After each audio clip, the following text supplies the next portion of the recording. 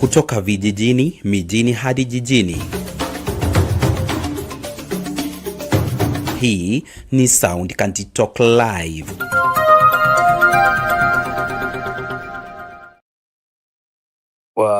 The argument that we should even have, like, let's have a mosque. I saw the speech, whatever the statement from Mombasa, let's have a mosque on other things, or what happens if the next president is not Christian. That question shouldn't be there, because there should be nothing to do with religion or religious groups or groupings in the State House.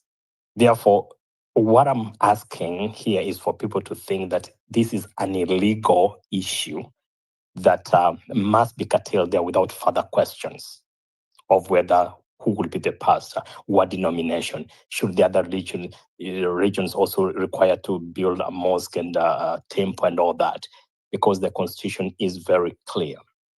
And for that reason, I remember in 2022, when we were busy in the middle of the campaigns, and I did indicate that Ruto, and then I have to declare my bias, Ruto is going to be the reason why the church in Kenya will be clean, because it's going to show even the people what church is not.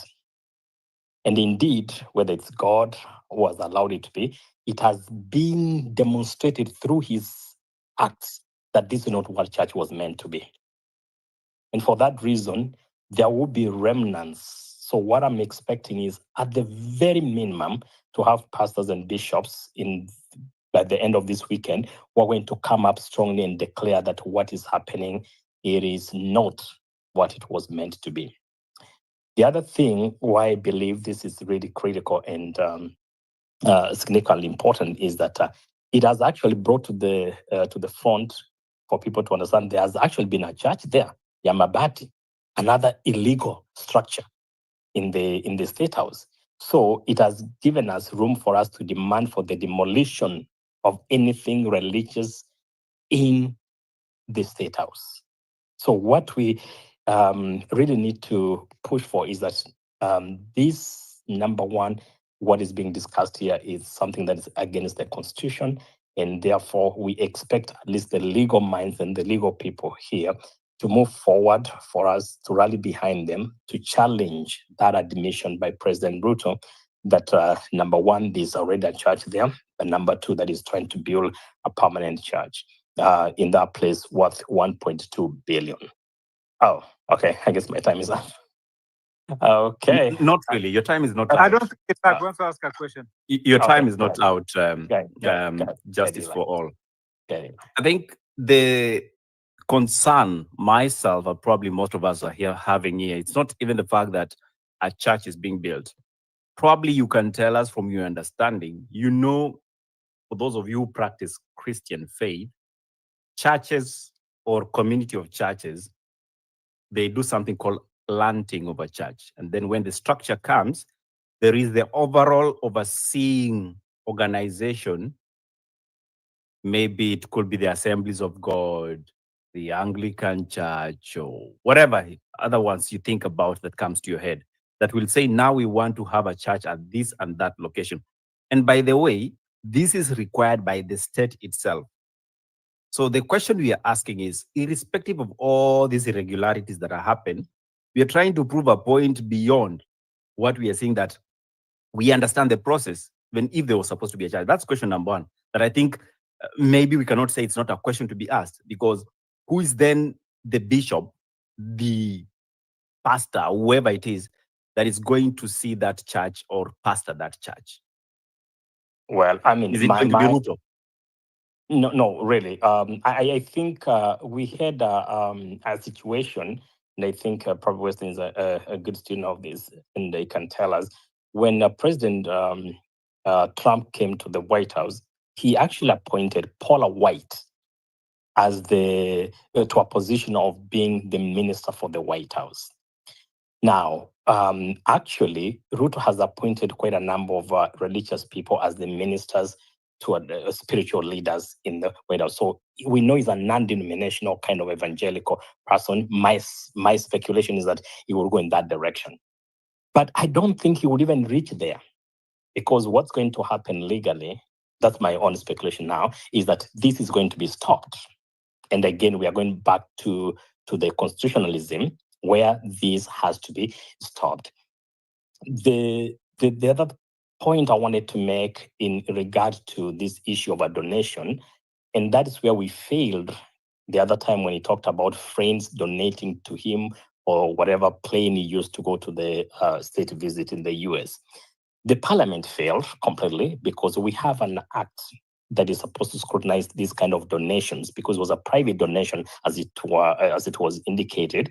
Then the intention, and this was supposed to be declared ahead of time, then be scrutinized and see if that was regular or irregular.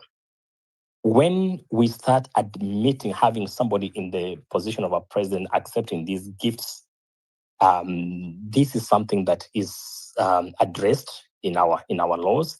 Even the ESCC needs to have come in to really look into this, because this is a public a state officer or whatever public officer. But on the part of donating 1.2 billion, God forbid, we move past the aspect of the illegality of setting up a church in the State House. And he says that this is my personal funds. Then the question comes in, anytime you are donating something that's going to affect a public property, and this is, everybody's allowed to donate. You can donate to private, you can donate to a church, you can donate. We want people who are philanthropic. But when you get to that level where it's donating something that's affecting a public property like what we are dealing with, you're supposed to declare. And then we are including the source of the funds. And obviously, this needs to be very clear on where this source of 1.2 billion is coming from. So we are really trading in a way that, if you think very carefully, there's so much that is going on that has made this country to be a personal property for Ruto. And that's why he can come in and do anything he wants, because to him, he thinks the State House belongs to him. I learned by saying this. Huyu jamaa vile mnaona anaanza kurenovate the State House na kujenga kanisa hapa, hatoki uongozini. Do you guys hear me? Let me whisper to you. This guy is not planning to leave. So this thing that is happening here, this guy believes he wants to be there forever. And that's what he's doing. I am so sorry to break the bad news to you. But for now, this is bad news. He's in for a rude shock on how the country is going to react in the next 3 days. Thank you for the opportunity to share. Justice for all, I'll tell you. You realize Ruto is the first president who has the title doctor. He's the smartest president Kenya has ever had, but he's done the smartest things you can imagine. An affront to the Constitution. He's the smartest person in the room, but his choices and decisions, God knows. Karomo, I give But you as 2 you bring minutes. Karomo in, let me ask you, Obed, why Yes. did he come in, as Karomo, you come, why did he come in to respond that way today without thinking? What is happening that every reaction, it is so blatantly wrong and evil, arrogant, that he didn't even think. Did he even think how to respond? Justice for all again. Do you have a PhD? Do you have a PhD? You don't. When he dropped out, he dropped out. He was about to. He dropped out. Let me just tell the audience. We know you dropped out. You're about to become a doctorate. You refuse to have permanent head damage. Eli, I think I like what them to say. The president did say that yeye amesoma, ninyi wote mwenye mnampigia kelele amjasoma kama yeye. So there's no way you Kenyans are telling him what to do when he knows best. He's amongst the elite in this country. So let's not even have an argument. But yes, Obed, before you invite in Karomo to finish his submission, there's something that Justice has touched on, and that something was also bothering me about the issue of donation and the source of money. Now, we know that President Ruto does not own State House. He lives there by virtue of him being the president and the current head of state, because that is official residence. That said, he has no power to come and decide this is the concession he's going to come up with. And even you, Obeds, in your private property, before you build anything, you know you need authorization from the county or sub-county offices, your own property. Now, this is a president who is a tenant at State House, courtesy of Kenyans, decides he's going to build a church in the name of God, goes ahead to procure the materials, fundi wa mjengo, na amesema nitajenga, hata shetani akasirike. Now, these shetanis that are here, I'm supposed you guys are the shetani because mmekuwa mkikasisha president sana. Mumejawa na mapepo. So hii mapepo yenyu isiwalete kisirani, mfikirie mtasimamisha kazi ya Mungu. But what I need to understand is now that he's donated 1.2 billion approximated amount of cash to the state of Kenya, is he going to declare the source and the reason of this gift to the state of Kenya? Back to you, sir. Ella, I like your eloquence in asking questions. And I think logic is a very good thing to many who believe they understand. But as we stand in this country, everybody else is dumb except for one man. And that's why he takes decisions that are working in his favor and not in our favor. So I'm not trivializing what it is. What I'm trying to say is, when you have a man, and God is very faithful, at least he allowed us to have this man to show us every sense of incompetence in a man who is well-read. I cannot rephrase it in a better way because, one, he's aloof. Two, he's the smartest person in the room. Three, he does not respect anybody's opinion, including people who he has appointed to listen to, to advise him. What do you expect?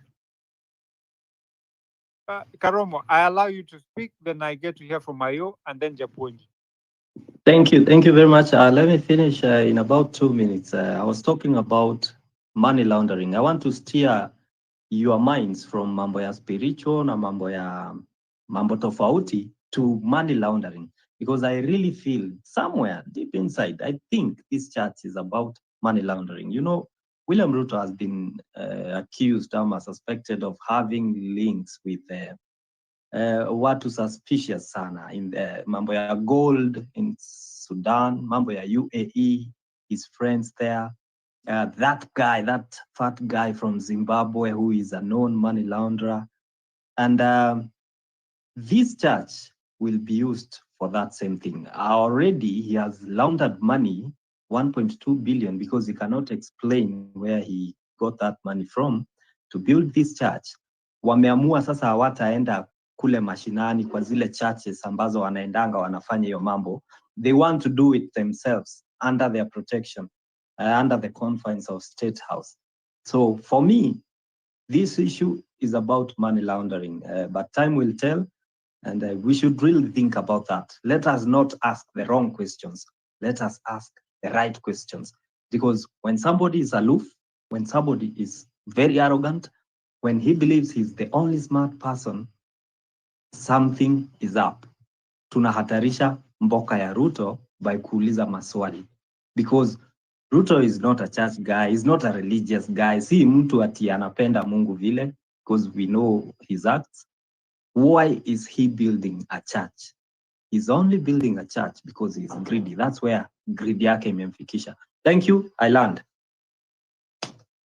Karomo, your point is not far-fetched. I totally agree. But Eli, I don't want Subaru's following me. Ayo, please make your contribution. Bwana, kama wewe ukiamua wewe ni Mkenya, usiogope Subaru. Ukishakuwa Mkenya na uko Twitter space, usiogope Subaru. I have an intention of buying one. Kuna zile change number plates all the time. Obeds ambia watu saizi kushikwa ni kitu mbaya sana na Subaru kwa sababu ni Julai, baridi ya serikali utaezana nayo mpaka kwa nyumba tu bro. Where is space imewaka moto, and I love how people are reasoning. I'm by then nimengoja hapa for 1 hour 30 minutes. Hata si complain. I'm just loving how to hear what other people are saying. Hatuna ubaya. Ju, tell me why. Nasikiza tu wase nasema na snap tu, that's a point. And by the way, huyu ni ule mtu mmoja mwenye aliban watu kwa kanisa, anataka kuwajengea kanisa. Ule mtu mmoja alisema ban that church. Ni anataka kuwatengenezea kanisa ya 1.2 billion. Aliona hiyo kanisa ilikuwa very cheap. Allegedly. Aliona hiyo kanisa ni very cheap. Tutachoma tujenge ingine tutajenga wapi? Ikulu. Bwana, what are you telling me? What are you telling me? Okay, kwanza, to begin with, State House is a public institution that belongs to all the Kenyans from all the 42 plus tribes, not one religion. All it belongs to Muslims, Christians, Buddhists, Hindus, non-conformists, wanasemanga fuck religion, it also belongs to them. And while our constitution recognizes the supremacy of God, it also guarantees freedom of worship.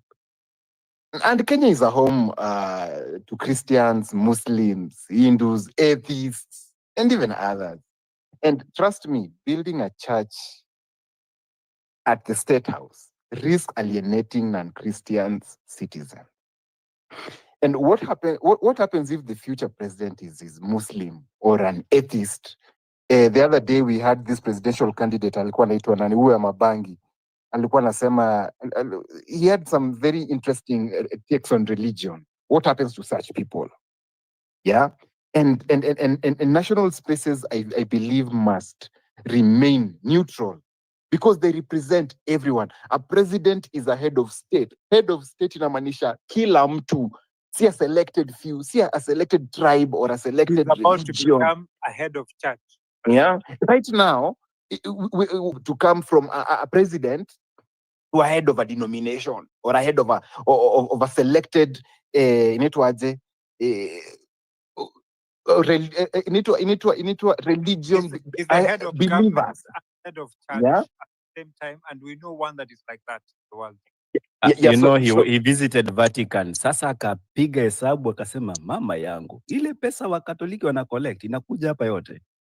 Anataka nini religion yake pia. So I think national spaces must remain neutral, and personal faith should not be imposed through public office, to be honest. And actually this Ruto move, it risks dividing and not uniting the country, because other religions are starting wataanza kufeel ni kama they don't belong. Yeah, and Kenya belongs to all of us.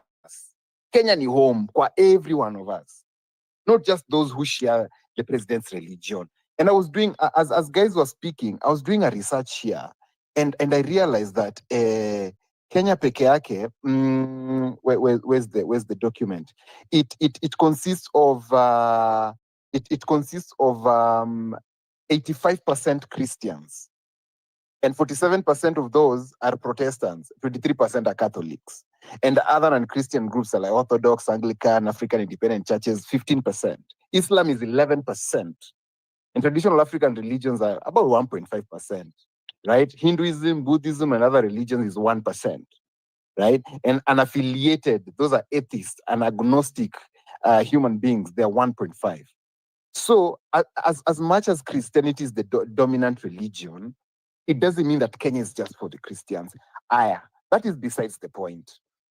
My main point is, constitutionally, Article 8 of the Constitution is unequivocal. It states that there shall be no state religion. And that simply yet a profound statement anchors Kenya's identity as a secular republic where governance remains neutral in matters of faith, right? And the framers of this constitution intentionally rejected models of religion, or rather religion, since as seen as other places in Africa, they recognized Kenya's complex interfaith tapestry. So a state, as I conclude, I don't even want to talk much. A State House church would, shatter that careful balance. It would institutionalize Christian privilege to begin with. The physical presence of a Christian place of worship in the seat of the executive power would literally send an unmistakable message, not only to the country, but to the world at large and Africa at large, that the State House endorses one faith tradition above others. So we are trying to say that Kenya is just a Christian country. So all these other religions, what are they supposed to do with themselves? So, and that move is also going to create exclusionary state spaces.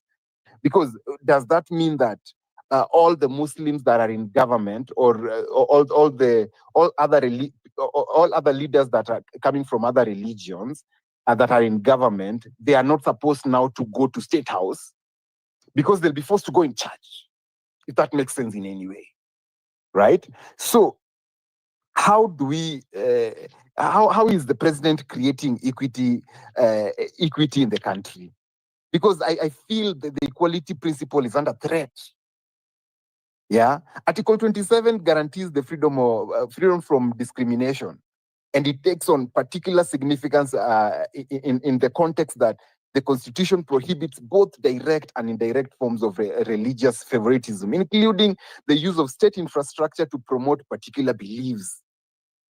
That could be those could consider implications like taxpayer-funded post-realization. It could consider coercive atmospherics, like the psychological impact on government workers and visitors could be profound. Do you need to tell me that? Then that means kama anajenga church that 1.2 billion, ajenge mosque hapo kando, ajenge nini ya Buddhist hapo kando. Sisi watu wenye atuendangi kanisa pia tujenge kitu hapo kando. What is he trying to say? Because at the end of the day, atujenge klabu yenye tutakuwa tunaenda tunda hapo. Unataka ujengewe mti, unajua dini yako. Atujenge klabu hapo kando, tukuje tukisikia rumba, tukitoka tunakuja makwetu, right? So because I feel at the end of the day, another question is, Ruto anajaribu kusema anataka kwa hapo State House for the longest time possible, because anajenga church, anataka is trying to feel at home. In short, Ruto is trying to feel at home. State House is my home. Nitaishi hapa milele. Yeye ni kama the guy that we read in our tamthilia Kifo Kisimani. Alikuwa anaitwaje huyu mtu? Alikuwa anabudiwa kama king. So ataishi kurule milele na milele because amejenga church. Next atajenga nini hapo? BNB yake ama nini? Right? So I don't understand. And Ruto is such an arrogant human being, and he tends to look at us as very stupid, that he tends to even create every reason of everything he's doing. Like he'll do something and he tries to attach a reason to it and tries to gaslight us in return. Mtadu, mimi nitajenga. Mimi ni mcha Mungu. Unasikia venye anaongea? Mimi ni mcha Mungu na nilisema nitajenga kanisa. Kanisa ni ya Mungu. Is he forcing God on us? Ama sisi ndio hatujui God vizuri? Unaget? I believe in God. I don't go to church. And I'm okay with it. Yes, jakanyaga kanisa. Nimekufa? No. Don't I believe it? I believe in God. Sisi ni wale. I'm landing. So what I'm asking is, and it's quite pertinent, what I'm asking is, what happens to this president who's violated almost basically 90% or 70% of the Constitution, and he does it in broad daylight, and it seems like we can't do shit about it. Sorry for using the S word. Obeds, ile hasira umeamsha hapa. Please. Sasa mimi nalaumiwa kwa nini? Mimi si president. Remember, because of you wametublokia chat section. Sasa sijui watu wanatuma wapi tweet zao. Ila I have never been president na sijaitisha kuwa president. Sasa mimi sikasirisha watu na sijengi kanisa State House. However, kabla ruendelee, I think it's good we read some of the comments from the earlier chat, if you don't mind, Obed.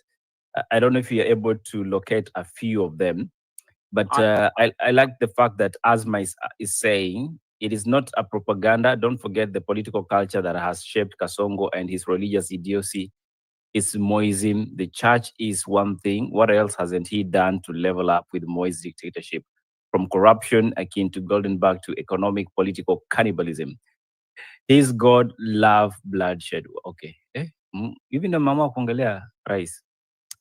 Colossians 1:18-25, we should understand that church is a body and Jesus Christ is the head. Haya basi, kama mko mmefikiria tumeacha Biblia ndio hiyo mtasikia. That is according to A003. Aizo says Islam wamesema ajenge msikiti pia. Well, that's where we are headed. Kwa sababu mumeamua mtaharibu the State House. I want to challenge him, aombe mvua inyeshe.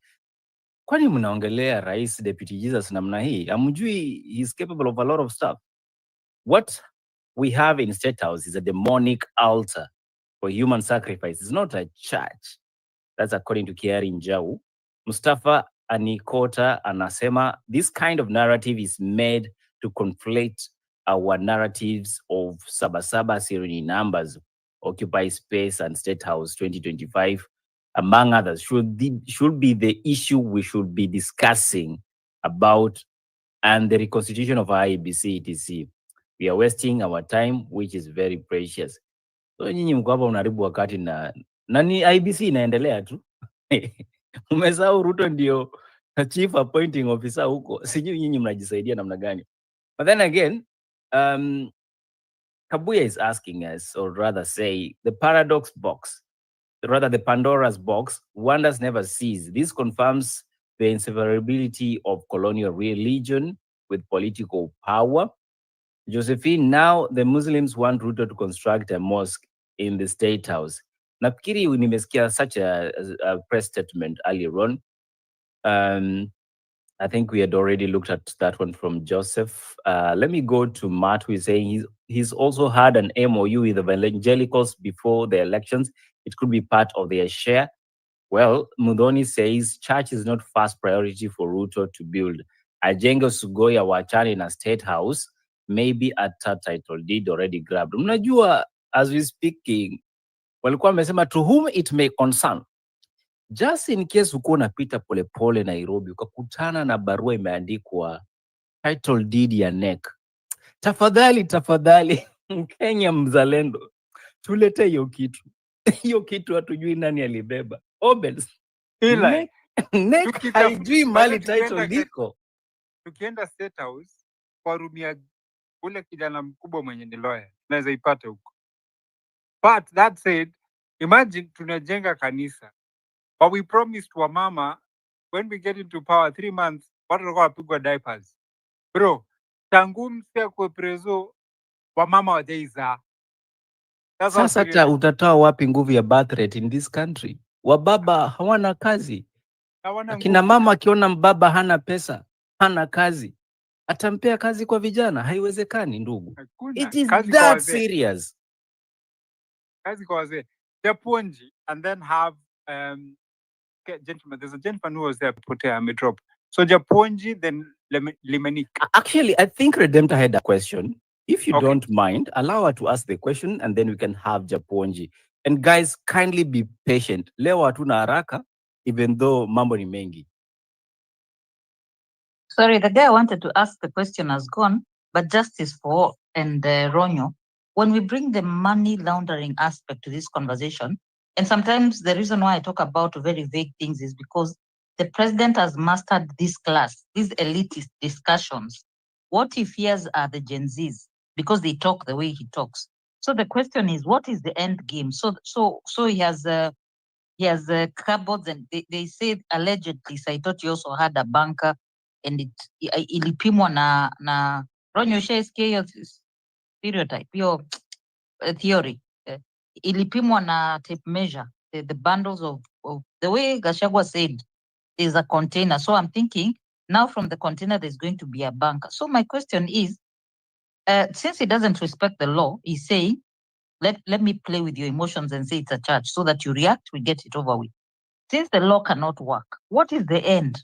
There's a tunnel, there's this, all these theories. Is there a solution au tutakuja hapa tuseme sasa ametushinda akili? I would really want to know. And even anybody who's speaking after that, the theories we have, what is the end game? Because he's staying there forever, according to these signs.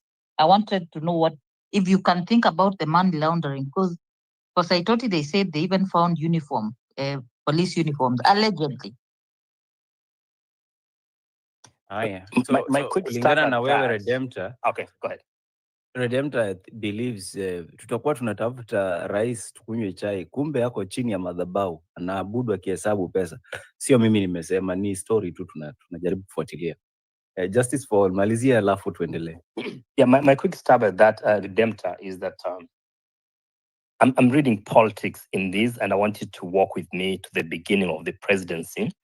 What he did, he brought in some evangelicals, the Makariokis, and all the guys to the State House, and he told them to walk around the place, the entire compound, to pray, including you could hear them saying, pray in tongues to cast out some demons out of this place.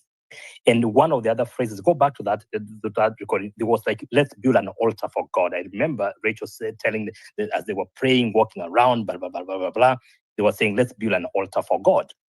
Now, to really actualize this, because he knows that the church put him to power, and this is politics 101, as a Western will explain about how religion and politics. So then, now to have to erect that physical altar for God, it's actually a response, as someone else said, that this was the promise to the religious group, especially the evangelicals. So they did the spiritual part of it to break down all those strongholds. Now here to actualize it. And as you've seen many people, even Itumbi trying to manipulate us today in his writing, is that, is it wrong to build a church for God? But you see, that's not what we are saying. Nobody says it's wrong to build a church for God. And then the other question he asks in his same question, I think it's one of the commenters, I don't know if him or someone else. And then he says, is it wrong to worship God? You see, now they're trying to manipulate this, but I can tell you, this whole game is that everything is slipping away. My last chance I have is the church. And which church? The evangelical, the prosperity one that Western scholars talks about Ethiopia. So I will tell you, this is about what I promised you. And by the way, back in my really good religious without following the constitution, I always wanted us to build a church in the State House. I always talked about church in the State House. If you met me a few years ago, I'll be the one championing for this. But You're guess part what? of the problem. No, we are redeemed. We are redeemed now. Our brains have been taken. So that's what I would say. That's where the end. That's where this thing is going. I want to allow. No, I think. Can I speak now? Japonji, I'm allowing you to speak. Everybody wants to chime into this conversation, so I'd like us to really try and allow each other to. And my apologies, but it's an interesting conversation, and we're here. We're not going anywhere. Sisi ni mashetani, tuliambiwa tupende tuspende, kanisa lazima ijengwe. Japonji, I'd like to have you, and then Limenik, then DT Mwaniki, then Sam. After that, I'll have West. In that order. So Japonji. Thank you so much, Obeds and Eli, and to start. But today, Obeds and Eli, to your disappointment, today I'm not in the Shetani side. Ninyi mkae pande ya Shetani. Today I'm on the good side today. We sisi tumebaki nyuma, waenda na Yesu.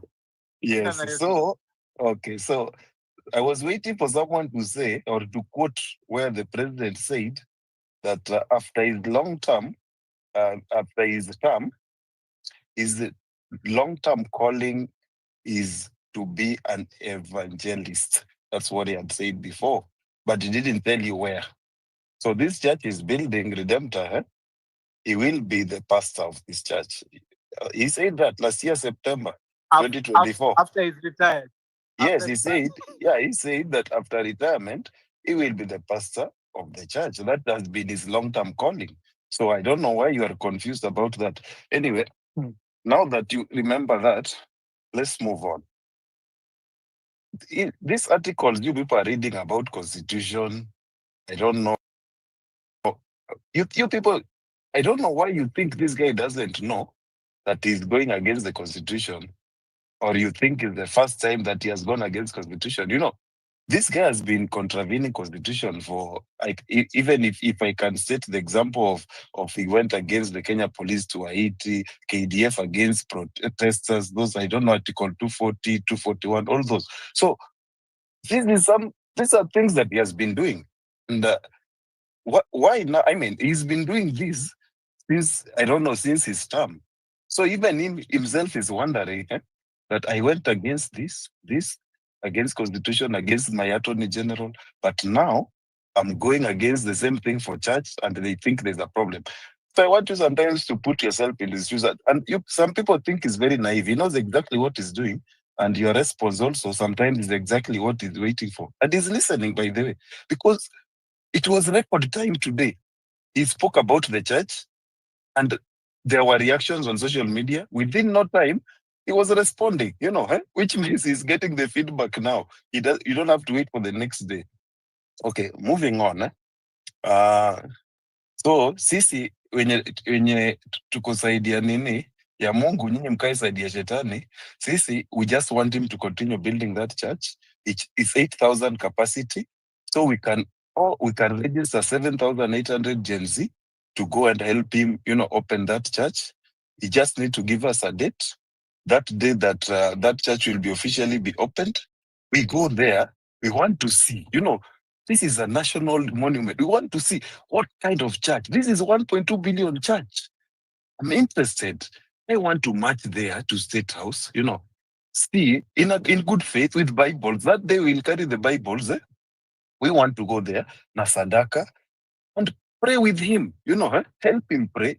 We will be exactly 7,800 and then we leave 200 seats for people work inside. So, nyinyi watu wa shetani, nyinyi mkae kando. Sisi tunaenda kuomba, we just need the date and then we will be there. Moving forward, on a serious note, let's go back Japonji mkiingia hapo hamtatoka, mtachinjiwa hapo. Yeah, that's why we are going with the Bible, Redemptor, and we will carry people like Olwande. Anyway, going forward to serious matters now. If you look at the Bible, it was translated into different languages. And then you look at the Constitution. You see, the Bible's widespread translation into local languages was driven by missionaries and religious organizations. This is like a form of cultural or religious indoctrination, And this brings in the spiritual and moral frameworks within communities from early age. The Constitution, by contrast, this represents a secular civic framework which has the rights and has not been translated as extensively, which potentially limits its accessibility and influence in shaping our civic education. Have you ever asked yourself that your grandmother at home cannot read that Constitution yenye mnaringa na hapa ati Article 1, Article 2, ati we the people in your language ndio nini? Oyo wako wapi? Hiyo we the people. Constitution in Kijaluo. Why is it that the Bible iko kwa Kijaluo? That is the indoctrination that I think Weston was talking about. Since you go home, you are able to read that Bible in your mother tongue. Even someone who, but you look at the Constitution, they are very slow. Do you think this is by accident? This is by design, So again, moving forward, some of us came from the civil service, these houses. Our fathers were civil servants. So mlikuanga na hizi nyumba za serikali. Unajua, some of you understand what I'm saying. So you will find that hii nyumba imetengenezwa but familia pia labda imeongezeka or something. So then your dad maybe akona pesa extra. Then he decides, let me make an extension huku and huku. Unaget, But the house does not belong to them. So they make that extension ya house, and you are able to live there. Alafu ile siku maybe anapigwa transfer na retire, anafanya nini? Anatoka. Sasa sisi tunasema kama Gen Z, vile ame-extend hiyo church hivyo, tuite, tukuje, tufanye nini? Tumsaidie kufungua hiyo. Inaitwanga aje Redemptor, hiyo chai ya kufungua church. That day, tuitwe, tukae chini, then we help him. That is what I'm talking about. Let's be positive, let's help him. But ifanyike faster before his term ends. We go there, tukunywe hiyo chai, he welcomes people. So I know I can see your hand, Obeds, as I learned. I had my notes ready. I was waiting for 2 hours. So something about money laundering, someone brought it so clear. And this is something about money laundering is that now this guy will have monopoly of money laundering, guys. He will bring all his friends, all those Tur Margarian, all those people he'll bring to the State House to pray, the Nigerian people. And he will tell you will see posters. Oh, there's a Nigerian commission coming for prayers. And 1,000, they have done their math so well, so that he will say, Sadaka imetoka 2 billion, 1 billion. Who are you? How will you defend that? They don't audit church, how we call it? They don't audit the church in a tithes or wherever. They don't. We know that, you know. And when they wanted to do that, all the churches came out burning in flames, you know. So that is very good. You have to think along those lines. Lastly, I want people who are here to understand the meaning of 1.2 billion. Salary ya Ruto, since he became president, has been 54 million only. The remaining term at earn 39 million. If you add this, the maximum he can earn is 94 million. Okay? So it will take Ruto 60 years to earn 1.2 billion. I'm trying to put that into context so you understand what 1.2 billion means. Thank you so much, Obets and Eli and the speakers. Bless. Thank you, Japonji. Very well put. The teacher you are, you've done an excellent job. And you know, Gen Zs have been asking they want to occupy State House. Mnataka kwenda huko, president ana nyumba yenye atawa accommodate. Anawajengea nyumba, mwende Obets. huko kwa wapole. Obets, acha kututrigger, Obets. I'm not triggering you. I'm just telling you the truth. Honestly, you've been insisting you want to go to State House. Now we have a reason. You know, hata jenge nyumba ndio mkuwe accommodated. Mtaenda kulala wapi kama kuna nyumba? Sasa nyumba ya baba yangu kuna makao mengi. Okay? Shida ni moja. Mkisikia kuna nyama choma zinanukia hiyo area. Usifikirie mko sio hell, mtakuwa mnasaidiana na watu wa Pan Forest. Limenik, karibu sana. Asante, Robert. Sijui nianze hapa. One of the biggest problems in the notice, we get triggered so quickly. Tuko so emotional. You are in for a root shock. Hawa wanasiasa, they are going to make your hearts, your emotions go into roller coaster. Watakupigisha makona. So this is my personal opinion about this whole thing about the church in State House. I have no problem with it. Our constitution is in the preamble, it talks about supremacy of God. This is the current president is a man, aliimbiwa si uchawi ni maombi after he won the election. So to him, he believes that because God made him president, he owes God a favor, or rather a duty of some sort. Even that is what I'm thinking. Maybe that's how the rationale behind the building of the church. My issue is the timing and the source of the funding.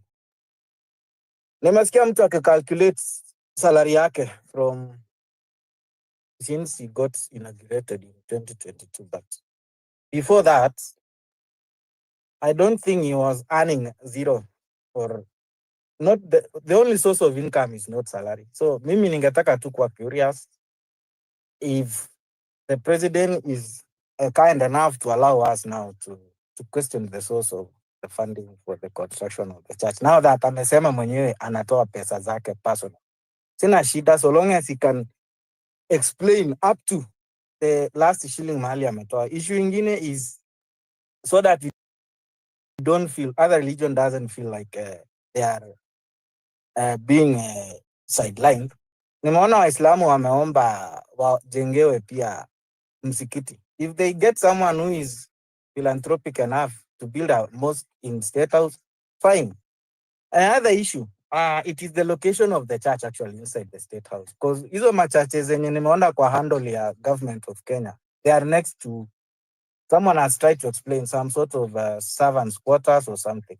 My presumption is every Sunday, these people who live in State House, because it's not the president's family alone who live there. Kuna workers and staff and everybody. They will need a place to pray. Nimeona it's a interdenominational chapel. I have no problem with it. I've been to, there is a police station in Eldoret, actually. Residence of police officers. It's a residence of the police officers. They have an interdenominational chapel. There is even a mosque. And it's a public place.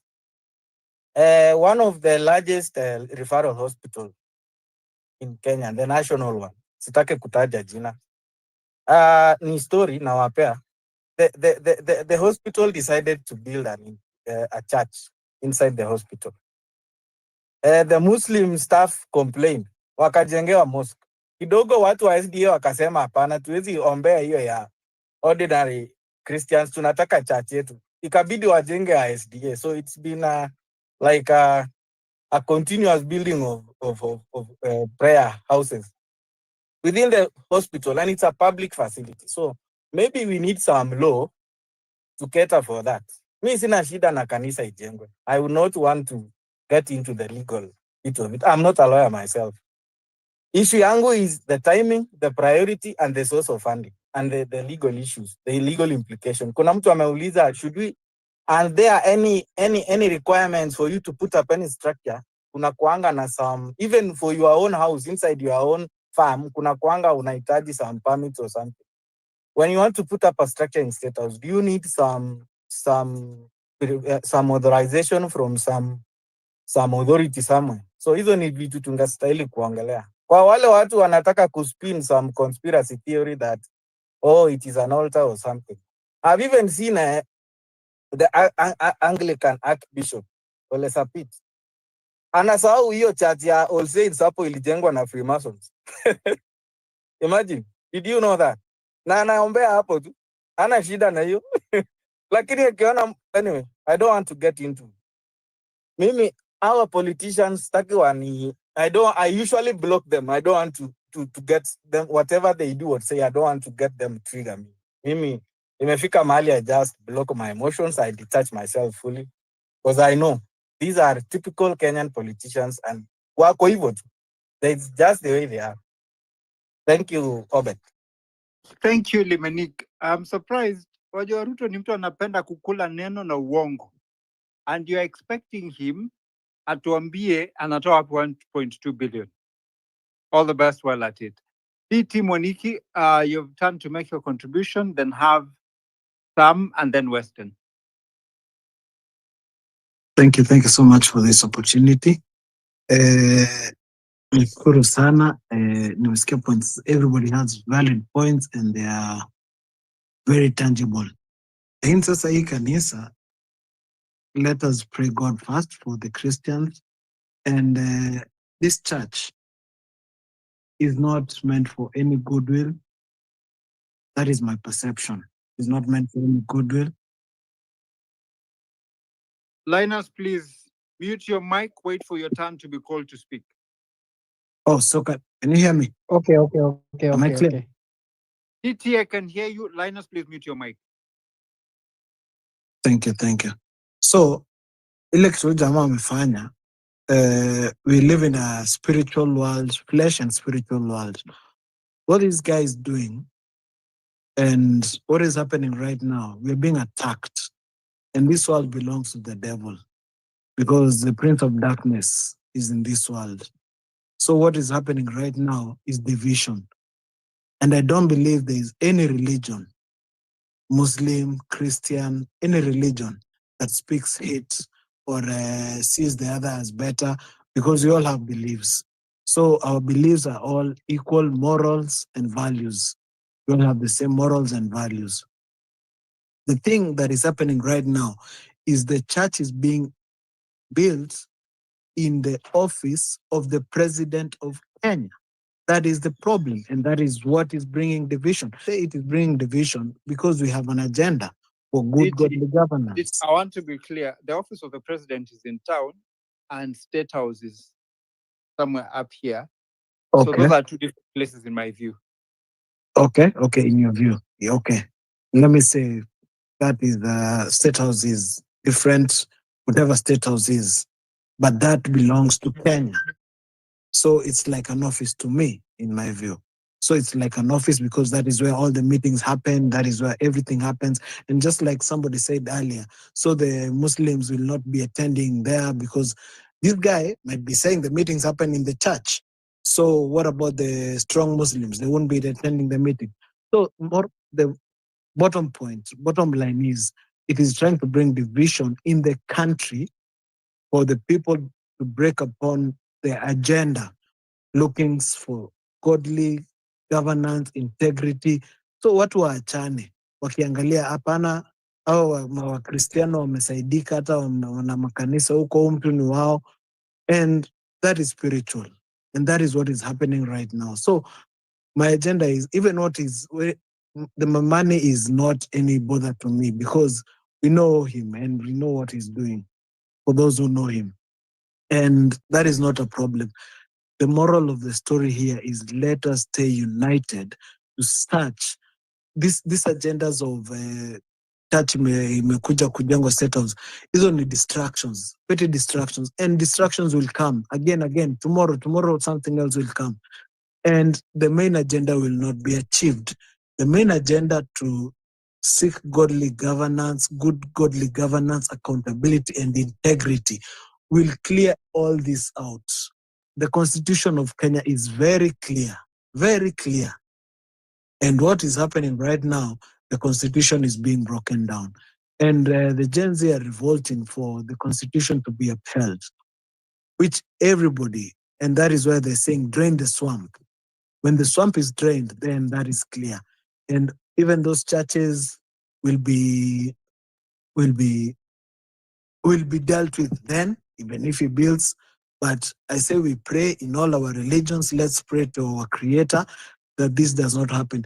Even these things are in the Bible. Even King Ahab was asking Elijah, you're the troubler of Israel. So the president is asking the Gen Zs, you're troubling Kenya. So, and Elijah told him, no, you're the one who's troubling God. And King Ahab built the altars and all that, and he sacrificed his sons, all those things there. So that is from my Christian point of view. I'm a strong Christian, I'm a faithful Christian. I do not look down on any other religion. I believe we love each other. So let us all unite and love each other to follow the main agenda, to seek for integrity, godly governance, accountability. Let that be the main goal in everything. We all have our different religions. I respect everyone in their religion. Let us all have one agenda, seeking accountability and integrity for good governance. The swamp to be drained and everything will be clear. That's my submission. Thank you for that time. Thank you, DT. Say accountable leadership, and that's what everybody wants. How we go about it. If you ask the president, he's doing his best, absolute best, and he has achieved a lot of things in that direction. It's just that Kenyans don't tend to see what he's doing. So he has an argument, and validly so, according to him. Let's hear what Sam Mokai has to say about this conversation. Thank you, Obedi. If I were Ruto, honestly, I will build a bigger church. 1.2 billion is still not that much money. And this is the reason. It is much easier if people are opposing me, and the reason they are giving is because I build a church, compared to that I killed 60 young people who came to the streets to agitate for good governance. So if I'm able to shift that conversation from 60 people being killed, others disappeared, others maimed, others killed in police stations intentionally, then there is an opposition that is, there are young people who do not want to see or hear anything I say. Then I think I'll have to shift that conversation. And if I'm able to hold on to the people that still believe that I'm a child of God, then I can go for them first.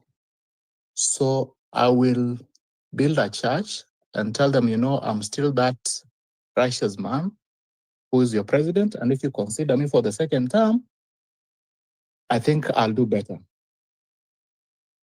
If I build a church at State House, it will give me the legitimacy to continue contributing in churches, because that is my main business and that is where I find people. So if I come to your church and I give you 20 million, I'll tell you, this is not that much. I have also built a church from my own sources.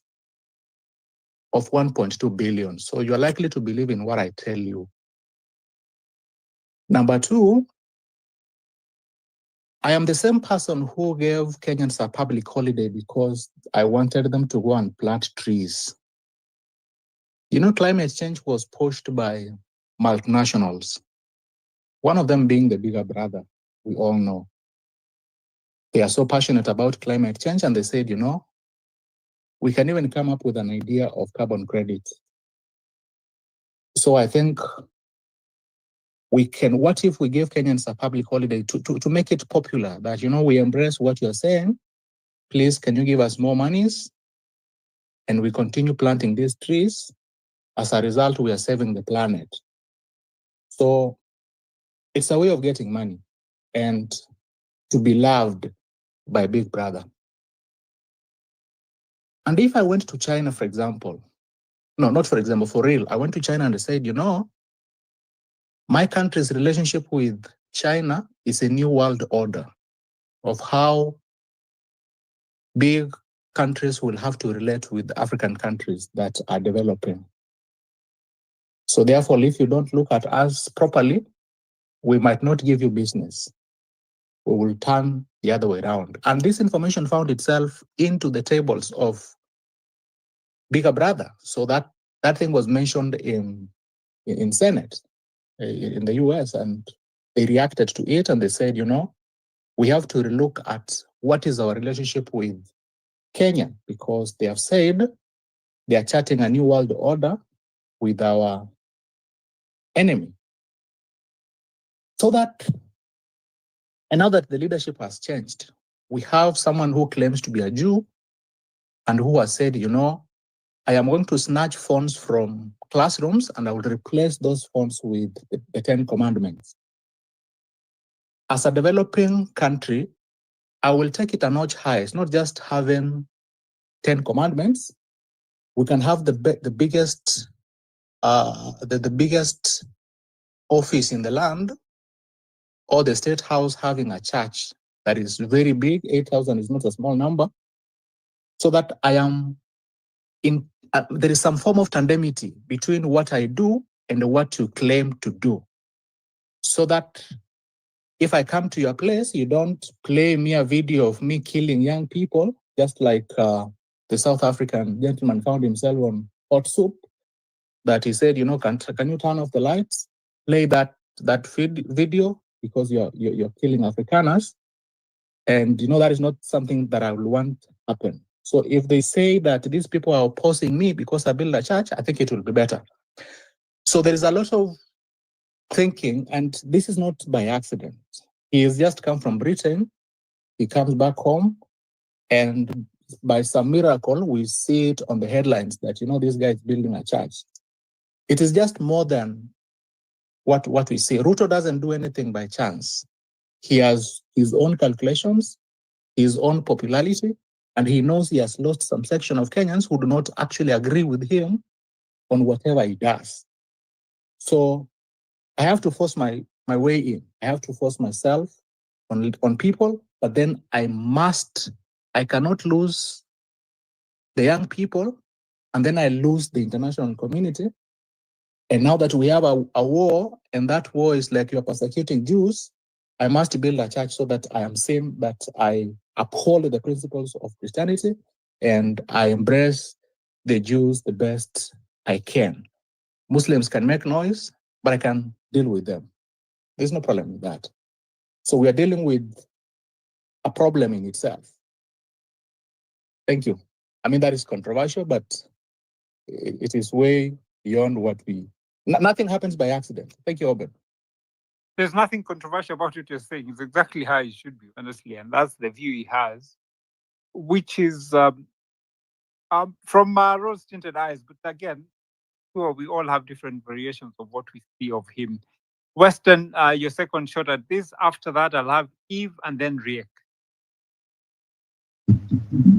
I think, Obeds, there's something you might have missed out. Matt has been waiting to speak to us. Oh, sorry. It would be unfair Yeah, I think so. To go to the next speaker, if you don't mind. Yeah, I totally get it. Yeah, so Matt, and then let's have Weston. Oh, thank you so much, Eli, for that. and Obed. Yeah, so I think I would agree with what Moniki had said that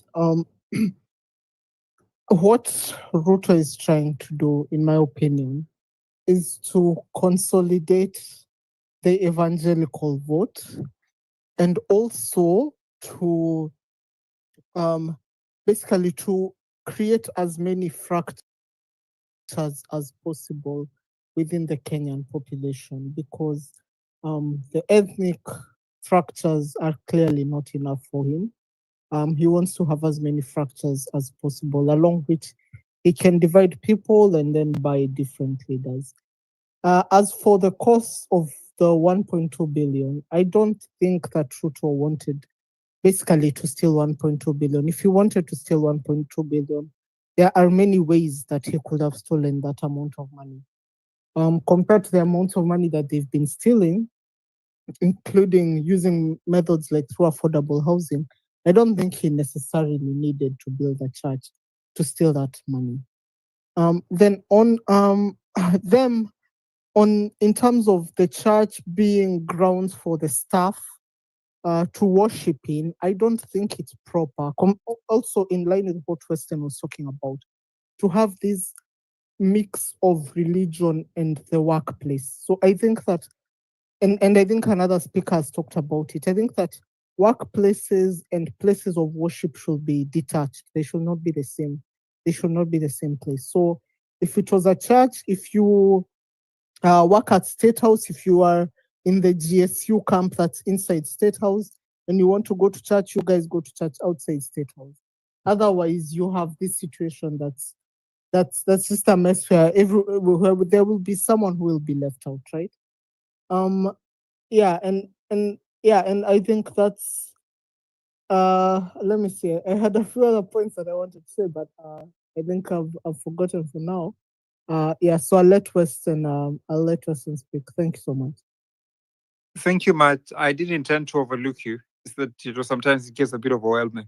But thank you for your contribution. So then we have Eve and then Riek.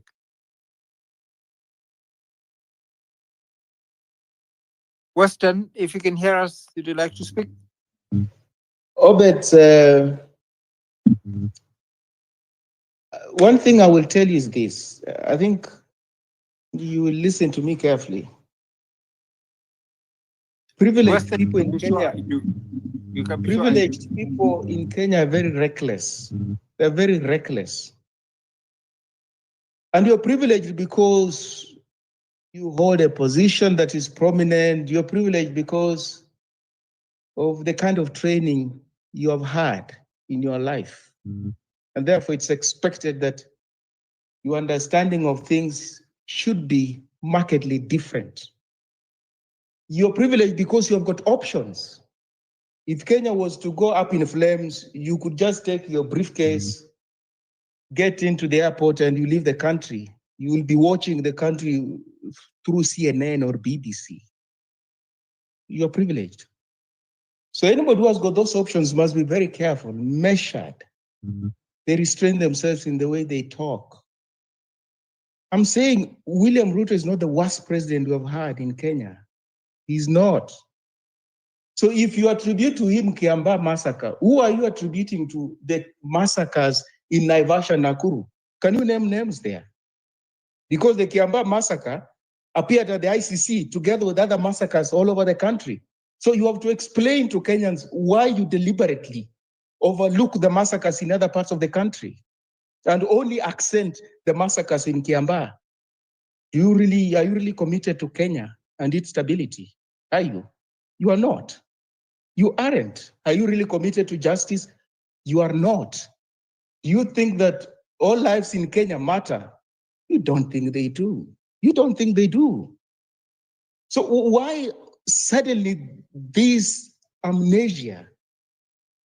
I think it was Lemony who talked about si uchawi ni maombi. Well, people who can remember that was the slogan in 2013. Si uchawi ni maombi. So how come suddenly maombi is not what we want? But it is maombi that those who supported that ticket were telling us that you are what to Ni watu tumeombea, we've prayed for these people. God has ordained these people. I said that. Si uchawi ni maombi. Suddenly we don't want maombi. Hypocrisy. And those who thought they won elections in 2013 will tell others, accept and move on. Do you people remember that slogan? Accept and move on. You recall? What have we done? What have we done for the country? How can we give power to such people? Listen, what have we done? No, accept and move on. You must accept defeat. We forget. How convenient. We forget. And then, if when you were at school, you were not allowed to take alcohol and rock up in class, it would be so egregious. No teacher, no principal would tolerate that. You risk expulsion. To take alcohol, liquor, and appear in class, you'll be expelled. Why would you give a president who appears in public drunk a free pass? Why would you do that? No, which school did you go to? Where to your class with some bottle of beer you could drink while the teacher was teaching? Or on a weekend, you could go look for alcohol, and then you'll be drinking it in the course of the week. Why do we give Uhuru Kenyatta a free pass? A president who used to appear in public drunk? Or when we are told people are drinking and boozing at the State House, why do we think State House can be desecrated like that? Why do we think so? And then we think, no, we could tolerate this. I think this one is doing is worse. No, what is awful, wrong is awful, regardless of whoever's doing it. It's just wrong.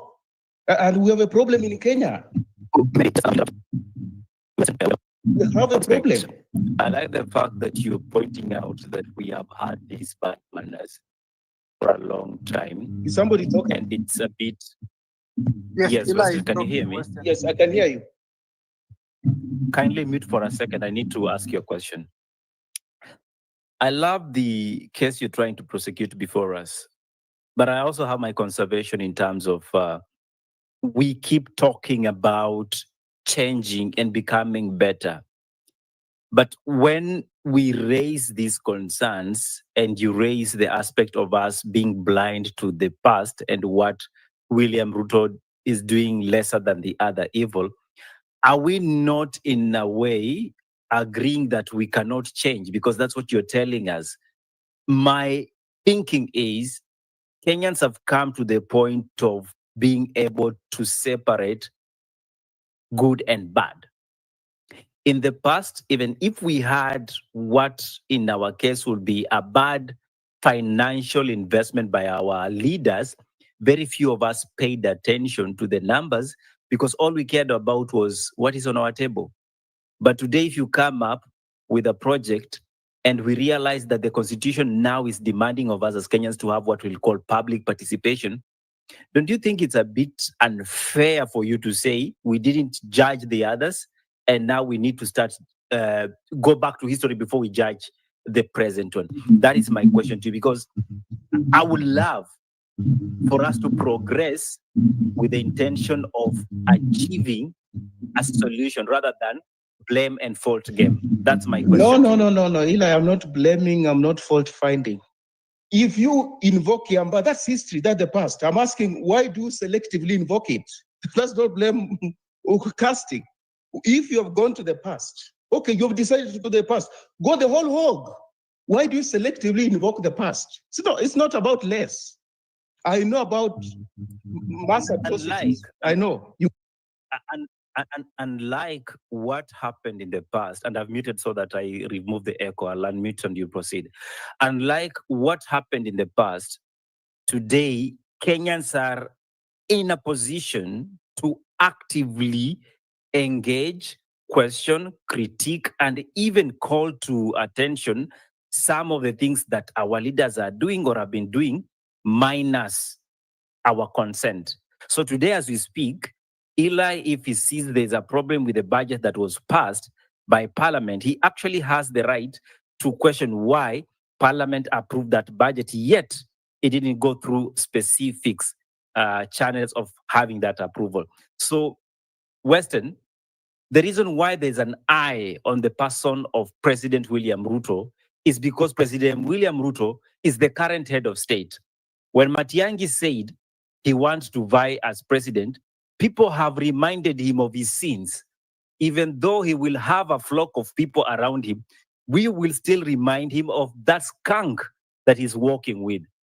So is Gachagua, so are the rest. So what I'm trying to dissuade you from is actually saying we cannot now bring everybody on board. Everyone will be called to test and everyone head will be put on the chalkboard. That is what I believe. But go ahead, I'm going to unmute and allow you to present.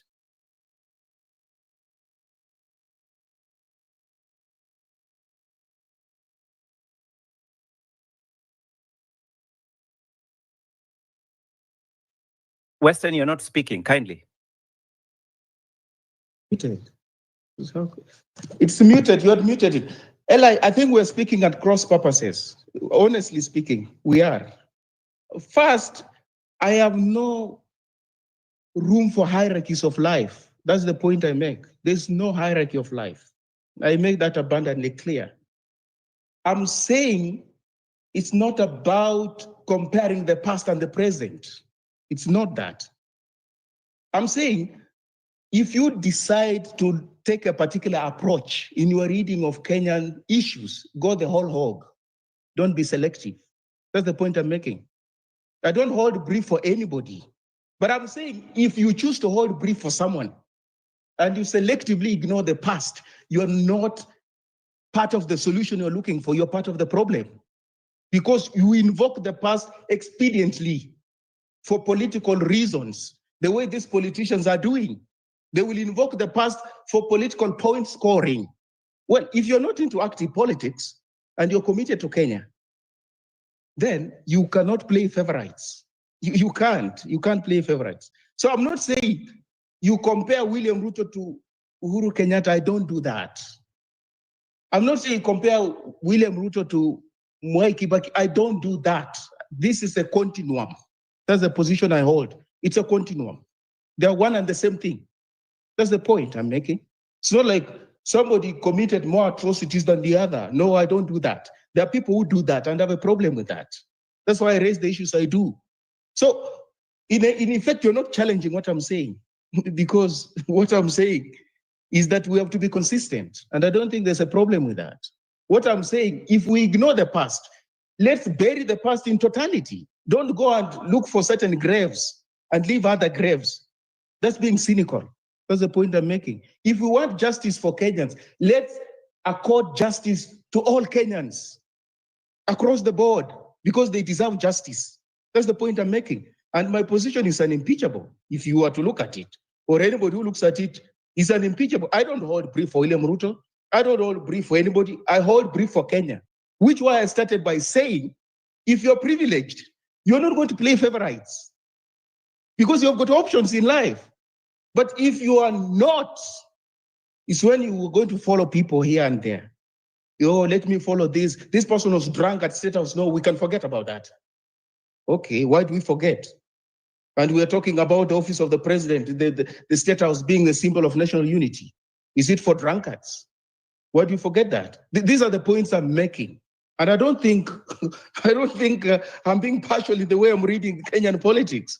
Anybody from Uganda or Burundi listening to me will have no problem appreciating my line of thinking, even if they don't understand what's going on in Kenya. So I'm saying, if you turn William Ruto into the skunk, the greatest skunk Kenya has had, these problems will be there tomorrow once he's gone. They'll be there, I can guarantee you, because they're structural.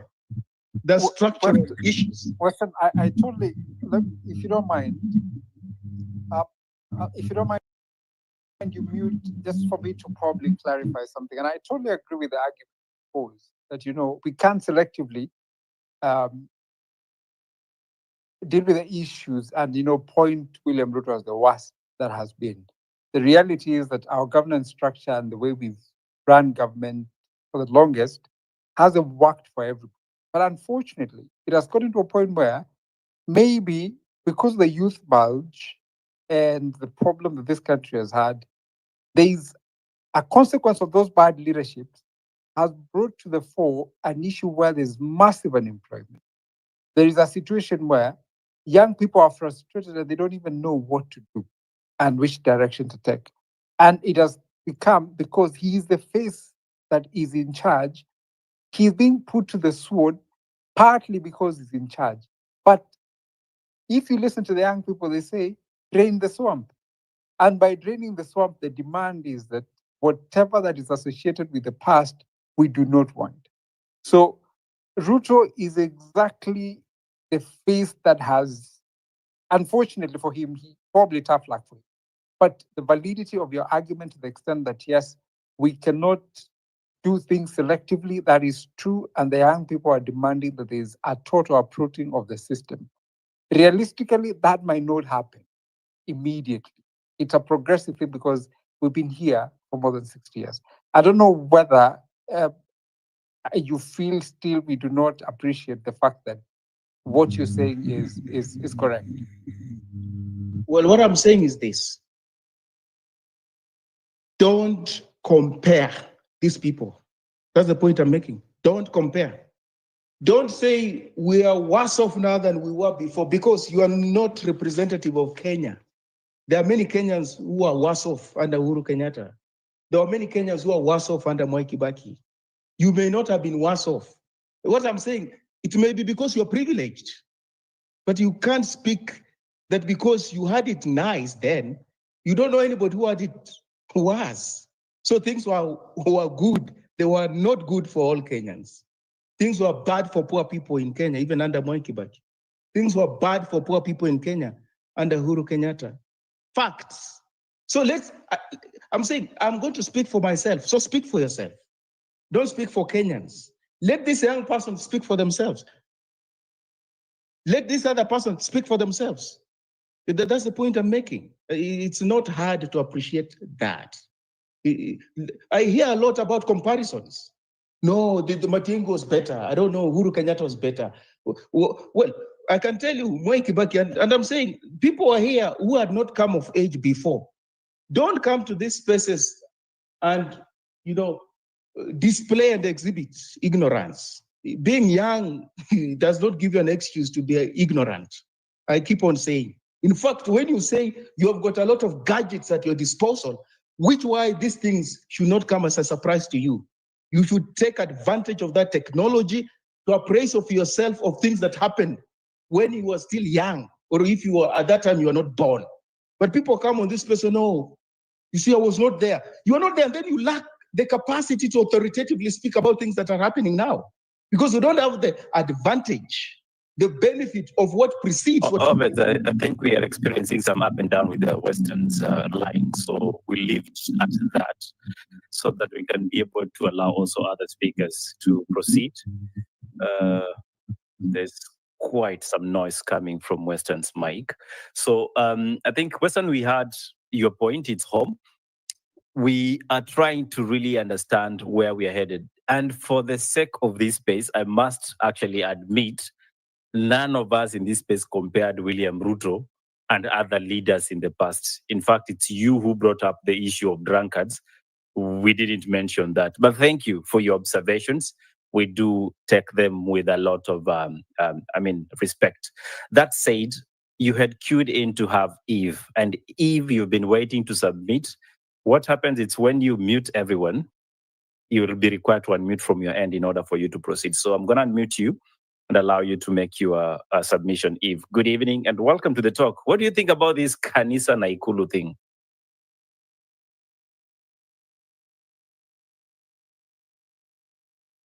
Eve, you can unmute and proceed if you're listening to us.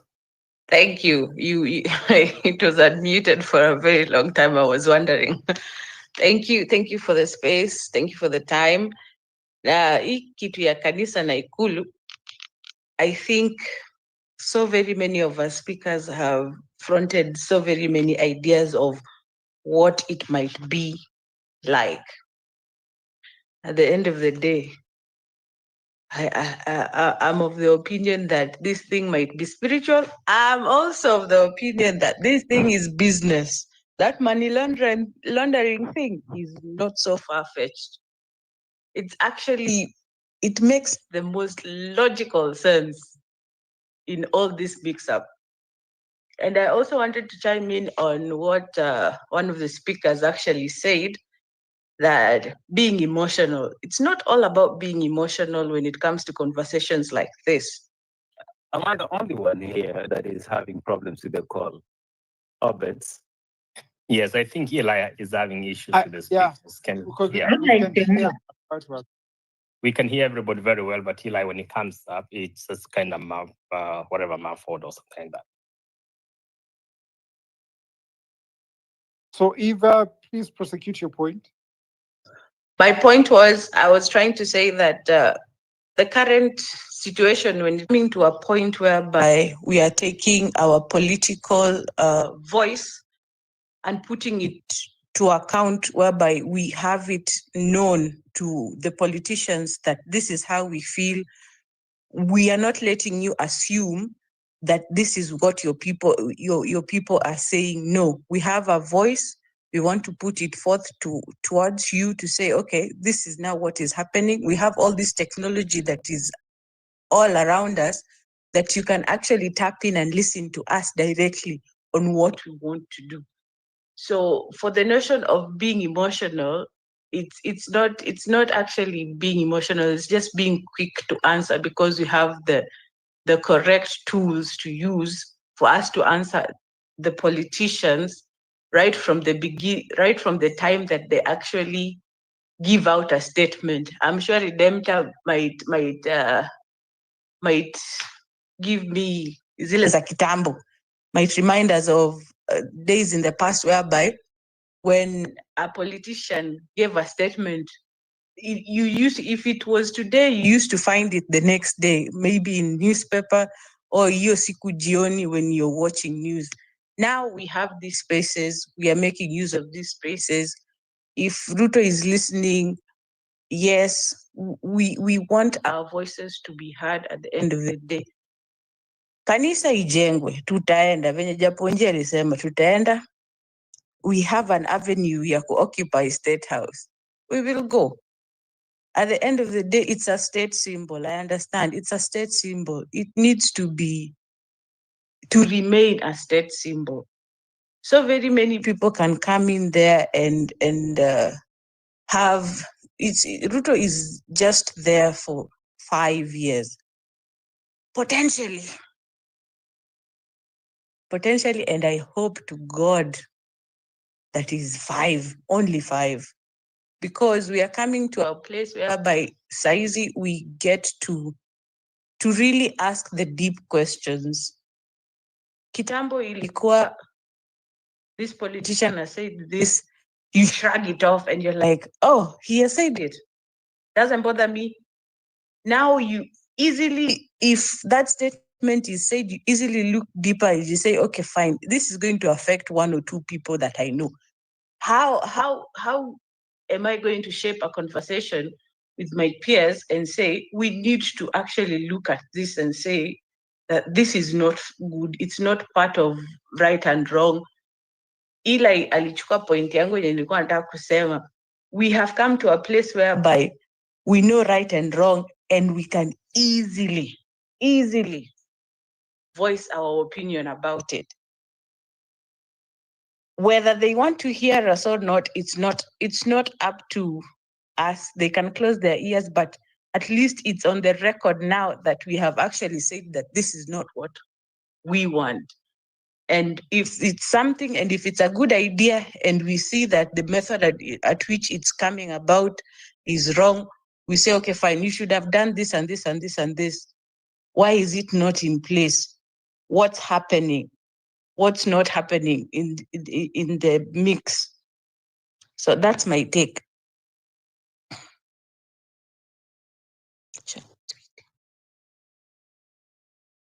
Thank you very much. Eve, we appreciate you also adding your voice to the call. Looks like it is one of those evenings. Everyone has something to talk about when it comes to the Ikulu and the church. This is normally a very short space, but the interest around the conversation has required us to go beyond our normal performance. And that means tumeongezewa mishahara. So you clap for us. We've done a great job. speakers, msikae hivi hivi. Tumefanya kazi nzuri sana. And for those of you who are listening in, I know you hate it that you can't access the chat section. If you want to add your voice to this and you can't pick up the mic, probably stuck in traffic, just respond to the tweet of this space and be able to look into some of those chats. That said, I believe most of our speakers that are here have already made their submission, but we still have Riek. Then we'll have, after Riek, we'll follow. Okay, Redemptor, I see your hand is up. Redemptor, is there something I've missed out before I have Riek? Very quickly, Ruto is the worst president Kenya has ever had in terms of documentation. The straw that broke the camel's back, and I was responding to Western. I don't know why he gets triggered every time he hears Kiamba. I would have made a summary if I had time about the worst massacre this country has ever experienced that is undocumented. Unfortunately for him, 2024-2025 is the most documented bloodbath this country has ever experienced. That's what I wanted to say. If you give me a minute later, I'll summarize that massacre. Asante. Thank you, Redemptor. And I think for us tonight is a very intentional conversation, not because I stand here to hate my president. No, I stand here to disagree with the decisions he's making on behalf of this country, because these are the decisions that will affect you, I, and our families, and at large, the generations to come. So this is not about the person in Ruto. It's about the things that are represented with the presidency of Ruto. Obeds, again, your hand is up. Yes, I like, it is good you speak for you, and glad that you've said that. But the truth is, we have two things here. We have issues with the decisions that are being taken, but the personality also influences the decisions that are being made. So there is no way we cannot have a problem with the personal. But that as said, as it may, he has a responsibility. He has a big responsibility to ensure that being a symbol of national unity, he has to rethink how he speaks, weigh his words, and not just blabber. He's not me and you who can say anything. I can say whatever I want. But a president who has a responsibility has to make sure he's a diplomat. Number one, he's a president. People look up to him. He can't just talk the way he did. You can't tell people you do not have an apology to make. I mean, you don't just talk like that.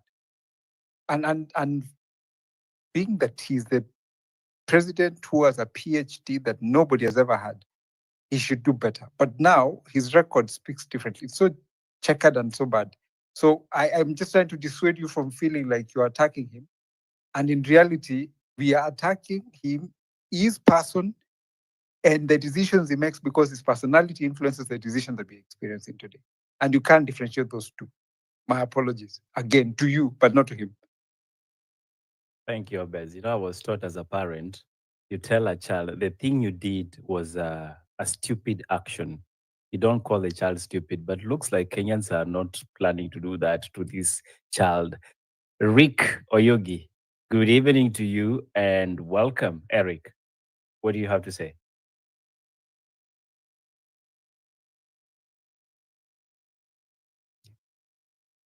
Eric Oyugi, going once, going twice. We don't have you. I'll go to the hands that are there, and in order to try and have this conversation moving, Kabuya, you've joined us, and great to have you back on the conversation. It is a matter of leadership, probably not responding to the needs or alive to the reality that we are living. 1.2 billion approximated in terms of church building. And Obed, I rarely read what government bloggers write, but this one really annoyed me. So you'll allow me to read part of that. Unapenda pressure. Hata sasa imeenda. Umeongea mpaka imeenda. Mbona uko na hiyo roho mbaya? There was somebody else trying to read his tweets. If you keep following those people, they'll annoy you. I don't follow them. I don't follow them. They don't just mute them. Mute them. They are stupid people, man. Right. Okay, I think I got that. I really have to bring this up for context, and also not to annoy all of you, but to show you how stupid we can actually think. It is embarrassing. And looks like the heavens have decided that street is not going to come up. But there's an individual who keeps saying to us how we need to understand why the money they're planning to spend. So did you know that over 2,000 people live within the State House compound with their families? Whenever someone passes away or there's an event, gatherings are often held under a tree. For the first time, a president is establishing a church and a multi-purpose hall. Sasa hata sio kanisa, imekuwa multi-purpose hall. Watu wa dining hall na Bull Dance High School, mikono juu kwa hewa, mnajijua. Ninajua that's the time Marabu Stocks discovered what Danja Farm is. And that said, for the first time, a president is establishing a church and a multi-purpose hall for them to meet in dignity. Yani watu wa serikali hawana dignity. There's a big space that holds a lot of people for them to come and do press conferences.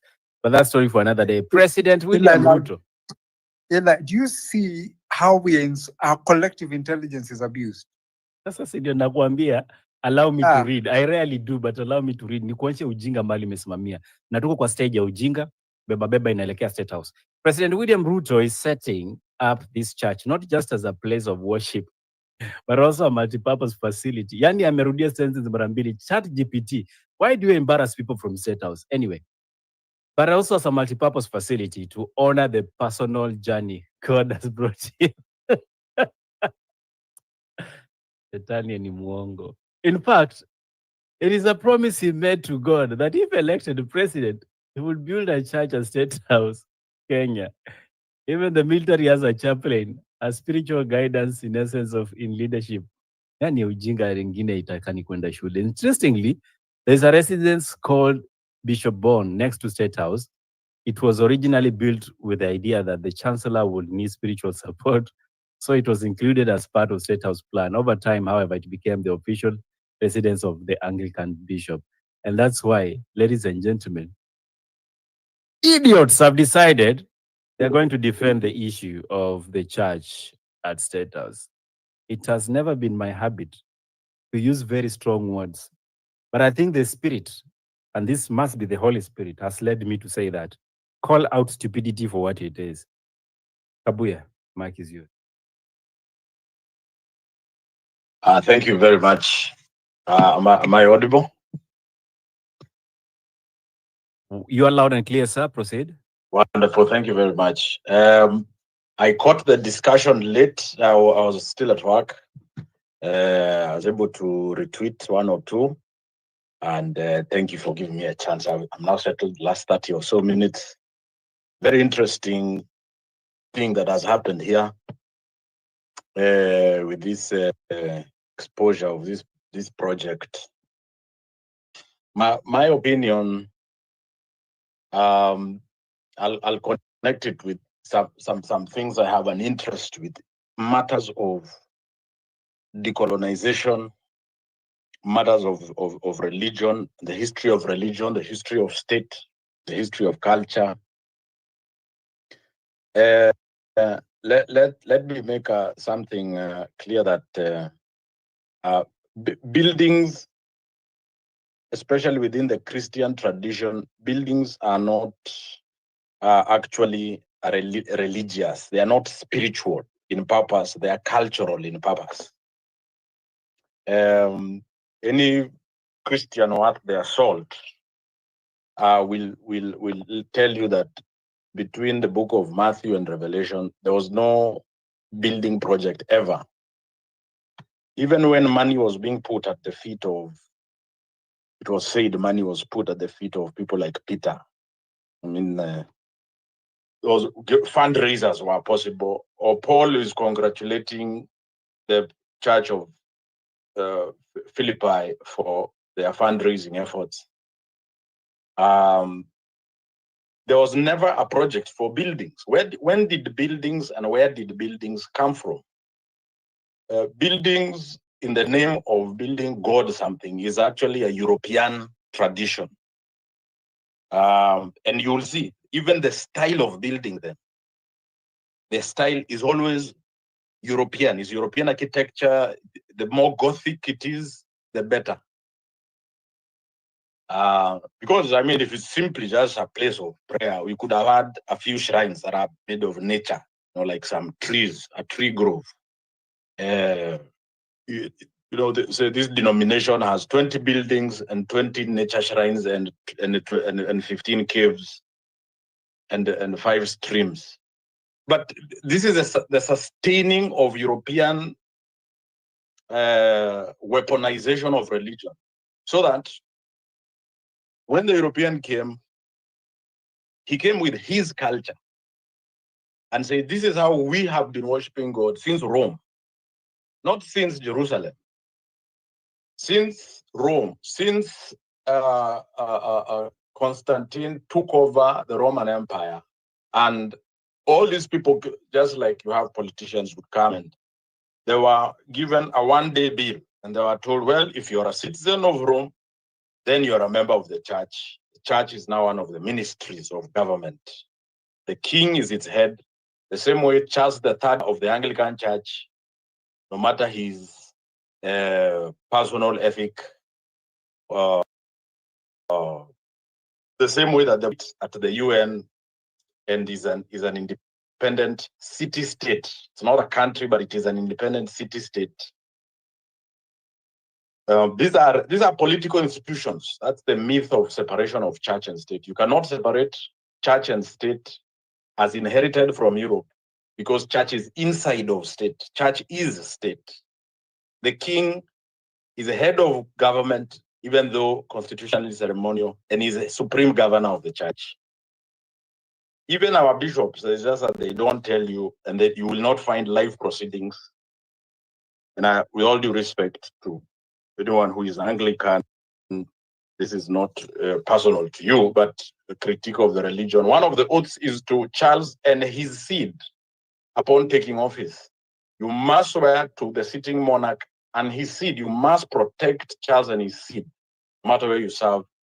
Because this is it's an Anglican church spread across the globe. It's not the African church, it's the Anglican.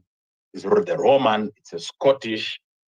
So the issues of buildings to begin with, and I don't want to repeat wonderful contributions that have been done. My contribution is to expose the fact that a building is a continued, a continued and sustained weaponization of religion against the people. And where it is, that happened in Ajengwa, the right place, as someone has, I think it was where Olesapit now stays is opposite State House, and it was put there for the very reason.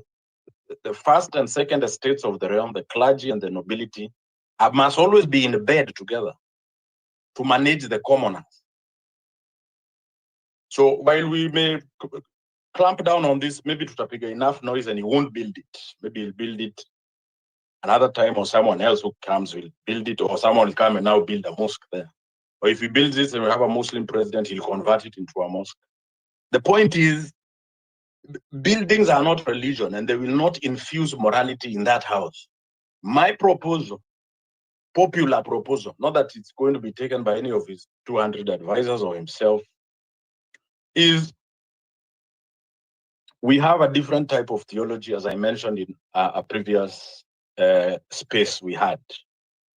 The brand of Christianity that was there in Latin America, especially the Catholic branch of Latin America, under priests like Gustavo Gutierrez, Camilo Torres, and others, which is called liberation theology, is a theology for the low people, for the commoner, for the struggler, for the rabble, for the dregs of the earth, where God is a revolutionary, God walks barefoot, God is pro-poor, God is against the junta, etc., etc. God can go to the bush, and it's the love of Jesus that the revolutionary serves inside the bush with. This is a very different thing. And this is the one that says, this is the one that will say, take this 1 point whatever billion and let's take it to Madare. Let's divide it between Madare, Mukuru, and the Korogosho. In the name of religion, it's nataka kushukuru Mungu na mimi ni Mkristo. It's that brand. Otherwise, we'll keep having this sham of, okay, it's not this building, this 1 billion, let it be divided into the existing buildings that the president can be going around, 3, 4 favorite churches of his. But if we can change from the colonial religion to a revolutionary Christianity, because Jesus was revolutionary. In this reading of religion, Jesus is a revolutionary. Jesus is not in bed with Caesar. So there's no building that looks Gothic and headed by the king of the time. This is a guy who hangs out with the poor and prefers the poor as long as they are the oppressed. He will only judge them as being moral after they come out of their poverty. With that said, let me make my final remark. There was someone who was making noise that kuna watu wanaonea mtu yuko. I think it was Redemptor who used the word, the proverb or the saying, the straw that broke the camel's back. There could be nothing wrong with the sitting president. And I personally do not think there is. I just think that in the game of musical chairs, that he became president at a time when the country was undergoing maybe what we may call a regular detox. And I have a theory, I look for papers to see if I can substantiate it, that every 20-something, between 20 to 25 years, Kenya has to detox through popular means of some sort. If it lines up with an election, well and good. If it doesn't look so nice. We can start with what has been happening now, 2024, 2025. 20 plus years ago, we had the ouster of Moi, but that just the Kibaki-led government did not end things. That thing continued throughout that time all the way to 2007, 2008. And it was something popular. The people wanted change. Take that back, it goes to the 80s, to the 1980s, and we all know what happened in the 80s. All that intoxication of Kenyatta One, all his oppression and suppression manifested in the 80s. And I'm not talking about 82. I'm saying the 80s, when there was an agitation, we need a new constitution, which began in the 80s and took 10 years, to 92, when Section 2A was repealed. And it took another 10 years just to midwife almost that whole thing. So that's my theory. So kama wewe umepatikana with holding the compost bag, the music has stopped, and you might have been the best president. But sasa music imesimama, ngoma imezimikia wapi? The light was on you. It's you to face the music at that point. And I think together with that, the existing generation, no matter how bad the past was, you are alive now. You have a legitimate right to make noise about the life you exist now. I cannot complain about what my grandfather went through. That was his life that was compromised. My grandfather spent some time in Manyani. I can only imagine his pain when I'm told the stories or what he found when he came home. But I'm feeling my pain now. I'm the one who is feeling it. So it's unfair to tell somebody, wacha kupiga kelele kuhusu ule mtu wako sahi.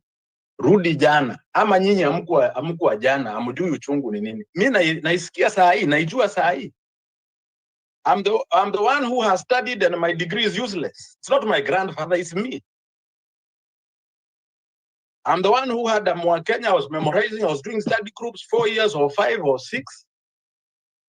My grandfather tells me nice stories of Muzungus coming ati inja, ati unasikia mzae, like my dad alikuwa anampatia story ati wako high school, ati my employer walikuwa nakuja hapo nje kungoja ma student wa form 6. Waandike kazi direct. Yani kazi was guaranteed. Hapa unafanya masters, masters imekuwa diploma. Siku hizi tunaitwa graduation, nasema naenda ya nini na huyu jamani jobless. What is he celebrating? Unatupikia ya nini? Hiyo donge tafuta kutama kwanza. If you graduate, call us ukipata job. Usituite graduation party, tuite job party. As a new housewarming. So it's unfair to go off on people who are feeling pain and they are protesting.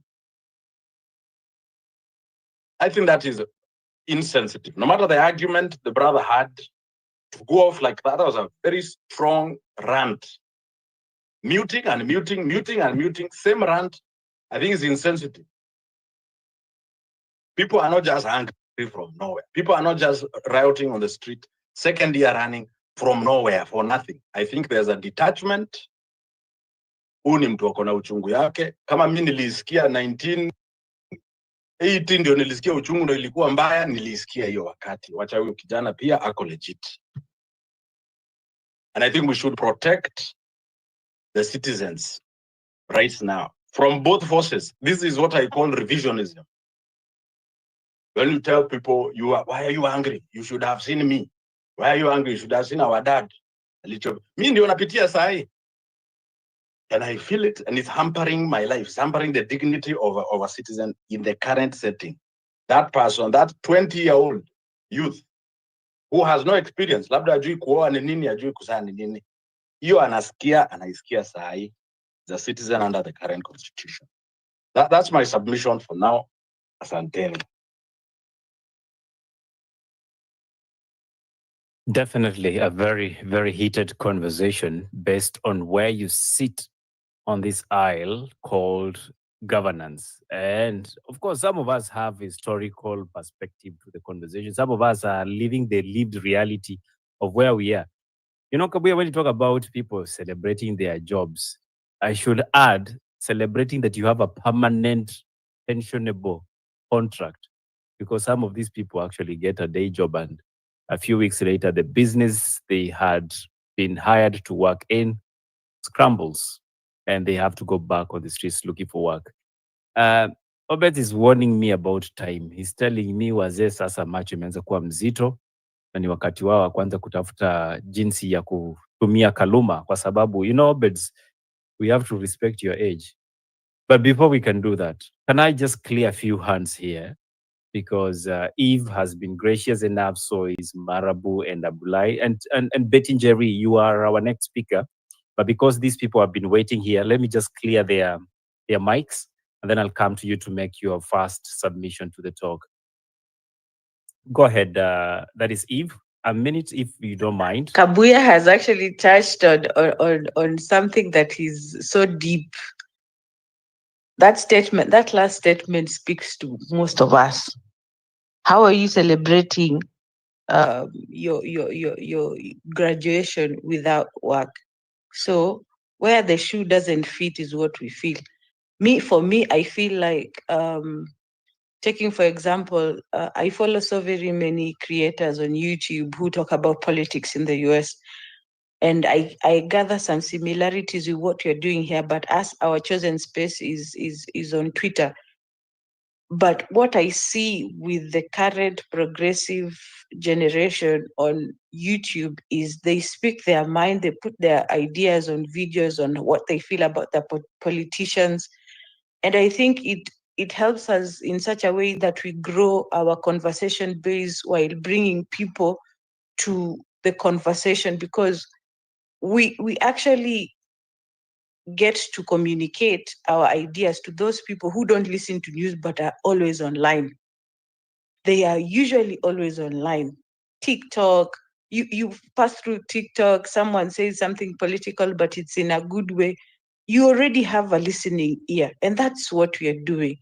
The government is not thinking about take, for example, if some of you have time, go look at what Zora Mamdani has done with his campaign for the New York mayor. It's phenomenal in essence of campaigning. I just wanted to put that forth. Thank you. Haya, walisema online hakuna kura, but ni sawa. Thank you, Eve, for that. Marabu, you wanted to clear something? Am I coming through? Sure you are. You know, Eli, I stopped watching TV because of these people you call political analysts. You get a professor there, you get somebody. The problem with some of us is that when we get some form of employment and we are a bit comfortable, we want to, structuralize everything. So before King Louis XVI, there were 8 other kings. King Louis wasn't the worst. In fact, there was a king called Robert II, who was a cannibal. He used to eat his people, but people did not revolt. They revolted when King Louis XVI came, centuries after. Why was that so? It was because of his attitude King Louis XVI is the person who the wife told the people, if you cannot eat bread, eat cake. And that got him out. The other cannibal ate people in silence. People did not see it as something bad. If the former president Kibaki was to build a church, people would not take it so bad, despite the fact that it is illegal and against our constitution. But because of the man he was, the character he had, people would take it as something positive. But this one we have, this one, the one who lied to people, for people to put him there, people have lost trust with him because of his character. So if you tell us not to personalize it, not to make it personal, it is personal.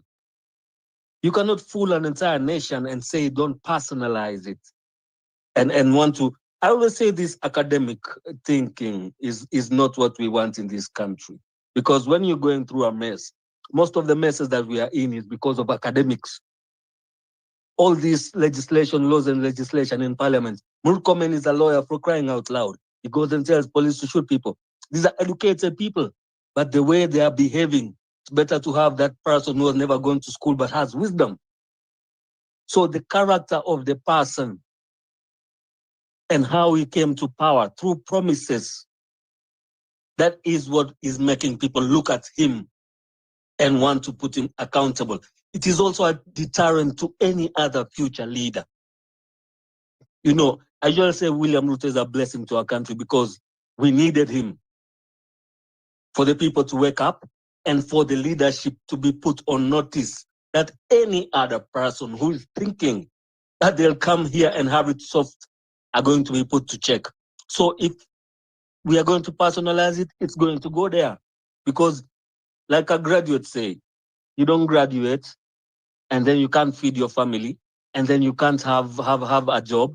And then you tell me I'm not going to make it personal so that somebody on top there feels comfortable.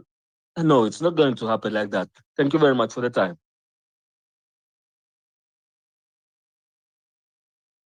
Eli, can I have a right of reply? Because people are talking about me without naming me, which in itself is an indication of lack of integrity. Can I have a right of reply? Yes, you shall. Just give us a few more opportunity for the new speakers, and you will definitely have that. If you don't mind, there was one more person I wanted to give an opportunity. Abdullah, you can do a minute. Please make it a minute. Matt, also a minute, and then we go to Betty, who has been waiting for too long. Thank you so much. Thank you so much, and I will try to make it a minute. And thank you. But I had a problem with, I agree so much with Western, but I had a problem today with Western. One thing, in 2017, we were not talking about being tribeless and deplatforming demigods and political kingpins. Now we are talking about it. Does it mean we are doing something wrong right now because we did not do it in 2017? Or probably people did not do it at that time? The other thing is that you are speaking the language that President William Ruto wants us to speak, that we actually hate him as an individual. I have no problem with President William Ruto as an individual because I do not get attracted by William Ruto's praising or whatever he talks about. I am interested with these policies. Let me put it to you this way, that people did not like Uhuru Kenyatta at all and still do not like Uhuru Kenyatta. If people liked Uhuru Kenyatta, they could have supported his BBI thing. People were against BBI. People were against BBI. Even the people from Mount Kenya.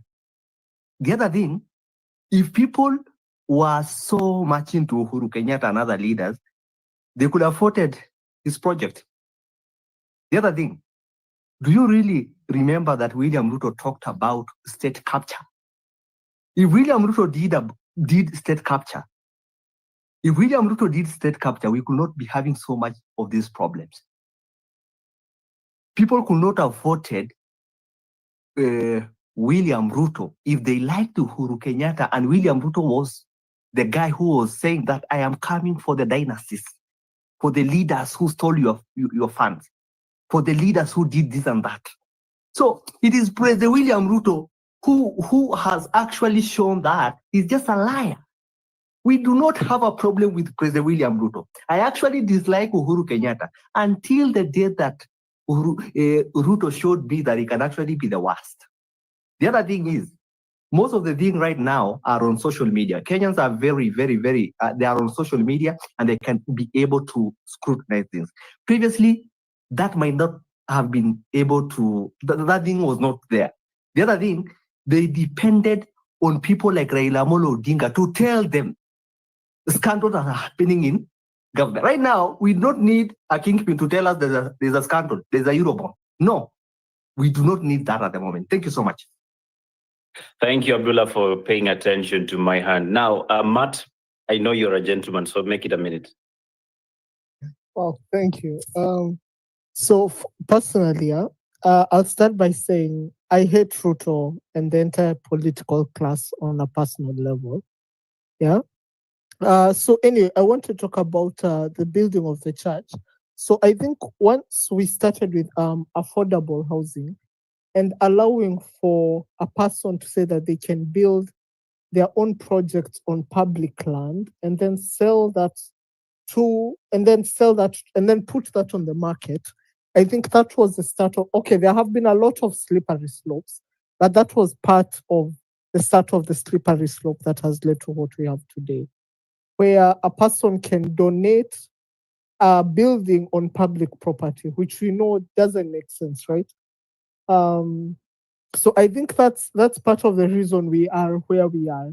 The other thing with this issue of building the church is why is it that if he really cared for the staff of State House, why did he build a church and not say a hospital or something else that would be of value to these people, you know? So I think in the end, his aim is still to consolidate the evangelical vote, and it's basically to just split people along as many lines as possible. Okay, then I'll let Weston and the rest talk about what they're talking about. Thank you. Awesome. Thank you very much, Matt. Betty, you've been waiting, and I would love to get your conclusion, your statement on this conversation. And thereafter, I'd like for us to start now finding a way to close the space because, well, none of us is planning to go to State House, but we are planning to go to church, right? Let's have you, Betty. Okay, thank you so much, Vizani, Ella, Innovate, and the rest. I hope you guys had a good day. Mimi, actually, the reason why I picked the mic, I came when Western Shila was actually talking, and I was like, Western, what do you mean? You don't want us to question the government, or what is your take on that? Many people have actually answered you, but I would like just to give you my take or whatever you said. My take was I came in when you were talking. It's me who feels. Actually, at Kabuya said it all. It's me who feels when I walk to that. When I graduate and I have no work, and my parents actually feels disappointed. You're telling us you're not supposed to question the government because it is not the worst regime to be. Okay, maybe our parents normalized whatever was happening to them. And now we feel the current government that is actually in power right now, have failed me as a person. And that's why people were so ready to go to the streets. I myself was so ready to go to the streets to fight for my own rights, not because someone told me to go to the streets and fight. It's because I'm feeling it. Imagine you opening a business. Well and good, you have graduated and you have there's no office that is actually hiring you. And you decide to open up a business. And because of the government, the business, you can't even earn a thing. You're forced, because of the circumstances, you're forced to close the business. And now I'm not supposed to question the government because this is not the worst regime. Me, what I feel, Ruto is the worst. To me, if I might be young or other governments, but to me, Ruto is the worst. And it's him. That's why we are in this situation. He have actually bagged every arm of the government. That's why the parliament, the legislature can say a thing. The executive have bagged everyone in the legislature, have bagged everyone in the judiciary. They can say a thing, and that's why I'll die in pain I'm dead inside because of the current government. And that's why I'm ready to go to the streets. Even if I be hurt on the street, I'll still go to the next mandamano. Because I'm already dead. Inside, I'm already dead. I have no hope inside myself, in myself. I have no hope. I have no future. And this is the thing we are calling it an end. Because imagine I can't see my kids coming to the same things I normalized during my time. And that's why we are calling it an end. If it's police brutality, we are calling it an end because we don't want our kids to come to face the same thing. Imagine a whole president. Let me now go back to the topic. A whole president. I don't know who the advisors are. You have 21 and so many advisors. Each day you wake up and hire a new advisor. What is their work? If they can really sit down and decide tunatenga 1.2 billion to build a church. Okay, the whole advisory, they sat down and decided we're going to build 1.2 billion in a public land. This one thing, the first thing that I took it's either Ruto just give us a reason to talk more into spaces. He's just buying his time, and he's giving us more reason to talk and talk and talk so that he can strategize for 2027. Or rather, he's showing us 2027 I'm going nowhere. And that's why I'm building a church using my own money in a public land, not a private land. And now you want us to normalize this. Yet our health sector is at stake. Schools, universities are closing. Schools have no classes, they have no books. The CBC thing is a task to the parents, and leave alone the health sector. The same president that budgeted. I might not have interest in other powers because I was young. I was relying on my parents. But now, the budgeting thing that came during my time that I'm at the edge. And the reason why I'm at the edge, I'm trying something, but the government is on my neck. Leta hiyo tax yenye unapata kwa hiyo biashara hata ita grow. Leta hiyo tax. And the tax, I can't see it. I can't see. I have no tangible evidence the government have used my tax. I have to close the business and go home. And they introduce a housing levy and everything they're introducing, and you want us to keep quiet. Come on. Thank you, Obez. I've seen your hands is up. Thank you. Thank you, Trini. I don't know whether Joseph should speak or it's Western to get his right of reply, then we... Tumalizie kwanza wageni ambao wajaongea, so that we go with Western as we close. Thank you, Betty. And I mean, Obed, you've listened from Betty, and there's something she's talked about, and I think towards the end of this talk, we need to address it. This is the issue of all these young people, and by young, I'm just being conservative with my words, but all of these hopeful Kenyans who are now living with no hope. They are a moving body, but dead inside. Because everything they ever dreamt about, including those good certificates, they show them nothing but dust is constant. Betty, we hear you. It is not fair.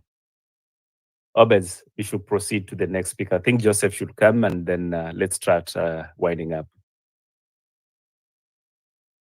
Joseph, if you can unmute and speak.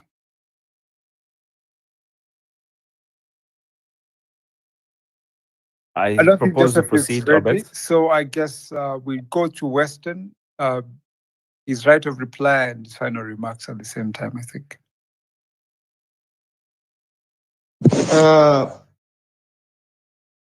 Obed, I will try as much as possible to be calm, very calm. Those who have responded to me weighed against what I said. The conversation is no more than a dialogue of the deaf. They're not listening to what I'm saying, they come with their own things. Did I ever tell anyone not to critique this government? Who said that? You can go and listen to the clip. Did I say that? Do I hold brief for William Ruto? I don't. Why are you triggered by Kiamba? Of course, I'll be triggered. People are killed. Why would that trigger you? That's an emotional thing. What I'm asking is, why do you invoke Kiamba and stop there? Why do you stop there? I walked all over the country in the aftermath of that violence, all over where that violence took place. And I'm speaking experientially. Stories from people who experienced that. Myself, I escaped that violence by a whisker. I don't know whether I spoke to this platform or that Nakuru violence. I escaped it by a whisker. So don't come here and ask me why you triggered. I'm not looking at these things from an academic perspective, Marabu. And I can put it to you, I'm proud of my schooling. You don't celebrate Oscar Sudi because you think he's not going to school. You have a problem with the people who think. So what do you want? What exactly do you want? You don't celebrate Sudi because he doesn't have education. Okay, people have gone to school, you also have a problem with them. What exactly do you want? What do you want? Who do you celebrate? Yeah, if I didn't go to school, you would be disparaging me the way you're disparaging Oscar Sudi. Would you be celebrating me? Would you? So we must be careful not to say nonsensical things. We have a problem in Kenya because we don't celebrate scholarship and thinking. And that's why we are in problems. How can somebody say he has a problem? Well, you can have a problem with an academic who's saying things that don't make sense, and they are there. But you can't say the things I'm saying don't make sense. They do. The only thing that they don't cohere with what you think is the correct reading of Kenyan politics and history. So you are using your narrow-mindedness to gauge what I'm saying. And therefore you find me wanting, but you're using a wrong yardstick, which is weak. No one should go to school and be ashamed of themselves. Why then did you go to school? I'm not going to be ashamed of myself. This going to school gives me a platform. I meet presidents, top-ranking people, and they listen to me. Would I have had that opportunity if I didn't go to school? Would I? So why should I be ashamed? Why? And I tell them my mind, and they listen. So if you have got your own inferiority complex, don't bring it here. I don't have it. And I'm saying it's not a rant. Okay. Just keep on This- the point, this is- Western. It's rather This is not a condescending. rant. Please keep on the But they are point. very personal, Eli. They are personal. I didn't mention anybody. They are very personal. You know, academics, this and this, that's personal. You know, you're pouring scorn on somebody's accomplishments. That's personal. Western, Okay, let Western, me you're a proceed. man aggressive. Allow me. It's not a problem. You know, we respect and we have conversations here, and sometimes we might agree to disagree, and because I would assume, and I believe that sometimes it can sound very harsh. What is it? But I really appreciate if it doesn't go ad hominem, because you know, an eye for an eye does not solve any problem. It becomes a part of the problem. So I would really expect that you clarify your point without necessarily having to hit back in that sense, so that at the end of the day, you know, you started to say you want to become, and that's what I expected. I really appreciate if you can prosecute the point, clarify the issue, Because and we move on from. Obets, that's how I was trained. I don't go for the person. So if you listen to my submissions, I will mention your name if I'm going to compliment you. If I'm not going to compliment you, I stick to facts. But you cannot name me or speak in a roundabout way, while in actual sense you're referring to me. That's ad hominem. It's a dishonesty. You can't do that.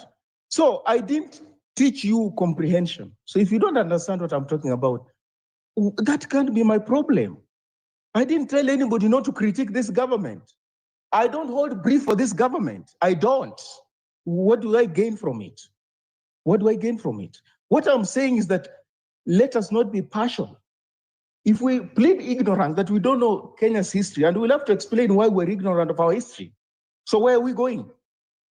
Then we must be ignorant in totality, but let's not be selective in what we remember and what we choose not to remember. Because if you choose one act of pain that happened in a particular part of Kenya, and you forget, you elect not to remember another act of pain, you are erasing, you're minimizing the pain of those people who suffered at around the same time. That's what we're doing. That can't be a way to find justice in Kenya. Can it be? And I didn't talk about 2017. I'm saying it's in 2013. Some of us saw what we're getting into. So if you are not born then, I mean, you must be forgiven because you are not born. If you are not of age, you must be forgiven. But if you are of age at that time, you can't plead ignorance that you don't know what's happening now. You cannot. But Western, You I do can't. appreciate where you're coming from. You I can't. totally get what you're saying. What I would really love, if you don't mind, I would appreciate your final remarks. The point is made, and that is very clear. So I think I've responded to I mean everything. Mine is not the a point rant. I is don't made. rant. No, I don't rant. We don't rant. I We don't do that. I request. So I I'm request landing that you give your Obet. final remarks. Obet, you know why when I speak, you sit up or somebody else sits up? Because I say things that will squirm you. And as somebody who trains young people, I pay attention to somebody who says things that are exceptional. I focus on that. Not everybody else who is regurgitating the same thing. That is it. And I train them to be independent-minded, that they can critique my views and say things that they think will offend me, but I say, I will not be offended. As long as you have a position, you're convinced, raise it. In Kenya, where we're trained to conform. And I can see it on this platform, conform. The moment somebody says something that is out of tune with what everybody is saying, now the thing goes haywire. We will have to get out of that. And if we do, we will stop being personal, personalizing things. Okay, so what's the essence of conversations is actually to learn from each other, and that's the truth. We will speak things that do not necessarily agree. We all don't have the same perspectives and points of view. It's always going to be different. However, again, as I said, you have the privilege of having the opportunity to instruct. Others don't have. Your view might be different from what everybody else is, and it's very normal. So I'd really appreciate, because the point has been made, and I totally understand where everybody's coming from. I would appreciate if you'd give your final remarks, because even if we belabor the point, it's quite clear that there are things that probably would have done differently. And I think it's fair that that be the case. And to that extent, it's clear. So I would really appreciate I yield.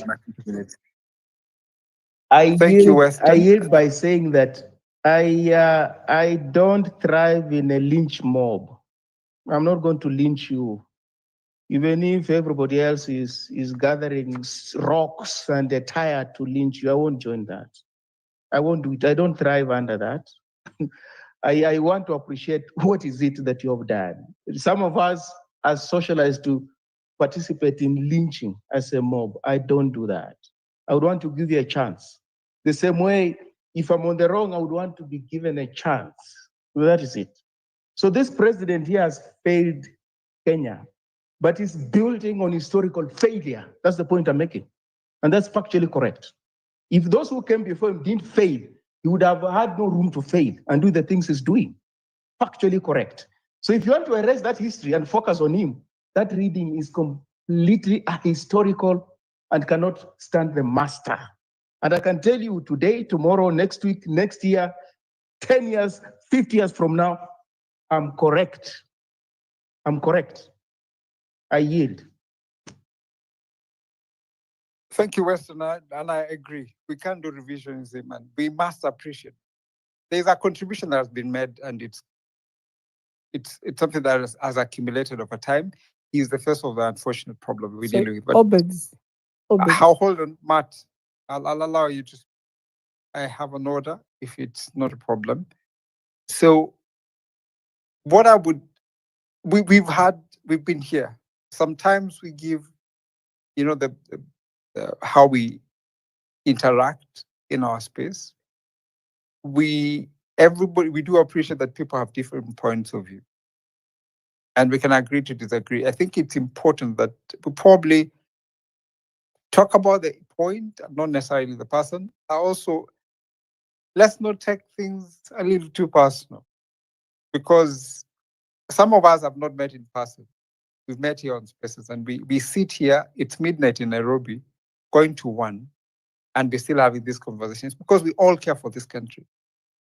And if that be the case, then no more small frictions will be here and there. And I think it's normal in our discourse to have these disagreements.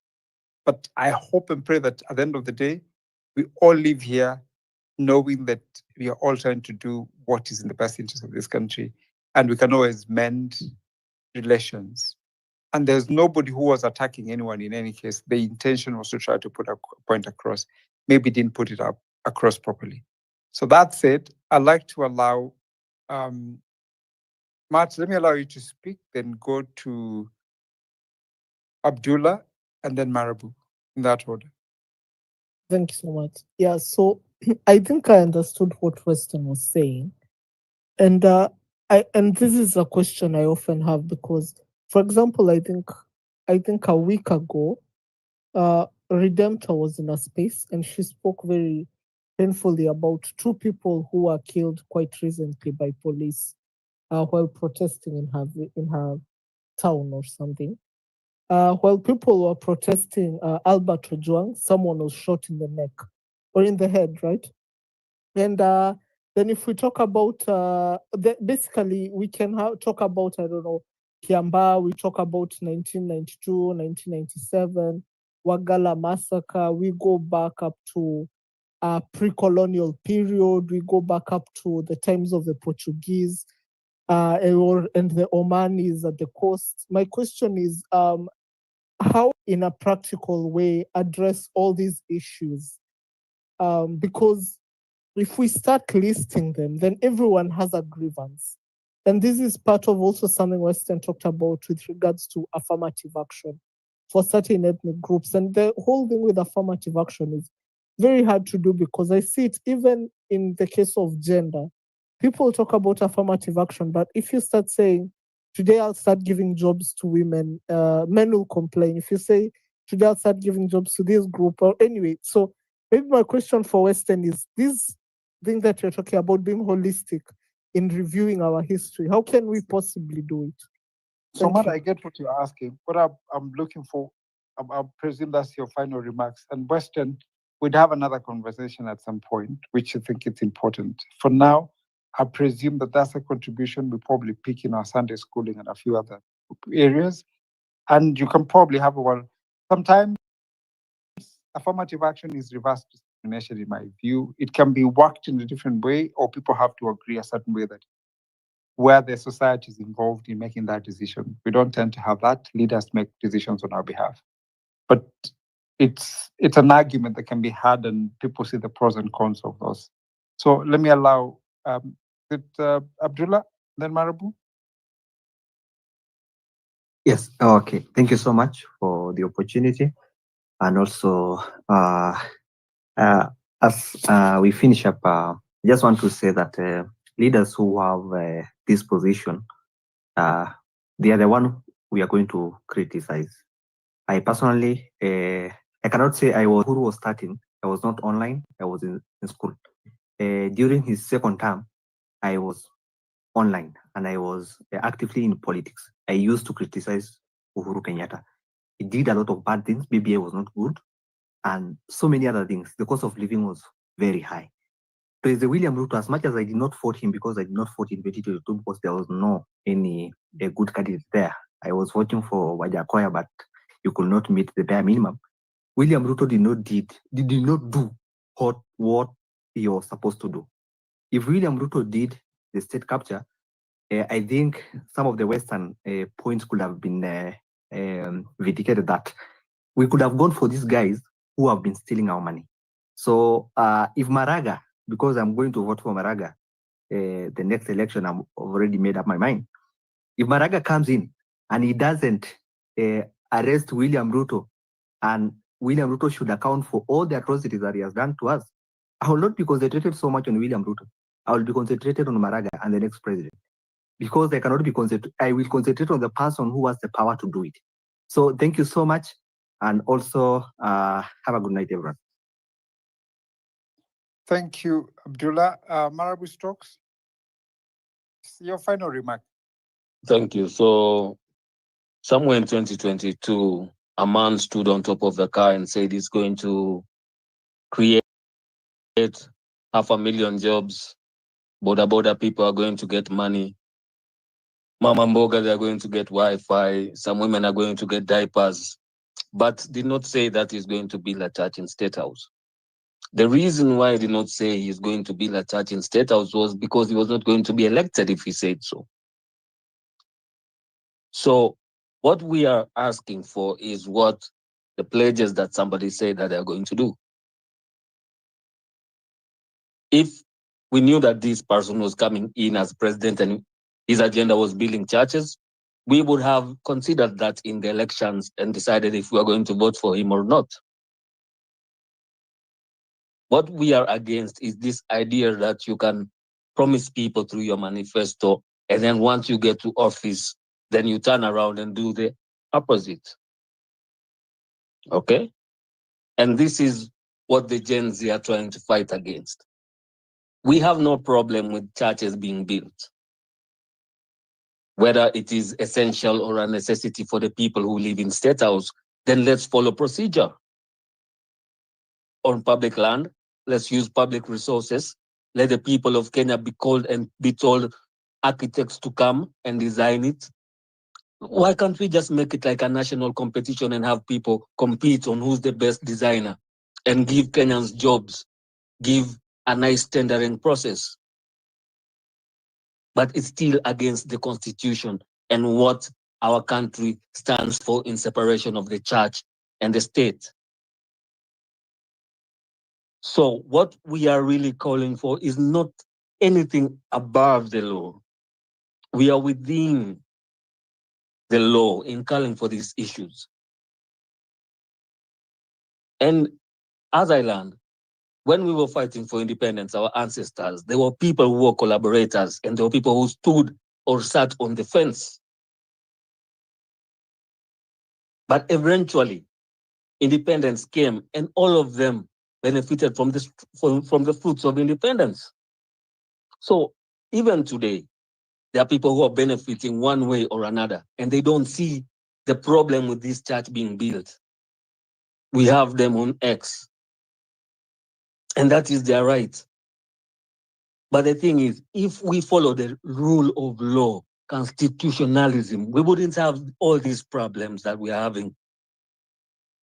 Because I'm sure there's a stipulated way on which construction is supposed to happen on public land and State House, moreover. But the fact that we want to bring this into a public debate shows that somebody is trying to go over the set out rules. Obed, personally, I'm not against any form of intellectual, as my brother Western would think. I'm also an intellectual. I've written 2 dissertations. I will be going against myself.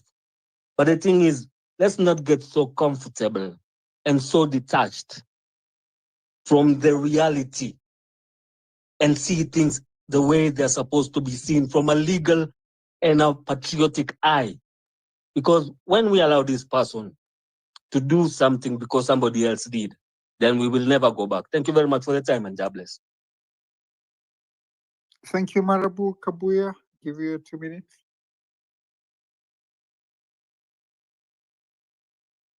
Thank you very much. I want to give my final remarks. I want to start. I have 3 recommendations or words during the proceedings today.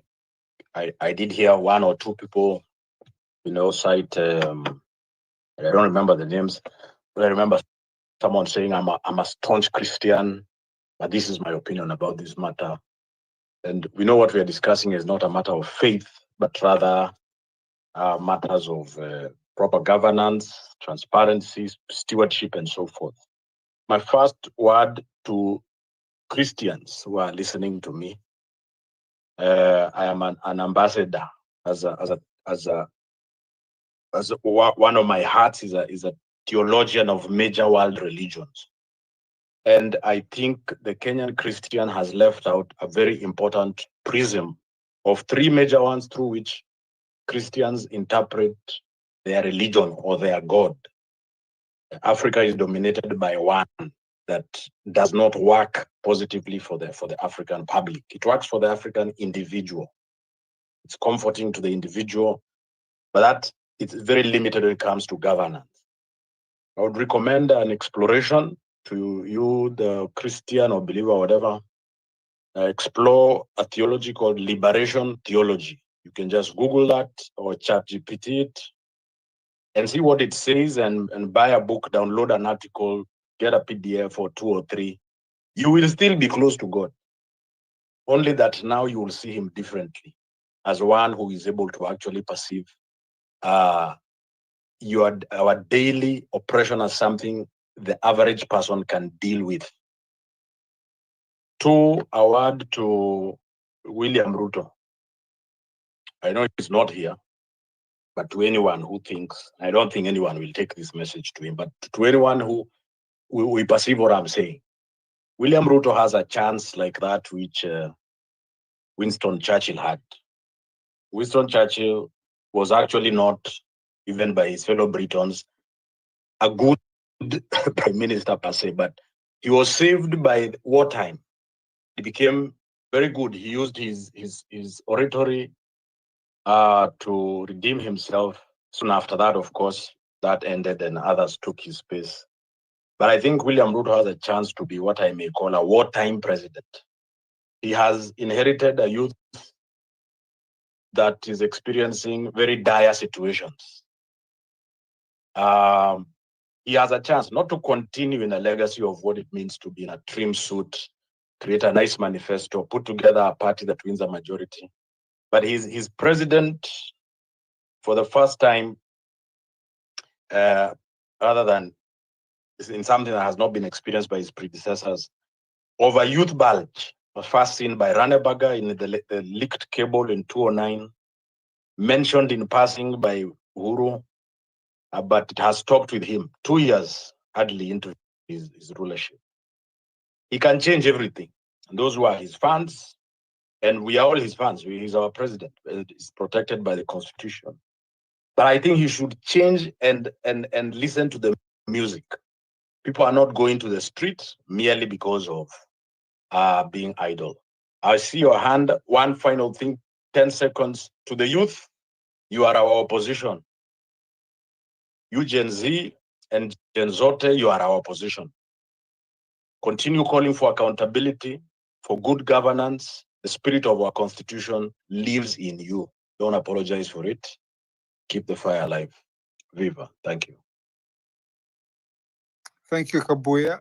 Redemptor. Thank you very much. Kenyans avoid conflict. So you will not address the elephant in the room. You're all very nice and I appreciate you. It's not what you say, it's how you say it. President Ruto is telling us in Sheng, I'm balling and you're not. You're all poor. I can build a church, you're satanic. And Western has just said, nyinyi ni maduanzi. And even if it's 100 years, I will be right. And askize how he talked to us. It's not what he says most of the times. It is the tone. It's condescending. And that's exactly why Ruto is in big trouble. It's not what you do, it's how you make people feel.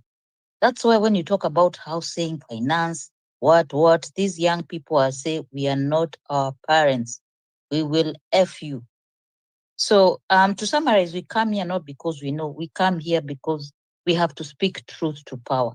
And I really appreciate Marabu because I've always known he's an intellectual. What he said there's something about the TV interviews that the people are removed. And I have to talk about the Wagala massacre. I have to. Because I was saying, there's a massacre that happened that 1,000 people died in 1984. Can you imagine 1984? They went and isolated people from a clan in the Somali and put them in a newly built airstrip. Any boy 12 years and above, and the men, and they were shot and there was a stampede. It's documented and they say 1,000 people died, but the locals have never forgotten 40 years later. So there's a lot of heart, and it's very unfortunate. There's always the iconic figure of something. Maybe 207 is the only thing people talk about all the time. Are there victims even in these spaces? I've talked about the Wagala massacre because we're talking about a church, and culture was involved. Historical factors were involved, and people suppressed that history. The best thing they got was they were put in the justice, and it's called justice and what? It was acknowledged in that justice and peace something report. Many people have been shot. We saw the bodies of young people floating in dams. And we cannot think, I think Kenyans are traumatized in terms of seeing dead bodies in the last 3 years. So when you talk about church, people get upset. They don't know why they're upset. And I'll finish by saying this. The reason I talked about documentation, we have heard about massacres, but about post-election violence. We've seen a bit of it. But for the first time in our history, we have seen it live. We've seen it. We've seen somebody shot live. You must factor what that does to the human psyche. And that's why I always stick to the storytelling, to the human side of a story, and to the human side of a story. Mimi hii niko na shida na Mungu. Really, we've seen human rights abuse. Why would you allow this man to also take your rights and to speak on your behalf? I know it's complicated to say it, but I know really for those who are Christians here, they know God honors himself. And for those who are young people who will not be called duanzis, and please keep talking. You might save your life by talking. There's a young woman who talked about not getting a job, and thank you, Kabuya. Thank you for validating people's pain and struggle. Really appreciated your speech today. And Obeds, don't apologize for us. Let people fight in groups. Wacha tumenyane, tuheshimiane. Mi sijasoma sana, but I speak for the people who've been brutalized and forgotten victims. That's my area of activism. So what do I know? I just know the suffering in this country has never reached this level. And Ruto, you've hurt us because you send people here to listen to us, and you have hurt us because of how you talk to us more than anything else. How you pretend you're the only person who loves this country and you have a plan. To the extent you ask us why you go, you tell people mambo ni matatu.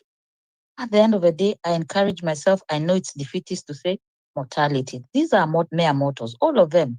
Even fair to mention, Ella gets scared of Subarus when we mention their names. They are mere mortals. If you cut them, they bleed. They wear those bulletproofs. Nimemaliza. So sometimes when I'm fearing abductions, I remember they're also fearing something. And that's how I console myself. Long live Kenya, may this generation save us. You are the golden generation if you are below the age of 40 or around 45. Please go and shine for your country. And there's something that has been put in you. To whom much is given, much is required. Asanteni. Thank you, Redemptor. I sometimes have to apologize because I've got a responsibility as a co-host, and I'm sure you know you do this. Ronyo, your final remarks. Thank you so much, Bishop Obed. Think I will. Hii title nilikukataza. Mimi nitapoteza kondoo. Don't even think about it. I will try to. So nasikia hapa sijui tuongea, wacha tuongea tu. We try. Unajua tuliambiwa we are very good. We are second to none. Hivyo huyo jamaa alisema. But still we are. But you have to do a test and pay 30,000 to prove you speak English. Okay. But still we are products. Colonialism. So doesn't mean like you look at Russia ama you angalia China. They have surpassed all these Western countries, and they are very good. In terms of technology, weapon and all those things, they have surpassed them. But one thing they have really tried to make sure they have not lost their own language. But African, we are very proud of speaking other people's language. So na ndio maana watu wanatukuzi, lakini ni sawa tu. Roger, tupatie final Yes, remarks. let me say this, Obed. Unajua nimechukua mic because ya Western. I will not lie. Unajua nobody knows the reason why Kasongo ako na hii mashida yote ni kujifanya anajua everything. Nobody knows everything. Otherwise haungekuwa kwa hii dunia. It's only God who knows everything. That's why he's everywhere. So sisi wote tuko hapo kwa sababu nobody knows everything. I learn from you, you learn from me. So hii uchuki kidogo kidogo muache bana. Thank you so much. Thank you. Justice for all. I give you a chance to give your final remarks. Ronjo, tutaongea mambo nyuma ya tena. So, brother Albert, Eli, and everybody else, I think I've spaced with almost everybody in this group today and appreciate that. My closing remarks will be based on 3 points. One, how I used to pray back in the day when I needed a call for me to date. Two, why God, gave us Pharaoh so that he can teach the children of Israel a lesson, and obviously these other scriptures that address some of those points. But finally, I will speak that why this generation is here, mostly to teach Kasongo a lesson, ndio iwe funzo kwa wengine. How we pray for our leaders in Kenya is the way I used to be like as a young preacher. I would see a very pretty girl, hata naona tu najua tapia zake, lakini nasema Mungu niokolee huyu, tafadhali just save this one for me. I pray for, conveniently, I want God to save her. I don't care about tabia zake, lakini I go to God just to present that for that specific reason.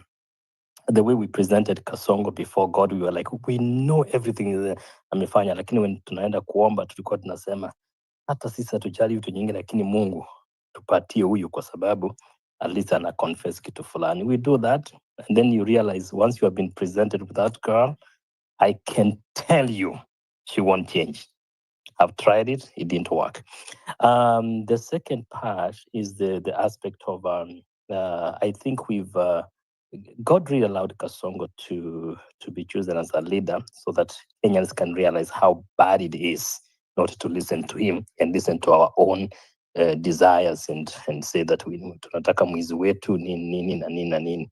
And obviously, he's become a good lesson for us. It's been tough, but I can tell you, especially for I believe in faith. I have to confess that. I also believe in this kind of discussions, good governance, and looking at the character. But I'm telling you, I think he allowed it to happen so that to funguke macho.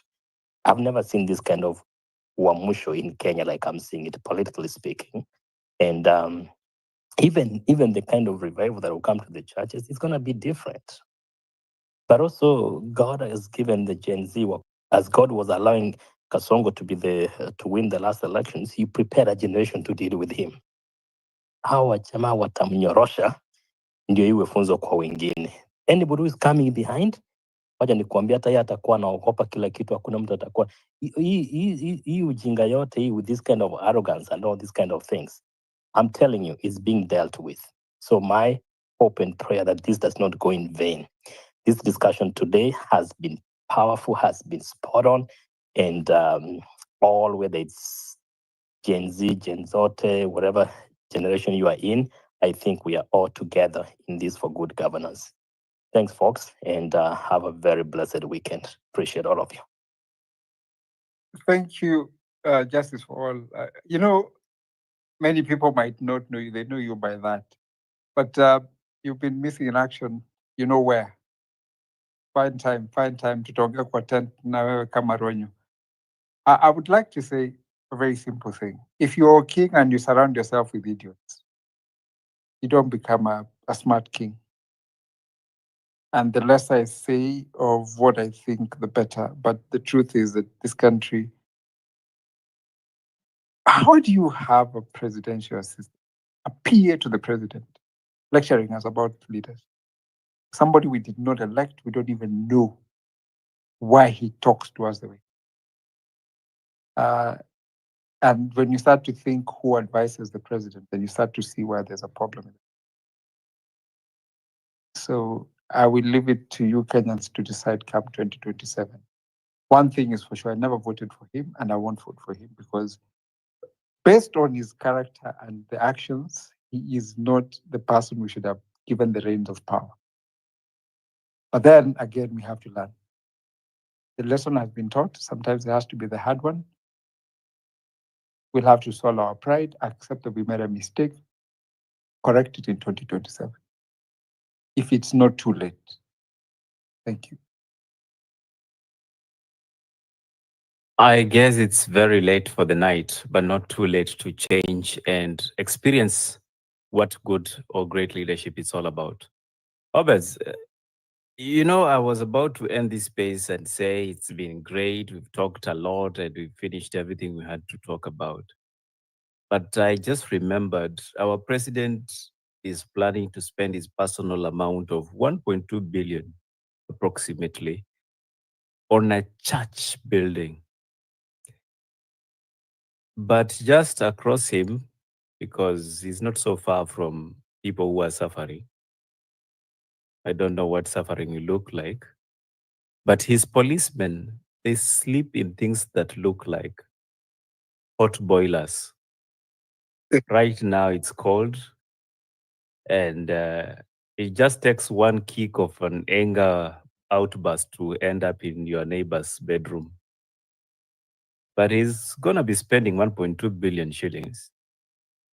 And when Kenyans will ask him questions and they decide they need to have a national conversation, he will actually ask these boys in blue, I think it's navy blue now, to go on the street and shoot them dead and come back sleep in their boilers. Or right now they look like more. Or says it's your boiler. Says ni nini. Says in ka fridge. So you boys in blue, maybe you'll have an opportunity to speak to the president. Tell him we have no problem with the church. Maybe you can start by donating some of that money so that your houses are built. You live in decent housing. And as if you thought the whole conversation about the state house having a church built with personal finances without the consent of Kenyans on public property. Remember how we started the conversation of affordable housing. It ended up becoming social housing, affordable housing. There are Kenyans actually today who've been duped to buy houses on property owned by the public. That's the truth. How do you convert public land into private property and call it affordable housing? And when Kenyans also ask about the issue of the church at State House, we are told 2,000 people live within the State House premise. Sometimes they have funeral. But these idiots come and worship in our churches when they have to go. Today I've been too tough with my language. I accept my suspension. So after this, that means I'll be off air until on Monday, because this Saturday, some great Kenyans will be around in Europe trying to entertain us. I'm told Bien alianza safari yake na alhamdulillah, akafika pale Amsterdam. So most of us will be going to enjoy his music. So if you're in Amsterdam, make your way to Melkweg. We'll be there enjoying a lot of music courtesy of Bien.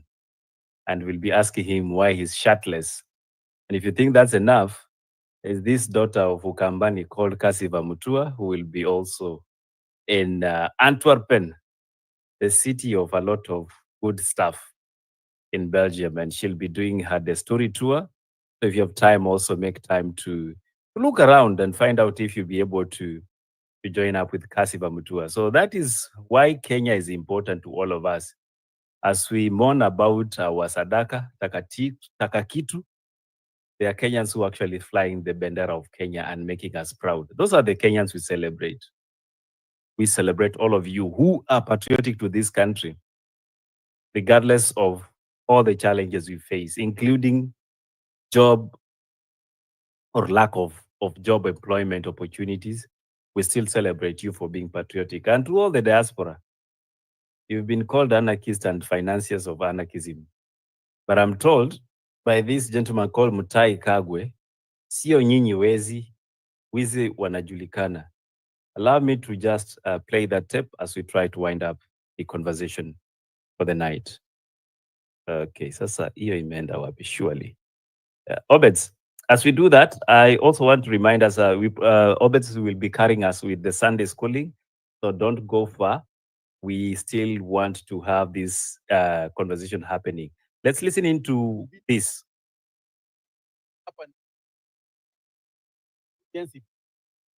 Ina fertilizer na ina nini na mambo kama hayo na ina mahindi and so on and so forth. Juzi tulikuwa na NCPB pale upande wa Meru ambao mlisikia vile mambo ilifanyika. Hiyo sasa hiyo ni ugaifu. Na ni lazima tuseme vile ilivyo. Hiyo sio mambo ya Gen Z. Msidanganywe ni mtu ati ni watoto wenu ambao walikuwa wana demonstrate, walivunja hiyo kitu maua, walivunja police station. Sio watoto. It is not our children. It is not our children who are doing those things. It is not the Gen Z demonstrators who are doing those things. These things are planned by criminals. Wale ambao mnasikia wanaingia supermarkets. It is not these young people. Ni watu ambao wanajua kuna maandamano siku fulani, alafu sasa wanapanga hiyo maneno so that they can hide behind the demonstrations. And that's the conversation for Sunday. We are looking who is to blame and who is to take responsibility when chaos erupts, especially in such a scenario whereby it becomes almost a blanket condemnation that young demonstrators become the thugs and wanted criminals by the state. Ladies and gentlemen, it has been a pleasure hosting you tonight. Looking forward to our upcoming spaces. Until then, my name is Likyani Eli. Obezorik was my co-host. Justice for All, thank you for coming. Abdullah, Bettinjeri, Kabuya Mwitok, Redemptor, Marabou Stokes, Western, among other speakers who made it to the panel tonight. We do appreciate all of you.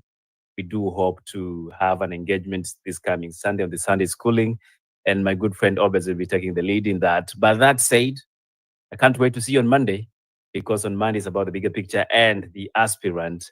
If you are here and you're aspiring for any office, make sure to send us an email. That is info@mizani254.org. The title should be The Aspirant. Tell us something about you and we'll be able to schedule you into a Monday space. That said, let me log out by saying, kama ni Mungu tunaomba, na azidi kuwabariki. This is Mizani 254, where the scales of balance are restored and meaningful conversations thrive. Mizani 254, where the scales of balance are restored and meaningful conversations thrive. For more information, visit www.mizani254.org.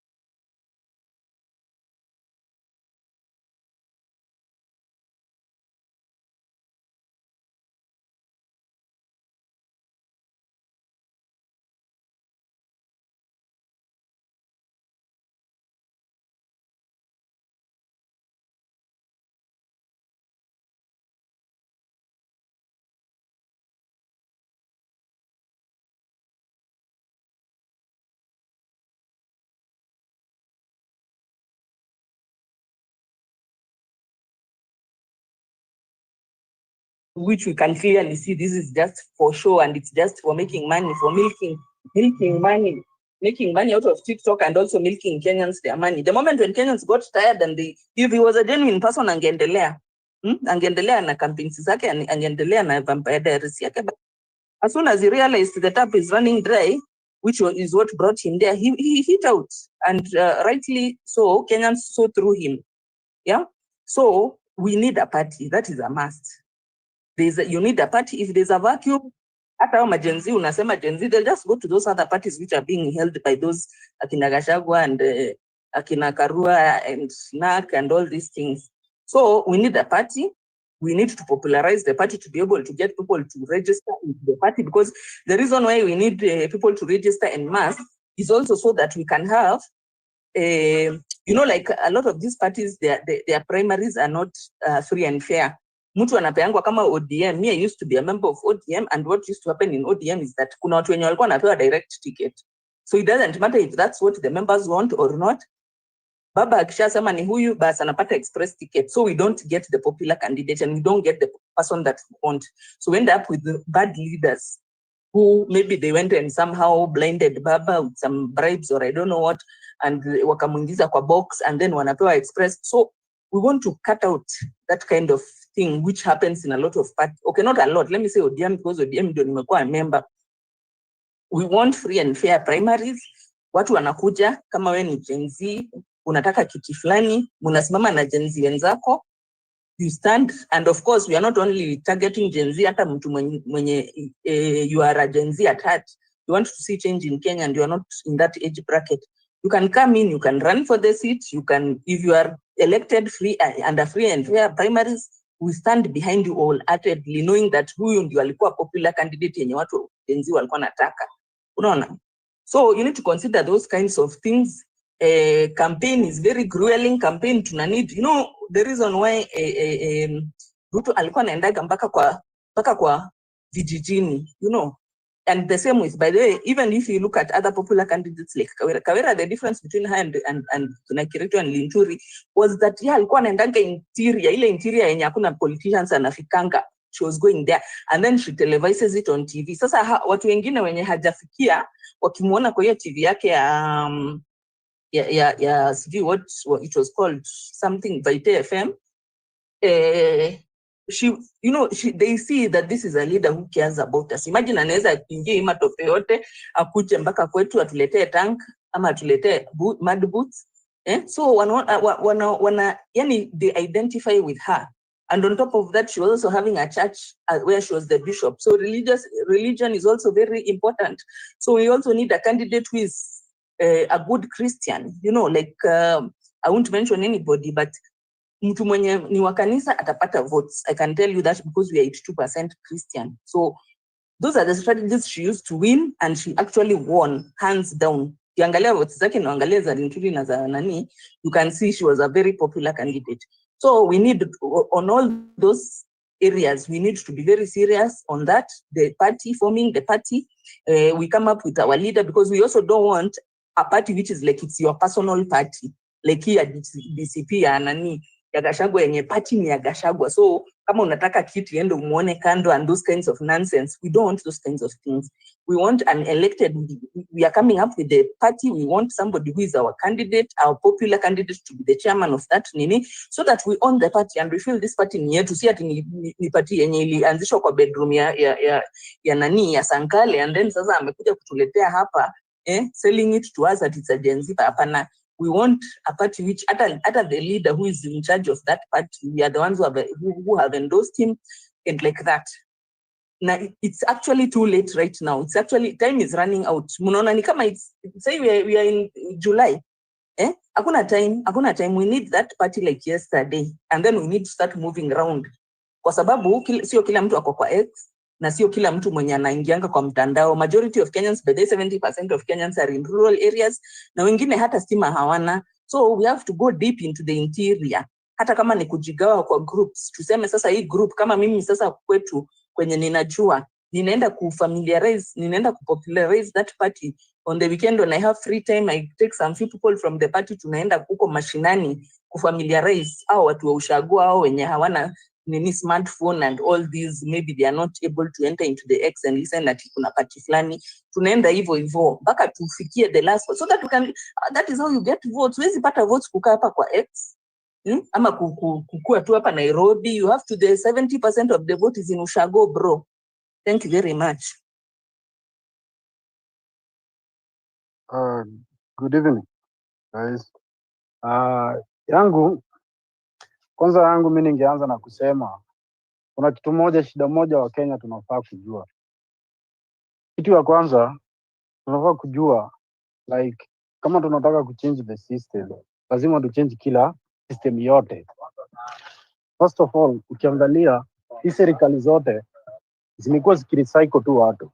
Ukiangalia minister wenye walikuwa kwa Kenyatta, the old mzee, the so called the father of the nation, maminista wote ndio Moi alikuwa anawatumia. Kutoka wenye walikuwa kwa Moi ndio wakuja kwa Kibaki, wenye walikuwa kwa Kibaki wakakuja kwa Uhuru, wenye walikuwa kwa Uhuru wakakuja kwa Ruto.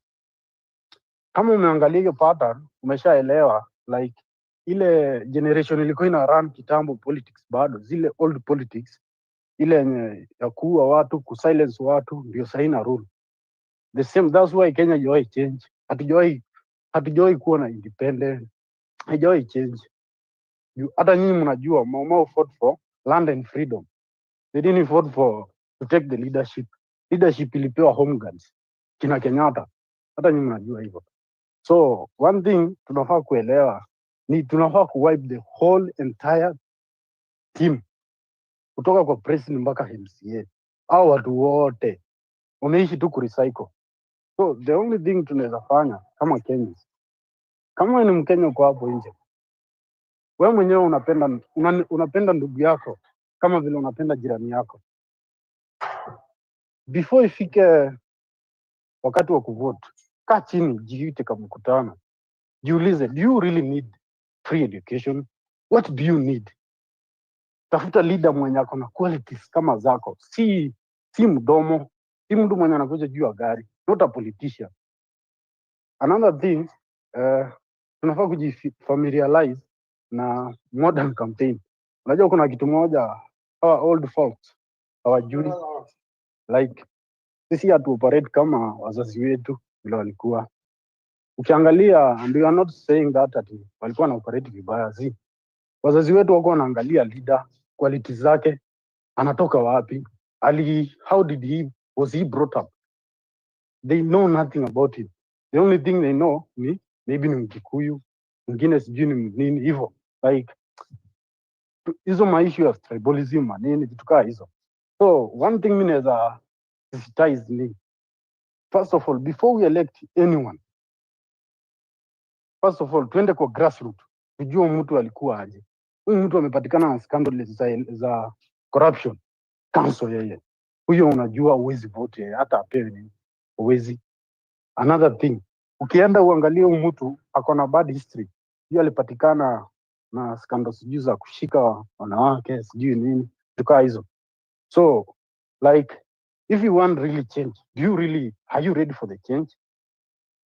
Hii mtu unapewa 200, unasahau kesho yako. Kesho ukiwa mgonjwa hospitali chai ifani hizo vitu zote. Let's stop this drama yenye tunajifanya hatuoni nchi inaenda bali inaenda. Nchi inaisha, ni kuisha inaisha, na ikiisha hivyo sisi wote tutaumia. Me, I'm just speaking like a loyal citizen, mtu mwenye angetaka kuona kesho yetu ikiwa mzuri, mtu angetaka kuona watoto wakienda shule vizuri vile sisi tulisoma. Me, I studied nikiwa wakati wa enzi ya Kibaki, but I finished it the time of Uhuru. So like there's a lot of difference between the two regimes. So like wherever we are looking for qualities of a leadership, wacha kuangalia kanisa ina support nani. Stop listening to the church, because church imekuwa ikitumislead. Wewe mtu anajua aliua mtu, mimi najua hata alikuwa na kesi ya kuua mtu, na huyo mtu anasimama pale mbele ya kanisa anasema Bwana asifiwe. Hata nyinyi mnajua hizo hao mabishop wanashikwa na maskando zingine moto sana, sijui za nini, za kushika wasichana, sijui vijana, vituko mingi sana. I can't mention all of them, But the thing is this: think as an individual. Another thing, convince your neighbor, your friend, and your family. It is all start. Charity begins at home. Usianze kusema ati utakuja hapa uconvince mtu. Hapana, pia online ongea. Pali yote utapita, hata kama ni club, utamiti na mtu, bonga na yeye. It is for the sake of your tomorrow. Sasa saa hii wewe ukija kuwa abducted, juu umeongea ukweli, utakuwa unaishi Kenya gani? Hii si Kenya yenye babu zetu walifight for. That's why we are liberating. We want to free Kenya from these politicians. Tunataka a real change. Kenya yenye ina work for everyone. Equality. Something like, hii una graduate unaenda unakosa kazi. If we revive our factories, tunaweza revive our factory, our economy. Kenya is a rich country, but look at what is done. Angalia, kama umefuatilia, Ruto alikuwa UK. Wewe kama unajua, if you know how to analyze it, utaelewa. Like, sasa ameona ile narrative ya church nini haiwork. That's why unaona anatorokea kwenda kujoin our oppressors. Hao watu ndio walituoppress. Angalia kampuni mingi sana za UK zina operate Kenya. Many processing industries, manufacturing mingi zinatoka UK, including even oil ya mafuta hiyo huko ngamia wana huko. Hizo zote, like, why don't we free our nation? Because one thing, the reason why Britain wamekuwa wakifight for human rights, but indirectly hakuna kitu kama hiyo. They don't fight for that. They always want a puppet. That's why wanataka kusupport Ruto, wajue vile watamsaidia. Unaona? So they don't want us to free from them because they know Kenya tunapendaga, ona watu wenye tunaadmire, watu kama Traore, like they don't want us to have our own Traore. The reason why I'm saying this is because kuna mtu pale amedanganywa, this old fox ati ndio option. Usiangalie mtu vile ana shout one time ama anasema nini ati huyo ndio ati sasa wewe uko against, ati jua kwa against fulani, okay, I will vote for him. No, this time let's not do that mistake. At you hope so. How sure are you like this old folks will liberate our economy? How sure are you these old folks will chase the oppressors away? Sisi tunataka Kenya ikuwe free. Tunataka kampani zetu zenye zinaoniwa na Wakenya zioperate Kenya. Kama nizo barabara, wacha ni maengineer wa Kenya. Kitu unaenda kuchukua maengineer sijui China ama wapi. You want the Kenyan engineers. Kama ni leadership, tunataka mtu mwenye anatetea mwananchi, si mtu mwenye anaenda kusikiza government. Because for long time government imekuwa ikiwork for itself, like imekuwa na kitu mbili. Imekuwa kuna mwananchi na kuna government. Government imekuwa ikitumia mwananchi, ni kama sasa government imekuwa umbo, inanyonyaga mwananchi damu ndio ishi. Like, for how long will this happen? Take as an example, government unalipa tax. Hakuna siku wananchi wa Kenya tumekataa kulipa tax. Mandugu zangu na madada zangu, hakuna siku tumekataa. But look at what they do to us. Wataenda, mtu mmoja akiongea atashikwa au wawe. Polisi wamekuwa wakitumika kama tool. Polisi si watu wabaya, but the politician ndio wamewatano wamekuwa watu wabaya. But the funniest thing ni even the start of police hawakuanza ikiwa watu wazuri. Polisi walikuwa wanatumikaga kuzuia slaves kutoroka slave camp. Hivyo ndio polisi walianza mpaka ikakuja kuwa force. Sasa kutoka kwa force, sasa saa hii mnaambiwa ati polisi ni ati utumishi kwa wote. Utumishi kwa nani? Wewe umeshikwa na polisi, umeona vile anakutreat na wewe ni citizen.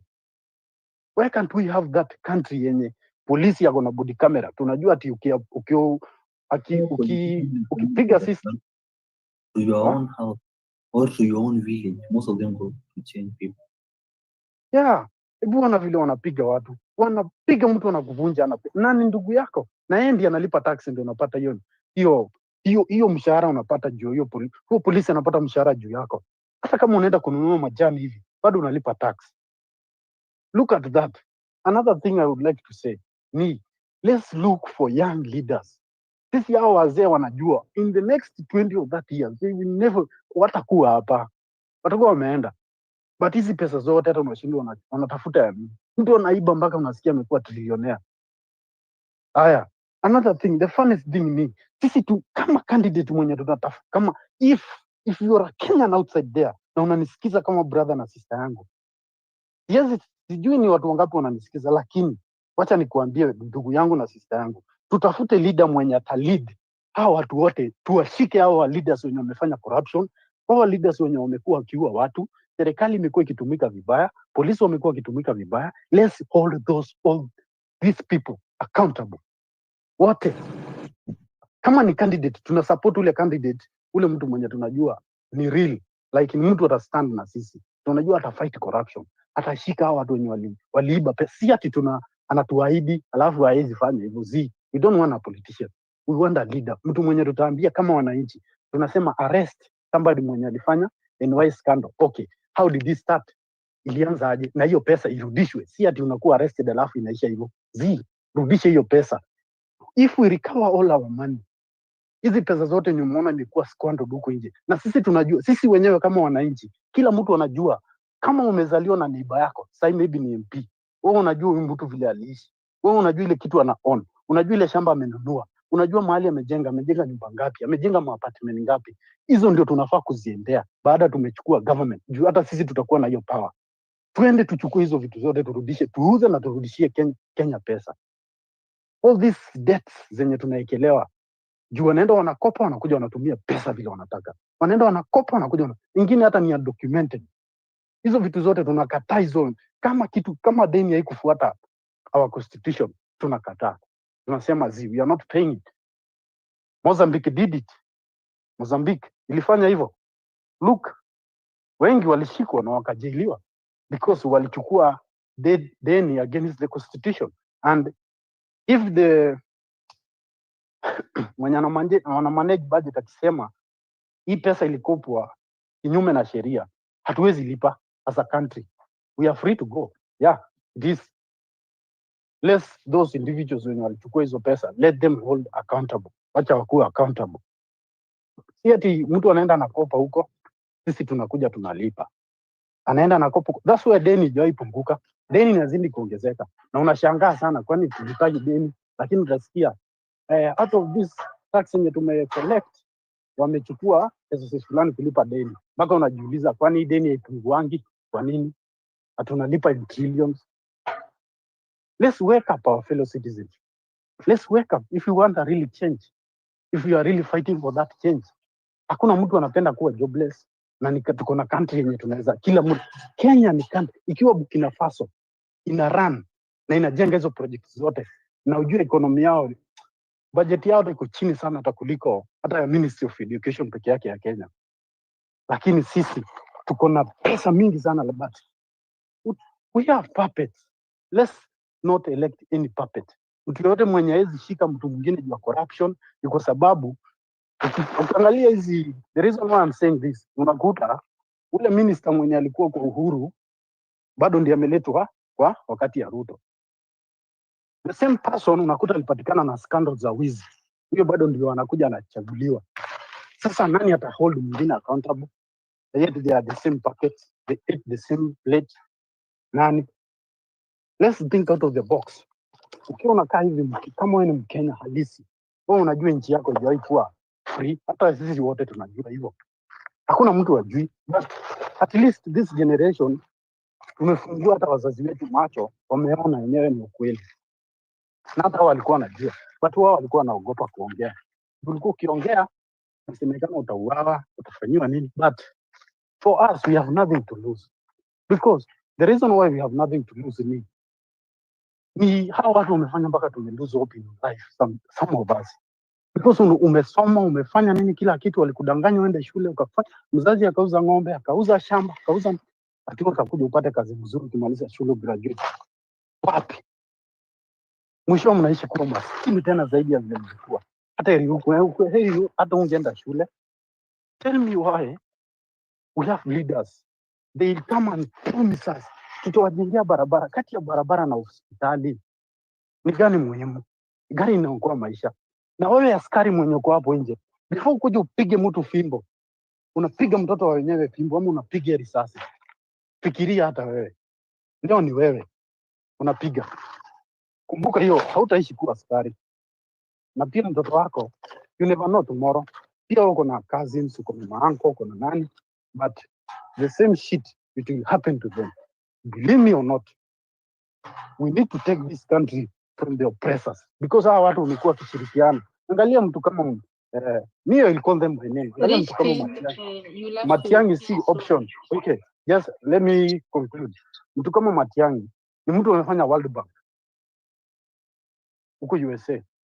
Huko mtu angalia all foreign ministers wenye wanaenda kufanya, wanaangalianga maneno ya nini inaitwaje, hizi ya finance, wengi wamefanya na World Bank ama IMF wa Kenya, all of them. Angalia ni kwa nini, jiulize ni kwa nini they always want to manipulate us. So one thing mimi nitawaambia, let's not elect puppets. Mtu mwenye anajua ati ameenda kufanya kitu ili akuja tu oppress. Mtu asikuja kukuambia ati mtu ni liberator na yet mtu sahi anasema ati Gen Z ati ndio ndio wezi. Nani ajui mchezo wa government yenye inacheza inafanya watu, ina blackmail watu, inawafanya hao protesters wanataka kuwa ati hao ndio wezi. Kila mtu anajua hivyo, and we all know that. But another thing is, wacheni kufuata hawa so called influencers, hawa watu wenye wako na negativity, hawa watu wenye wanatupump negativity na watu wenye wana support our oppressors. Let's deplatform them. Wacha kufollow, wacha kuview video yake, ukiona block yeye, ukimuona mali block, report that account. Hizo vitu zote, hii propaganda yenye tumalize online. Okay, that's all. 30 seconds, so we can ask Justice, Okay. Dr. Idris, and then Liz. Okay, so yangu ni hiyo tu. Asanteni wa Kenya. Yeah. Thank you. Justice. Yeah, a quick one. Sorry, guys. It's supposed to be my day off from this serious politics. I didn't anticipate to speak about this subject because I plan on having similar space in the coming days. But I will respond very quickly on two key issues. Number one, the premise of the question, whether is it a priority? That's actually a wrong premise, because question of priority is whether it's actually supposed to be done, and then you need to prioritize. The question is that it's illegal constitutionally. I've tried to read through what some other legal scholars have commented on. I think Wadis has just posted one a little bit a few minutes ago. There are a few others. The question of priority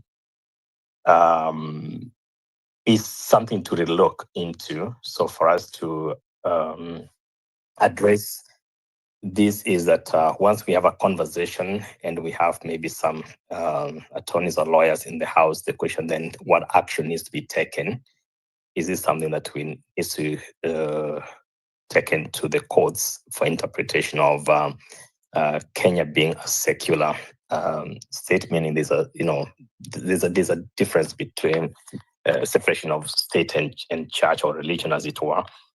So in that case, then what's our role and what's our input, so that the conversation is not just about being angry, ranting about it, but do we have somebody that we can rally behind in terms of getting the clarity? Any posting by the other bloggers saying that Kanisa has always been there, ilikuwa ya mabata on that's immaterial. It's completely immaterial. And that's the reason why I think people need to reflect on it, mainly from a constitutional standpoint. Of course, with the guidance of the legal minds and the legal scholars, to see what needs to be done to address that. Now, the aspect of that it's not costing the taxpayer money. I'm using money from my pocket to build a church in a public land. It's an interesting insult. One, to the minds of the Kenyan people, but also to somebody who feels that I own this state house and therefore I can get money from my pocket just because I have it, or I've stolen it, or I have some other drug dealer somewhere can give me the money, just like the way they gave me the plane to used to go to the US, donated by friends, as it's being reported. And for that reason, I can just bring that money that I've gotten from friends and build a church in the People's State House. Now, friends, if you think through that, this is supposed to be a very serious parliamentary inquiry, or inquiry, as Mariam would pronounce it, to really understand under what circumstances a president would decide to get money out of his pocket to build a church in the People's State House. And that is deep as that. Recently, it's not been months, I think, the President of the United States goes to the Middle East, and I think Qatar gave him some gift of a plane to be used as Air Force One. It had to become a congressional inquiry, had to be formed to understand why on earth was that even allowed, because you cannot take a gift. You cannot even do that. So even Ruto talked to the Kenyan people, because the problem here is the stupidity of our mind. It has nothing to do with leaders. Because for us, we felt comfortable that he has told us that someone donated that the plane that he used to the US. You shouldn't do that. Okay, let me take a glass of water. So the point I'm making here is that, friends, we are actually talking just for the sake of it without looking at the consequences deeply, what it does to the nation of Kenya. Hiyo iliachwa tu ikaenda. Ni rafiki zangu ndio walinichangia, nikaenda a state visit. Ndege nilichangiwa na marafiki. And now here comes. I predicted yesterday. It was recorded that, oh, he will come tomorrow and say that this is my money. It's not. I knew this is the angle that he was going to use.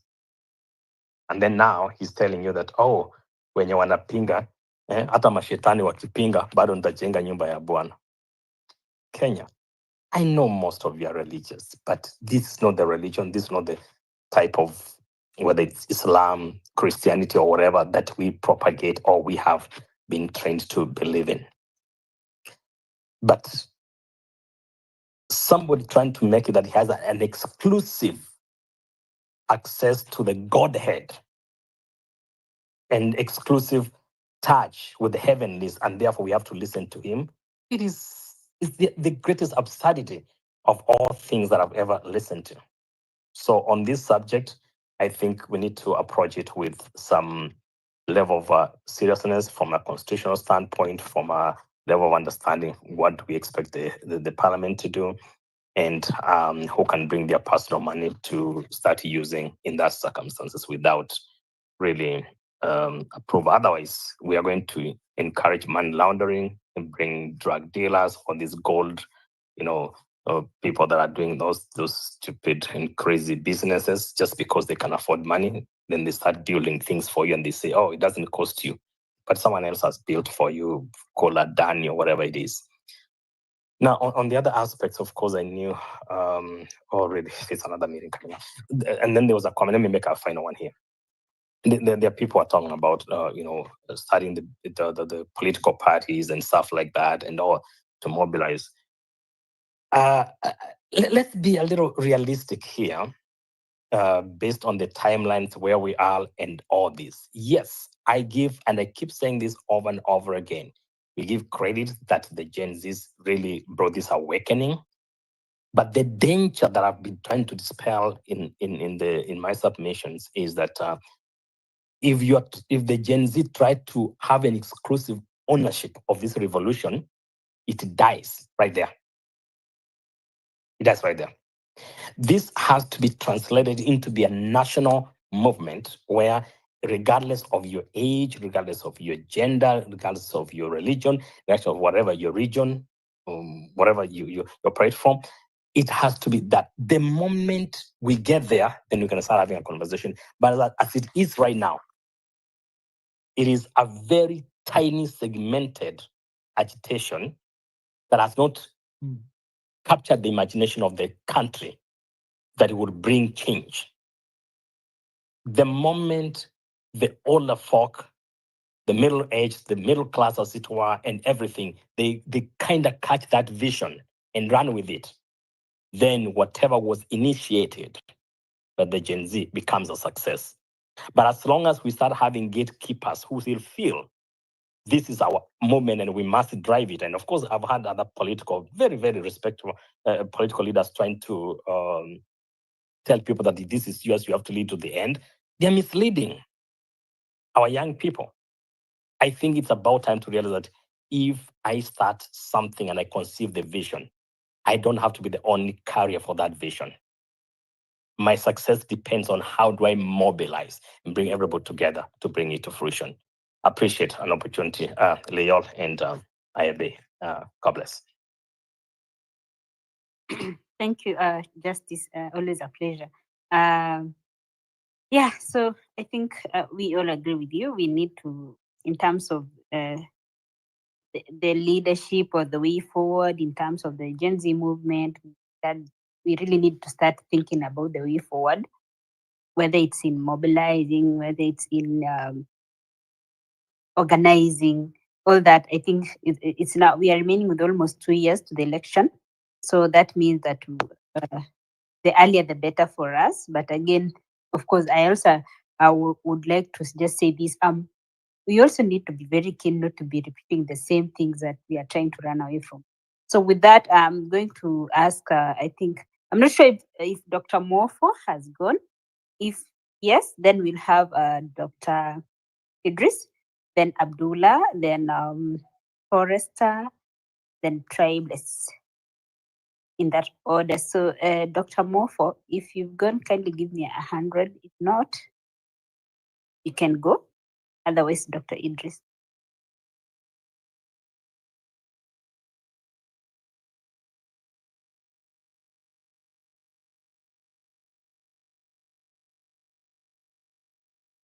So I think we'll have Dr. Idris.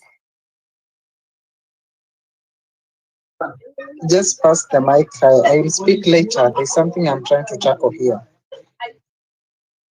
Okay, Abdullah, please.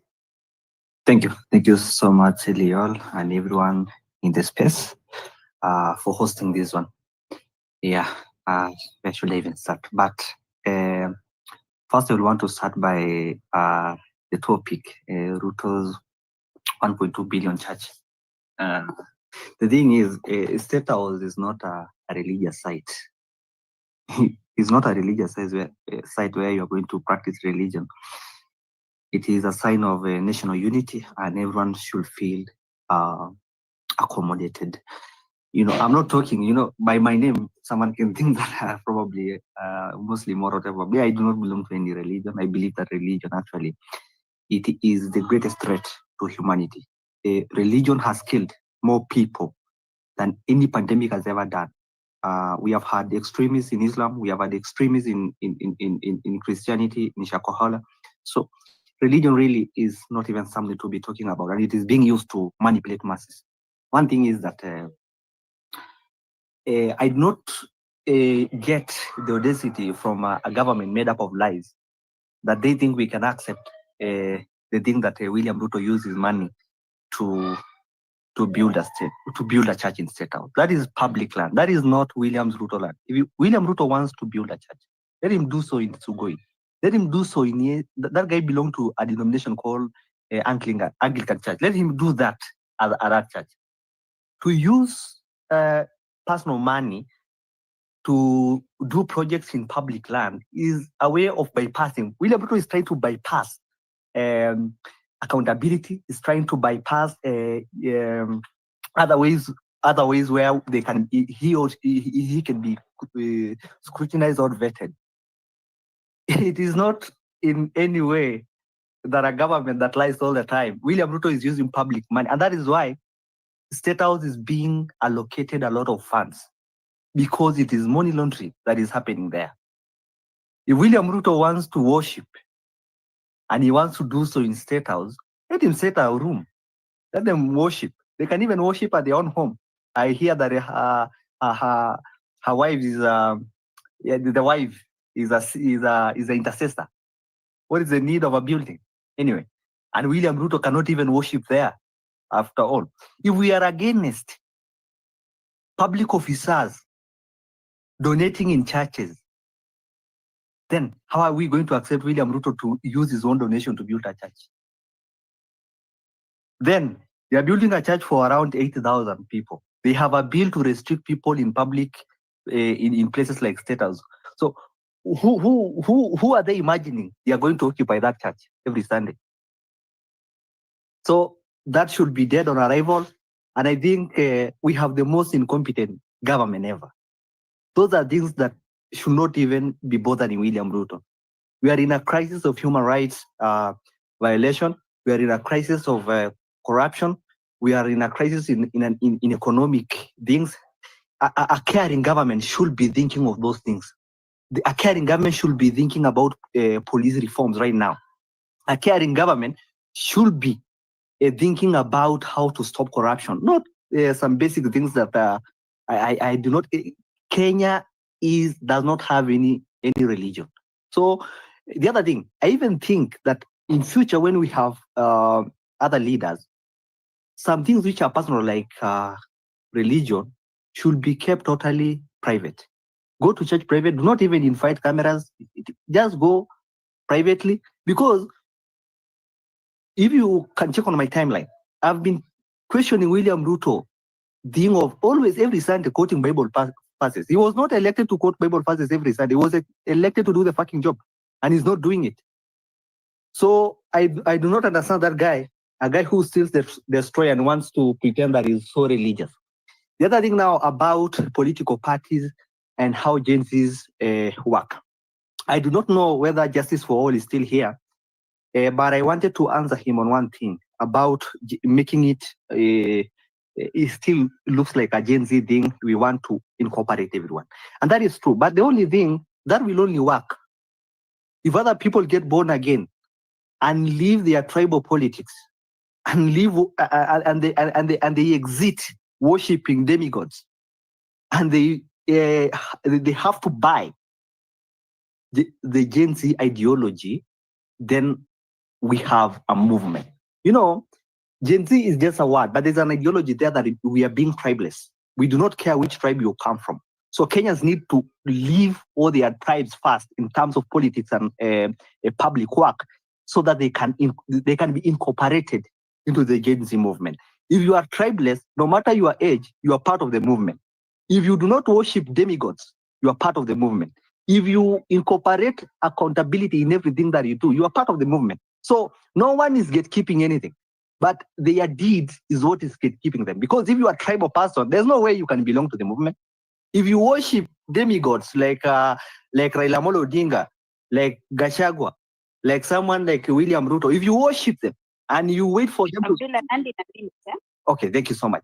If you worship them, then you do not belong to the movement. The other thing that I wanted to disagree somehow is the notion that we need to be on the ground. I think the biggest downfall we will do is try to play the politics, the politics that the legacy politicians do. A lot of people are on social media.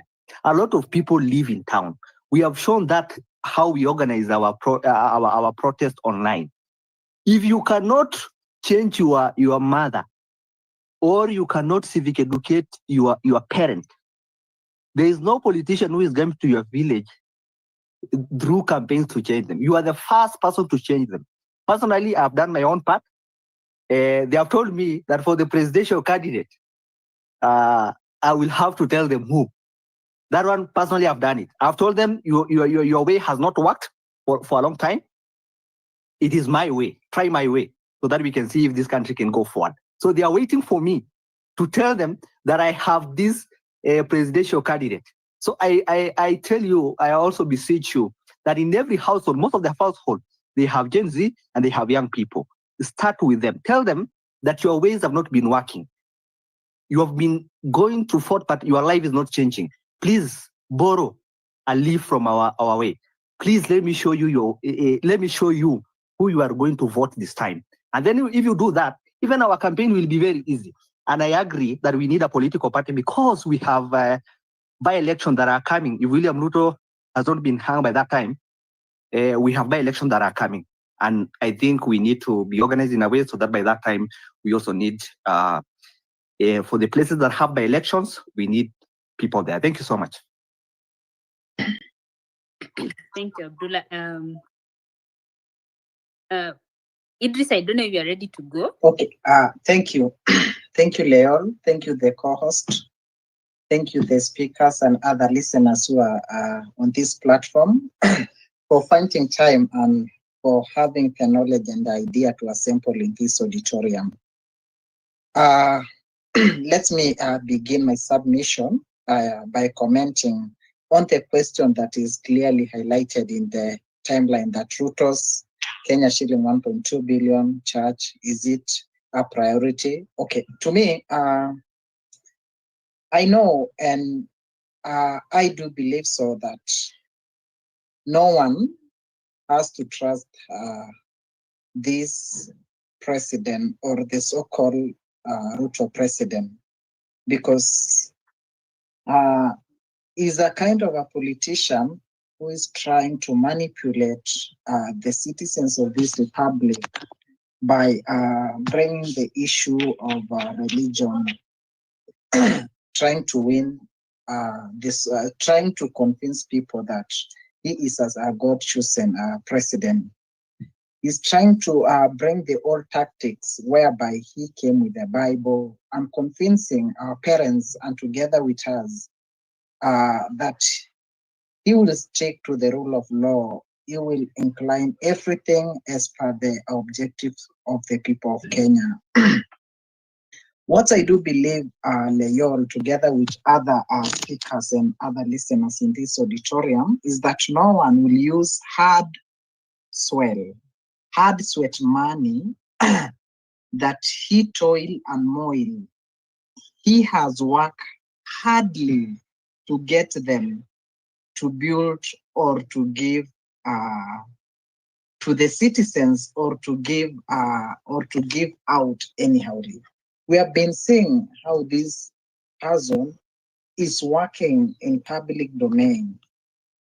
And the president himself had been a red flag in so many occasions whereby he comes out dishing millions and millions of money, trying to bring manipulation in the entire system.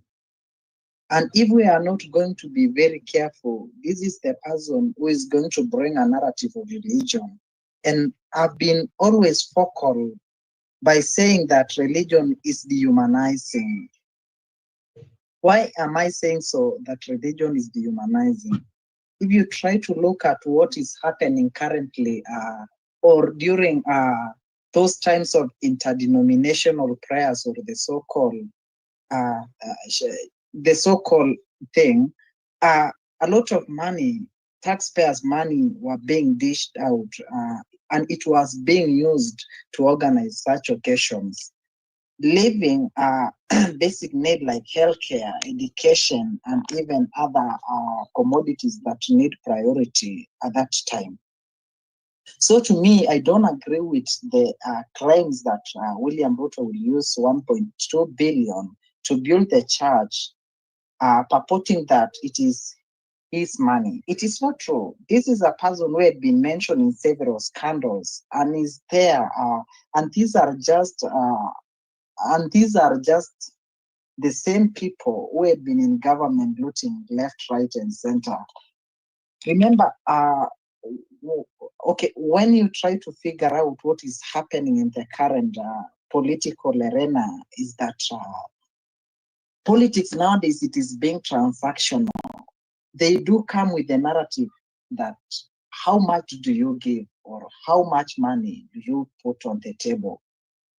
So this amount of money that president is claiming to be originating from his pocket, it is just a way to manipulate the citizens of this republic and to try to blackmail us that indeed it originates from him. But what I do understand is that maybe there are we have to look at both sides of the coin so that we avoid being judgmental. We avoid being judgmental because even the approximation. There's 1 minute. Okay, thank you. So I don't believe so that those are money that belong to him. Those are just looted money. They are just transactional. They are just corrupt transaction of money, and it is the citizens' money. And also, he should not be allowed to put up that charge because the state house it is a public land. It is a public land. So, secondly, or lastly, concerning the issue of a political party, I do second the other speakers who spoken before me that we need a political party so that we will be able to do our political transaction, a political transaction, or we do civil education. And how I wish to propose is that whenever we create a political party, we try to get people, or we try to get representatives from the 47 counties so that those people, they have to look for other people to mobilize the ground so that those people who are not on social medias or on the platforms like this, they have to get the information of what is happening in the current world. So I do suggest that despite us being tribeless, we need, not tribeless, like partyless, this is the right time that we need to form a very strong political party. And in forming that political party, we need to have representatives, let's say 2 or 3 from each county.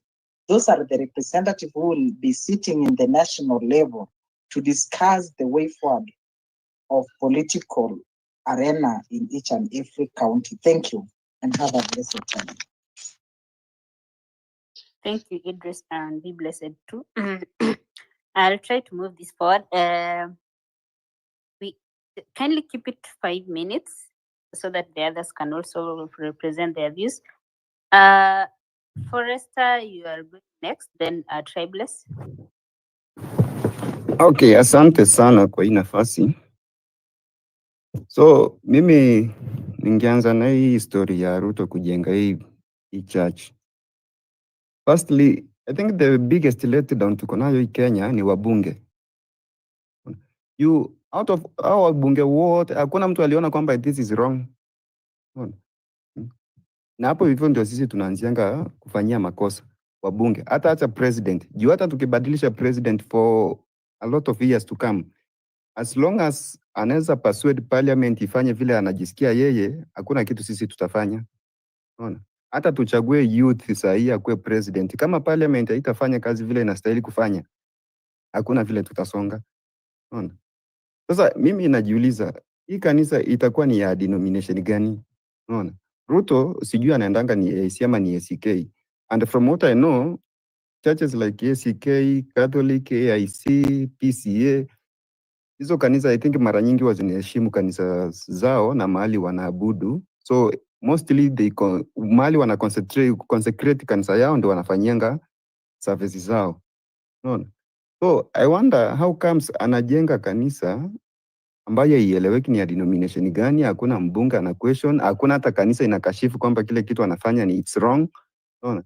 Na sisi most of us wengine hata youths, as long as ni mtu wetu tutasema iko sawa just because ni mtu wetu, ambayo it's very wrong. Atasema anatumia pesa yake which is okay, but mali anajenga hii kanisa ni shamba ya serikali, ni shamba yetu sisi wananchi, si yake. Unaona? Atasema ni pesa labda amesaidiwa na wenzake, michango na mazawadi. But from what I know, hata mimi mali nafanya kazi, zawadi ni mali ya the organization nafanyia kazi, si yangu. No. So how comes yeye anapokea zawadi then anaitumia yeye vile anajisikia? And we don't question. So mimi inaniuma sana wakati mtu anatumia 1.2 billion kujenga kanisa. Inaniuma sana juu Personally, me, I have a very bad experience. Mimi nafanya kazi Nandi. My wife ako Machakos. She went to hospital. Alikuwa msiki na nini, pressure ilikuwa imeshuka sana.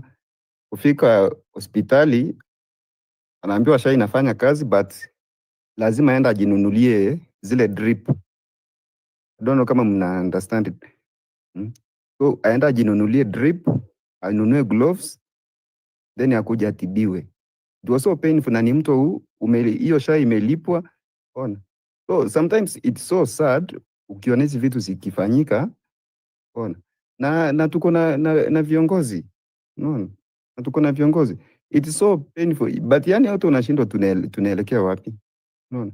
So my other point ni hii historia ya nini ya party. As youths, sisi wenyewe, are we ready to change the country? Ama we are just there, tutaingia, then we do the same things au watu wanafanya. Tutachagua hapa hivi mtu youth. I'm giving you a very good example. Mimi niko Nandi County.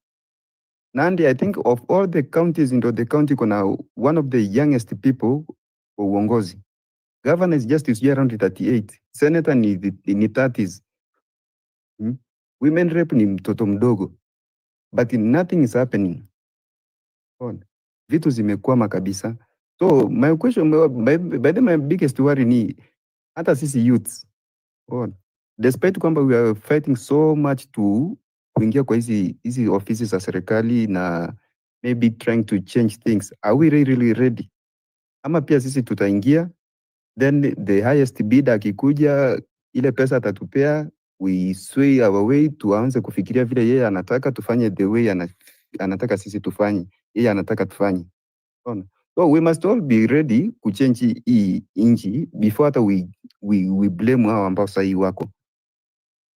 I think nimemaliza na nimeshukuru sana kwa nafasi yenu.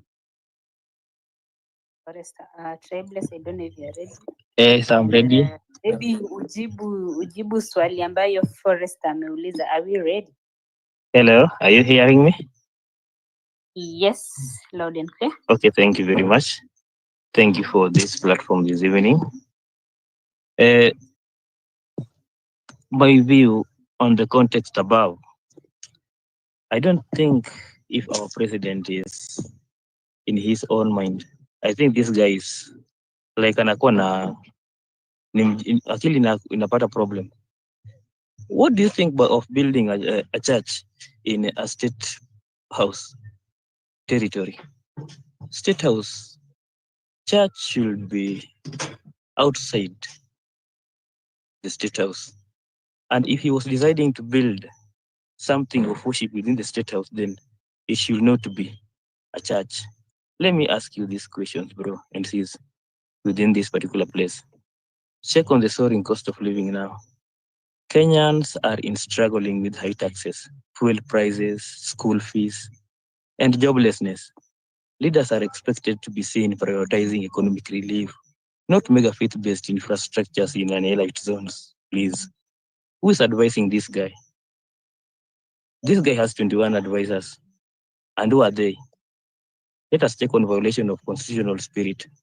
Kenya is a secular state, I think.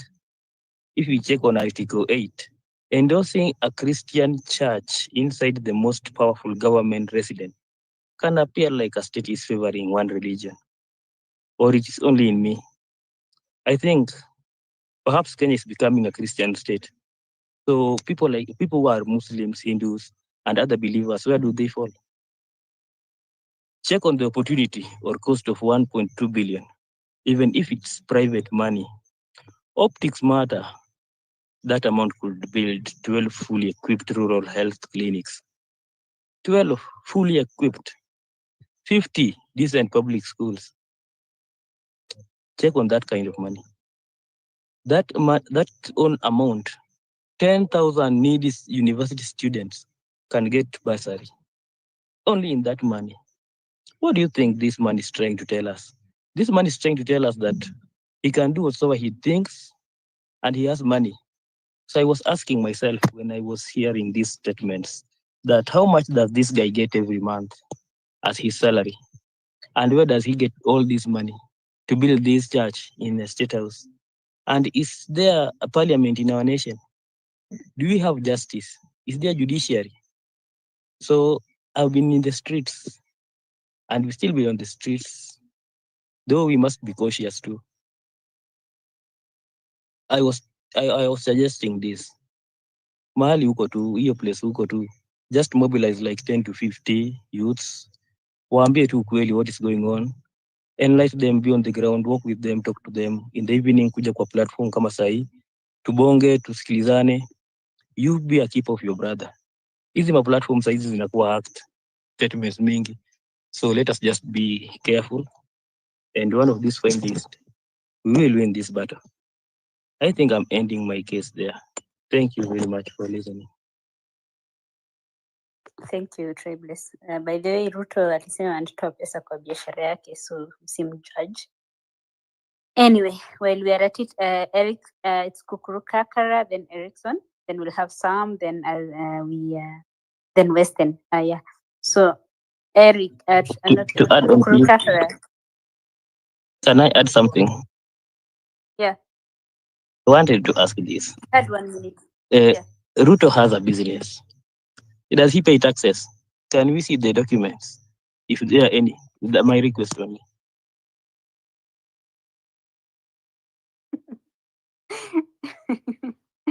Hey, well, I think your guess is as good as mine. So yeah, we'll just move this along as we wait for that answer.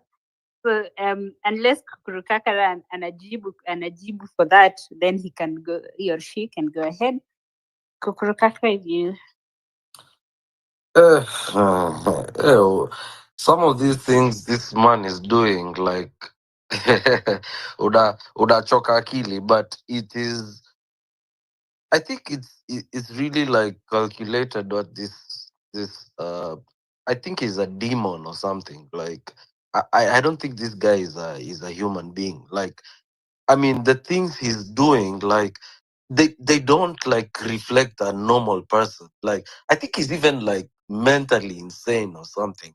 But I think it's just basically manipulation, like basic manipulation. Like at the end of the day, that's manipulation from this man because he's deflecting from issues that sisi sorted like kwa Kenya. We are trying to like present a case. Like the country is definitely asking questions of him, and he's deflecting. Rajua, like he's just running away from what we are asking, and he's like basically creating something else that we can talk about. And I think that we need to like just ignore this person because if we concentrate on him, the person, like there is nothing we are going to achieve from this man. Uyu is a failed person, like he's a failed president.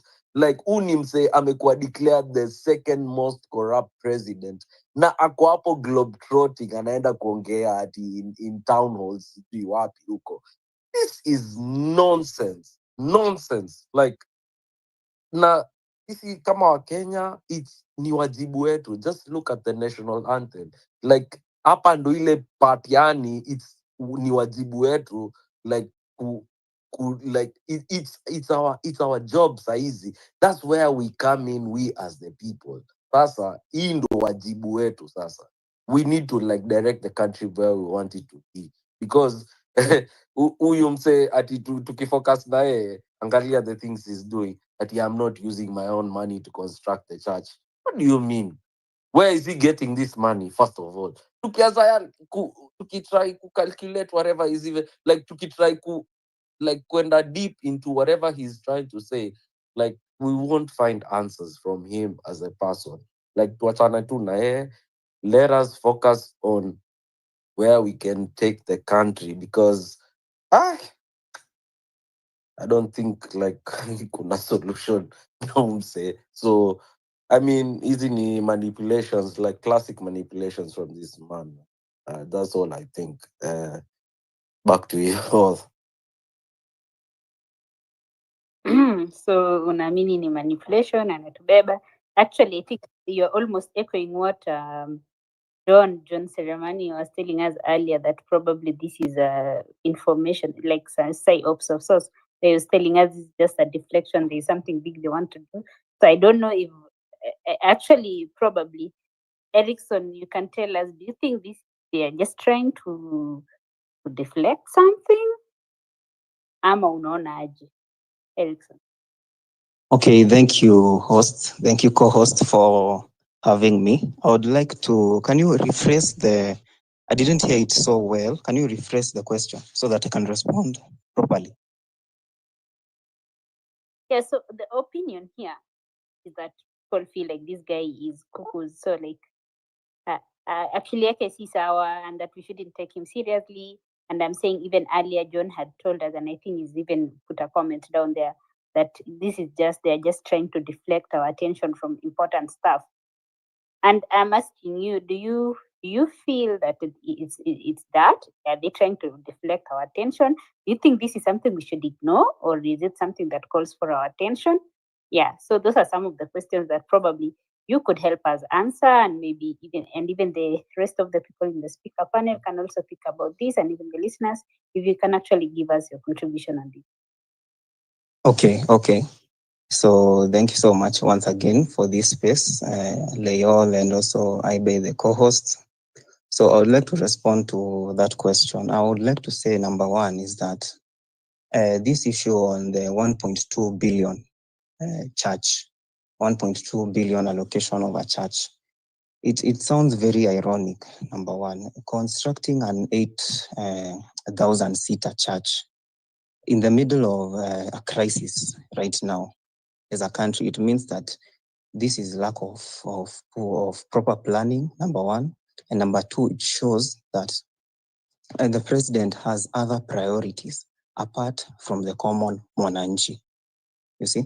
So now, here the issue is, how can you allocate such a large amount of money to a church?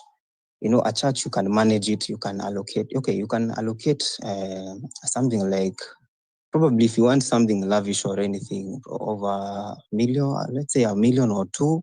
But if it reaches to a point that it is 1.2 billion, you know, the salary of a president right now is 1,034,000 Kenya shillings.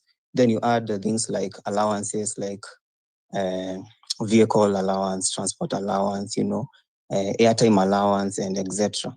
So there's no way you can tell me that getting a salary of, let's say, if it is 1 million or 2 million, that you have saved so much to the point that you are constructing a 1.2 billion church. So on that note, I think that is just a prop to try and distract us from our core objective. Right now, so this is just a distraction. So I'll respond to that. Number one, this is just but a distraction, because when the news came out, when the news came out, it was posted. I am also a blogger. I posted and reposted and asked very serious questions on this matter. But as per now, we just got information about 7 hours ago that he responded and said that, and he backed up his words, that he used that 1.2 billion from his own account, from his own family. Does he have all that money at such a disposal? I'll agree with another speaker who just said that obviously this is taxpayers' money. Obviously this is money allocated to, there is this issue of SHA right now. It is not going well. It is not working. Right now, I just received reports from my sources that the clinicians in Machakos, they are planning to have a 7-day strike because of because the government did not come into terms with did not come up with the terms that they had agreed. So you can see on that point, we have clinicians on this side. They're complaining, number one. We have the previous, maandamano that was happening, the cases between Diangui, you see, and the DCI, the IG, you see, the remarks by the CS Murkomen. You see, there is a lot of things going on. I think there is something like a prop to try and distract us.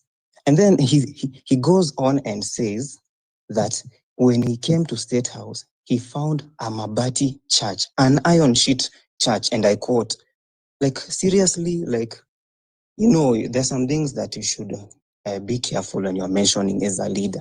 Anywhere where you are in a position of power, you should be very careful with your words. So the moment you are telling us that when you came to State House, you found a Mabati church, etc., etc., I would like us to tell him that this is just a distraction. Let's be more. Let's focus on more. And also the issue on when Diangui was released. You can remember that when people were posting his poster, Free Diangui, and it became viral. He was later released, and there was a court procession. He was summoned to the court, you see, etc., etc. You see, there is something like they're trying to distract us. Like if right now the youths are, you know, we are thinking about the Sabasaba Mandamano right now. Most of the youths right now, I've spoken to them, they are talking about the Mandamano on Sabasaba. So the moment you are trying to come up with such things like a church, 1.2 billion allocation to a church, like it's trying to drive our focus as the youth of Kenya from this the issue at hand to other issues such as the church and the DCI and the IG and other issues. So for me, that one is just a prop. It's going to try and distract us. If we are not vigilant, if we are not serious on this, we'll end up even Sabasaba may come and even people may fail to come up or something. But I just pray for all the best. Hashtag Sabasaba. Yeah. So unless there is any other question, our host Leroy and our co-host Ibe, you can ask me right now and I'll respond to it immediately. Thank you, Erickson. Yeah, you're saying it's propaganda. So yeah. So now, Sam, we are going to proceed with you, and probably you'll tell us: do you agree that it's propaganda? Do you think it's not? Yeah, I'd like to hear your mind on that. Then Weston. Yeah, thank you. Thank you so much, Barry, for the opportunity. I think first off, building a church 1.2 billion, it is wrong, it is unconstitutional, and it is madmanship. I can call it so. There's no better explanation you can ever give as to why you want to build a church in a government facility or on government grounds which belong to the people. I think that is wrong. A president is supposed to be as neutral as they can when it comes to religion. You don't, when if you're a Muslim, you don't propagate Muslim ideologies over other faiths. I think that is wrong. But what do I expect from William Samoei Ruto? What he doesn't shock me, by the way. Some of these things he doesn't actually shock me. That is his I don't know how best I can put it, but it doesn't occur to me that is abnormal from his side. I don't know. That is it. Number two, I think I like the conversation we're having on the space of young people when it comes to the political arena or the political space.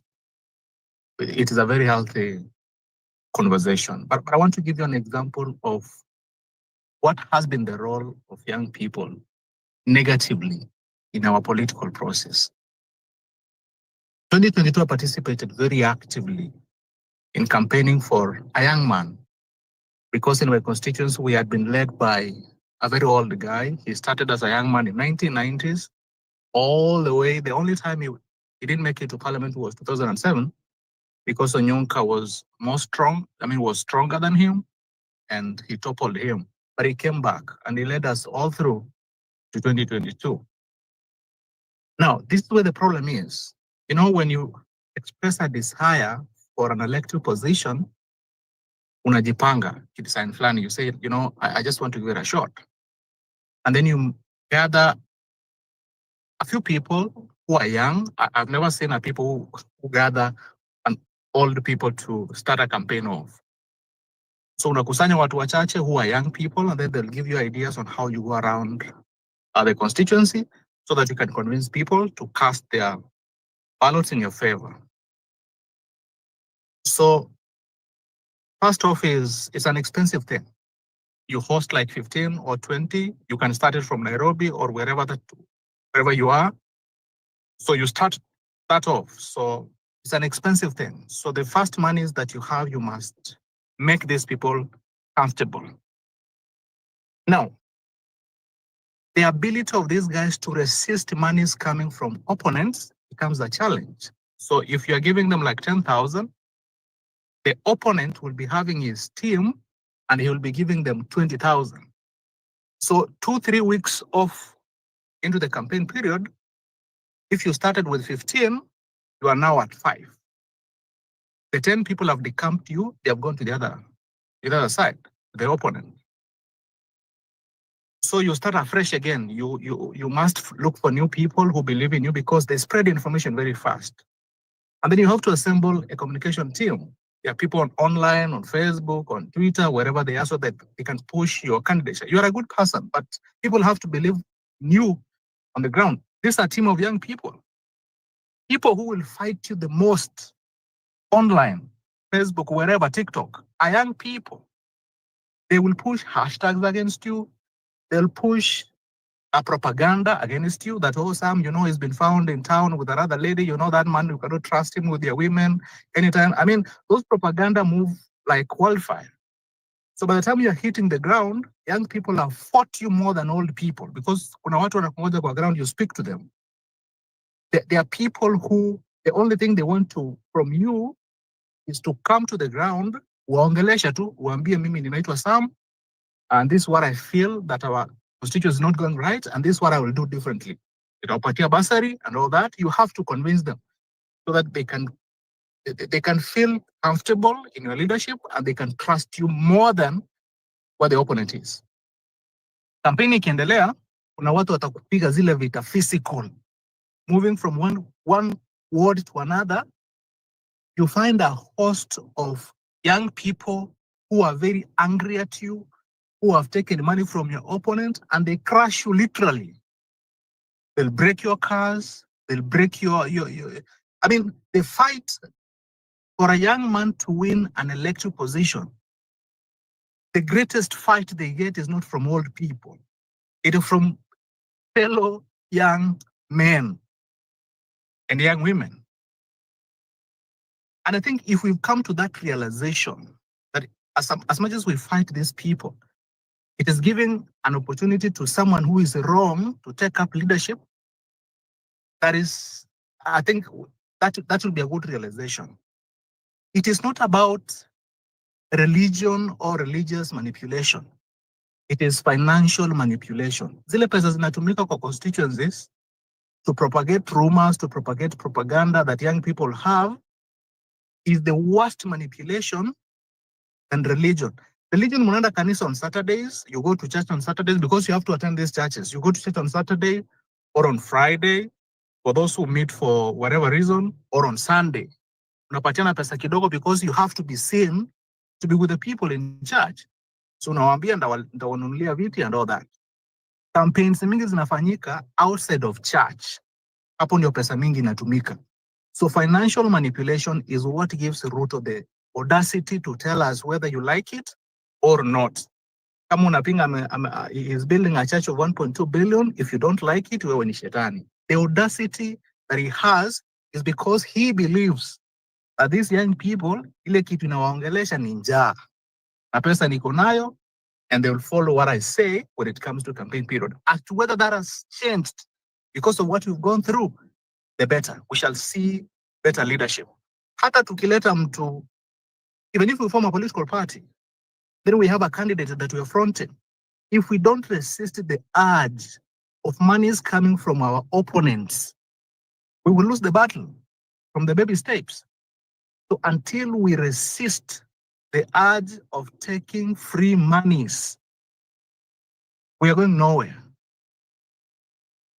Thank you so much, Ebe. Thank you, Sam. Western, I think it's a good thing that you are coming up next because Sam has pointed out a lot of things, especially regarding campaigns, the role of money in campaigning, and the role of youth in the campaigns, and how do we ensure that we are not gullible, considering that right now, especially, our financial ability has been really stifled. So how do you ensure that if today Western you're going to be vying for MP or even president, for example, how do you ensure that you don't have to maybe get trillions? Because I think your opponent will be running with the trillions in budget. How do you ensure that that does not become your biggest bomb in winning? How do you ensure that the youth are not the ones that are stopping you when ideally you're actually fighting for them? So these are very good, these are concerns and questions that answers to them would really come in handy. Esther. Thank you, IAB and Leon. You can do very little. If you're operating in a political system that is highly monetized, you can do very little. Where no one knows who has got money from where, you can do very little about it. Where politicians contravene rules, how much you can spend in a given campaign, they don't pay attention to those things. So you swim with the current, or you hope that you're going to get said voters who will see you for who you are, the kind of stuff you stand for, because that's our enduring shortfall. The politics is highly monetized. Let me talk about religion, and specifically Christianity. Leo and IAB, we are a reactive society. We struggle to join the dots. We do. There's nothing wrong with William Ruto's mind, unless you're not listening to him. This is one politician who centers God and Christianity in his politics. I mean, don't we listen to him? He attributes what he has achieved, the fact that he's the president of the Republic of Kenya, to God's intervention. You don't listen to him? You don't. I think we don't. He invokes God consistently. And that's why he said today he's not apologetic about that. Because even if people played a role in what he has become, he thanks God more than anything else. So you have to appreciate him from that perspective. It's not like the mind is not working. It is. In the run-up to campaigns in 2020, I don't know how many people were listening to conversations. His wife went public to say how there was dirty water in their current property. And she prayed over that water and it turned pure and clean, and they drank it. Did Kenyans listen to that? That was weird, it was bizarre, but we didn't pay attention. So it's now we are waking up. What is happening? Well, really? They are very consistent. They have been like this from the get-go, long before they got into the State House. They were not ashamed about their faith and their beliefs. And I think some Kenyans voted for them on that basis, very basis. And that's why Raila Odinga was unfavorably compared to them. He doesn't go to church. He doesn't know God. He's a heathen and stuff like that. You people don't recall the conversation that was there before 2022 elections. And I'm saying religion and Christianity, whatever you want to call it, and politics is not unique to Kenya. It's not unique to Kenya. In Ethiopia, Abiy Ahmed also thinks that God ordained him to lead Ethiopia. He calls himself the seventh king of Ethiopia. That long before he was conceived, his mother had a dream that he would bear a son, and that son would rule Ethiopia, and that dream has come to pass. You don't get that? He also centers religion in his politics. Pastors, evangelical pastors, they have justified even genocide against the Tigray people. They have. The Ethiopian Orthodox Church justifies his autocracy. This is God-ordained leader. It's not unique to Kenya. Modi in India relies on Hindu nationalism. India is a secular state, but under Modi, you may think Hindu is the foremost, religion. Hinduism is an ideology in India. And people are complaining, especially minority Muslims. We don't pay attention to these things. Putin uses the Russian Orthodox Church in his politics, and they bless his weapons before he goes to bomb Ukraine. And they say, yes, this is justified. This war is God ordained. You can go bomb them and kill them. They pray and pour holy water on fighter jets before they fly into the skies to bomb people in Ukraine. Are we not paying attention to this? In Turkey, Recep Tayyip, the president, he's prioritized Islam, but Turkey is a secular state. The founder of Turkey founded Turkey as a secular state, not a Muslim state. But under Tayyip, this is a Muslim state. It's wrong, but it's for his politics. So if you're against his politics, he could easily characterize you as a heathen, a pagan, somebody who should not be tolerated, who goes against, the Muslim values in Turkey. You have problems. Trump uses religion. That's why he has done away with the Roe versus Wade. Long standing ruling by the Supreme Court. He did away with it the other day, didn't he? Because he's defending Christian values in America. And the evangelicals love him for that. And the evangelicals constitute the bedrock of the Republican Party. Do we get these things? So it's not unique to Kenya. It's not. But I'm asking, why is it that you've been to school, you people have been to school? Why is it that in Kenya for the longest time, especially Catholic-sponsored schools, they would force Muslims to go for mass, or people who are not Catholics? You don't know those things. No, you have to attend mass, but you're not an adherent of the Roman Catholic Church. Okay, some institutions that are Christian-oriented, they will also force Muslims to go for Christian services. Until the other day, a court ruled on that it's unconstitutional to do that. So many Kenyans are actually like William Ruto. You just don't know. Perhaps you forget which schools you attended. Yes, I am a Muslim. I'm a Protestant in a Catholic-sponsored school, but I came here for education. I didn't come here for religion. I'm covered. I'm covered. I have nothing to do with the Roman Catholic faith, but you'll be forced. You'll be forced to attend mass. You'll be forced to participate in those rituals. We haven't seen these things before, haven't we? So why do we have prayers before national functions? We're a secular state. In fact, we shouldn't have prayers. You come to those national functions having prayed from home. We come and we proceed. Where's the master of ceremonies? We'll start the ceremony, let's proceed. That is what a secular state looks like. But here, who's going to pray for us? Or after who's going to pray for us closing prayer? No, you can go on your way home, you can pray. On your way home, you can pray. Let the function end and people go back to where they came from.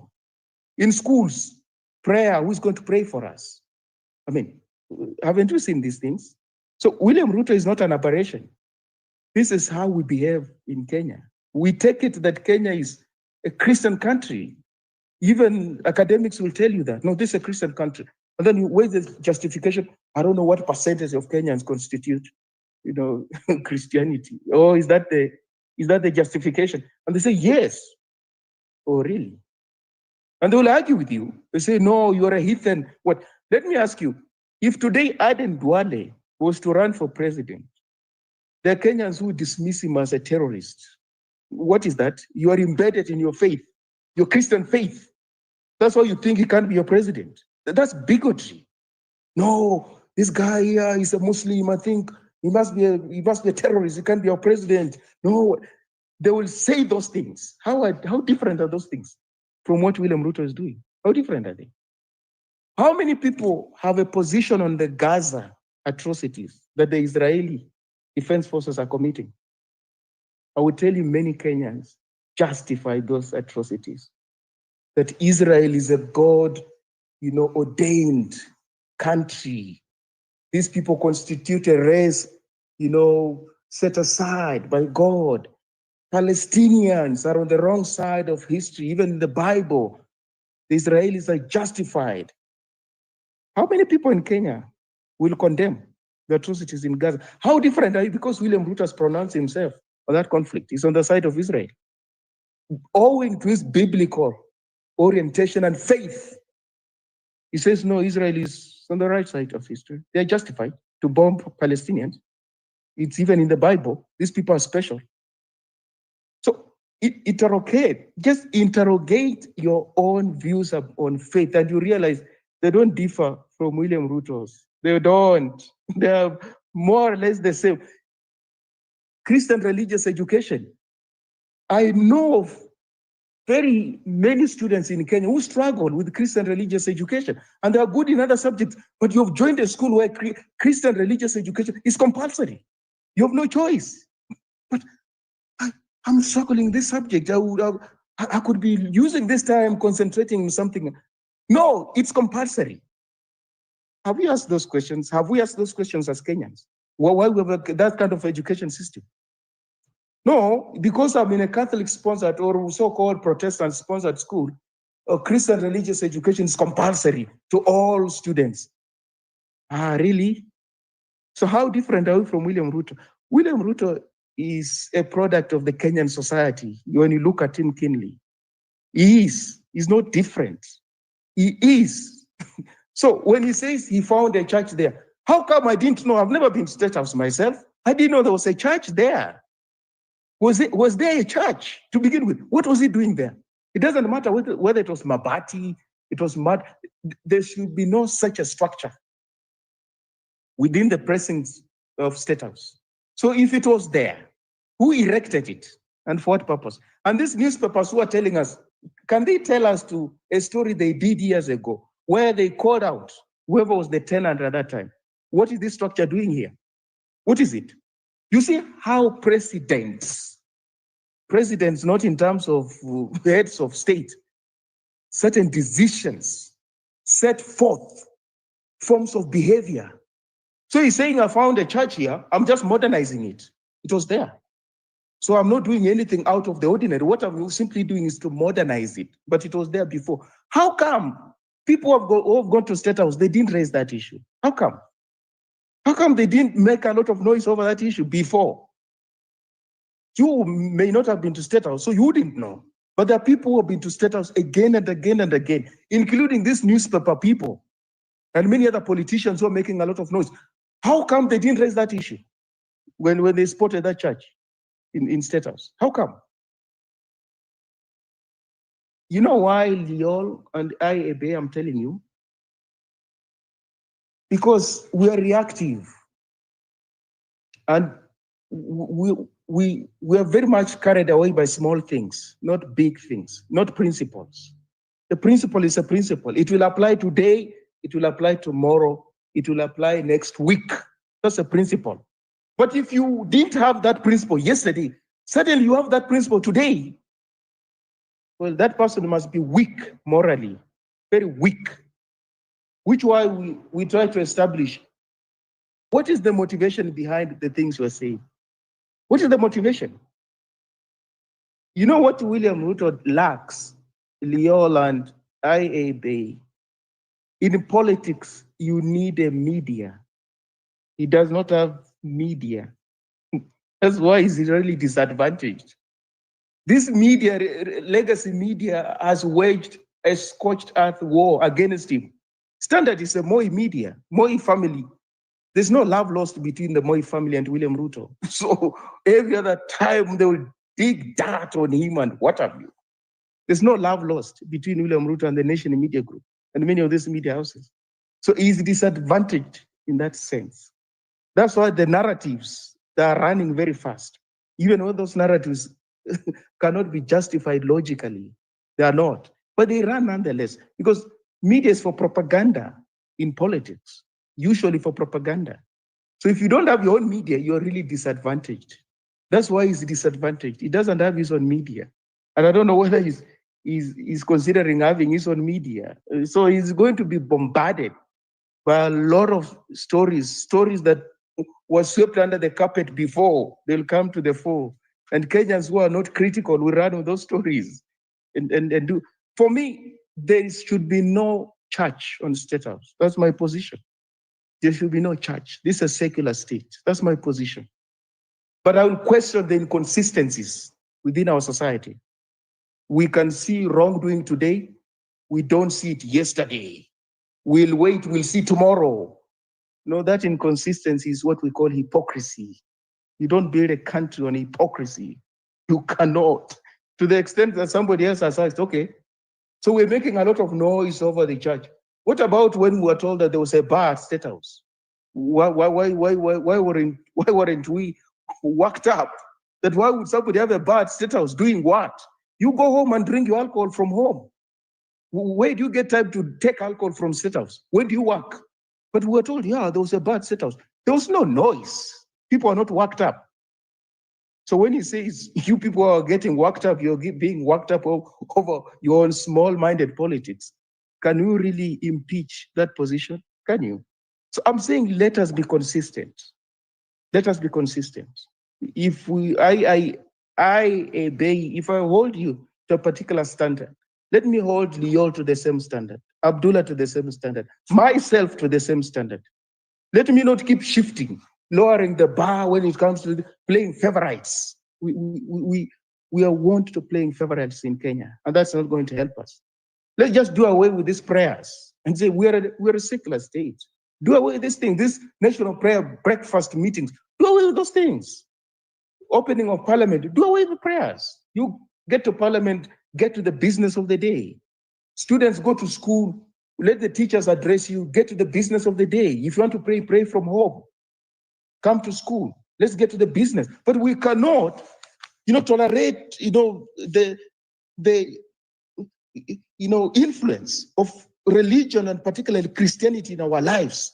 And when we see somebody doing exactly what we do, we somehow think, no, this is strange, this is odd. Constitutionally, there's no state religion in Kenya, period. That's beyond contestation. But it's also factually correct that some of us think that Kenya is a Christian country. We think so. We do. Why? Because every other time you meet a Christian. You look, this left is a Christian. You don't meet Hindus. You don't meet Muslims on a daily basis. What you meet Christians predominantly. So what is your conclusion? Which is flawed, is that this is a Christian country. No, it's not a Christian country. And that's why at workplaces, even those prayers at workplaces should not be entertained. If you have a meeting at the workplace, just have your meeting. After you are done, we wish you well, go back to your business. Don't have prayers. You pray when you're at your desk. Go and pray when you're seated at your desk. Pray to your God. Pray to your, if you're a Muslim, pray to your God. If you're Hindu, pray to your God. But don't bring your faith in the public. Don't do that. But we do it. We wear it as a badge of honor. So William Ruto is not an aberration. I'm very much concerned about the kind of media we have in Kenya, extremely biased. What for? To what end? You can't do that. Behaving like the Kangura newspaper in pre-genocide Rwanda or Radio Milkoli. As I heard Liol, I heard William Ruto say something today, which also vindicates me when I say many Kenyans think like him. He was addressing Kenyans in the diaspora in the UK. And listen to the things he said. Kenya has got the best human capital. I don't know whether it's in the world or I don't know. Yeah, they speak the best English, only second to the British. They work unsupervised. And what? Work unsupervised when they're referring to Black people. It means these are good natives. They don't cause problems. These are good natives. They can discipline themselves. They're not going to ask you so many questions. It's not a compliment. When we talk about Black people work unsupervised, that's not a compliment. These are good natives. They don't bring problems. At workplace, they're not going to be interested in labor issues. you're paying us little money and what have you. No, they will just take whatever you give them. And they're just happy that at least they've got a job. Somebody else doesn't have a job. Good natives. How can you say you speak English second to the native speakers? What do you mean? What exactly do you mean? But remember when we had a tiff with the Tanzanians, many Kenyans, you were using that. You know, in Tanzanian parliament, people don't know how to speak English. How can they even treat Mother Karua like this? Oh my goodness. So now listen to him. Listen to him. He's speaking like most of us were doing just a couple of weeks ago. I'm telling you, Leon, IAB, we're like William Ruto. This is quintessentially a Kenyan. It's not a Tanzanian. It's not an Eskimo. It's not an Aborigine. This is a Kenyan. Just listen to the things he says. And his mind is a typical Kenyan mind. It's very Eurocentric and colonial in orientation. I yield. Thank you. Wow. So we should stop being so hard on William Ruto. It's time for us to look inside. That's what Western is telling us, to look inside. Pop, what do you think? Please, host, thank you. I wanted to speak before Western because I think Western could have added more into, because me, I'm not into, because Western, I don't know how to describe him, because he psychology, theology, whatever. But anyway, so I wanted to speak before him so he can add. Anyway, to me, in terms of religion, me, I was schooled in a Catholic school. So high school, you pray like 5-6 times a day. But it was okay because they never forced us to become priests. Education was okay. So after education, you decide if you want to be a priest, be a priest. If you want to be whatever, they give you the best education. If you want to be a doctor, engineer, do whatever, it's okay. So that's why it was okay. But still, I came from a poor background. So the school was very expensive. The way Western always says, religion, church, you're not supposed to be in business. The school was supposed to be, in terms of reality, you'll think it was supposed to be one of the cheapest schools in Kenya, isn't it? But it was one of the most expensive. So unashangaa, nilikuwa nafukuzwa shule kila semester. Every semester, because semester, Kenya hata wasemi semester. Every term.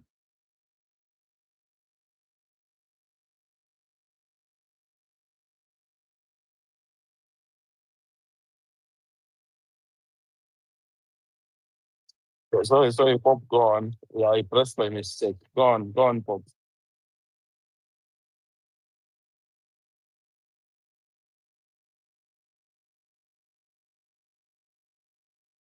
Pop, endelea. Sorry, I just pressed the wrong button. Mpaka headmaster anatuambia ati, anaambia baba, I'm standing next to my dad, obviously. Anamwambia kama huwezi afford shule, mpeleke shule ya bei rahisi. Na unajua sisi hadi si ni Catholic damu from this 5 years. My life has been in church, Catholic church. Mi shule ikifungwa hata sitafutwi na wazazi. Wakinitafuta watanipata kwa kanisa. Naanza asubuhi, sijui mass 6. Mass ikishaisha, hiyo priest alikuwa mzuri. Hiyo ilikuwa mmoja alikuwa kutoka Amerika, mwingine alikuwa Irish. Wanatupikia breakfast. After hapo table tennis, walikuwa wanapenda table tennis the whole day. Alafu ball, naenda kucheza ball na kiwanja hapo kando. Mpaka alikuwa na coach timu ya mtaa. Alikuwa Mgerman. Alikuwa pia alisoma academy za. Mi na siku moja ndo munifungulie tu space niwapatie my life story. Hii ni ya mtaa. Ana coach timu ya mtaa because he was very passionate about, so mpaka timu ya mtaa inakuja church. Wanakuja tu just to give him, what do you call it? You have to promote him. After hapo anaambia okay, tutakutana saa 4. Anaenda zile mazoezi za Europe, anafanya ana volunteer mpaka matimu zingine zinakuja tu kuona zile mazoezi anafanyia watu, and he was a priest. Lakini obviously Kenya is a good country, so after that ilikuwa Society of Missionaries in Africa. So there are missionaries from all over the world, US, Europe. So the church was being run by missionaries, and it was perfect. Hiyo mtaa yetu, I didn't want to speak much, lakini wacha niwafungulie kitabu sasa. Hiyo mtaa yetu ilikuwa mtaa mbaya, ni hood. Sasa hiyo account, watu wengi after standard 8 they don't go to high school. Me, obviously my dad was strict, lazima tuende high school. And then my dad also, siku natua gava nasikia hapa shauri ya my dad alifungwa na kina Raila, hizo mambo za 82 Air Force whatever. Wakatuship sisi wote tukatoka Kenya. So lakini before that tumeishi mtaa ni mbaya. So huyo mtu akaanza anaona tu to help this neighborhood. Akaanza hizo mashule, akaanza kwa ndani ya kanisa, akafungua shule ya wanawake ya kushona. Watu wakadonate, wakanunua sijui charani ngapi, hizo vitu za kushona ni charani, whatever you wanna call it. Akafungua carpentry school ndani ya shule tu, ndani ya kanisa, carpentry school, kwa sababu a lot of people after wengine hata wamaliza standard 8, 6, 7, then they start doing BS. But then what is education? That is the biggest question. But some skills, if you're carpenter, tailor, plumber, alifungua hizo vitu ndani ya kanisa, akaleta watu wamevolunteer ni kufundisha watu hizo ma skills.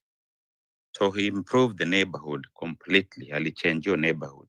Hata alikuwa mzungu, anatembea tu, hata hawezi nyongwa, na siku na nyongwa, napigwa manyongolo. Lakini mimi nilikuwa mtu wa mtaa, mimi sipigwi nyongolo, lakini by 6 you have to be home by 6. Lakini ya nyongo hata saa niona huyu ndiye anatuokolea. So hiyo church ilikuwa na obviously machache za hata zingine ziko na siasa mengi. Watu walikuwa nakula pesa. Akapongeza vitu zote, so akaanza kusema yeye ni mtiaji hiyo church committee, kwa sababu he was very strict. Hata masadaka, najua watu tuma church committee wengine wanaiba sadaka, so alika hizo vitu sadaka, watu wakimaliza hivi wangu wanapeleka huko nyuma, yeye ndiye anapeleka yeye mwenyewe, anapeleka kwa nyumba, alafu ndiye anarudi kanisa iendelee, akishapeleka sadaka. So akaanza kuona huyo ni mtiaji, mabarua. So he was transferred to kwa mama Sai huko. I don't know why he was my best friend. He used to pay, yeye ndiye alikuwa ananilipia shule actually. He used to pay for my school, yeye ananilipia nusu. The other priest was from US, Chicago somewhere, so he used to pay the other half. I'm a quarter, so my dad used to pay just minimum. The priest used to pay, they paid for my school. So you can find some good religious people. Me, my missionaries wamenisaidia sana. My life without missionaries, I wouldn't be where I am right now. Wamenisaidia. So anyway, kanisaidia hata mali naishi saizi, sitawaambia naishi wapi, lakini siko Kenya. Hao walinipea kila kitu. Nikapata, sikuwa mjinga, nikapata ma scholarship. Alafu pia mimi ni mtu wa ball, nikapata za ball. Alafu nikaongeza za academic. So mimi niko sawa saizi. Sahii nalipia, I don't know, maybe 8, 9 people nawalipia school fees. Wengine hata nawalipia rent, hizo za college. Hizo wanaishi sijui kando ya shule. Kwa sababu mtu anaambia tu ana chakula, hata leo ana chakula na pesa ya rent. Nasema naweza sacrifice, naweza skip my lunch, nilipio ni pesa kidogo. Ile pesa nda skip lunch, ndalipia huyo mtu rent. Alafu naweza mlipia chakula pia, hata tuseme 5,000 shillings. Itamsaidia, na niambie rent sijui ni 3,000 ama 4. Alafu ingine ujipange, alafu katikati ya mwezi pia nitakupanga, but I just get so disappointed the way your life saizi iko, but I try to help as much as I can. Lakini sasa in terms of religion, ndio nawambia okay, religion mimi imenisaidia, but still it's BS. Hiyo priest nawambia alisaidia, alifungua hiyo school of carpentry, plumbing, hiyo ya kushona ndani ya kanisa, na akajenga, alitafuta donations na akajenga. So wakamtoa akampeleka kwa Masai huko, kwa sababu yeye alikuwa hao ndio yani mtu hata ukamweka president, hao ndio leaders. Wao mtu mnasema sijui leader, hao ni politician, mimi sijui, mimi ni mwana leader, change agent. Mtu anakuja ana change the whole system, alafu mnaona tu, you just see the changes, unaona mwenyewe. Hata kuambia, he doesn't speak much, anasema hii fanywe hivi, fanywe hivi, fanywe hivi, and he doesn't talk much. Lakini kwa Masai pia kulikuwa na a lot of corruption. Hiyo church ya Masai, a lot of corruption. So he brought a lot of, so alikuwa washanirusha huku, walishanitoa Kenya wakanipeleka abroad. So after 2 years, kwa sababu they used to come home, tunawapikia tu, tunakula tu machakula tu, wanapenda hizo local food. So my dad ananipigia simu, hata hataki kuniambia, naambia hata hataki kuambia your best friend, kwa sababu nilikuwa naongea naye, nimempigia simu mara kadhaa ashike, anaambia Wamasai walimuua, because Masai walikuwa very corrupt. Huyo msee alienda akachange vitu huko, wakakasirika. Unajua alikuja kwa nyumba yake, kwa sababu he never needed security, because if you're doing the right thing, why do you need security? Alafu priest unatafuta security ya nini? Walikuja wakamuua usiku. You can maliza in 2 minutes, please. 2 is a lot, maybe one and so walimuua usiku. They came and killed him at night. Ndio nikasema Kenya, like, mtu akileta changes za maana, you don't want it. And then before we address the future, hiyo ndio mimi naambia ukweli. Hiyo Western amesema vitu mingi, but mimi nasema tu, before we address the future of anything, we have to look at the history, isn't it? So how did we end up with Zakayo Kaongo? How did we end up with him? We have to address that before we even think about tumtoe aje nini. How did we end up with him? Hiyo ndio swali mimi nataka hizi maspace mto. How did we end up with him? Because unless you just came to Kenya as a sijui nani, umetoka from the sky uka land Kenya, you don't know him, don't you? Maybe. But everybody knew he was a murderer, isn't it? He was a land grabber, isn't it? He was a thief, isn't it? He did everything like the worst of the worst. He was the worst of the worst before he became president. So how did we end up with him? People voting for him. Hiyo ndio tunafaa tu address. Alafu ndio tutafikiria future, because mi sitawadanganya, mi ni Mjaluo. So watu wanasema mbona Wajaluo ndi maandamano?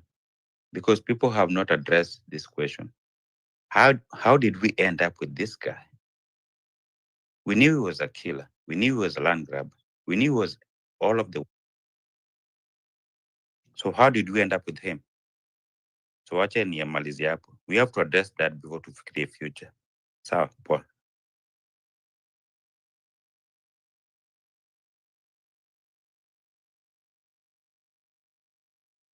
Who was next? I just came in. Who was the next speaker?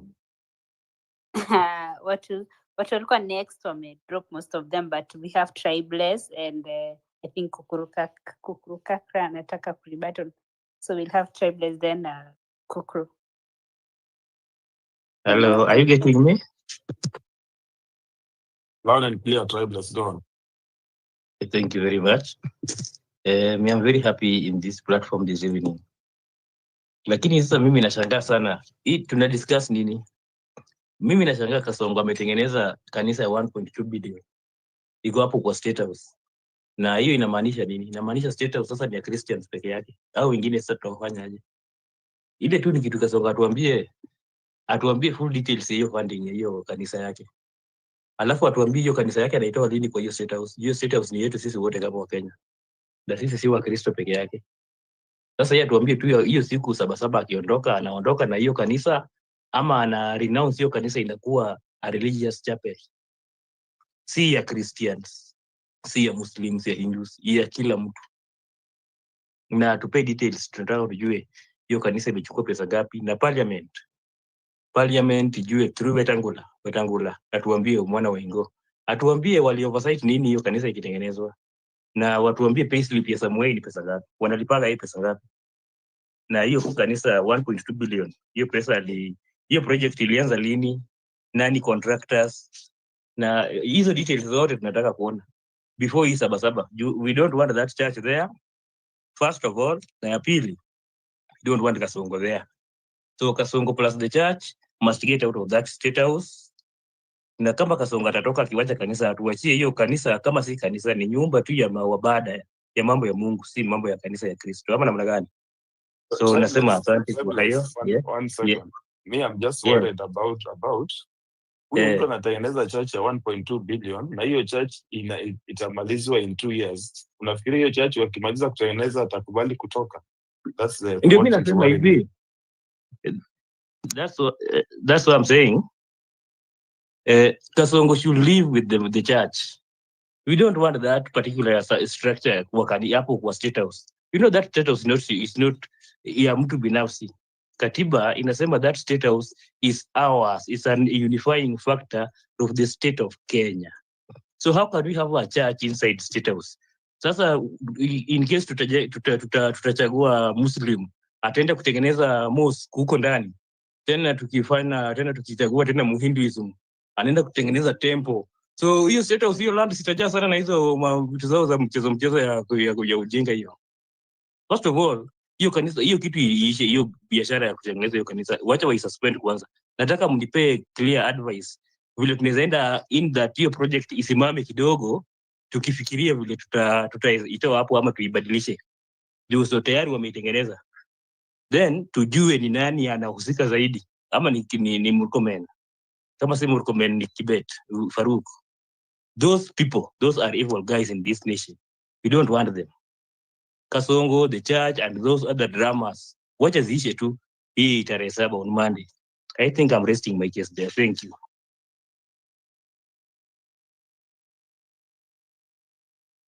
Kukuru, sijui you want to go then Forrester. Na mkumbuka Western alituambia tulikuwa na selective amnesia. We only see what we want to see. So as you also rebuttal, we still need to look inside. We need to retrospect or introspect and ask ourselves, are we being biased? Why did we scream when Uhuru had a liquor, a pub? Okay, let's call it a pub in the State House. So yeah. Your Pop asked a very good question. Like, how did we end up here? Like, ile yani tukiangalia like as a nation, yani tulifikiaje kwa huyu Kaongo? Like, hapo ndo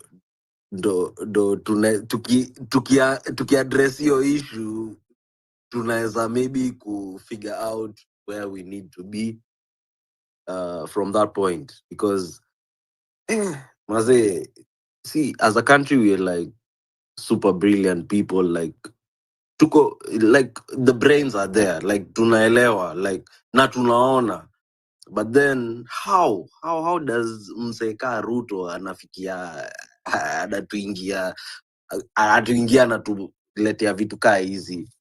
This is like basically venye nilisema like ni manipulation, but like the things ambazo zinaweza kuwa zimetuleta to this point, like to kuwa honest, like honestly, like vitu kaa tribalism, hizo zimeplay like a major role, like tribalism, like ile mtu huu ni msee wetu, huu ni mtu, hiyo naitaga mtu wetu syndrome.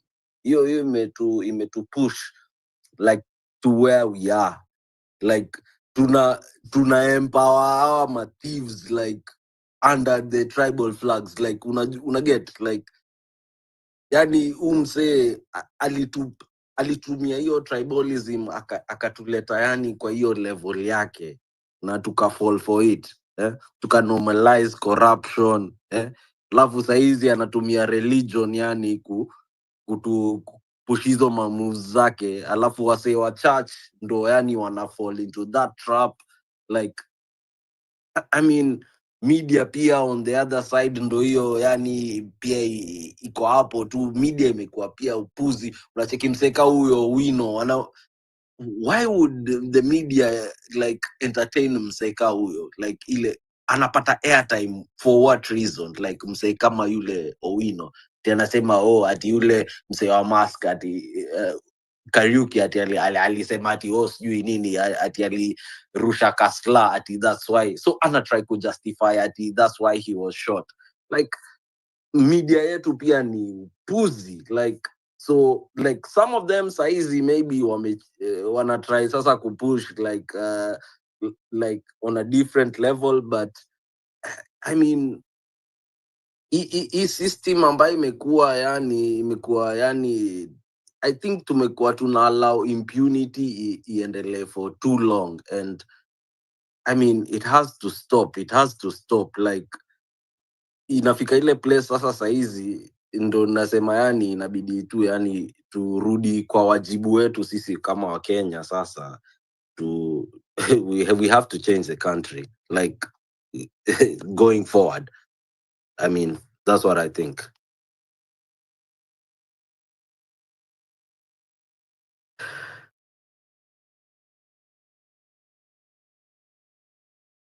That's all. Thank you. Thank you, Kokoro. Let's have Erickson. Hi, Eric. Hi, how are you? I hope you're okay. I've listened to quite a number of these guys here, and much has been said. I would just like to say one thing. Number one is that, and I'll first respond to my predecessor speaker. Ameuliza that tulifanya aje ndio tukafika hapa. So nitaanza na kujibu swali yake. So number one, tulifika hapa the moment tulichaguanga William Ruto as our president over Raila Odinga. So you know, when somebody gets into power, there are people who change, there are people who remain the same. So in our case, for our president right now, His Excellency William Ruto, what I can say is that he has changed. He has changed a lot. We have come to know all sides of him, and now we're yani tumefika mahali penye we want him gone. We have kumekuwa na hizi blogs, Ruto must go, hizi tweets, hashtag siri ni numbers, hizo vitu zote. So vitu kama hizi vile zimeanza kutokea sasa, it just shows you the type of man he is, and the and the urgency that we have, the urgency that is needed so that we can do away with him as much as possible, so that as early as possible, so that tuendelee na mambo ingine. So juzi nimeona some of the youths wana post that wanasema ati William Ruto wamtumie pay bill, ati watume play bill ya William Ruto, alafu tumtumie pesa sisi kama the youths, ati ndio hiyo pesa imebaki ya kuruli hiyo remaining 1 year atoke tu resign. that was really funny, but what I can say right now, ujue the MPs are on his side. You remember what happened with the 2024 finance bill yenye tulikuwa tunasema reject. Unless it was revealed that alikuwa anapatiana 2 million Kenya shillings to MPs so that they can vote yes. So this shows you the amount of money and the amount of power he has. So when it comes to basis of impeachment, it is very, very hard to impeach him as of now. Unless the MPs wakae chini waone yenyewe hii kitu haitaendelea hivi, then sasa ndio wafikirie kupass a motion that he should be impeached. But as per now, the current MPs in the current administration right now, saini wanafanya kenye Ruto anawaambia. So William Ruto akiwaambia mfanye hivi, wanafanya hivi. Ukiwaambia pass a certain bill, wanapass. Hata sisi wananchi tukikataa kitu na tuseme reject na tuende maandamano, bado wanapitisha. So I want to show you something that right now he's the one who is, yeye ndio kusema sahi, he has the power, he has the mandate right now. Another situation penye tuliona that he has a lot of power is when the government ordered the Communications Authority of Kenya to block all the media and all the TV stations from airing the maandamano. So nataka muone like umse akona power. Yes, tunaweza kuwa tunasema ati kuna Royal Media Services zenye they are probably not for him. Kuna Kina Nation, kuna The Standard, you see. Okay, yes, kuna hizi media houses and KTN nini hizo zote. But the moment the government yenyewe imesema that you should stop airing them out, that shows you the amount of power that this guy has, the amount of power he has as a president. So unless it's either he gets impeached, number one, it's either he changes his advisors, you see, or it's either we vote him out in the 2027 general elections. So for now, these issues that are coming about, kama hii 1.2 billion allocation of a church project, hizo saa tuseme, it's something that is almost, but as the youth of Kenya, we need to speak up. We need to be more vigilant. We need to be more active on such things. Bloggers pia wanaendelea kupost. Nimeona tu sahi. People are very active right now here on X, on this X platform. Wanapost vitu kama venye shule ziko currently versus allocation ya 1.2 billion to a church. Just imagine what 1.2 billion can do to the education sector.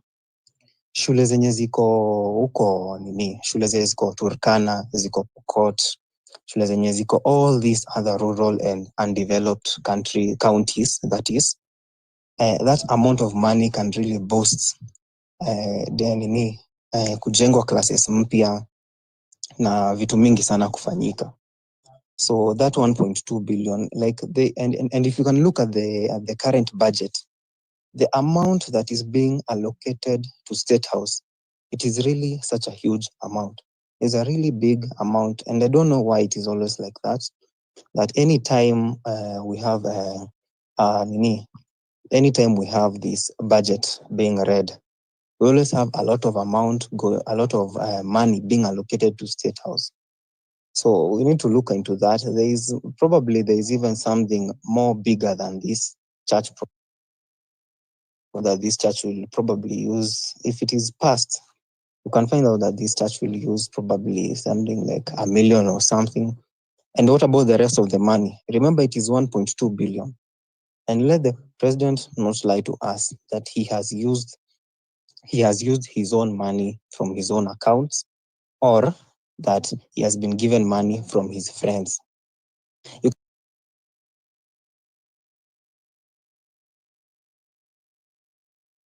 To go to the United States using taxpayers' money. I don't know, I think according from sources, it was 200 million Kenya shillings to hire a private jet to go to the USA.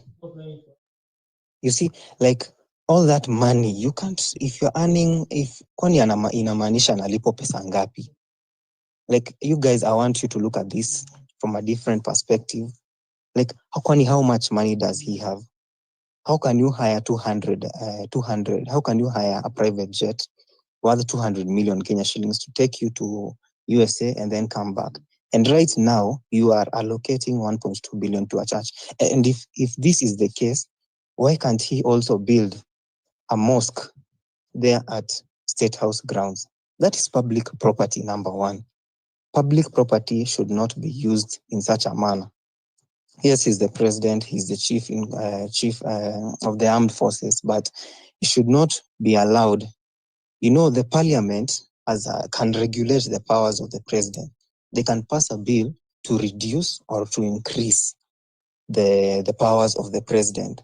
So right now, our government, the state right now, our government, it is broken. The parliament, same thing is broken. So what I would urge everybody right now is that let's stay vigilant, number one.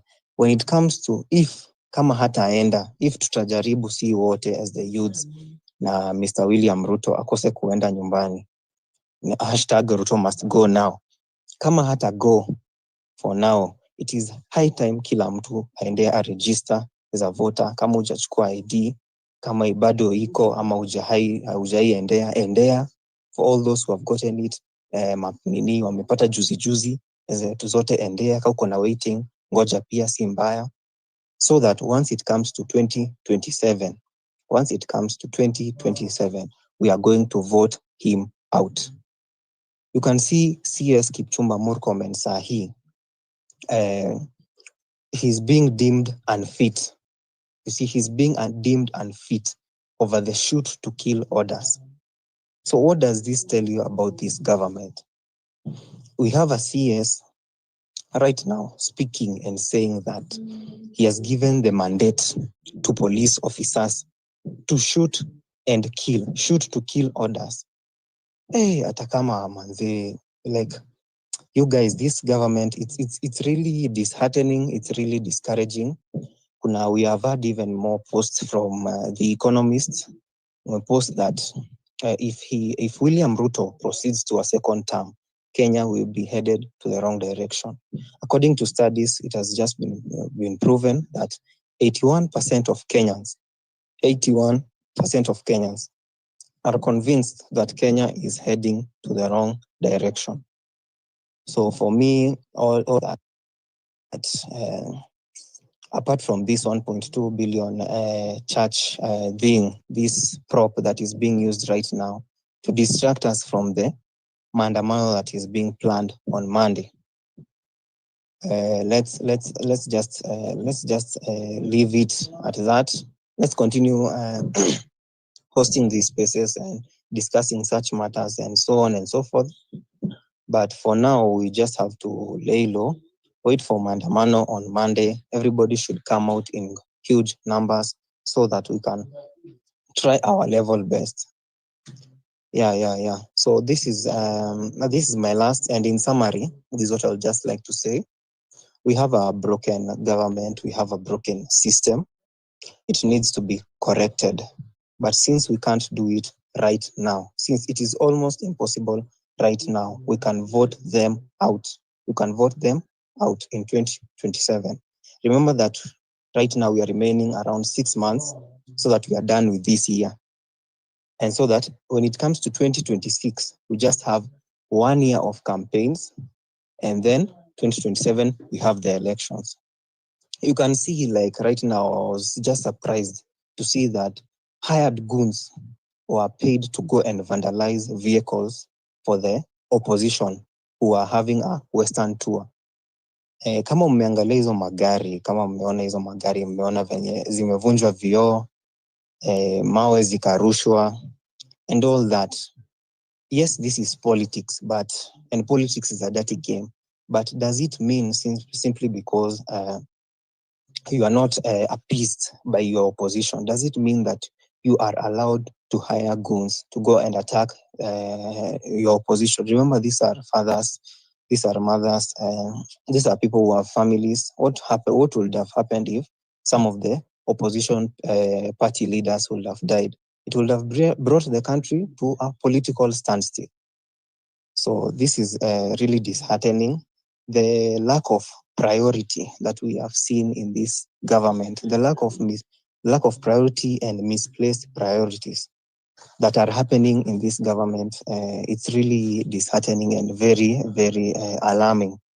So instead of this issue on the 1.2 billion charge, the government should focus, should prioritize the number one. We have clinicians right now in Machakos County who are giving a 7-day strike. They are threatening to have a 7-day strike. Those are clinicians from that part of the country. Otherwise, in this other ministry, in the Ministry of Health, the same thing, we are seeing these issues of SHA. And right now, I've just seen the president commenting that and encouraging Kenyans to join in SHA. Yet, we have seen that it is into some places it is not working. It is bringing a lot of controversy. You see, we have the DCI right now, the issue of Ndiang'ui. Like, there are a lot of issues that are happening right now in the country, and yet the president can afford to come up with an idea to build a 1.2 billion Kenya shilling church. If so, then why can't he also build a mosque? He can also build a temple so that the State House can be a place where everybody comes to worship. But is that really the essence? Is that really needed right now? Is that really needed? No, it is not. This is just too much. The president should stop this. This propaganda is now too much. This is just too much. So that's all for me. Right now, I'll just like to say thank you, Leol, for having me, and to all the other speakers. Probably you can add on what I've said, or even if you have a correction, I'm free here. Just speak. Thank you so much. Thank you for your time. Thank you. Thank you, Erickson. Steve, you can come in before we close this. Steve and then Forrester.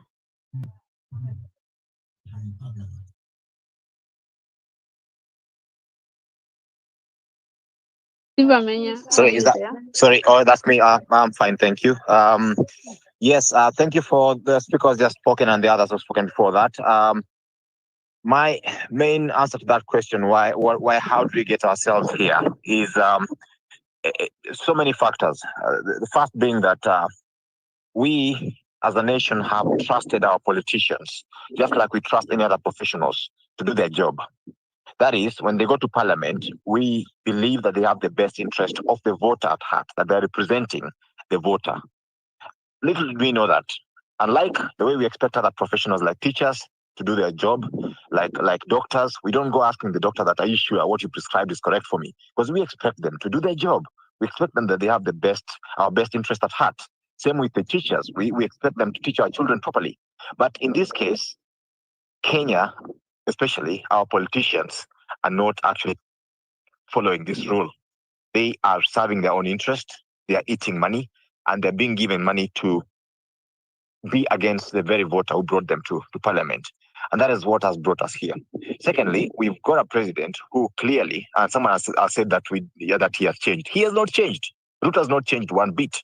If you follow Ruto's career, all the scandals about corruption have dogged him since the 90s. Literally, the moment he got in as MP, he was looking at the past status and getting himself involved in all kinds of shady deals. He was always in the dock, answering to corruption charges. Even the killings is not new.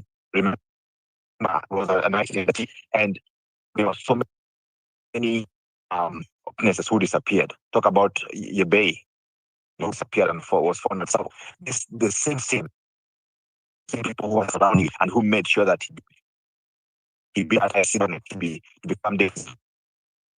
Who are heading the shadowy abduction squads that we have right now. So he has not changed. He's only in power and with his work in executing this. He's been doing all his career. And so the other thing that we went into our old ways of being tribal and emphasized in the way we elect our leaders. people used to come together and group themselves into a coalition, and then we vote for them based on that coalition. And in this last coalition, remember, back in 2017, 2018, after that election, which was very disappointing for Kenyans, after being overruled by the Supreme Court, and then this repeat election was, of course, a sham, people started calling for a election that represented the people, because people realized that we're going to have a situation where we're going to choose between the devil and the deep blue sea, only Ruto and Raila. And people started saying, a pace dependent. Remember, get former Makueni governor, what's his name, the gentleman, we were telling him to come into the ballot and to elect him, but he sort of shied off, and we didn't have an alternative candidate, and of course we went into that the proposal to change the constitution by Raila's team Azimio, BBI, and people were fighting over that. Before we knew it, we were in 2022, and there we had it. We had two main candidates, and we had to choose between them, and that's what got us here. So people made the choice, and I for one, I don't believe that Ruto won that election. It was very much contested. There was a lull of about 3 days. Remember how long we waited for that election when the counting stopped at Bomas for about 3 days. There was a lull, and then suddenly, that announcement was made. All the irregularities with 3 against 4, 4 against the chairman and other commissioners. There was something going on there that was shady, and I for one don't believe a bit that he won that election. But be it as it may, we've got a president in power who lacks legitimacy and who is riding roughshod over the constitution. Like even building a church in State House, he's not even hiding nowadays. He comes out and says, "You cannot tell me not to build a church in State House. I will build it." And then he adds on and says, "I've built it using my own money." Of course, no one believes him. No one believes that he's actually using his own funds, because he has proven again that he is a serial liar. So people don't believe what he's saying, using his own funds. I think if he was using funds as on public land, to build a house that is doing it basically for his own purposes. And you can, from what he's doing, the way he has the house, the way he's adding structures to State House, someone doesn't look like he's living there anytime soon. He's someone, clearly, he knows most of the country, almost 90%, I would say, rough estimate, modestly, and they want him out. They're saying one term, but there he is, apparently, supposedly investing 1.2 billion in a church, which is not going even to be used after 2 years. So you see, he's hell-bent on making sure that he is back again in 2027. And we as a people need to have a plan. Right now, we are on this X space, we are reacting to Ruto's latest move. And if you're not what this guy is doing, and then go behind him, keep lasting shock and keep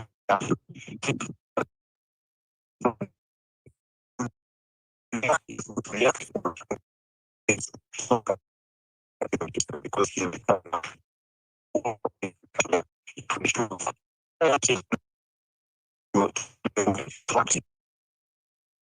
why more special time to build what are you building a movement to bring together a strong political coalition and put the Gen Z and the millennial vote and all progressive Kenyans in one basket as a movement, then let's do it. If we decide that we're going to form a political party, and which is the best way to, which is the main custodian of democratic progress the world over, if we decide we're going to form a political party and build it, let's do it. What I don't want us doing is to focus mainly on reacting to what Ruto is throwing, because he's not even paying attention when he does these things. So what he's doing, we are following him wherever he's going into the bush, out of the constitution, and we're following him there to react to it. And we will be losing precious time. Before we know it, 2027 is going to be here. The main coalitions are going to be taking shape, and we will be forced again to choose like Ruto and maybe someone like Matiang'i or Gachagua or Kalonzo, because we will not have planned ourselves to have a serious enough candidate to offer us an alternative option. So that's important, really, and that's what I'd like to try to pump when I come to this piece, is that let's be proactive. Let us work to build a movement that is not only just focused in 2027, that can just continue being that safeguard against the decline of our democracy, the erosion of our democracy. Because we know about eternal vigilance and democracy. They are two sides of the same coin. So let's like the that is working towards building an organized movement of the party. I would like to be part of it. Thank you so much. Thank you, Steve. Let's have Foresta and New Kenya before we end the space. Asante Leon. Nadhani nimestruggle sana kumsikiza nani, sijui ni network yangu mbaya ama ni yake. No, nilikusikia poa. Mimi yeye ndo sijamsikia akiongea, ni kama alikuwa nakatika sana. Can you go on first? Okay, sasa mimi najaribu kujibu tulijipataje hapa kwa Ruto. One, tulienda kwa siasa, tukapiga kura na tukachagua yule mtu ambaye tulimuona kwamba ni mzuri kwa kuliko hao wengine. Personally, mimi nilimpigia Raila kura. But up to now, hata kama kushinda hizo kura ama whatever happened, mimi I'm very grateful kupata. The reason being, after watu wote wameingia kwa kiti, ukiangalia sometimes back I was listening to mtu kama Kaluma na nilikuwa naona ni kama ako na akili, but I don't know, sijui nini ili happen. Totally, yani jamaa ana akili kabisa, na si yeye peke yake, ni wote. So sometimes nikikaa chini hivi najiuliza, hata kama nilimpigia Raila kura angepata na the way wao bunge wake wana reason, kungekuwa na changes gani?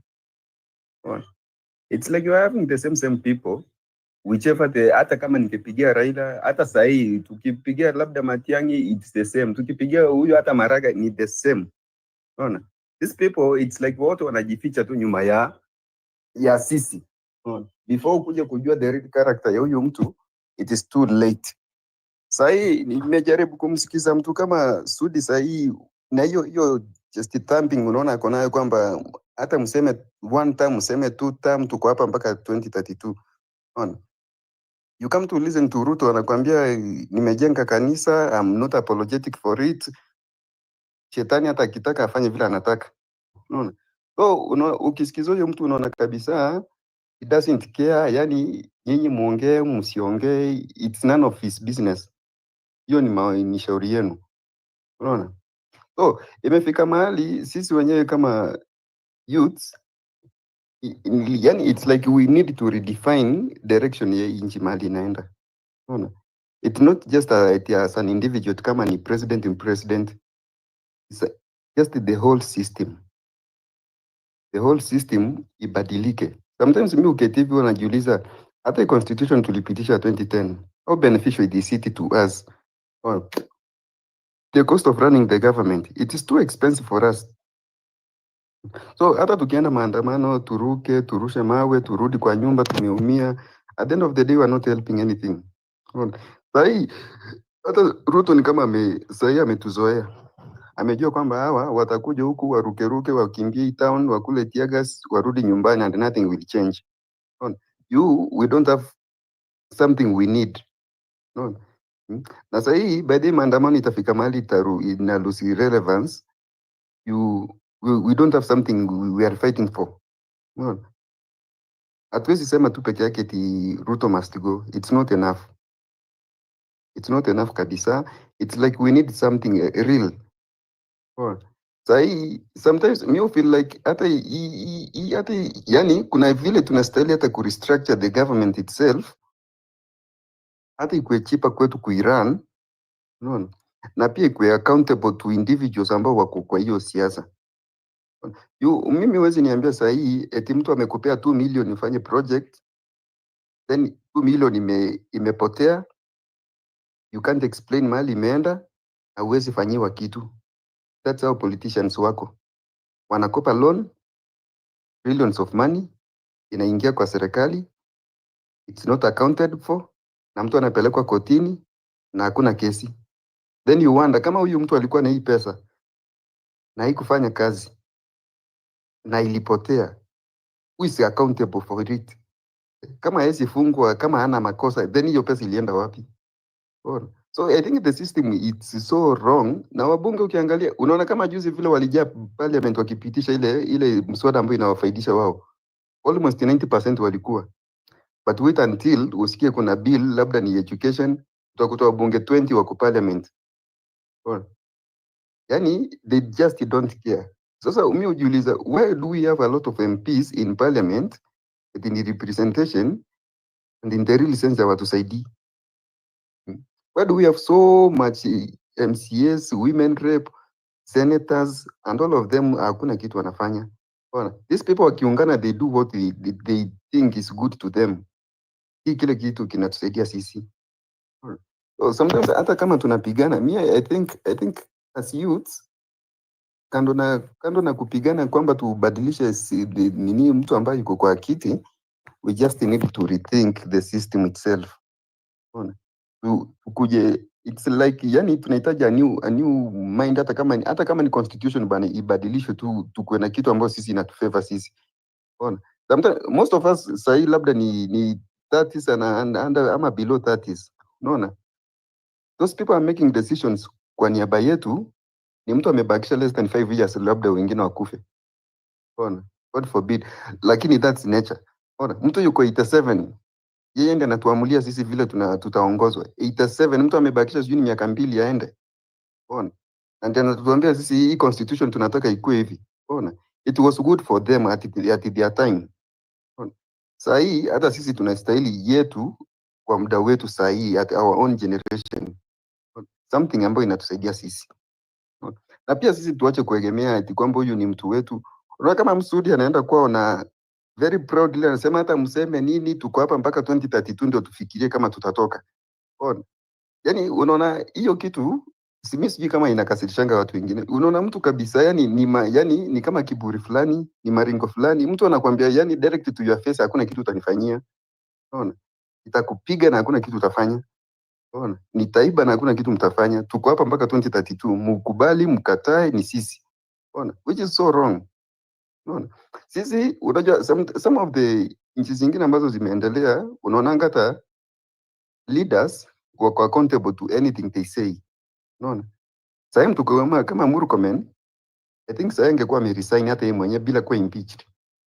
Na serious country. Unaona? But juu sisi huku Kenya we tolerate a lot of nonsense, ndio maana unaona yuko hapo. Unaona? I remember ile time ya corona. The Prime Minister wa UK ali resign just because ali break sheria za corona. Unaona? Na ali resign. But sisi hapa Kenya sasa hiyo ukijaribu kusema Murkomen resign, utaambiwa oh you are against the Kalenjins. Unaona? You are a Kikuyu na sometimes hata wewe si Mkikuyu, you don't even care. Unaona? But sisi we are not accountable to ni nini tunafanyanga. Mtu ataiba. Unaona? Na ukijaribu kuuliziwa sema hapana, mimi ninashikwa juu natoka kabila fulani. Unaona? Na sisi juu ni wa kabila yetu tuseme ni mtu wetu ana nini. Unaona? So we just don't care. Unaona? Zile institutions zenyewe zimewekwa zifanyie hiyo kazi akina EACC. Wao ndio wanastahili kushika mtu amefanya corruption, but wakimshika pia wanadai kuongwa. Unaona? Wafungie kesi. So na corruption itaisha aje? Kama wale ambao wanafight corruption pia wanadai corruption ndio wafungie hiyo kesi yako isitoke kwa media ama isifanye nini. Unaona? Hata media wenyewe wanafanyanga the same thing. I've just seen especially hata Citizen. Kuna mahali tu niliona there was a certain story tu walikuwa wanastahili ku air, but they had to cut some of the stories juu walihongwa. So, ni something sani iko so bad, yani sometimes sijui kama tutakuja kukomboa hii Kenya. Ndio hayo tu kwa sasa. Thank you. Forrester, let's have New Kenya as we end this space for today. New Kenya. Ruto is building a church for 1.2 billion. And that's his own money for selling chicken.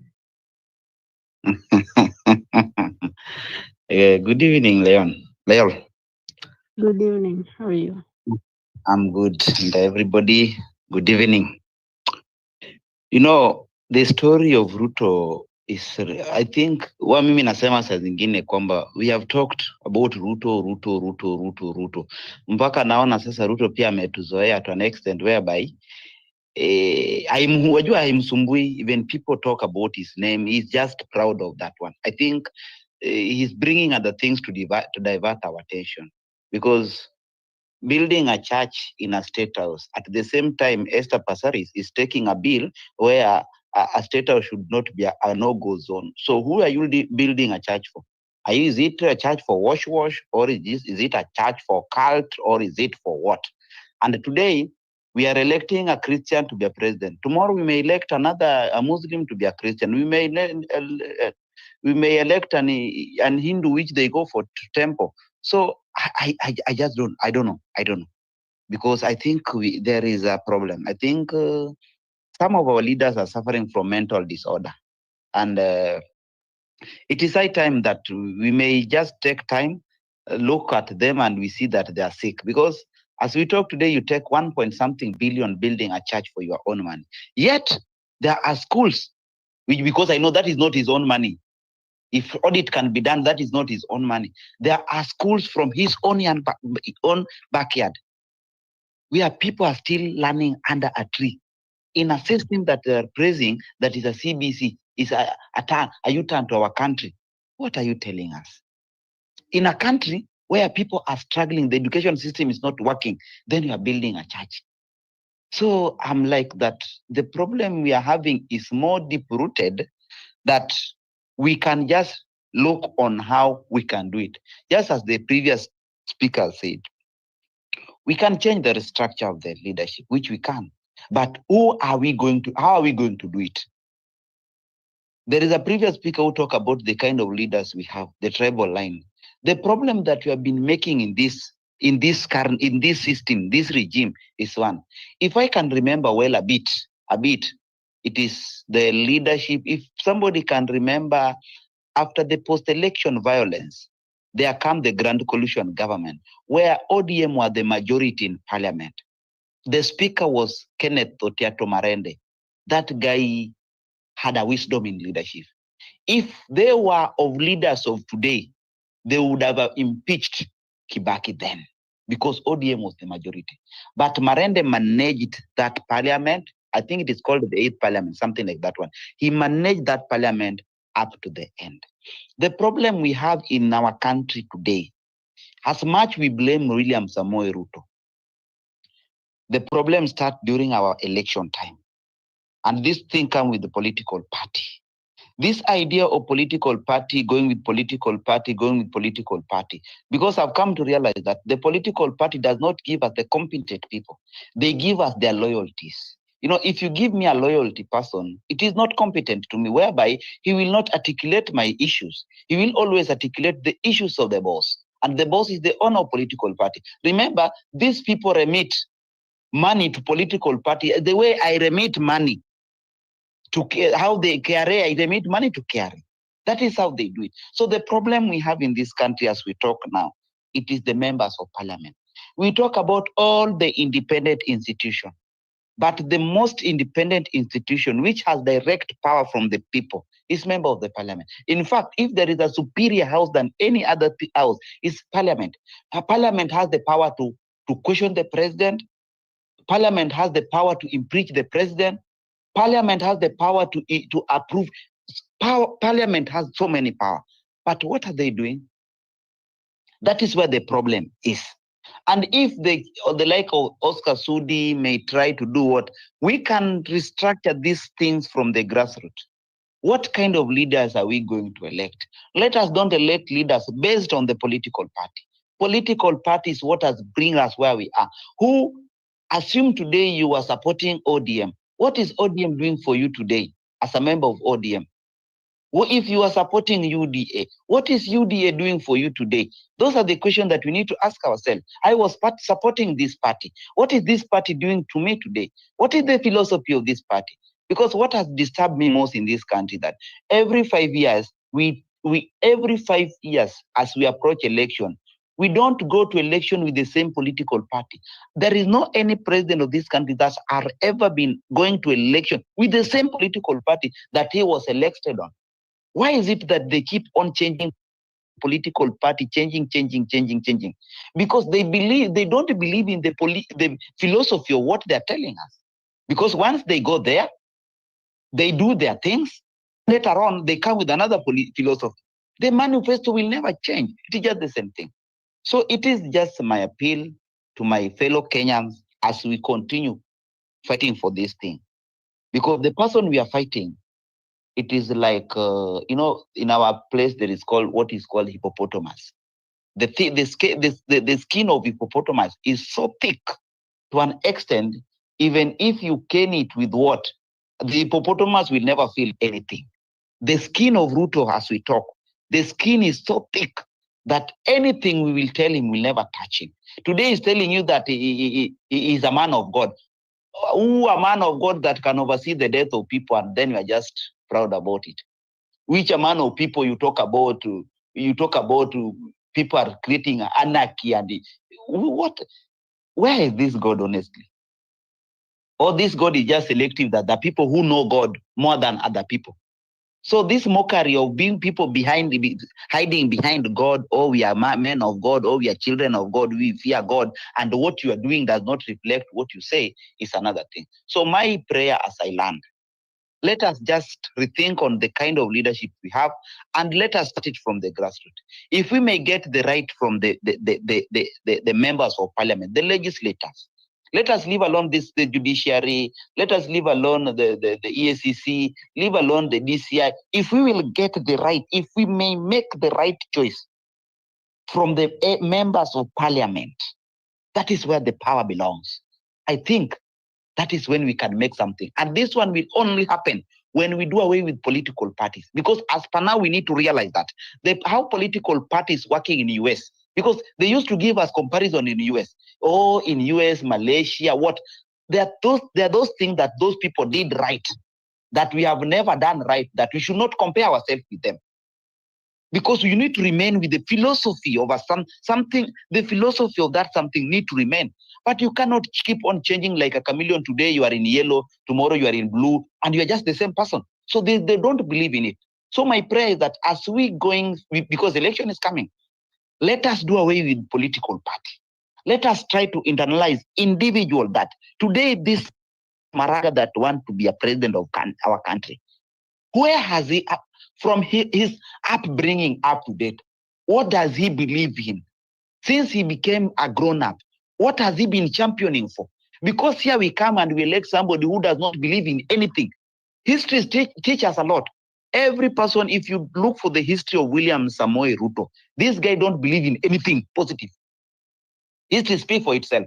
And we cannot do away with history. History is a repetition of the character difference. But Ruto is just Ruto of yesterday, today, and I don't think if he will be changed. So let us start to analyze these people individually. This guy want to be an MP of an area, an MP.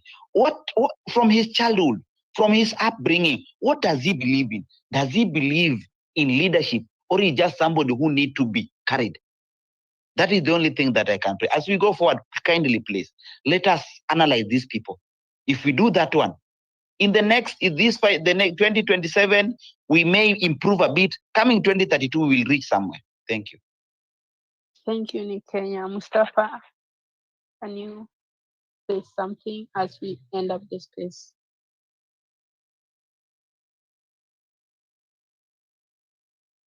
Mustafa, are you there? I'm there. Nashukuru sana haswa wasikilizaji wote, to all listeners, speakers, who spoke before me, and the host. Nashukuru sana. Kwanza, by the way, we have spent a good deal of time talking about this issue ya church for 1.2 billion, and this is the kind of tricks they want to play on you in order, yani, usikuwe tumekuwa organized. To get organized kwa sabasaba. Hii mambo ya kanisa sisi ndo tutaamua, sio yeye, kwa sababu pesa inaweza kuwa yake, lakini ardhi ni yetu. ndio maana imeitwa State House.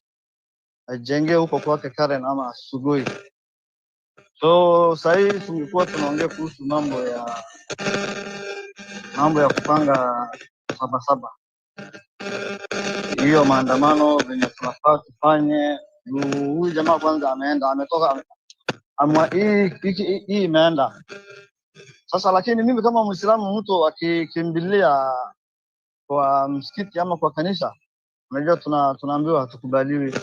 Hiyo ni mahali pa ibada, ni nyumba ya Mungu. Mtu mara moja akikimbilia huko, anafaa umwachie Mungu. Lakini yeye akikimbilia kweli, tutamwacha kenye tunajua kikiambaa kenye ilifanyika. So we should stop talking about Sabasaba. Hii ni conflicting the narrative. Ya pili, huyu jamaa hata akifanya nini, kuna shida nyingine moja we don't normally discuss about. The other time we were talking about IEBC, sijui reconstitutiwa. So even if the top leadership is reconstituted, those who are in the ground root, those who started working with IEBC since its inception are still there in each and every ward, every sub-county, every county. So kama how, if they're still there, how do you expect change? So we should talk about funding the drain. Hii mambo ya church na sijui nini, we should treat this kind of nonsense with the content it deserves. We should not waste our precious time talking about this bullshit. So wacha tuanze Sabasaba tutaenda aje? Hii mambo ya kanisa. Hii mambo ya kanisa ni the narrative. Nini, your network is not good. Are you not listening to me all that time? I'm listening, but can you check your network? Network iko sawa. Am I still on mic? Yes, you are. Okay. So mimi nilikuwa nasema hii mambo ya kuhusu church, this 1.2 billion church that is being planned to be built in State House. Na venye amesema pesa ni yake, yeye ndo ameona tu ajenge kanisa. Hata kama pesa ni yake, State House kwanza sio yake. Na by the way, this will not be the thing we should be talking about now, since we have wasted quite some time talking about this issue. Na Monday ndio hii hapa, yuko mbali Sabasaba. So huyu jamaa kwanza ameanza kitu ambayo imeshakubali. But now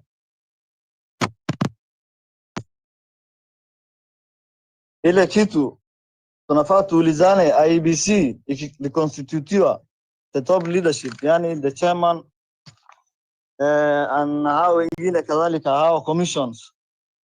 Kuna wale walikuwa wanafanya IEBC wakati ya uhuru na mpaka sasa hivi wako in the grassroots. Hao pia si watabadilishwa. So these are the kind of issues we should be talking about. Wachaneni na hii mambo ya kanisa na hii 2 billion sijui nini. Sabasaba ni nini tunafaa tufanye? Tukuje kikundi kutoka yani sehemu gani? Tukuje all roads should be leading to the State House. Hii mambo zingine tuweke kando. Sijui kama mlikuwa mnanisikia. Nimeshukuru sana. Thank you, Mustafa. Thank you for all the speakers who were here before and the listeners that is high. Do you want to say something about kanisa ya Ruto? Na kama upendi, wewe ni shetani. Shetani apende asipende, kanisa nayo atajenga, na si pesa zenu, ni pesa zake. Yeah.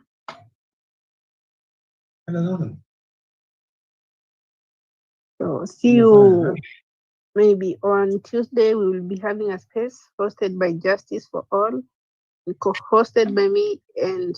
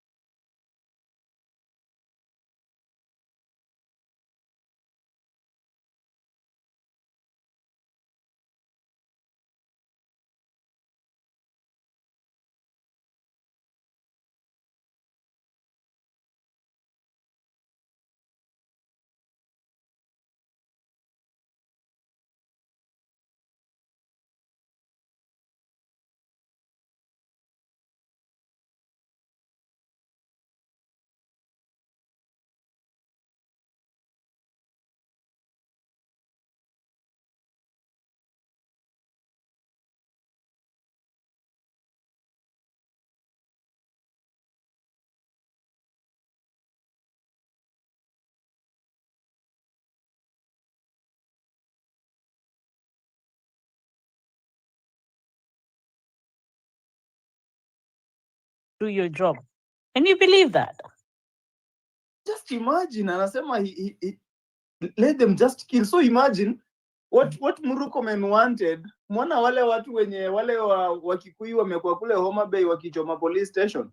Alitaka Wakikuyu wote walikuwa huko Homa Bay wapigwe marisasi. That's what Murkomen wanted. Yeah.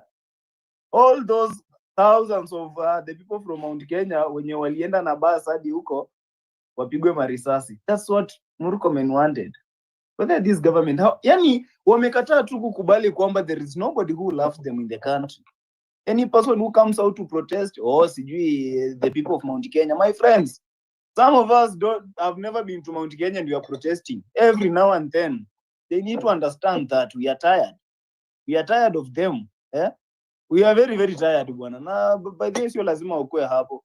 Because wanatuuliza Ruto must go, then what?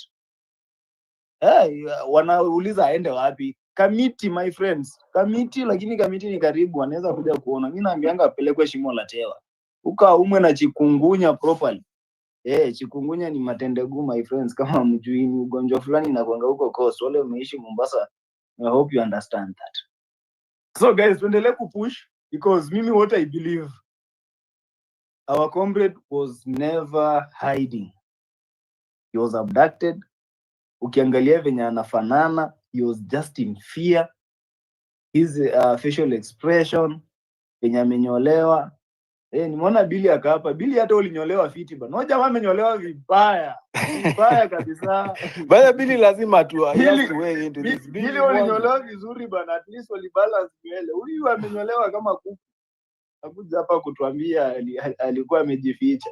My friends, hakuna baba anaweza kunyoa hivyo. Haya.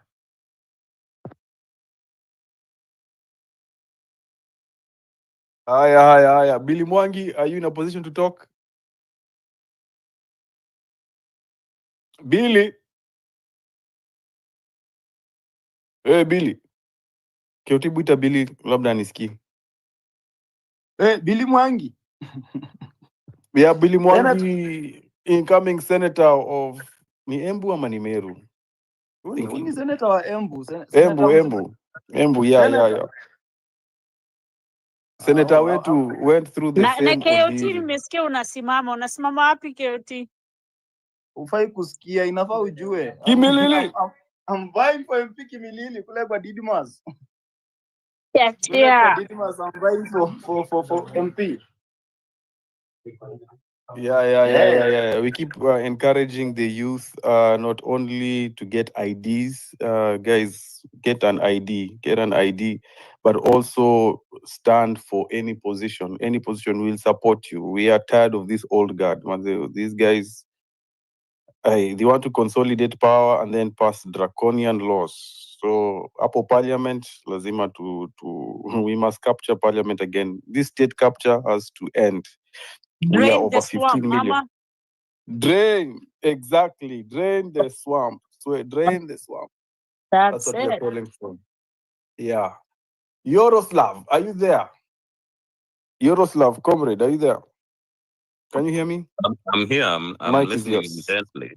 Mike Niako. Yeah, thanks, Afro.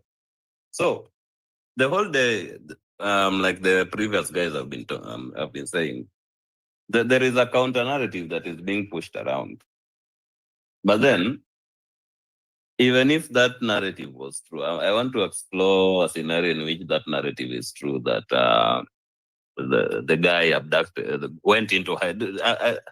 I find it very offensive to say someone would abduct himself. Someone can go into hiding for fearing for his own life.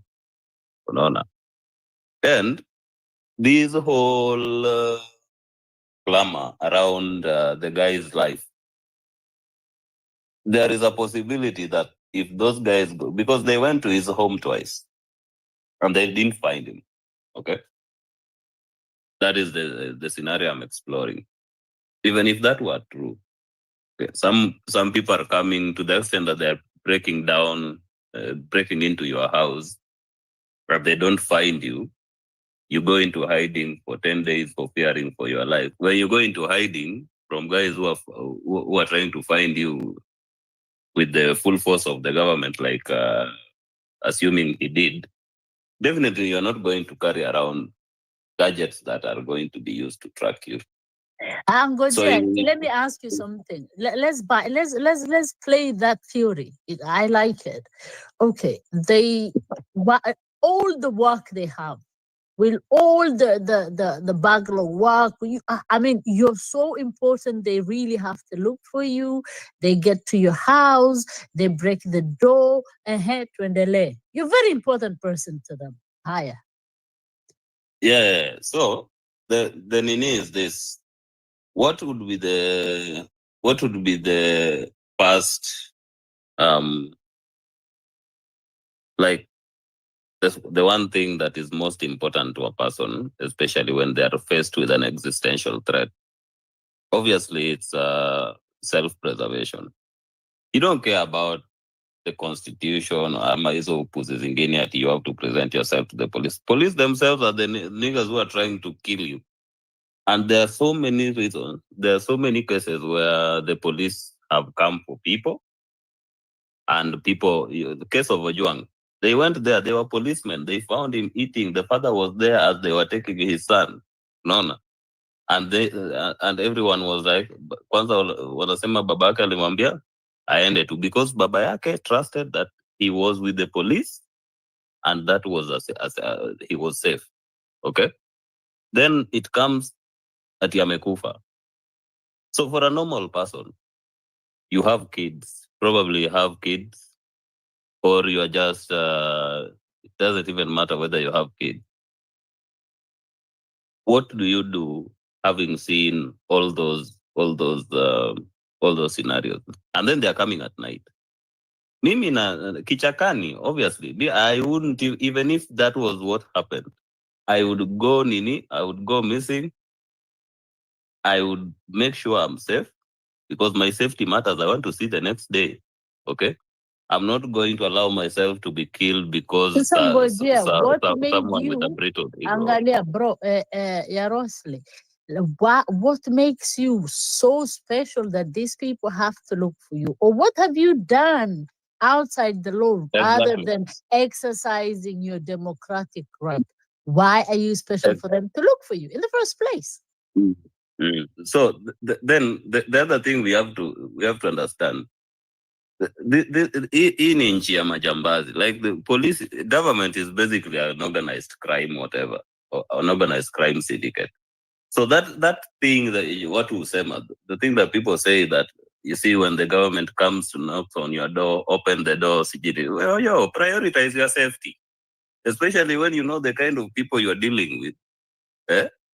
Heri hata uambie tuma OCS mwenyewe ndiye akuja nishike.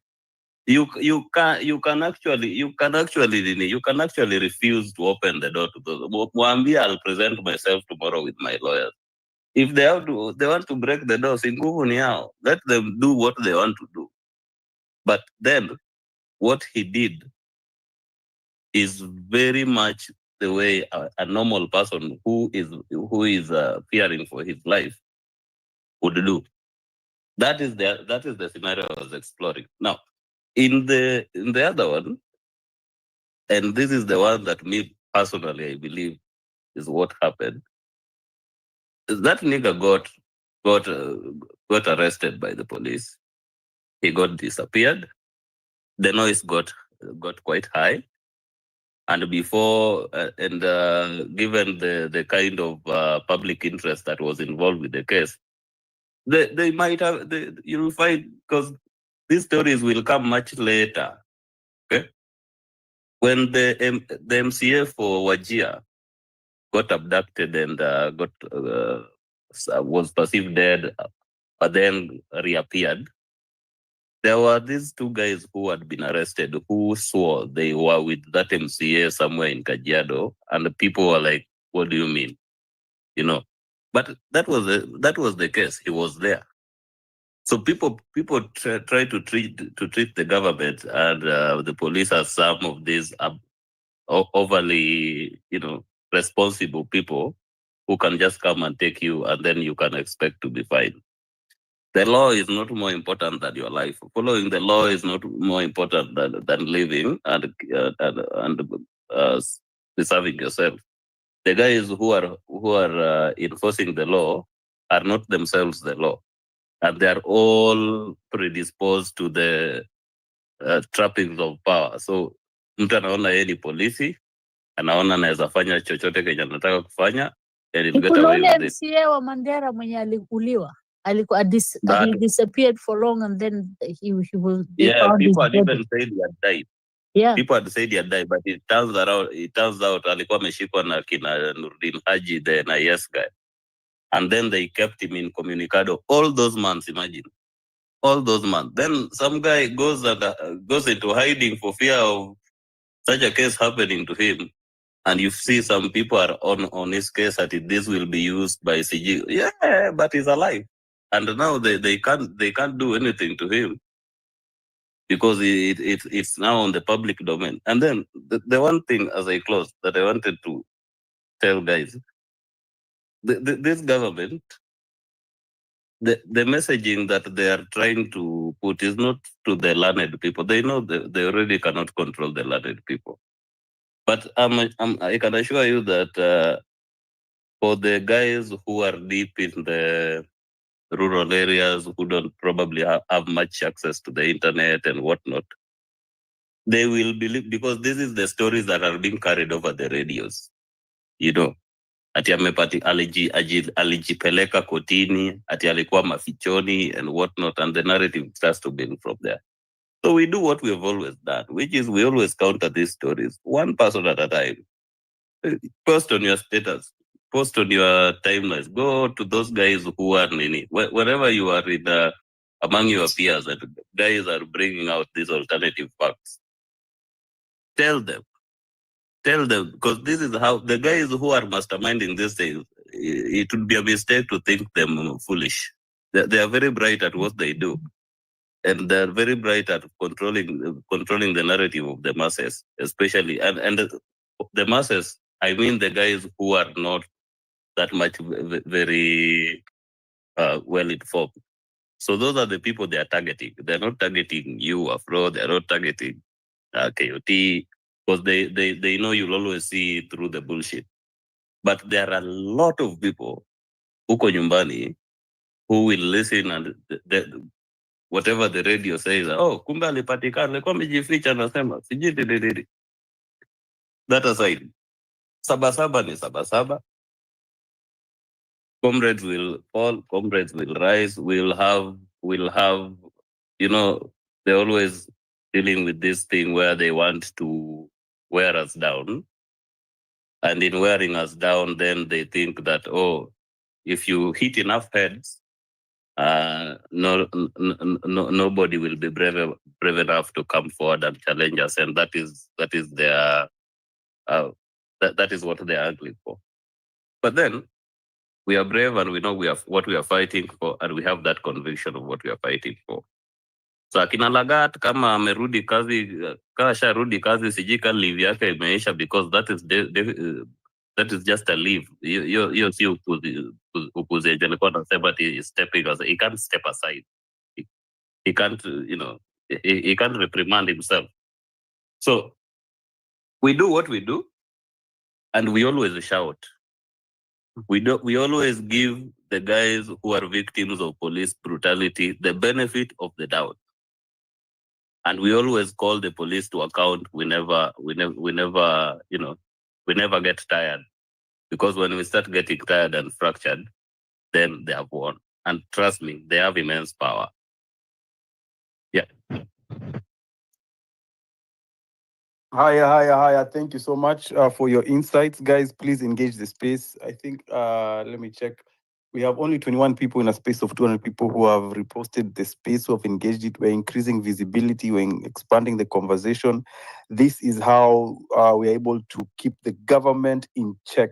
This is how they operate under darkness in terms of restricting information. They are using all power levers to control the media, to control the information that you are getting. A Google Operation Mockingbird. This is something they are copying. It was an operation that was done by the US to put CIA agents in every media house so they can control the narrative of what is being said.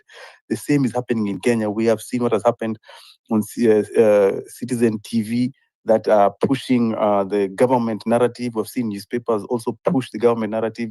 We, the people, have to demand that the truth remains the truth. We have to keep on fighting for justice. So every time we come on these spaces and we speak, we are literally countering their propaganda. The government of Kenya, in my view, and I've witnessed with my own ears and eyes, is the biggest source of lies, disinformation, misinformation. And once we are arguing about what is truth, they are continuing to operate with impunity. So request the mic, repost the space, comment, engage the space, and come speak your truth as you see it. And to give the microphone to Tom Boyer. You know, Tom Afro, Boyer, welcome to the space. Yeah. thank you. Afro, you know, this lady and Jamila. Jamila is my cousin. You know, they you know the kind of things they say on their program, like they sum up all these things. Like the other lady was saying, Casey Aflani Midropure, who's Casey Midropure. The way Jamila also sums up some stories. Guess what? There is cars now parked in front of their houses all the time. They come from work, they see cars following them. I spoke to Jamila, she's my cousin. She's like, you know what? They can do whatever they want. They can follow me as much as they want, but I will not stop talking. Yes, exactly. Tom Boyer. Thank you, Afrocentric. Kindly confirm if I'm audible. We can hear you. Asante sana KOT, asante sana all Kenyans all over the world. This is a good opportunity. I can read the topic of the day, forced disappearances. But I request you people to allow me not to address it directly, just because it is a symptom on the ailment that we are having. I therefore just want to encourage all Kenyans, wherever you are, to get the mindset, basically, of what KOT Sonko yesterday passionately expressed at Citizen TV JKA Live, that we need to cure the disease. We do not necessarily need to analyze how the symptoms are making us feel, because it has always been there. And therefore, the message is to focus on overhauling the system, making sure that we uproot the old political way, the old political culture, that we uproot the leaders who have always played games with emotions of Kenyans, continuing politics of lies, politics of deceit, while Kenyans remain in abject poverty, no job creation, and many other things that are affecting our lives generally, including police brutality. So I really encourage Kenya that wherever you are, just decide that when you go to vote at the ballot, when you see any name that appears like one that you've always heard or the one that you've always seen, you'll be able to make sure that you deny them a vote. We are propagating a movement of new people, new thinkers, people of integrity, people who have not always rotated on different political parties that have always been there for years. That is the message I'm sending to us. Be ready to align yourself with a new voice, a voice that is passionate about transforming this country. And personally, what drives me is a voice that is keen on making sure that a country is led based on the rule of law and constitutionalism. I just pray that the likes of Natembeya, I don't know what KOT can say about such a leader who purely has not been directly in politics. However, he has been serving in leadership position in the security department. I just pray that people like Natembeya can align themselves with these voices, these revolutionary voices that want a total overhaul of the system. That's the message I'm sharing with us. And if that can happen, we are no longer going to discuss forced disappearances. Above all, let us all aim to live by virtues. Let us all aim to do good all the time, such that people who will get elected, like KOT Sonko, when you get to the parliament, you go there as a benevolent person, making sure that the interest of the people comes first before your own, so that we transform this country, we secure a better future for our children and our future generation. That is the message I'm sending. And I hope that we people are going to buy into that and keep encouraging people wherever you are, in your neighborhood, where you are working, and even in all social media spaces. Let us not give our ears to the likes of Raila, Ruto, Kalonzo, Mudavadi, Wetangula, Gachagua, all those people. Let us focus on a new wave of politics. Thank you.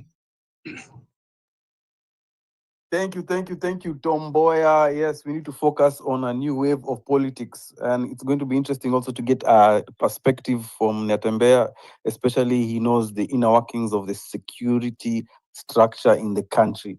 Msichana ambaye anachukia Ruto vibaya sana. Great to see you. Mike ni yako, karibu kwa space.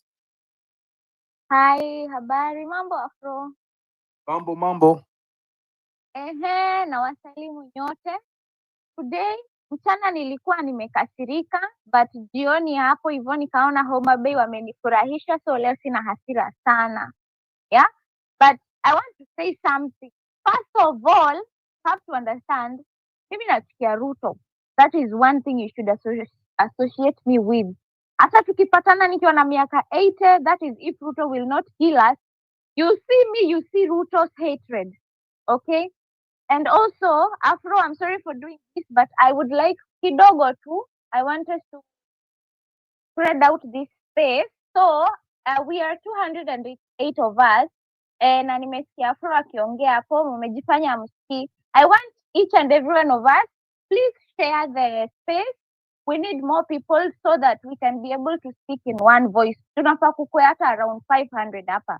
So if you're inside here, kindly share the space. Share it immediately. Nataka kuona watu wakishare space saa hizi, and I will be counting. Ipeni tu dakika 2. So zimefika 29, continue. Tuendelee kindly. We need at least 100 shares because hii kitu ni collective. Mnaona serikali inatuwaste, inatuharibia mood, yani the government is fucking us raw, and we deserve to have more people in this space. So kama unanisikiza tafadhali, you have to share this space. It is your patriotic duty to make sure that you share. Tumefika 33. So let's continue sharing and let me speak my mind. First of all, KOT, how are you? Hope uko poa. Mimi nataka kusema personally, this is me. When we make a collective agreement as people who are against the government, tukisema to block Citizen TV, unaenda huko kufanya nini we mzee? We said that Citizen TV, they are promoting the slow, hizo psyops za gava. I felt like a little betrayed. I don't know what you said there because mimi siangaliangi Citizen. But I feel like if we decide kusema we are draining the swamp, we are draining it. Sisi wote, we are moving towards one direction, and then some people are going back. I'm not saying that maybe you had any other choice or what, but I feel like tukisema tuna vote out Ruto, Murkomen hafai kurudi. That is like draining the swamp. So when people are saying tuna block citizen, we are mass unfollowing, you are not supposed to associate yourself with anything that we are against. Sawa. And I'm sorry if that's to be rude, but I'm speaking my mind. And also nataka kusema hivi, mtu yeyote ambaye anaamini hizi stories za ati Jangui amekuwa ameficha, ye ni fala. Like you can literally see this man is traumatized. So I don't want you people to just sit down and keep quiet and watch the government play with our minds. We are not stupid, we are not children, and most importantly, we see behind the scenes. We can literally see what they are doing behind the curtains. So it is our patriotic duty to make sure that Yangui hata amekuwa obviously ametishiwa. I don't know wamemtishia na nini, but all boys ametishiwa. He looks fragile, he looks traumatized. It is our duty to shout to the heavens. Murkomen asione kama sisi ni watoto wake na kichwa yake. Everyone mwenye ako hapa ndani, remember 7th of July, which is in the next 4 days. Tunarudi street.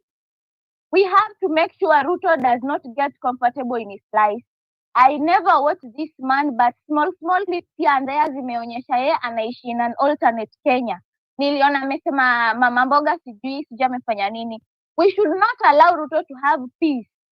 Never. Ukisikia ameenda UK, make sure umeenda kwa nini. Like we send emails, we make sure that our comments reach there. The world should know that we have a madman for a president. He's not, yani akili zake. Hiyo tunakaa kwa airport. Tunapack the day before I arrive. Trust me. Exactly. We should make Ruto to feel as uncomfortable as possible.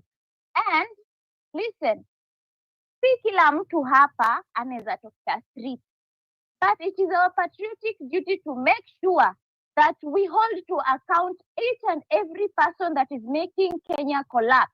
Everyone that is aiding in the collapse of our beautiful motherland should be held into account.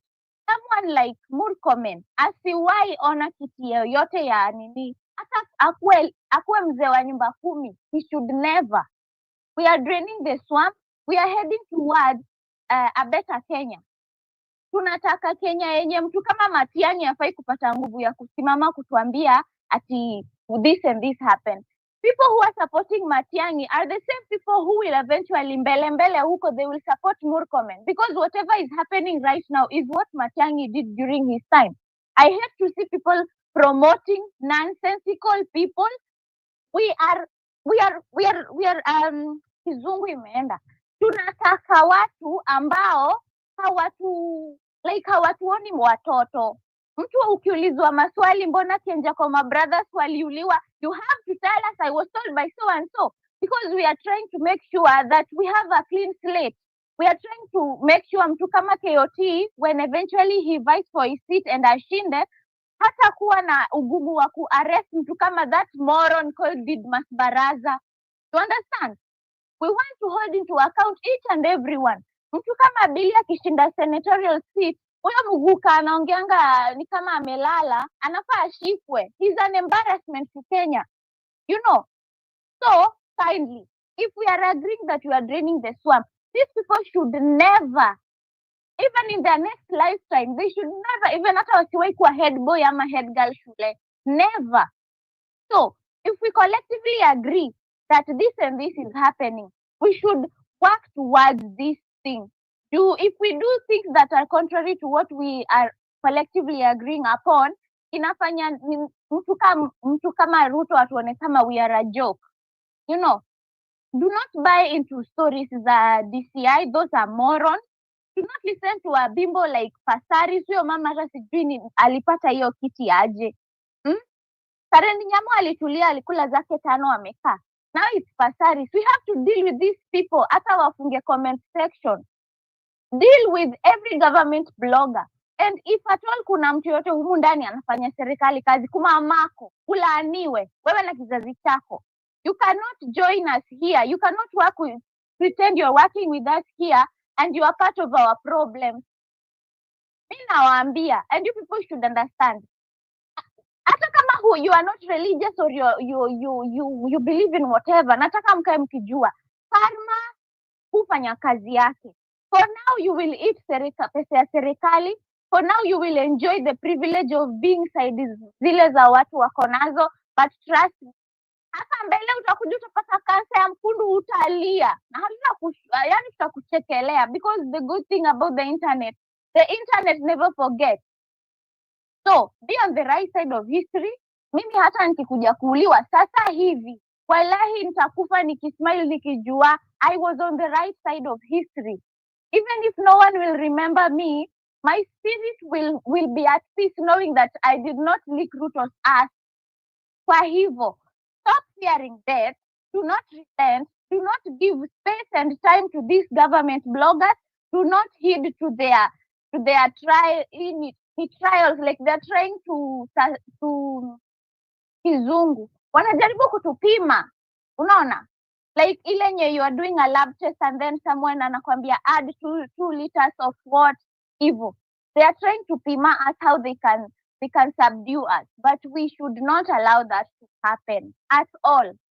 If you're working for the government, jikalishe chini wewe na nafsi yako, jizungumzie, amua utakuwa fala side gani, because it won't be good for you. Remember, everything that we are feeling right now, the rebellion, the hatred towards Ruto and his fellow goons, it is the call of our motherland. He is whispering in each and everyone's soul.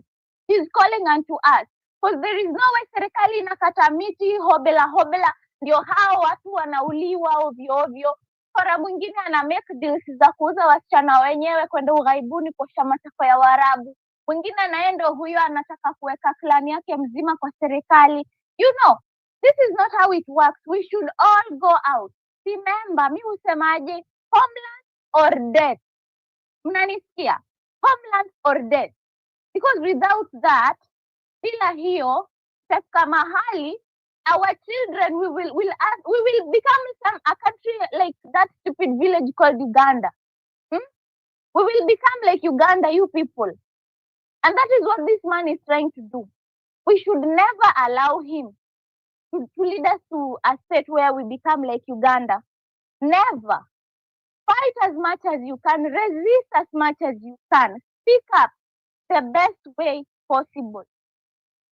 Kama kuna pasta wenyu huko kwa kijiji anazoea kusema watu waombee serikali, atoke aende aombee serikali kwa nyumba yake. Anaombea serikali na microphone ya church kwa nini?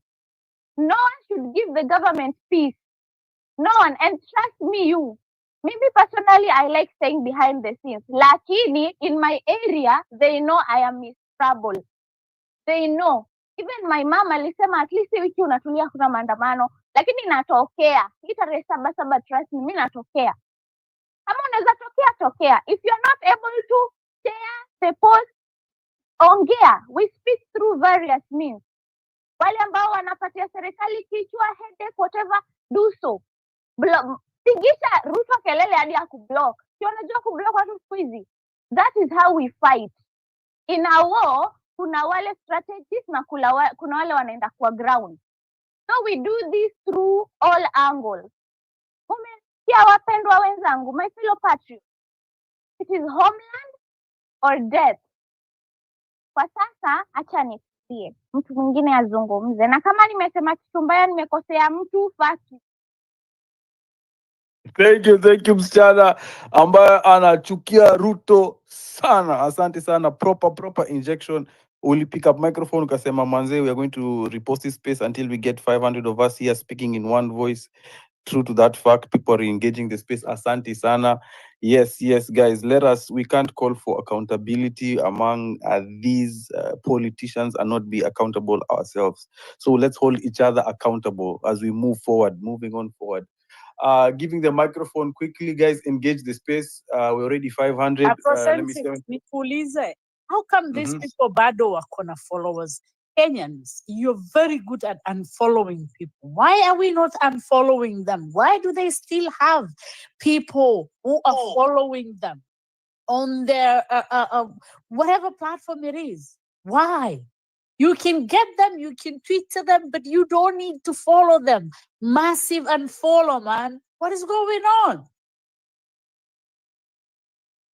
Thank you. Deplatform, these guys who are using their platform to propagate government psyops and lies, kutuchanganisha akili, manze, pushing government narratives over here, manze. Deplatform them, give them a voice, wabaki wanajiongelesha kwa nyumba yao. Guys, we have 40 people in a space of 500. Only 40 people have reposted, manze. That means tukitisha action, less than 10% show up, manze. Now, Saba, we are on.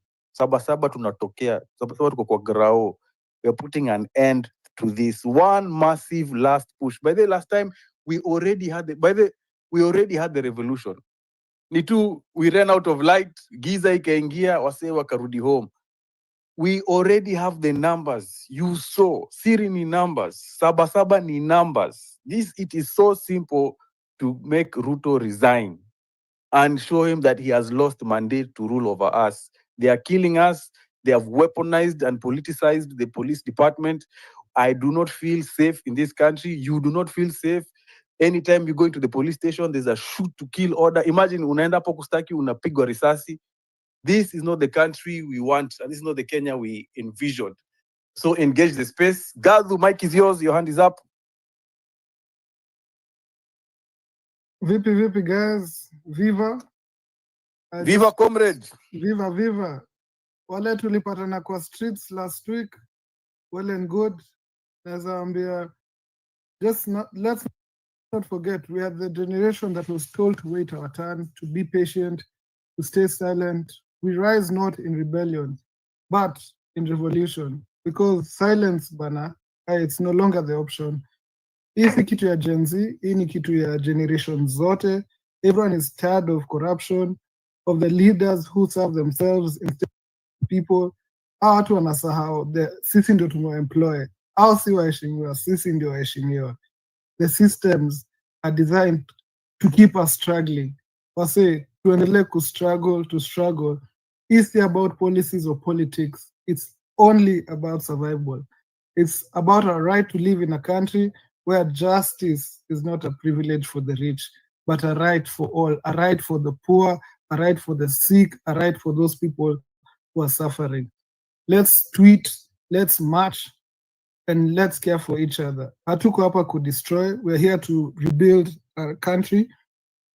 For there to be peace, lazima kutakuwa na bloodshed. Si kupenda kwetu, but to avoid bloodshed, we need the numbers. If we have the numbers, they'll run and they'll join. Let's not be driven by hate. Let's be driven by hope for a better country. And we know the power of people is always greater than the people in power. So let's be there in numbers. Manze, fanyeni civil education kwa wazazi wenyu, your relatives, before anything else. Because hii shida, it's not only in the leaders, even in our fellow people, manze.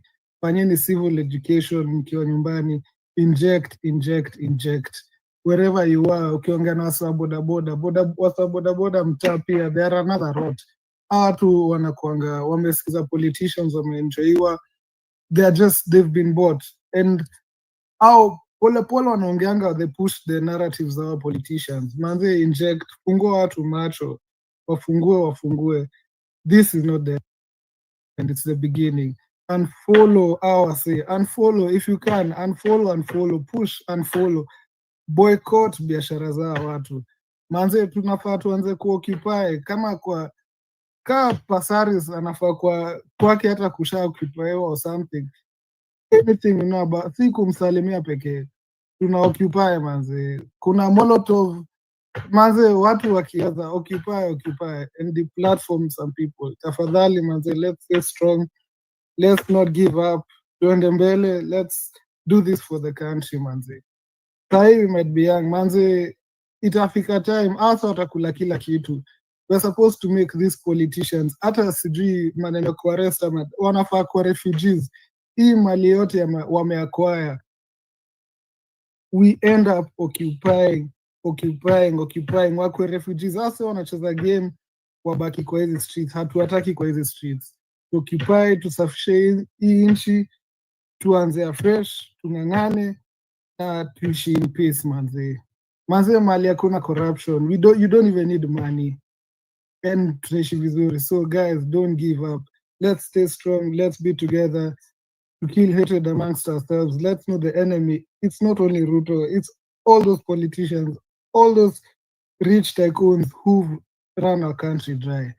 We'll be left with nothing at the end of this. And they can take all this money out there. Na hakuna kitu tutafanya. So I say, msisahau, don't forget what the goal is. Let's stay together. Afro, KOT, everyone, big up. You've done the best. Thank you so much, Gadhu. Yes, I agree with everything that you've said. I'll give the microphone quickly to Keegan. Keegan, are you there? Keegan, are you ready to speak? Keegan is not at the mic. Let me give this. Scott, are you there? Scott Mugambi. Scott Mugambi, not on the microphone. Antonio, are you there? Yeah. Yeah, microphone is yours. Go ahead, please.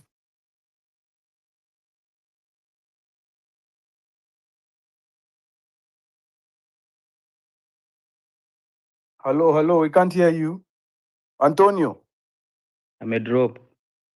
Antonio has okay, I'll give the microphone to Blackman. Afro. Yeah. Afro kiasi tu. Yeah. Ni msichana. I just saw a post.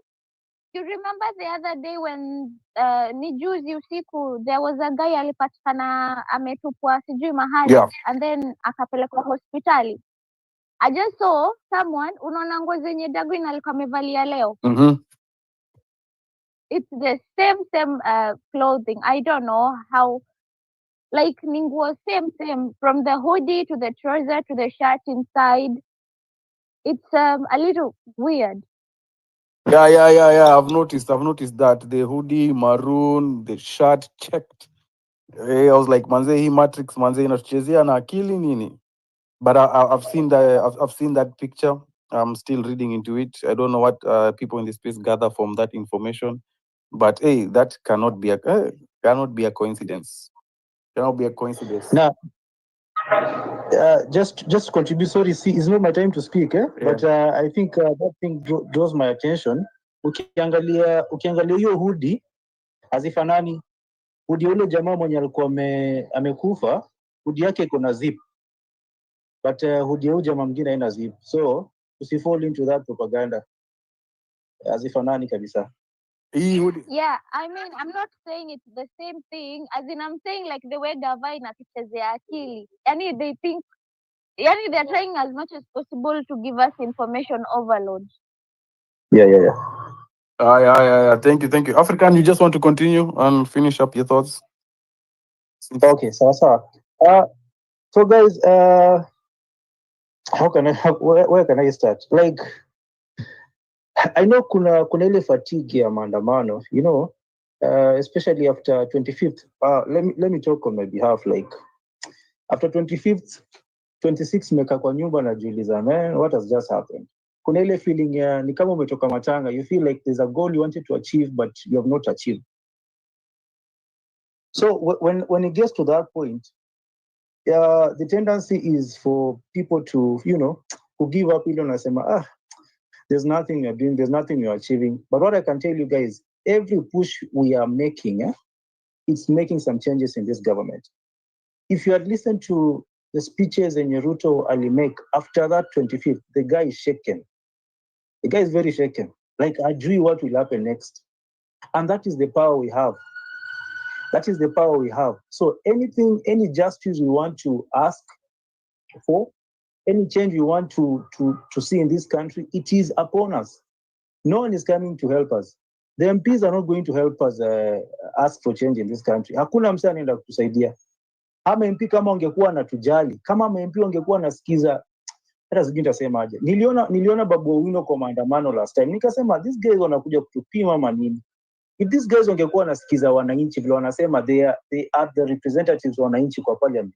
Saizi wangekuwa wametable an impeachment motion ya Ruto. Kama wangekuwa wenyewe wanatujali. Lakini mtu asikuja hapa tudanganya ati mimi niko na wananchi, kazi yako kwa parliament ni wananchi wanasema Ruto must go. 1 year, none of those MPs has tabled an impeachment motion.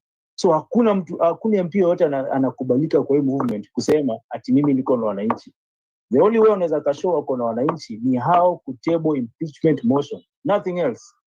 That is all we want them to do. But hizi propaganda wanajaribu kutuchezea hapa nayo, no, we cannot accept that.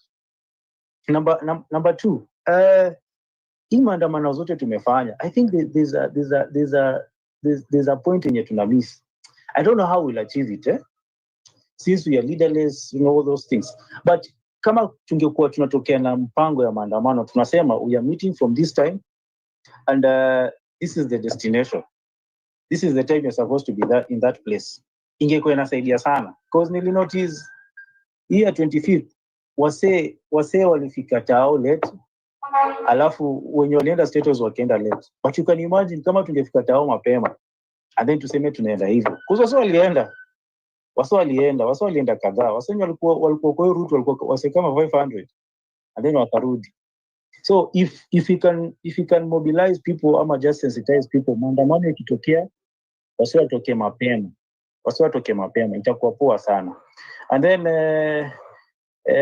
second last, tumekuwa tukioccupy tao sana na tunajua nani anatuseti kwa hizi maandamano. Safaricom.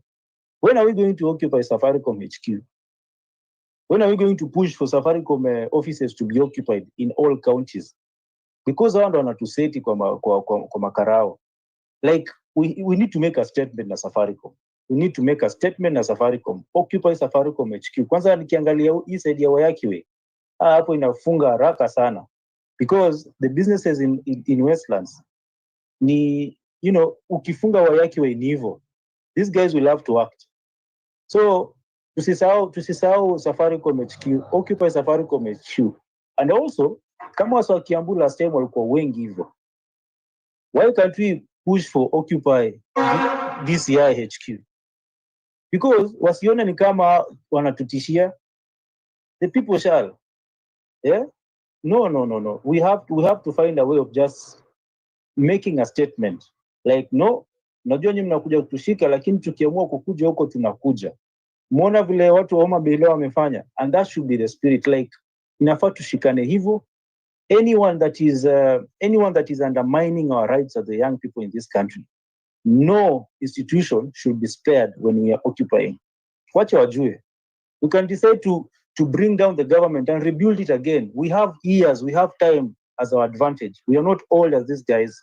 So tusinyamaze kuona wale wasee ambao hawatakuwa kwa future yetu wakiharibu future yetu. It is our time to shape the future that we want. So wasee tupatane Sabasaba.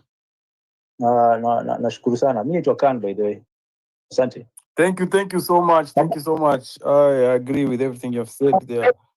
Kidogo tu bro. Unasemaje? Kidogo tu bro.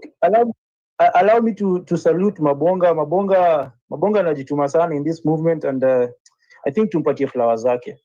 I salute you bro. Yeah. Asante African. I agree with you, especially hapo kwa hiyo point yako.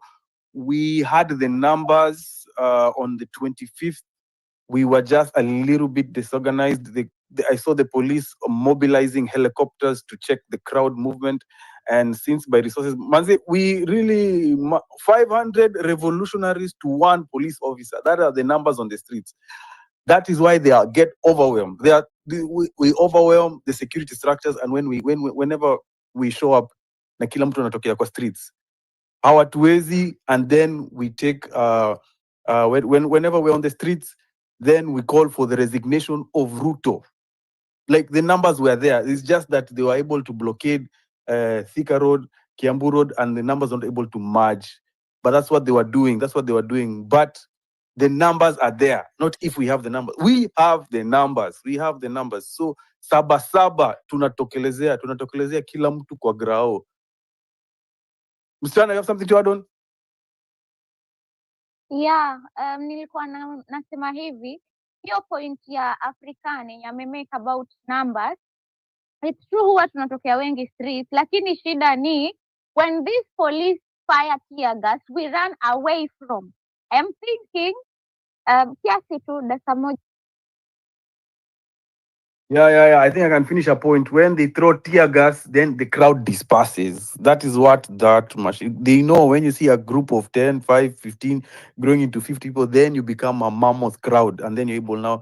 to speak truth to power. And one they have to disperse crowds. Guys, understand the loud noise, the smoke, the tears in your eyes is to make you disperse. Do not disperse. Do not disperse. Make sure unashikana. Endelea.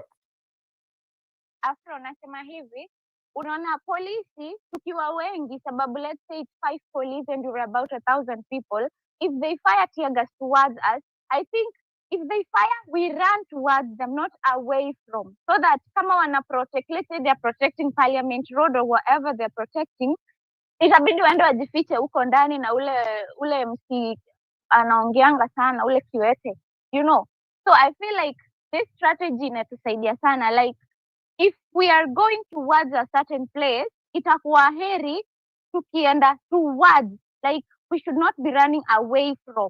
Wanarusha tear gas hapa, tunaenda mbele, sababu si at the end of the day tear gas itabaki nyuma, si ndio? So that was what I was thinking, like if we are being dispersed, let us not run back from where we are coming from, tunaenda mbele. You hawa watu si wengi, we are many and we are self-driven.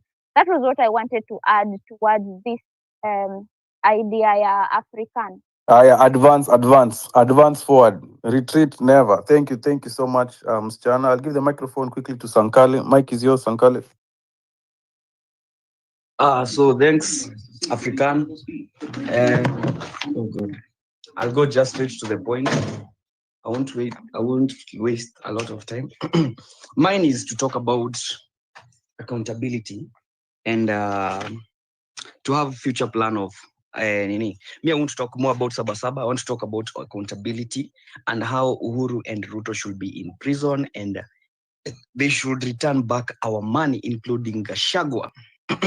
When Kibaki was leaving office, he left a debt of 1.8 trillion, which was 42.8% of the country annual productivity. At that time, National Treasury was financing a budget more than 90% of borrowing, and it was irrelevant for the government to borrow from IMF and World Bank. What does this show you? Uhuru Ruto walipata serikali ikiwa sawa, ikiwa stable na serikali inaweza jifinance. Hatuko tunataka kushinda tukiboro every time. Do you know guys, Uhuru bado na Ruto walichukua Eurobond ya 116 billion yenye inafai mature, walichukua 2019 which ina mature 2027. Sita go so much about the debt, but niko na point yenye ninaleta. My point is this, guys. As much as tunasema Kasongo aende, we need to know how are we going to arrest Uhuru Kenyatta? How are we going to arrest William Ruto? How are we going to arrest Rigathi Gachagua? Alikuwa part of the team yenye alikuwa deputy president, pia ako na fraud cases zake. How are we going to arrest them? Tufanye accountability ya all the projects wametufanyia. Tufanye kitu inaitwa value.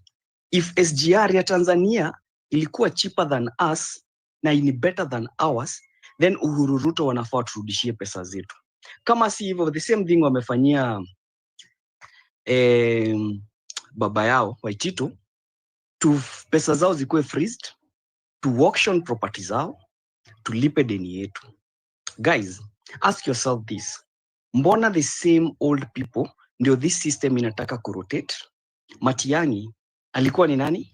Alikuwa ni barakoa wa Uhuru Kenyatta.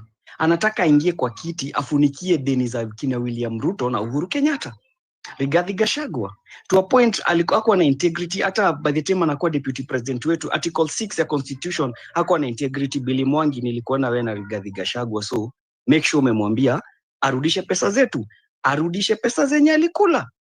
Kama sio hivyo hatutalipa hii deni yenye wanashinda wakituambia tutalipa. Tutafanya kama other countries zenye zimekuwa taken over by military. We are going to auction their property until hatutawalipia deni, wakule kwa starehe, si tuko tukitaxiwa every time. Guys, Uhuru alikuwa anakopa 1 trillion, analipa deni ya 1 trillion. William Ruto anakopa deni ya 1 trillion, analipa deni ya 1 trillion. Guys, tuache ujinga, tuamke bana. tutalipiaje watu deni, si tubaki tukiteseka? Twende point ingine. Article 214 to define public debts as loan raised by guarantors and security issued and guaranteed by the national government. Hiyo ni chapter 12 inasema the outline of the principle, which is openness, accountability, including public participation. Zile pesa wamekuwa wakikula zetu, hizo barabara wamekuwa wakijenga, walituita kwa public participation.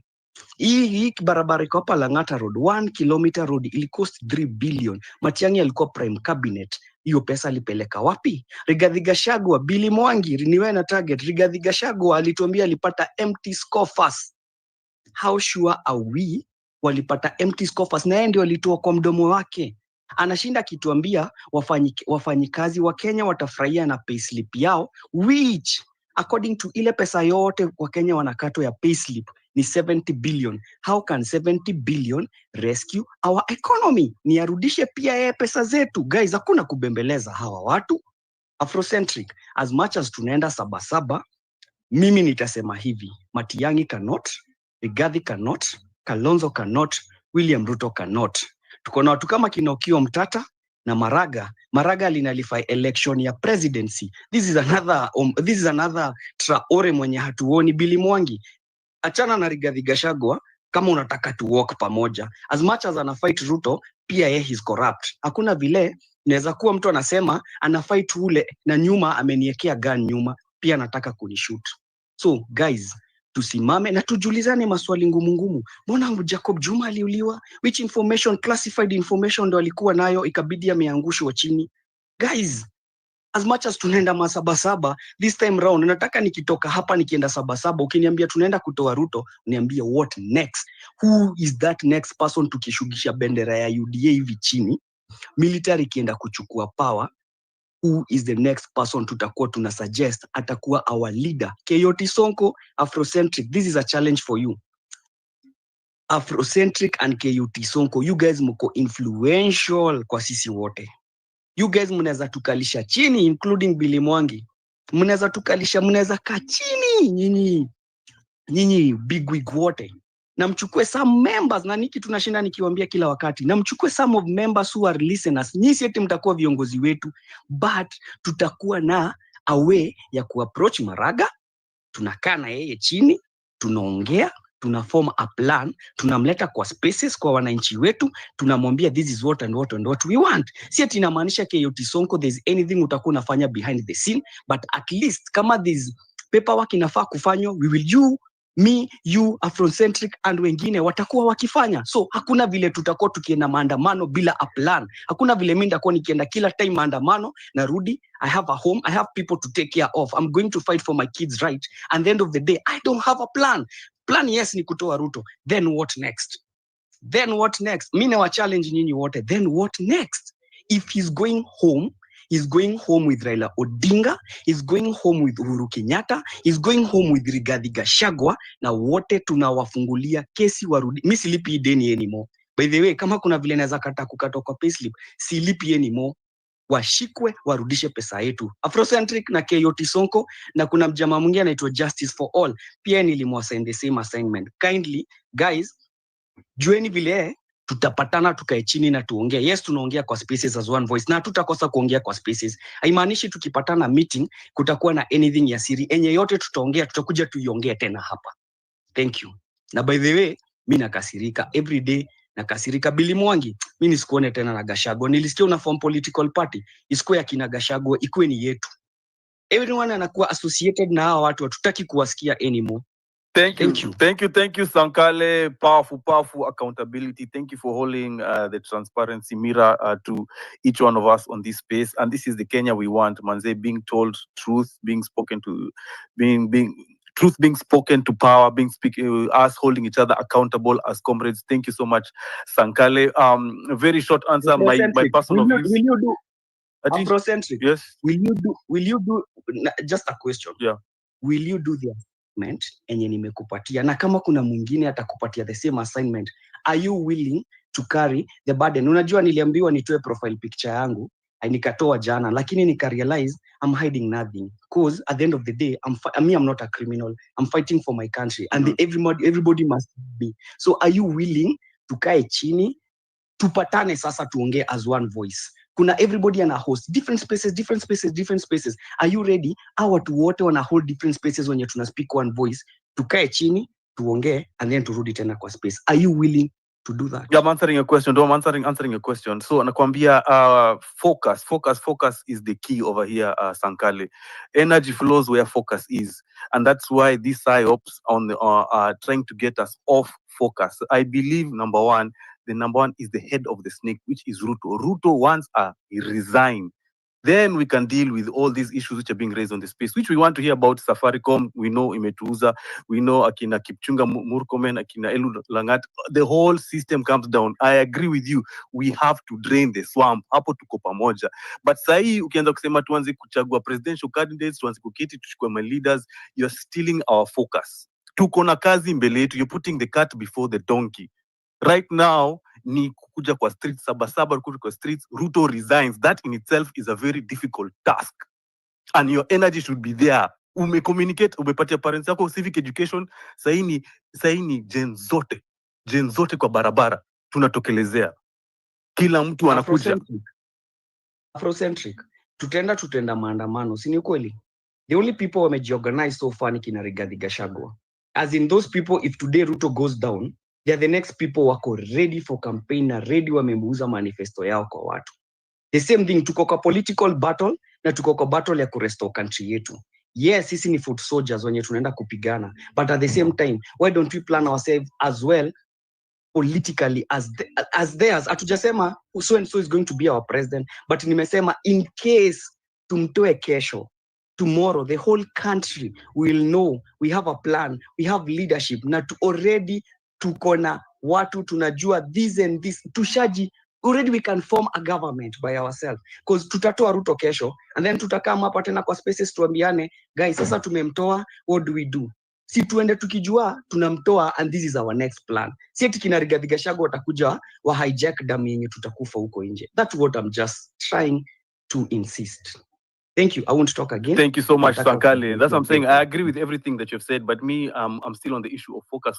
The last time I checked, the Maraga camp have already started doing a lot of groundwork.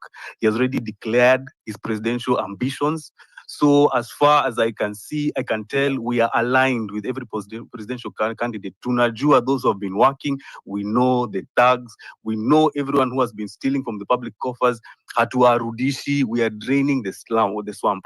But right now, especially this space as constituted, manze, hii ni ya focus ya maandamano on Sabasaba and taking that to make Ruto resign and Eliud Langat, he resigns. These guys cannot lead us. That in itself is a monumental task that we have to achieve. And that's why the government is trying so much to divide us. It's trying to say this movement is a Kikuyu thing, that we're being sponsored by Gachagua, that we're being sponsored by different billionaires, that everyone here has different interests. They're trying to divert our attention. No matter tukianza sahi, ground ikianza kushika moto, Sonko anakidnapiwa, someone influential anakidnapiwa, we switch our focus, wanasema hey, free Sonko, hey, free Sankale. Manze, tunapoteza focus, kimbi for another 2 weeks. By the time we come back, ndo huyu Eliud Lagat who had stepped aside amerudi the position of power. Muliona picha zake kihuko juu ya KICC. So I agree with you, Sankale. We need to have leadership with integrity and character, with individuals who have proven track records to take a power once it falls. Because last year hii kitu ilianguka na ODM wakaichukua. Raila profited from the deaths of 60 plus of us and over 600 of us maimed and injured, removing bullet holes at Kenyatta National Hospital. So I agree with your points, but right now, focus. Sabasaba Revolutionary Day. Kila mtu anatokea, civic education to your family members, to your circle of influence, to all your friends, and let them know that right now is a time for patriotism. Gather under the flag, everyone. I'll give the microphone very quickly to AG, Mike Niyako.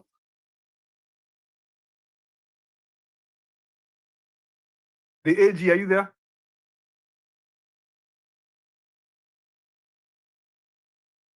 Chief Returning Officer, AG Aniski. Oh, sawa. Thank you for the mic. Niko na point tatu. Mnanisikia? I'm hoping mnanisikia. Nakusikia vizuri. So niko na point tatu ningependa kupitia first just take much of your time. Kitu ya kwanza ningependa kuemphasize on personal security. Nikiongea hivyo na maanisha both online na offline. We are going against a very vengeful guy. He's a cold-hearted dictator. Huyu jamaa hakuna kitu atakufanyia. If you speak up na he's able to get you, anakufikia na anakuchukua wanakupeleka.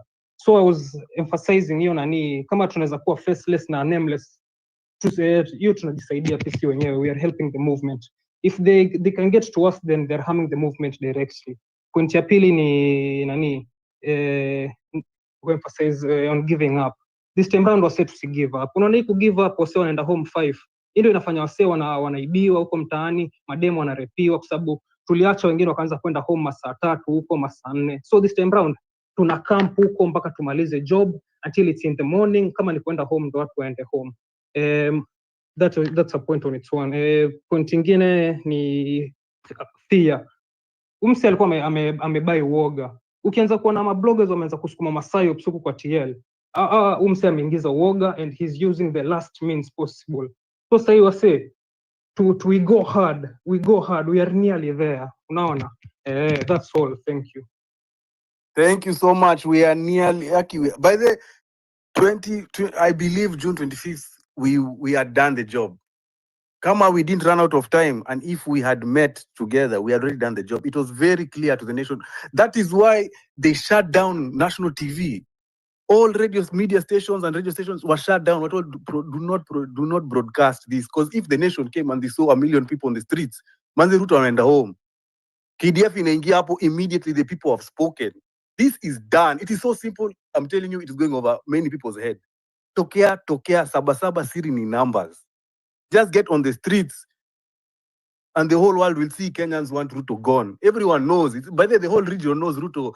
We are done with him. The whole region knows Ruto is done. West Africa ishafika. And all the videos coming out of West Africa, wanajua Ruto is an evil man. So guys, get on the streets. The TV stations immediately broadcast. 1 million people on the ground.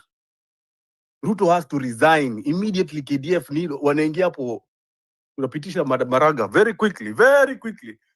YK, Mike, VK, are you there? Yes, I'm there. Habari yenu? Sorry guys, nimetoka job tu sahi. I try to catch up na easy spaces. It's not easy wherever I am.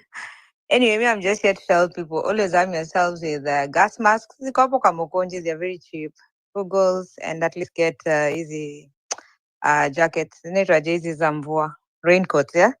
Always have them. Na si zile heavy zenye zinafanya watu washindwe kukimbia. Then the other thing, emphasis on privacy. Always. Kama unaweza kuwa kwa VPN, please try. Like, I'm so far away, but it's so funny that someone was trying to call my number overseas. Na naona vizuri anapiga.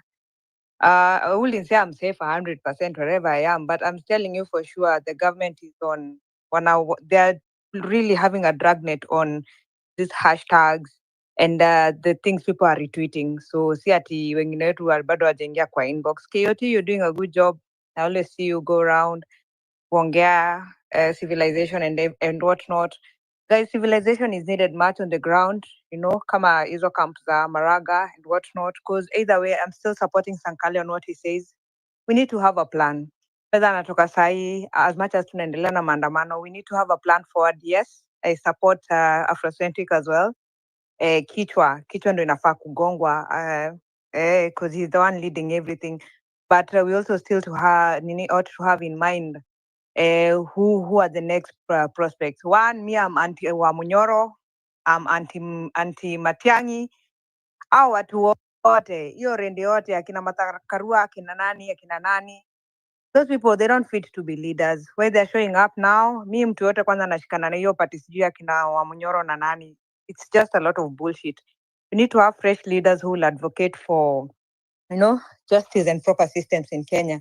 Now, the only way we can put Maraga up kama ni maraga tunataka, we must be on the ground. Sasa nyumbani wazazi unawaambia your people in the community, like we need to be educating people as much as we can to hata ikifika hiyo time haitakuja tu hivi virahisi, then sensitize people, my youth men wachukue IDs and what not, kila mtu akwe na kura, because maybe itafika 2027, we don't know, but as much as we are trying to push for maandamano, sabasaba and what not, and then goggles, gas masks, ndivyo tear gas ikirushwa wase waache kutawanyika, and then watu wa Thika Road 5 a.m. si kutokea saa 4. Last time naweza wa attest that some of the people walikuwa au maaskari walikuwa kwa barabara by 8 asubuhi. Msi alikuwa anani-call tena ananiambia wamefungiwa rosters. So wanajua vizuri that Thika Road ikishikana na crowd yenye imetoka Mathare, ishikane na Kiambu Road, alafu ishikane na yenye inatoka also, hiyo crowd ikiingia tao basi State House itaenda down. So ni kutokea mapema na kujipanga, and then look after each other. Kuna msee wenyu wanapigwa manini, as in you must msirudi nyuma, because Thika Road ni ukweli walishoot watu, we were scared of course, and then watu wakaanza kuretract, and then sasa wakaleta hizo manini hapo Roysambu and what not. I'm so far away, but I really keep up with everything that's going on the ground. I try to support a few people here and there as long as I'm doing something. So yes, sabasaba, siri ni numbers, retweeting, and then to hizi side shows, say abductiwa, yes, it's important we fight for them, but pia zinakuanga theatrics za ku-divert attention so that tuache ku-follow agenda. Kama sahi sabasaba inakam, mtuona kuna agenda itakam kesho, kuna agenda itatolewa leo usiku, there must be something. Sasa hii wameleta petition ya nani ya Murkomen kutolewa, so itakuwa the talk of the day, then mnasahaulishwa kidogo. Focus, just as Afrocentric anasema, and think of the next leaders we are having. To add on the last point, guys, lazima mjue MPs wenye mnaweka kwa parliament. The next time we are choosing people, you must know the MPs that you're putting in parliament. Watu wenye wako kwa hiyo parliament, majority, ndongomozi, tumbocrats, I will call them everything. And hao ndio wanapitisha bills tu kama fala, they don't care, you know? Yani Kenya iko kwa ICU na madaktari wenye wanatuchunga wana unplug kila siku ku make sure tuko in a coma. So mkiangalia mbele, msienda kuchagua mtu ati koza alikuwa anauza chai nini. Choose competent people who understand the constitution, the laws. Bills tu zinapitishwa huko zenye zinakam kuumiza watu. At the end of the day, these people still wanakam kuinvest pesa zao na huku nje. Wakati kamenuka, watachukua mandege wanaishia. So we must focus and know the elite people, and only Gen zote wenye sahi wana fight for the governance, the proper governance of the country. I think that's all. Nimeongea much. You guys have a good night. Tutakacha up. Thank you so much, VK. Mike kwa Ochieng. Ochieng, are you there? Yeah, Peter Muteti, are you there? Yeah, hi everyone. So, hey, we can hear you. Go ahead. First of all, like I can say, since my release, I've never been on a public channel. I can first of all want to thank all Kenyans on X when you fight for a release ile time na kina Billy na kina Kavoli na kina Yoko.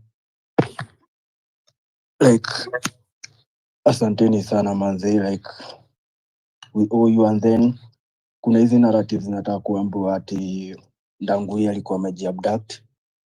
Okay, for me as a former victim, mimi naweza sema tu ya Ndangui ilikuwa legit. I don't know how naweza explain this, but I'm sure msi yako amejiabduct. Yeah. Let's keep fighting. Na siku moja tutakuja kuliberate our country back. And then another thing, my main account ilikuwa suspended, by the way, days after my release. So wale watu walikuwa wananifollow kwa the other account, the Nairobi, and you can still follow me. This is my account. Yeah. Hey, thank you so much, Nairobi. Nakumbuka tukipiga kelele for about your release, and thank God you got released. And hata nikiangalia account yako sikuwa na, I was not sure kama ni wewe.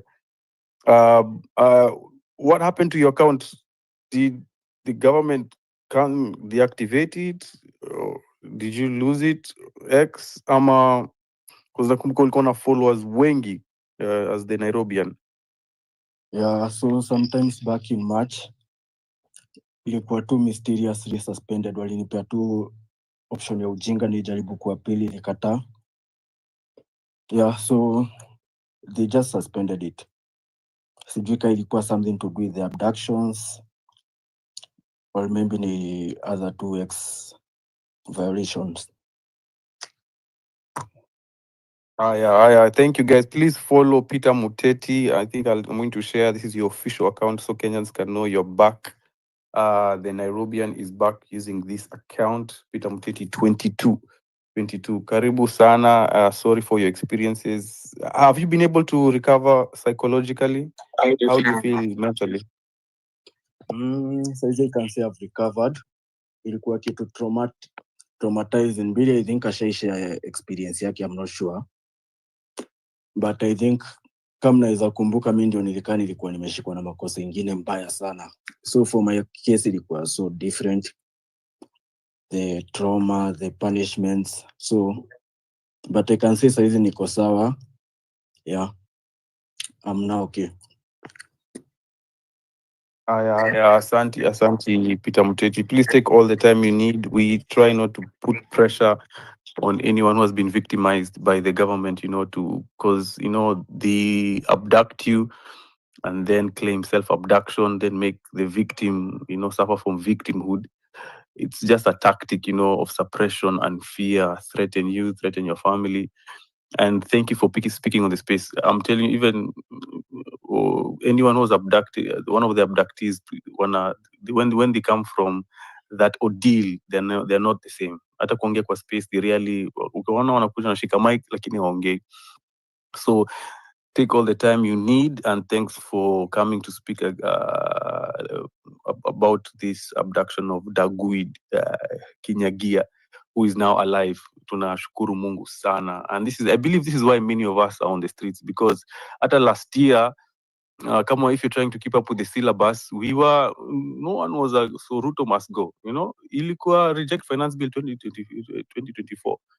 That was what we were called. That's what took us to the streets, to come against all the taxes, the tax increases, and how to make the cost of living in Kenya come down. Alafu, wakawa Rex, wakawa Denzel Omondi, 60 plus died, being found in quarries.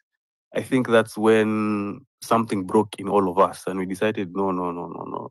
We can't go back to these days where people being abducted, forced disappearances, and these extrajudicial killings. Ruto has to go. Like, you can't do this. And I believe that's where we are today. Hata kumtu kanambia, Bona, this year you didn't reject finance bill 2025. Kambia, that is not where we are. We are not on reject finance bill. We're not trying to go to parliament. Ruto must go. This regime has failed. We are not going to start pushing here tags of reject finance bill when Ruto, the cancer in the nation, is still there. We are operating a deep cancer removal. Tunatoa hii cancer. I'll give the microphone to quickly King Kong. Welcome to the space. Yeah, man. Thank you, bro. Hey, man, I appreciate a lot. KOT did an awesome job yesterday to inject kabisa. And guys, this bad leadership, it has come to an end from the start. We started it and we must end it. Yeah. Hiyo candle isizime manze jo. These guys wana deserve kwenda home. And Lagat must be arrested, of course. Asidani tumesahau story yake. We haven't forgot bana jo. You saw today guys from Homa Bay. They did it manze. And those guys walikuwa tu wametulia tu wanangoja mnasema mnatuwa tukiingia police station sasa kujeni basi mtuwe. And you saw they went there in a large number and nothing happened to them. Wanaenda wakachoma stenje. Kwani they don't fear anything. They don't fear dead bana. Kifo inakujanga kufita. Hao waliamini walibelieve kitu tunasema like kifo itakupata ukiwa kijani. Hata ukiwa kijana mkoma tulia, Albert alipatikana ametulia mtaa kwake, alikuwa kule ilikuwa supper ama lunch na mamake, then akashikwa all of a sudden, and then some few hours unasikia msema amegenya. So kifo manzi cha golipe itakupata anywhere. Yeah, you can see even some players dying. Diego Jota amekufa pia ameenda tu hivyo. You never predict, life is unpredictable bana. So manzi tukisema ni street manzi, streets are calling bana, kila siku zinatuitanga, and I think Albert's dead manzejo, like this guy is not resting in peace. Huyu msee amesema manze lazima nipate justice yangu. I was a youth na nimeona majuso wananipigania. You know the spirit wanga tu it can't see manze. The body cannot respond, lakini spirit ina respond in a way that you guys, the way we are protesting, tunaenda kuingia kila siku road kusema this government out. I think Albert is doing is ako happy, then lazima tupatie ile motive manzejo, guys nataka justice manzejo. So umse yuko rest in peace, and the way his mother talked manzejo, mama yake nyewe alikuwa mhuzunika, then akaambia mtoto wake manzejo usilala kwa amani manze, hawa sio wamekuwa usilala kwa amani, wasumbue kabisa. And I think this thing is happening, you can see today manzejo, and today I believe manzejo, kumbe prayer it can work, miracle do happen. So and umeona tena Gladys Wanga, that witch lady anahonga maboys that anapatia 500, then ana buy a bull, anawachinjia, then anawaambia like you guys, tomorrow is the day. So and then they use just take it. So umeona wamechukua, but they responded ni kuingia street manzejo, we demand justice for Albert, and lazima ipatikane. Hata kama Ruto anaficha Lagat, because I know Lagat hundo msana anataka kwe general, because I think Nani is just a flower girl there, Kanja is just a flower girl there. So Lagat is from the tribe of Ruto. So Ruto now wants all the Kalenjins and all the Nandis kwa his leadership, his bad leadership. You can see Kibet, who is Kibet man, the fucking maze at all kwanza. Kibet maze misi mtabui, just ugly person mazejo, kiato kimono kiato kupiuk. Umsana kasota ingine very bad mazejo. Hey, umsana hata deserve for human being, yeah. Umse hawa sana wanataka kutubebasika wajinga. We are not fools bana jo. Wase wamekula mbuku, wase wamekuwa hapa kwa street wanalia saa hizi, hakuna job, hakuna nini. Yetu unakuja hapo unasema timu mtaki kuja spendie mpige rive. Msaki enda street manzejo mpige. Wewe pasaris kwanza wewe mama wewe tutakuvisit wewe. Huyu mama deserve manze kuwa leader. She doesn't deserve at all. Huyu madam amefika at a point like anatubebasima Gen Z. Hatuwezi mwambia kitu, unaona wanachukua hadi wana fund their hizo present their nini hizo kwa ati kuban maandamano, like they don't do any development kwa ma constituencies zao. Yeye ni women rep wa Nairobi, anafanya nasaidia nini wa mama? Kuna kitu anasaidia wa mama, kama nyiko kusaidia mama ingekuwa anasaidia na linda mama. Sasa linda mama saizi ndio imepotea, wa madheza kuiwa na mama anakufia tu akigive bag usimu sana enda maternity mazejo, hakuna funds shaifanyi. Then kuna some stupid leaders here hata wafikiria hata they just talk shit, anything that just come out of their mouth wanakuja tuna kusema you guys lazima mpitishe kitu like isikue, yani isikue hivyo, yani wana force. So and these leaders manzejo, you know that these leaders whatever they do behind their backs manze, these guys are crying a lot, they're trying to protect Ruto, but behind their backs these guys wanaumia. I know that they feel it, so they just come to public to pretend. But coming back to our homes, you can see Elachi, I think she understands us now. Amekuja kaona kumbe Gen Z mko na stay. So like ameona tunafaa kukua mahali hapo hivyo. So amekuja on time like amaanza kutubaka, amaanza kusema Gen Z tuna deserve something kupata. And so mwana mama mwingine amechukua advantage pasaris. Yes, sasa ni kuenda ni kama anafungulianga Ruto miguu. Sasa ino sana mbak saa hizi. Fuck her. Fuck you leaders mazejo. Mimi nawachukia vibaya. Mimi nikiona mimi naweza wapiga mamawe mazejo. Yes kutapatana kwanza saba mazejo. Mbaya mzee. Hiyo nao lazima tu. Hiyo nao tuhakikishe maze. Hiyo ni final, grand final.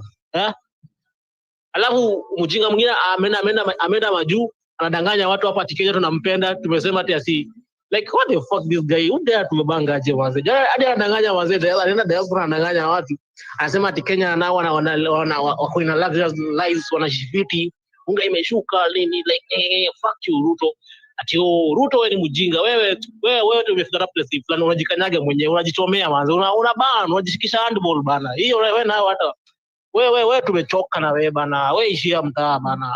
Fuck you manze jo. Manze jo. Kenya mimi ni youth. Yani Kenya imenibore. I'm really yani nikisikia about politics. Dansa from manze, mimi nimeudhika tu na igava. Mimi sipendi kabisa. I hate it at all. I rest my case manze jo. Saba Monday. We there manze to represent Kenya to the highest. Lazima tupate watu we started. Lazima tukonke. We have to win it manze jo. We're going to give up. Like fuck all leaders, fuck police, watu wa D-minus, hata sidi na walipata wai hawa say. Walitumia do kufika hapo hivyo. Ndio maana watu wanabeba ufala wanaambia fanya hiyo wanafanya.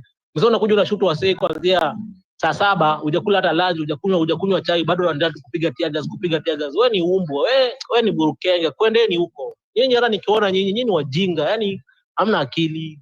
Sima, yani nyinyi polisi hamna akili kabisa. Kwendeni nakaa huko hapo wewe ni kara, wewe ni mjinga, wewe ni mjinga. Unisikie. Mimi nimekasirika na say Kenya, sipendi Ruto. Ruto is no longer my president. I never recognized him from the start. He just kwa chukua order kika Biblia juu akisema in 100 days when I put this Bible down itakuwa 100. Fuck you. Sasa unasema sasa hivi unga ni 140. Sasa itakuwa 100. Mbona sasa ni 145? Sio hiyo 45 ikuwe 100. Peleka ujinga huko bana. Watu walishatoa ujinga Kenya. Hiyo ujinga wako pelekea Suluhu huko hivyo bana. Sisi Kenya tumejanjaruka bana. Umesikia?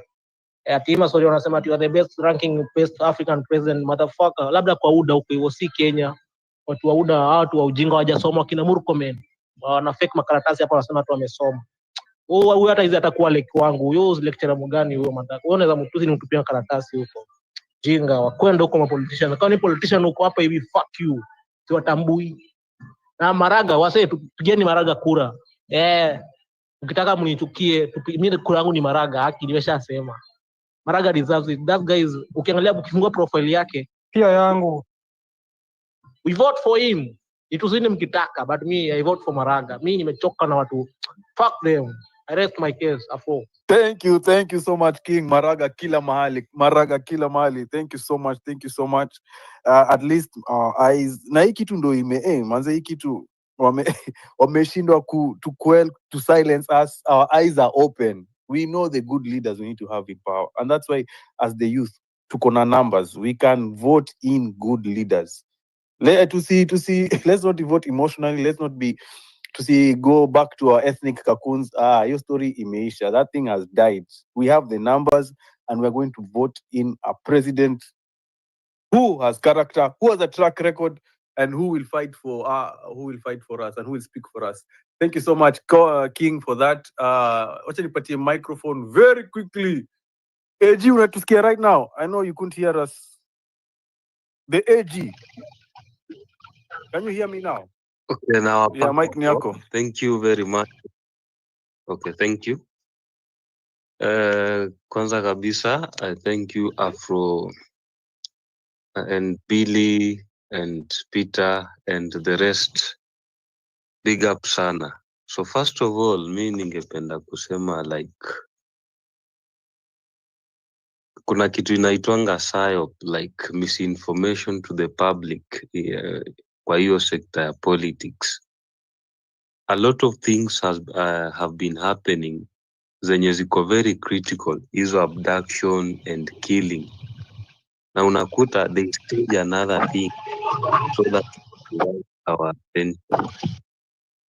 So hizo vitu hazifai to distract. And then one of the critical thing nataka niongele ni hiyo story na like our unity as Gen Zs.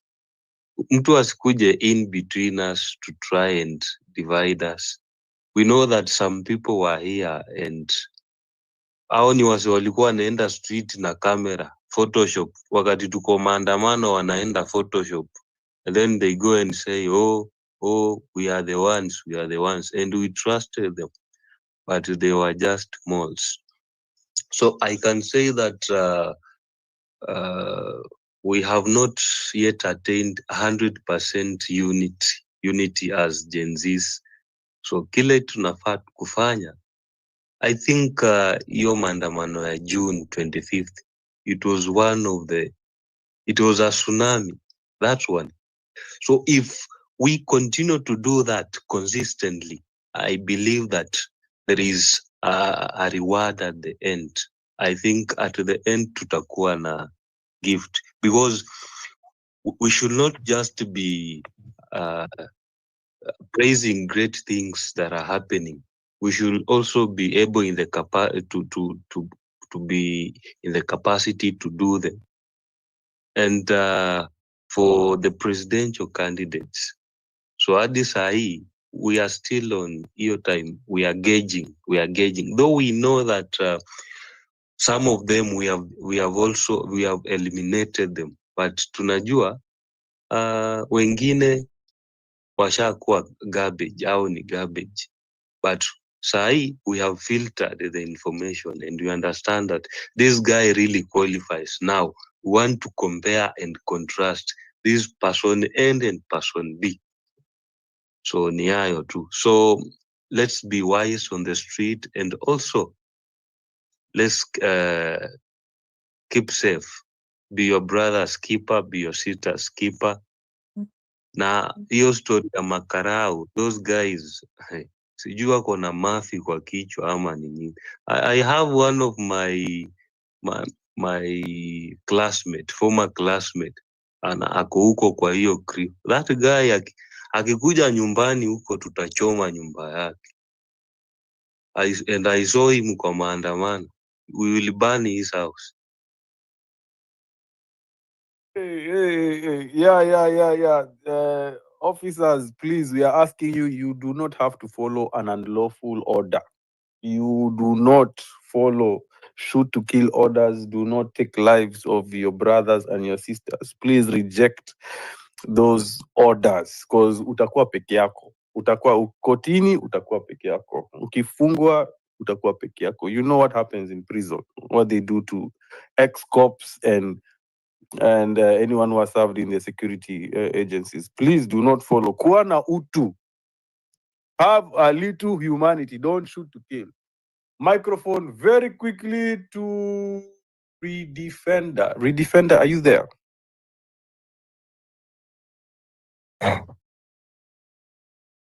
Redefender?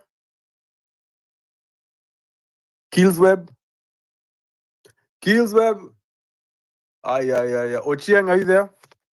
I have a lot of dead mics here. Ochieng? Ochieng? Are you there? Yeah. Chief Mouse. Good evening.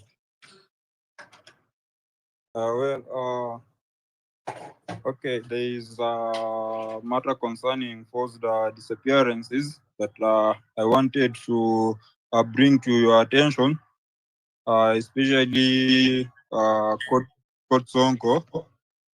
You are the one who can reach people like Hanifa or LSK.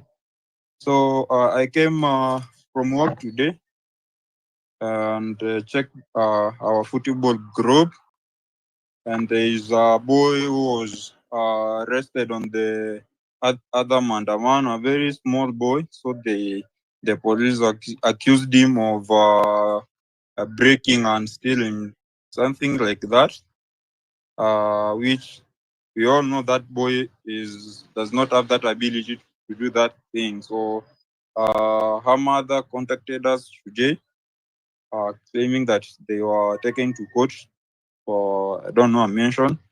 Then they were taken back to industrial area because they are demanding a fine of 50K. So yeah, that's why I'm bringing this matter to attention so that you can reach relevant people who can help this boy and others accused of the same. So these are protesters that have been arrested, and instead of being booked for as protesters, they have been booked as criminals, which doesn't sit well with the constitution. Thank you. Thank you so much. Microphone very quickly to Mau Mau. Mau Mau, are you there?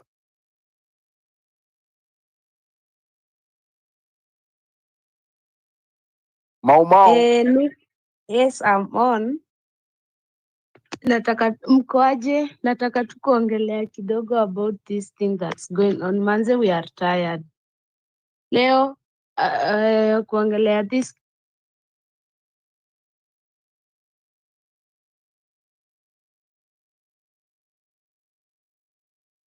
Hey, Mau Mau, we have lost you. Mogambi, go ahead as we find Mau Mau again.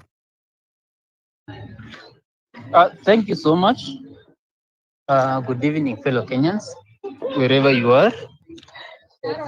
as always, kila kitu inakuanga kuinject as a youth, because this is the only time yenye tuko nayo to fight for the country. This is the only time yenye tuko nayo to set every record right. So with that, tusiangalie maandamano tulifanya juzi that it's not that successful like the one we had last year 25th when we had the numbers, really numbers. This time walituangusha because they had to block us on all the ways. We learned our mistake. So I did see someone akisema maandamano ya this time tukiingia 7 ni kuingia 5 am, so that these guys wasipate chance ya kutublock, and at least we learned that kuna panya routes which you can use in a way that we get ourselves to town. And the other issue is that we allow this current bill that's being sponsored by Basaris, by this hata sitaki kuongea jina mbaya, but this useless kind of a Nairobi. Tusikubali that thing, hata kama ni kumsalimia, hata kama ni kumtembelea. We have to do this bill is why ipita, because it means hatuwezi kuja CBD, huwezi fanya maandamano, labda ufanye tu shambani. Hata shamba inaweza kuwa protected area. So let's not give up. Naona there's another issue yenye inanibo sana huko nje. That nimefungua. There's some issue that inanibo huko nje that we attack each other, left, right, center. We have one enemy. Let's focus on the enemy. Let's focus on solving our issues. Hii issue that nani this, we all have different behaviors, but at least we have a common goal at the moment. We have a shared initiative at the moment of ensuring that we are making Kenya great again, not only for us, even for other generations to come, even setting standards for our parents who never had the opportunity to have a better Kenya that they wanted. So those side shows that huyu na huyu amefanya hivi, sijui alikuja mahali hakunisalimia, let's forget about that. Yeah, we are not after greetings, we are after making the country great. Hata kama mtu anachangisha, acha achangishe kiwachangisha, but let's ensure that this Kasongo aende nyumbani. Ruto must go. That's the end goal. And let's ensure that police brutality is so happen again. Even if it means that us against the police, let it be. But we set the record that we have to follow the law and nobody else is above the law, and even the police officer has to follow the law. Even on arresting you, the law is always that mtu kuna procedure, mtu anafaa kuwa arrested.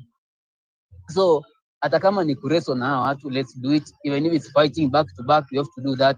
Till people learn to respect the law, learn to respect the officers that they hold, learn to do what they are mandated to do by the law, and learn to behave as they are required.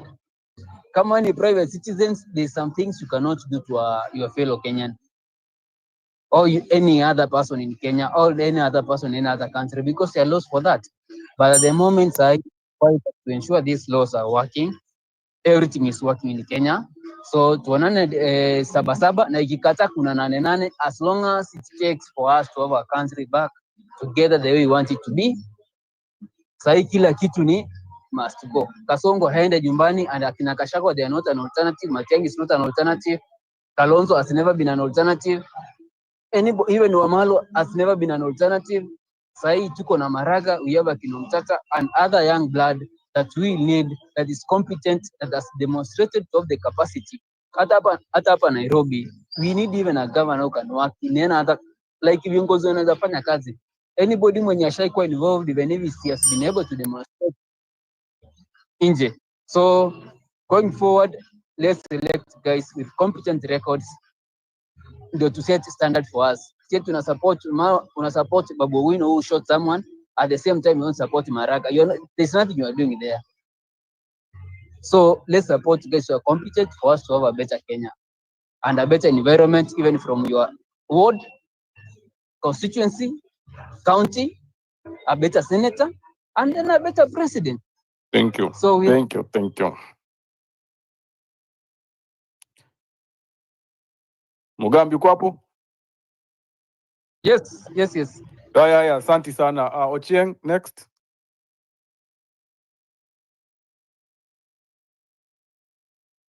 Ochieng, Guys, we have less than 1 hour. I need to get my main to this mic quickly inject. Ochieng, can you hear me? Ochieng can't hear me. Blackman, can you hear me? Blackman. Allah. Chief, returning. Chief, you have spoken. Mbudia, Stefan. Mbudia. Aya, Carl, Echo. Guys, ninawaita na mnisikii. Ochieng. Ochieng. Calm Echo. Calm Echo. Kobe.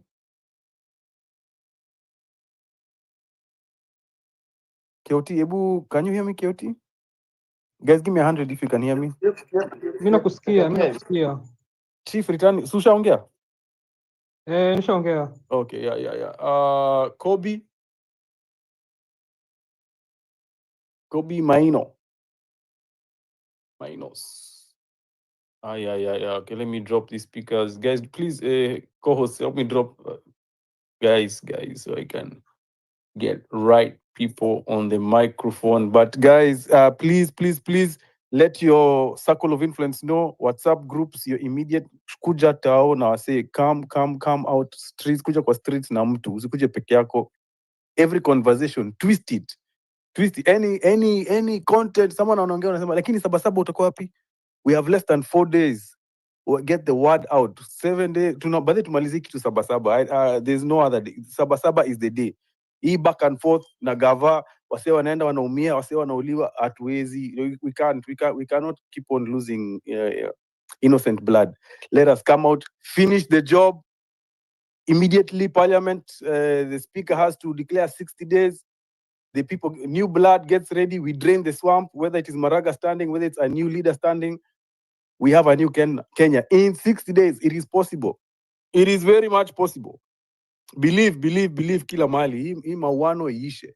Masayops na kiburi. Kiburi wako nayo. Pasaris, instead of passing a motion of no confidence, she wants to muzzle us. Msisikike, nyamaza. It's our turn to eat. Mazi kiburi lazima iishe. Calm Echo, are you there? Calm Echo, going once, gone. Kenyan boy. Yeah, I'm here. Go ahead. Unanisikia? Yes.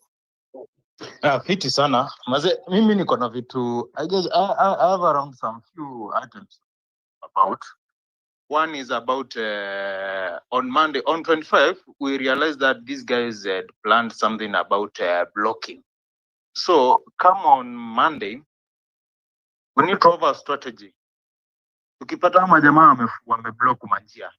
Sasa walikam na hiyo story ya hizo mawaya. In case we come with other idea, how are we going to break those hizo blockages zenye wamefungwa kwa barabara?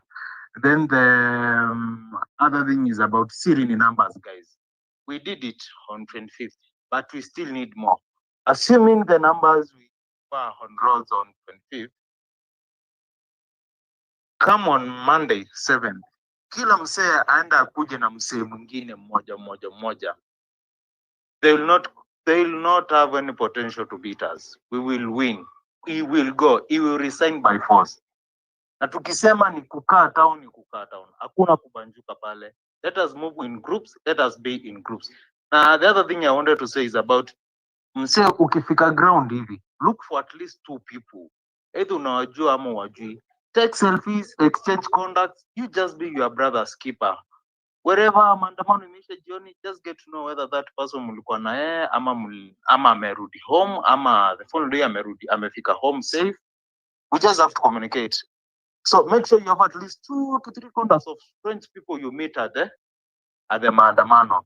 Uko na tu msee yenyewe, but we need to be also watchful of the goons. So yeah, I think that one will also help us. The other thing was let us mobilize ourselves. The time is now. The time is never tomorrow. The time is now. The time is now, guys. Hao watu kina Gachagua, Kalonzo ni wa nyumbani, hatumtaki. Huyu jamaa tunasikia tunamuita sasa one time, tushachoka na one time. Aende nyumbani Monday. Aende nyumbani Monday. This guy is just bullying us. He's bullying us. Huh? He just need to go home. Let him go home early on Monday by saa sita. We are ready for that. We are tired of this guy. Aende nyumbani. I'm there. Maraga ajitokeze. We are going to support Maraga. I guess Maraga is a new energy in the political arena. And I'm sure he can take us somewhere. Thank you for that. Let's meet on Monday on the streets. Alafu my handle is new. My handle had some issues, so I had to create another account. So guys, you can just follow me up. Kenyan Boy. I'm from Makueni County. Thank you so much, Thank Kenyan Boy. I've just followed you. Ndugi. Thank you. Ndugi Duku, guys, follow the speakers. If you can. Giduku, are you there? Nobody cares. Oh, no one can stop reggae. Yeah, nobody can stop reggae. Mimi ni kusema tu ya kwamba kila kitu iko sambamba. Wananchi wamechukua power, iko mkononi mwao. So kitu ni kuendeleza tu, mbele iko sawa. Hao watu washa panic, hii government panic, polisi wame panic, kila mtu in the cabinet tunaona wame panic, Murkomen ame panic, so the thing ni kusustain, consistency is key. Tusifanye mambo ambayo ni ya kujaribu tu alafu kuretreat, ni kuenda hadi mwisho, all the way. So sina mengi, is just saying that focus yetu Ruto must go, focus yetu half term, is no other way about it. Alafu tunaona pia makomrade wetu wanaanza kushikwa. Tuliona the Muthaiga 3 wao wanaekelwa kesi, inakuwa ya kwamba hao ndio magoons, lakini tunajua sisi ndio tuna expose magoons. Tunajua mahali magoons wako, lakini wanachukua watu wetu wanawapeleka police station na wanafanya incommunicado, like hawaonekani na watu, wamewekwa in isolation na wanajaribu pia kuwa separate, waende separate ways ndio waweze kuwafanya torture ambayo ni mental torture.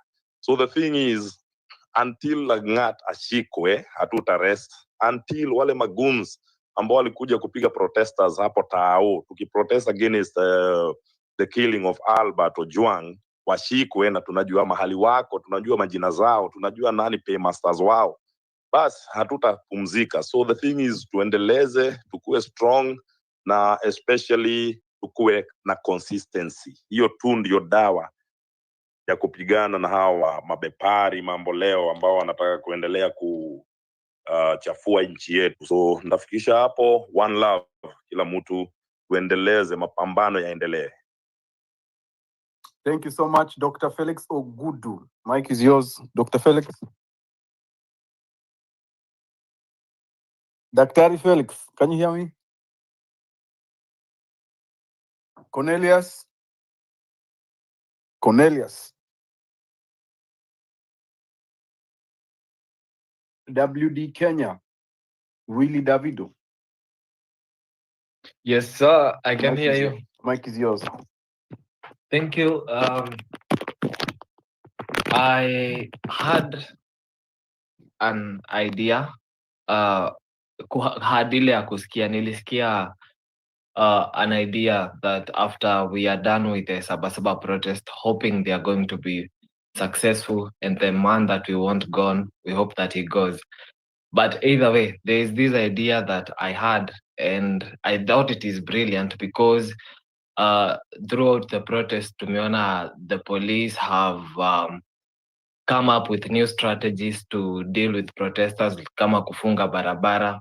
Wanafikiria watu wanataka kuingia parliament na state house. But what if we, after we are done with Sabasaba, tunataka kutembelea ma MPs wetu in your constituency, uko kwao nyumbani. Let us choose one day, tutembelee all our MPs, let us occupy their homes. Now, we said we are not even, hata hatuna fujo. We just want to go and eat, because we cannot have some people in this country that are eating and others that are not eating. So we need to sit together as a country and eat together. That is all we want to do. Go visit your MPs, occupy their homes. Wacha tukule sisi wote, because it is not fair for the minority hao ndio wanalipa taxes, and the majority wao ndio wanalipa taxes and the minority wao ndio wanakula pesa yote. Kwa hivyo tumeamua tukimalizana na maandamano ya Sabasaba, occupy MPs houses. The influencers wenye wako hapa wa huko X wanaweza tupea the direction to follow after that, but huko TikTok nimepitia, naona watu wamewasha moto tu sana huko in regards to that, and I think it's a brilliant idea because polisi hawataweza kukua kila mahali, hawataweza kukua in all the 47 counties protecting every MP's house, but the people will be there. So yeah, that's just an idea I wanted to put out there.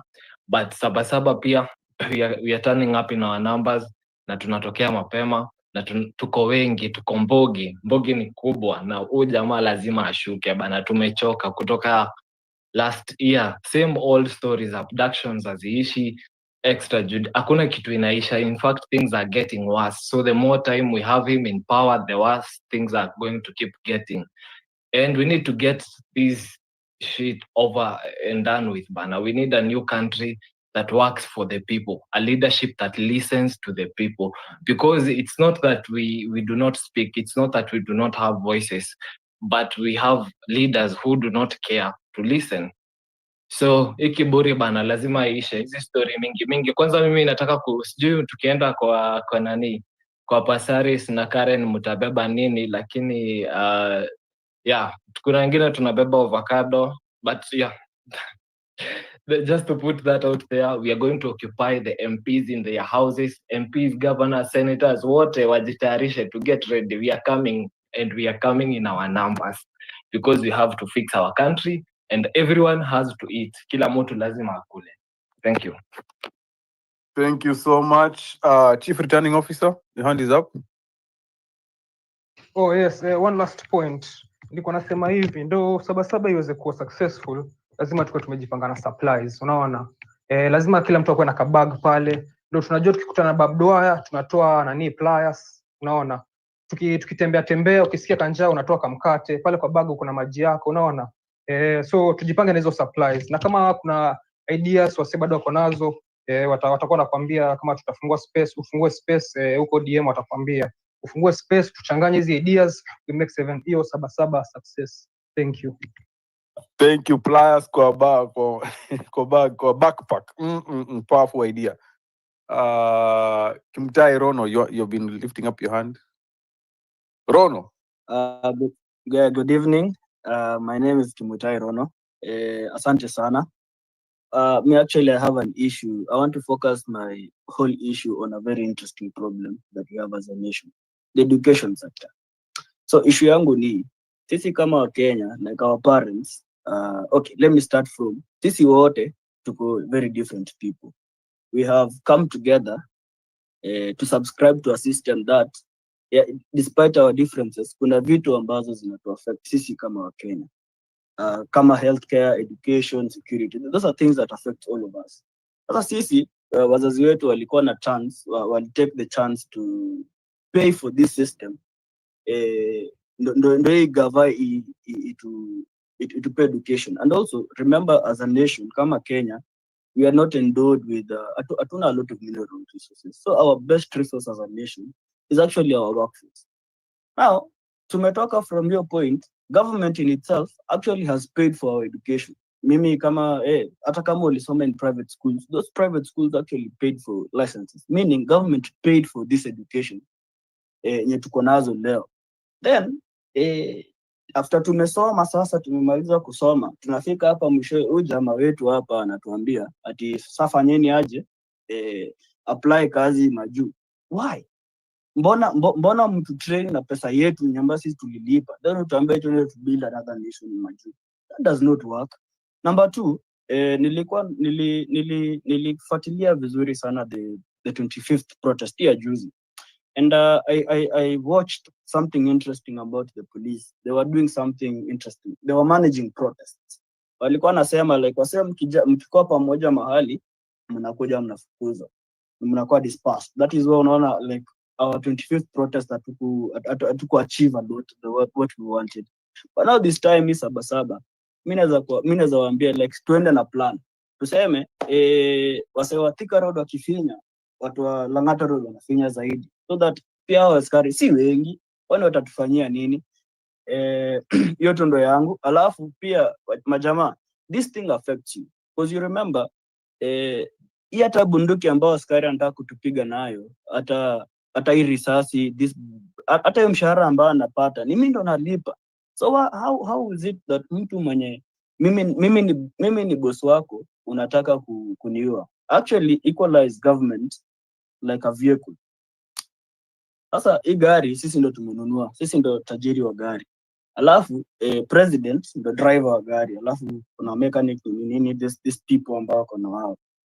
How come inafika so unaambia driver like ikifika mwisho wa mwezi unaniambia ni pesa ngapi ya mafuta nitakupea? So it gotten to a time now that huyu driver sasa anakuibia wewe kama mwenye gari, alafu ukicomplain anataka kukuua. Kwani really kiburi kiasi gani inaweza kuwa imefikisha watu to such a point? In conclusion, what I can say is that yes, we have a very beautiful country as a people. We are very educated, we are very, tuko tu sawa kama nchi. Shida yetu tu ni serikali. And in fact, if you look at shida yetu kama serikali, it's actually a bunch of politicians. And if you really go back vizuri, unapata like during Jomo Kenyatta, actually mimi nikifikiriaga vizuri naonaga shida yetu ilitoka from our problem came from who colonized us.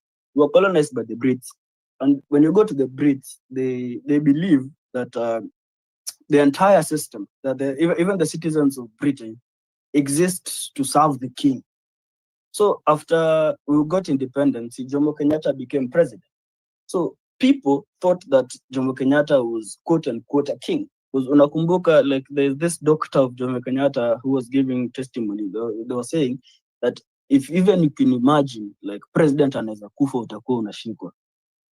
Things like that. So, and then when Jomo Kenyatta died, then Moi came in. But now you see the whole problem is this entire bunch of these leaders, this entire bunch of leaders we have today believe that it is a right for them to be in those seats. Instead of being servants, they become, I don't know. I mean, Mr. Zingine nakaga tu hivi chini najiuliza, kwani wasa wanajua kitu wanafanya? Because let me ask you, mtu kama Pasaris anasema ati, oh, let us ban protest. Ati kusikuwa na protest about 100 meters from bunge. Hiyo bunge anasahau ni sisi ni yetu. Hiyo bunge anasahau hata hiyo mshahara analipwa ni sisi ndo tunatoa hiyo pesa. Sometimes watu pia wanatubeba ufala saa zingine. It is now time as Kenyans that let us now elect people on merit. And the biggest problem mimi naweza sema kama Kenya yenye tuko nayo kama nchi ni sisi kama watu tunapiga kura. Because tunavotigi by emotions. We don't vote like sasa huyu jamaa alifanya hivi. For example, mtu kama Dr. Fred Matiang'i, I am pretty sure if he vies for presidency in 2027, kuna fala tu, kuna mjinga tu mahali atampigia kura. Hata huyu Ruto tu huyu mwenye anazungusha watu hivi. Kuna mahali tu itafika ataamua kuna mtu tu mjinga mahali atampigia kura. Even after seeing all this, ametuua, ametufanyia nini? Like angalia mtu kama Murkomen, kwani huyu jamaa anaishi wapi by the way? Twende tumtembelea after Sabasaba. Mimi unataka kutuua kwa nini? Na hiyo bunduki yenye unaambia askari atupige nayo mimi ndo nimenunua, mimi ndo nimelipia. Like sometimes doesn't even make sense. We live in a very interesting nation sometimes. Lakini Sabasaba mimi nawaambia wadau kuja kama uko na plan, wale wa marafiki zetu wa Nduri, mkuja na zile makamba za tukipata chance ya kufunga ile waya, wewe ishia nayo man, uende uuze. After all ni pesa yako, usijali, hakuna mtu atakushika. Ni pesa yako ndio umilipie hiyo waya. So tufunge waya iende. Na huyo Ruto hii Sabasaba atoke huko UK arudi. Na asitoroke this time, asiende Mombasa kwa anaenda 25. Akue tu hapa na sisi. Twende tumtembelee, tumuulize hii nyumba hii kiburi yenye ako nayo ametoa wapi. Sometimes it doesn't make sense. I think personally, my personal feelings on all this issue ni president is a servant. Na kama wewe ni servant, then unafaa usikize watu. Huyu jamaa alikuja space akasikia, what did he do? Unasikia tu huyo bibi yako Kimani Ichung'wah anasema penye kitu ambayo mlikataa tulipitisha by December. What level of impunity is that as a nation? Another thing pia mimi niko na issue ni his state house. His state house inakuwa renovated every day. Kama sahi wamepewa budget ya 2.3 billion shillings. 2.3 billion shillings watumie sahi. Supplementary budget ikikuja wanaongezewa another 1.8 billion shillings, kitu kama hiyo. Kwani wanatengeneza nini? Like do you all understand what it means, like what a billion shillings means? Like bilioni moja ya pesa ni pesa ngapi? So sometimes and another thing, by the way, unaona kina Rigathi Gachagua, all those wa Munyoro people, how wote tu just the old fashioned politics. Because you see, problem is in Kenya we do not vote based on issues, we vote based on people. And I'll give you an example. We did not vote, people never voted for Raila in 2022 just because Ruto branded himself as amekanyagiwa na serikali, amekuwa persecuted. So people were like sympathizing with him, sympathizing with the person. But the truth of the matter is, Ruto himself has never performed. Listen to people who have served with Ruto himself. Kina Jirongo. Kina Jirongo say that Ruto is a very determined person, but his style of leadership is wrong. We as a country actually really fumbled. Kama tunaweza sema tulifumble. And in fact, sasa mali tumefika. Kama tutapigia Maraga kura, I'm saying in 2032 now, let us consider also now bringing down his story at this age thing. Like let us pass it big. Kama mtu, for example, mnaona mtu kama Amin huyu Idi Amin wa DCI. The guy is already above retirement age, yet he still serves, he's still paid. And then another thing pia nataka kusema, like personally, is that who told people that hii kazi ambayo wako nayo ya serikali it's a right. In fact, I don't see it's a right. No, unapata watu kaki na Kipchumba Murkomen. I was listening to Ruto sometime kitambo. The time he fired JB Muturi. Aliambia JB Muturi ati I gave him a docket, then I found him being kazi imekuwa mingi. Who said it's a right for him to serve even in government? Like let us say one thing. Kitu moja inafaa tuelewane ni hii serikali iko hapa, sisi ndo matajiri wa serikali. Serikali ni kama mfanyikazi wetu. Itaweza kuaje mtu anafikiria hii kazi amepata pia ni it is right? Because you see there are people in government who hata watoki, wanazunguka tu. Unaona kama for example we one Munyoro team, they want to bring Dr. Matiang'i back. Dr. Matiang'i has served in government for 9.5 years. He still wants to come back to do what? Another thing is that our system is so wrong, because help me understand, why do we have political scientists in school? Why do we train political scientists? Yet they never end up being politicians. The people we have as politicians is a zoologist. Mtu mwenye alikuwa anafaenda tibu ng'ombe, si ati akuwe president. Hata hakuna kitu like tutengeneze pia hii siasa pia. Let's bring back okay, why were people trained to be political scientists? Why are people trained to be lawyers if they can never end up in politics? It doesn't make sense. As much as we're saying politics is everybody's, kama unafeel uko na hiyo uwezo ya kulead, but also let us channel our people, like let us elect people based on a career. Mtu alianza akakuwa, maybe alikuwa kitu MCA progress, like we can track something from them, we can track their leadership, we can track their commitment. Si story tu mtu ameamka asubuhi amesema mimi hata mimi mnaona naonewa, nilifukuza kama ule wa Munyoro, nilifukuza kwa serikali. They talk as if it's a right for them to be in government. No, it's ni kazi umeandikwa na mdosi ataamua ile siku atakufuta kazi ama atakufuta kazi. So kitu kingine tu mimi naweza sema pia nikimalizia ni tuombeni, like tukifika tuombeni. Unajua niliona story nyingine nilipofika hapo, wale waliingia pale State House, kuna confusion spirit. Tuombe hiyo spirit isikue. So kwa ile bag yako Chief, ukibeba weka Biblia kale kadogo ile ya ndo ukifika huko nakemea askari na Biblia akiamua kuleta mchezo. Na munifollow by the way. Asanteni sana. Thank you for your time. Thank you.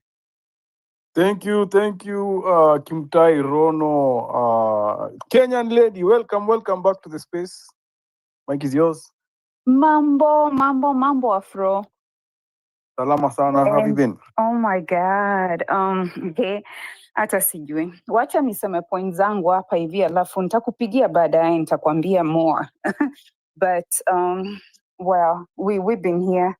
We've been hanging. So I have 3 things that nataka I would like to say. The number 1 is tukiangalia vile tumeendelea kutoka mwanzo wa maandamano, it's been a year, okay? Celebrate anniversary just the other day. The urgency cannot be even, hata sijui naeza sistizaje how urgent it is to have a change in our country. So much so that hata mimi mwenyewe I just don't know, but I really think this is the time that everything has been validated, that we urgently need to change our country. On that, Raila has always positioned himself like he is the person who will correct the government. Okay, what did he do last year? Vile tulitoka kwenda maandamano, he came in between, eti kuokoa, I don't know what, because the Ruto government was collapsing, and without him, joining Ruto, the government would not have stood. So now we have a bread-based government, but guess what? A year later, we don't have anything significant other than Wheezy that has been doubled. I don't even know what to say. Like it's gotten worse than where we were a year ago. So I cannot say it hard enough. 10 toes down, 10 toes deep. I cannot even tell you how urgent we need to change our country. So Raila now knows that he's insignificant because yale maandamano tulifanya juzi, it was even probably double the number that we had in 2024. So that makes him even more insignificant. So we can do this. It is urgent and we can do this. So I have, as far as number 1, I have a suggestion. Tukifanya ile yaitwaje ile hashtag ya sabasaba, sijui tunachukua hashtag gani. Remember how we work through those hashtags, na they work. So we can do the number 1, the sabasaba one, right? And then the second one, we can do something to do with Raila didn't matter or whatever, just to drive that point home. And then the third one, whoever we think will be our best, whoever we think will take this position the best. Wenye wanasimama na Maraga, wenye wanasimama na Omtata, I don't know. Let's come up with a hashtag, okay, for that person. And it's not just saying that Maraga must be in or whatever.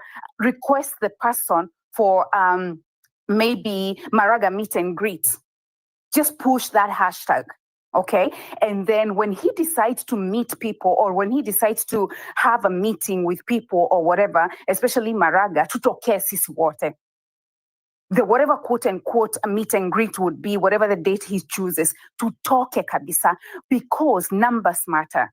The reason why what is this? The ex vice president. The reason why he's able to pull crowd is because of the way he speaks, and people just are curious to get another point of view. You understand? Maybe they don't even approve him. Some of them, like the Kikuyus, they feel, oh, they need somebody to represent them. But then for us as the young people, the person that we think can represent us, let's follow up with that hashtag so that we will have 3 hashtags trending. And what happens is that one thing will follow the other, will follow the other. Just vile tulifanya the Syrian numbers, whatnot, and then will be followed by Sabasaba, and then will be followed to whoever we choose will be pushed to meet with us at some point very soon. So that's the one that's going to follow. So we'll have a ball rolling, and the urgency will be there. So the other thing yenye nataka kuambia, which is my point number 2, do not expect any better. Okay, I'm piggybacking probably to what I said in my point number 1. Lakini, do not expect anything to be better. Do not expect for the government to come in and say, hey, the abductions are over. We are the ones who are abducting people, because for us to move on, the truth has to be told. Do not expect the truth from this government. Okay, they will not come in and start fixing healthcare, start fixing waanze kutulipia universities, waanze kufanya sijui nini. You know what I'm saying? They will not fix the essentials. So don't expect any better. All right, that's my important point number 2. Don't expect the lives to improve. So nilijikaza just the other day, like 2 days ago, kuskiza live stream yenye the president alikuwa nayo London. Let me tell you, if you guys want to be mad, don't go looking for that. Don't even try go looking for that. Okay, so that's my number 2. Number 3, it does not matter where you are. Okay, when Kiwetu, we live, tunaishi nyumbani na tunaishi makazi zetu. Wengi wetu tulikuwa tunajaribu kuretire nyumbani. You know what I'm saying? Sisi, there are those of us that love home. There are those of us, hata kama tumekuwa nje kwa muda mrefu, hata kama tuko dual citizen or whatever, we vote both sides. We vote both ways. Okay, we establish businesses both ways. Okay, so this is a very sensitive matter that I want to tell you. What were diaspora? I'm talking to you. The people in Kenya with small businesses, I want to talk to you. If they see you injecting kila wakati, anti-government every time, let me tell you, you don't even need to talk so much. They just need to earmark your account or whatever it is that they do. Okay? Watatafuta na watakupata mpaka na jina lako na whatever. Okay, we have Safaricom numbers. It's as easy as that. Once you get the Safaricom number, that's the end of it. They will get everything. They will even get the LLC businesses you have registered. They will even get, so to say that once they get your businesses, especially watu wenye, wako na advantage ya dual citizenship, now they cannot arrest you, they cannot abduct you, right? So they will be attacking your businesses. Right? So, like, in our case, of course, utakuwa na tweets, they will try to hack your account. They will send you messages. Of course, itakuwa weird and whatnot. And then, so the intelligence in the West is actually better than the intelligence at home. So you will still get to the bottom line of it, but you will get to the bottom line of it when it will be too late. So, kama business yako kwa mfano, kama umefungua tuseme kama duka la nyama, ama umefungua duka kama butchery, ama umefungua shule, ama umefungua whatever you have opened, they will come in and they will put a bigger business next to you just to beat you down. And then the other thing they will do, they will come to your employees and offer them better.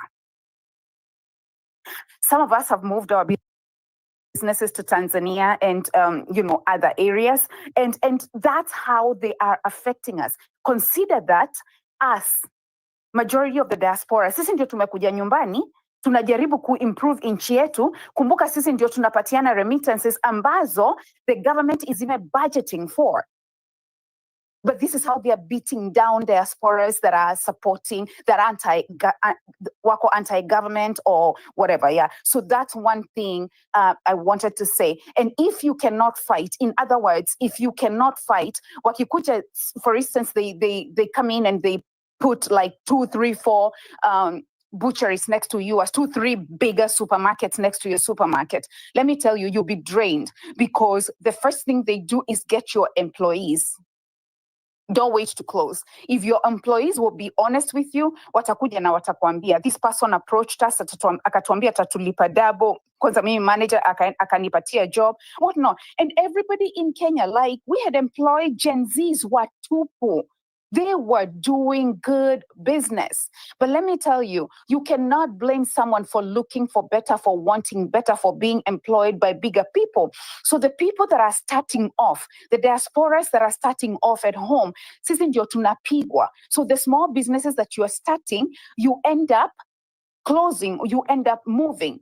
So what happens is, you will remain with only big businesses which can control, who are controlling everything. Because tukija, when we were operating, we were kind of balancing the ground. You know what I mean, so to say? Because we were able to put our small businesses like in estates. We're able to put our small businesses where the big businesses could not penetrate.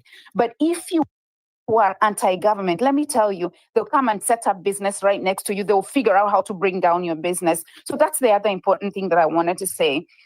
Let me see from my notes here. So that's it. That's it. The urgency it's more dire than even before. More people will be abducted. People will continue to die. So it's so dire right now. Like I think that we should start injecting by bringing in suggestions of who we choose and pushing the person to actually make a move, meet with people, something.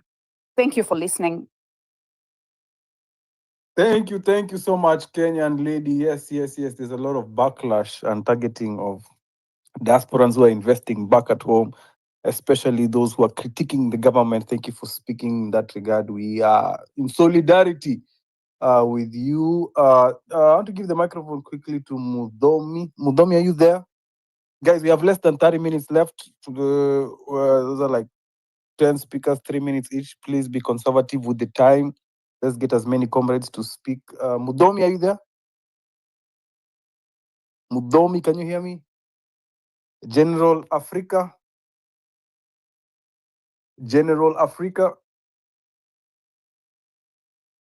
Black man. Allah. Shamir the activist. Afro, mambo. Poa sana, go ahead, Mike is yours. Thank you so much. One thing I wanted to say is, Kwanza, I don't know if Ruto and his puppets understand the war we are in, because the war we are in is simply, it is a simple war. Why am I saying it's a simple war? It's because this war, we are just reminding Ruto what he said and what he meant when he took oath he took over from Uhuru.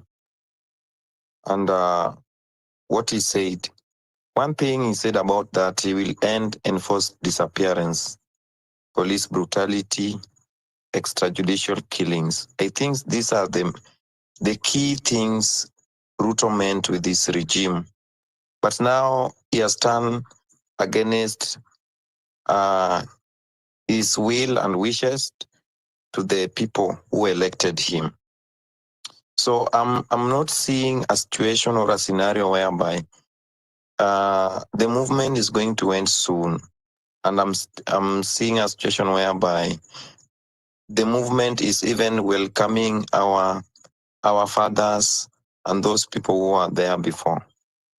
I think the Sabasaba protest is going to ignite, and also is going to give a room for our parents to join the movement, because where we are heading, even our parents, they are not safe. They should not feel that they are safer in this government. This government, everyone, it is not safe.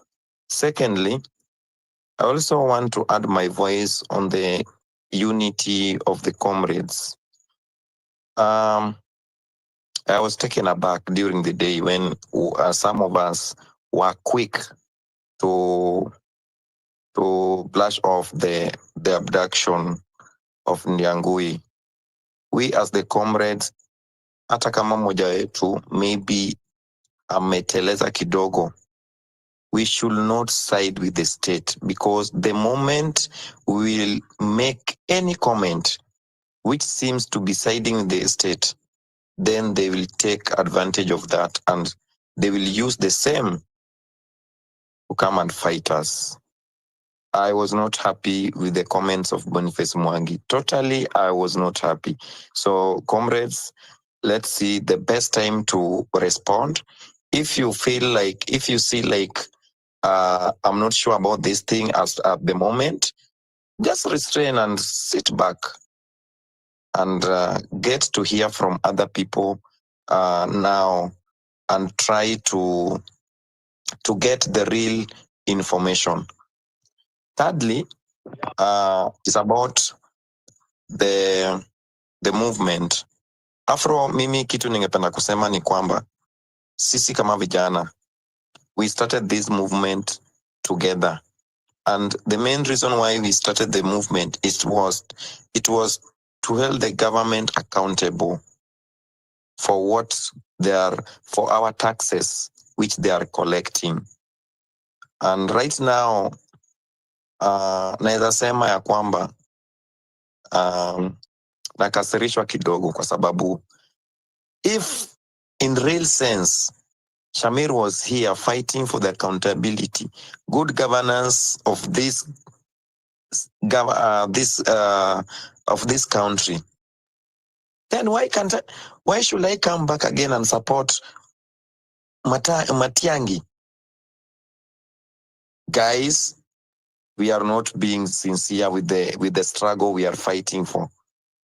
These are the same people. When they were there, they did very, very shady things to the citizen of Kenya. We want someone who respects the rule of law. We don't need so many manifestos, G1000 pages, G500 pages. No, the manifesto we are looking into is just simple. Anyone who respects the rule of law and uphold the 2010 Constitution. Final. We are not here about cousins. We are not here about the good manager from the World Bank. We are not here about those people who have tried fourth times, fifth times. We are not here about those people when you waliokoa Mumia Sugar wakianguka. No, we are not there. Let us stay to the struggle we have been fighting for. Let us not lose focus. Na divisions zinakuja hapa kwa sababu mtu anaona wivu, kwa sababu leo Afro amekuja na hashtag, na mimi nimeona enyewe hashtag imetrend vizuri, imecapture the attention of the people and with the mission that people should get out. Then naanza kusema Afro amelipwa. This bullshit should end. Inafaa ishe kabisa.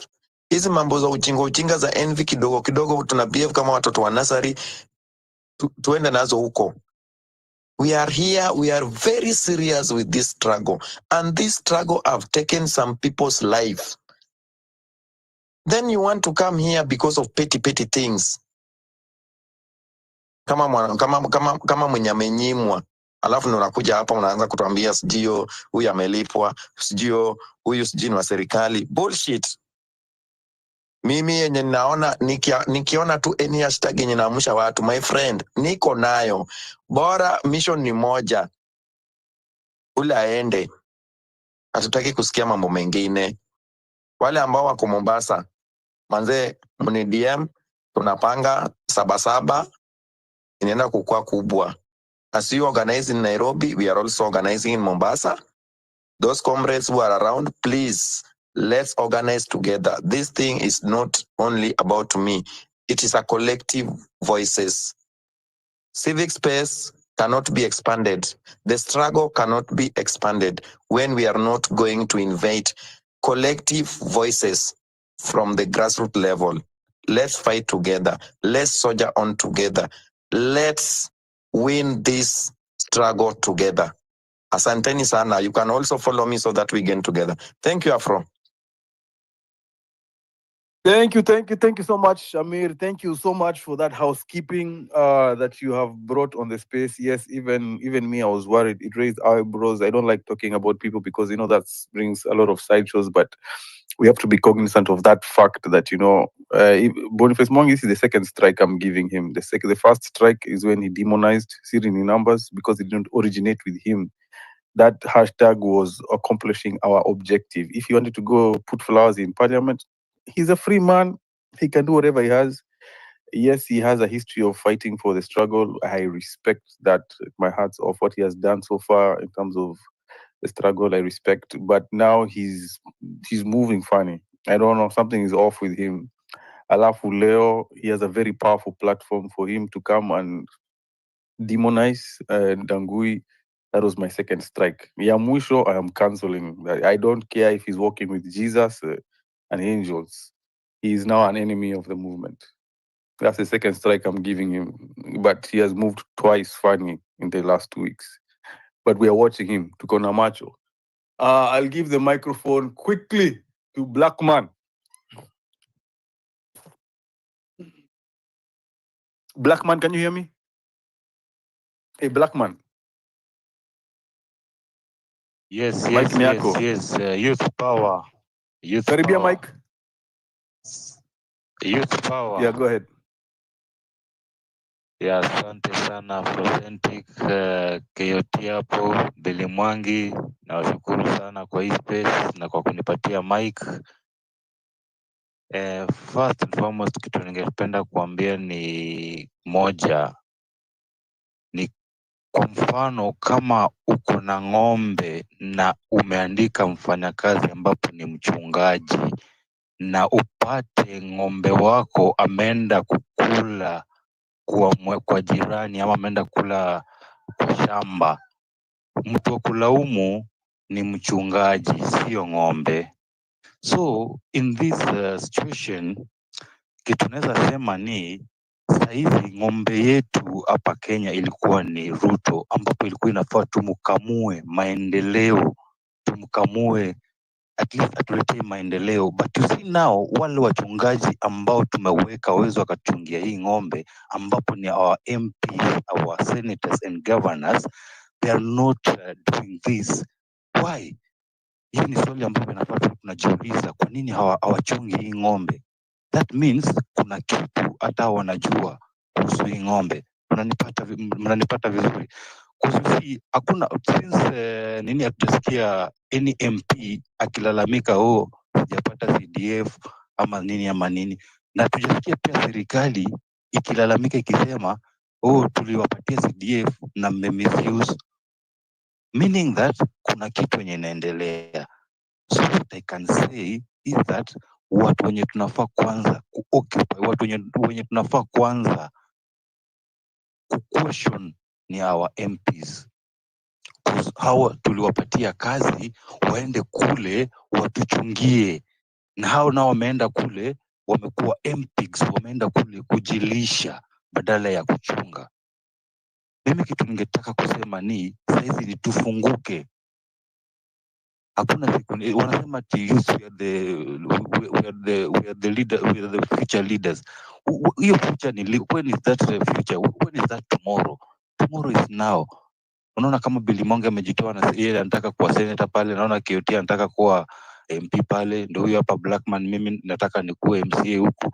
Unaona, ni tujitoe, tulete fresh bloods in this government na tunaenda kuleta mabadiliko, but without fresh blood hakuna mabadiliko yanaenda kuwa, because these people are the same people wale wenye tumekuwa tukilia from hiyo wakati ya wazazi wetu ambapo walitumislead. So it's saizi ndio time ya tulete fresh blood, tulete fresh minds kwa government, watu wenye tunaweza reason now. You see, saizi vitu zimebadilika, ni sisi tubadilike pia na sisi pia tujitokeze kwa wingi. You know, we have numbers but we don't have resources. Unaona, we have already proved we have numbers but ndio hatuna.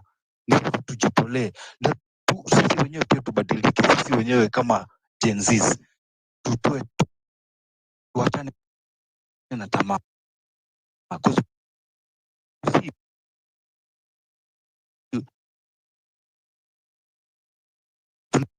Black man, you're breaking up. It's very difficult to listen to follow you. ikifika wakati wa pili tunadanganywa na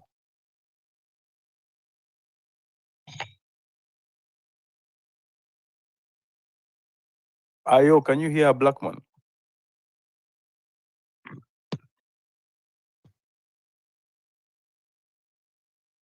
We can't Mnasikia hear black him. Hatumsikii kabisa. Black man. mnanipata Tafuta network, na tafuta saizi network. mnanipata ama bado na break? Tunakupata. Mnanipata saizi? Yeah. Nasema it's a high time we tugutuke, tuache kutumika. You know, saizi mapolitician umetoa ujinga, watumia ujinga cause wamerealize tuko desperate, like ni kama hatuna do. Unaona, wamekataa hata kutupatia kazi cause wanaona wakitupatia kazi we will not hatutafuata mambo yao, sisi wameamua kuiba hadharani na kufanya venye wanataka cause majority of them wanajua hawatarudi. Ni sisi tufungue macho na tusikubali kutumika na tuache tamaa. You see, inaanza kwa sisi wenyewe ndio tunajipoteza pia. You see, wakati wa kampeni unapata tunadanganywa na shilingi 500 and then we suffer for 5 years. Pata hiyo 500 to resist, mtu akikuletea hiyo do muonyeshe like watutaki hiyo do saizi, we need fresh blood. Unaona, unaona mtu mwenye anaweza badilisha, mwenye anaweza tubadilishia Kenya au mwenye anaweza badilisha our constituency au mwenye anaweza badilisha leadership yetu, akikuja akiwa na ile nini ya kubadilisha, unapata sisi tunamkataa with the reason that hana pesa ya kutununua, ya kutuhonga. Sisi tumezoea kuhongwa na kuhongana. Unaona, hata sisi wenyewe ndio uende mahali upate kazi ni lazima uongane. Tukianza tukibreak that thing ya kuhongana, tutapata good leadership. Tutoe historia ya do kwanza, tutoe historia pesa mbele. Unaona, somebody like Maraga is a good leader.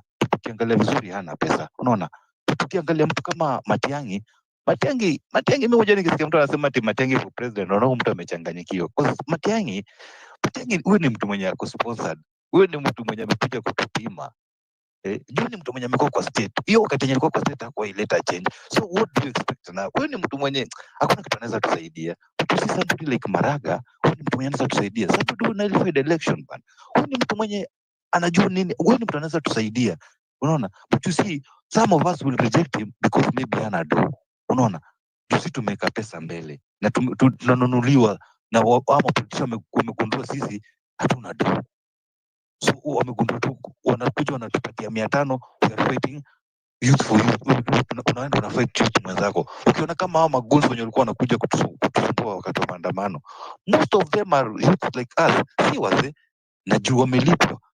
And then after wameshalipwa hivyo, wengine hata wanakosa kupata hizo do, wanakuja wanaanza tena kucomplain.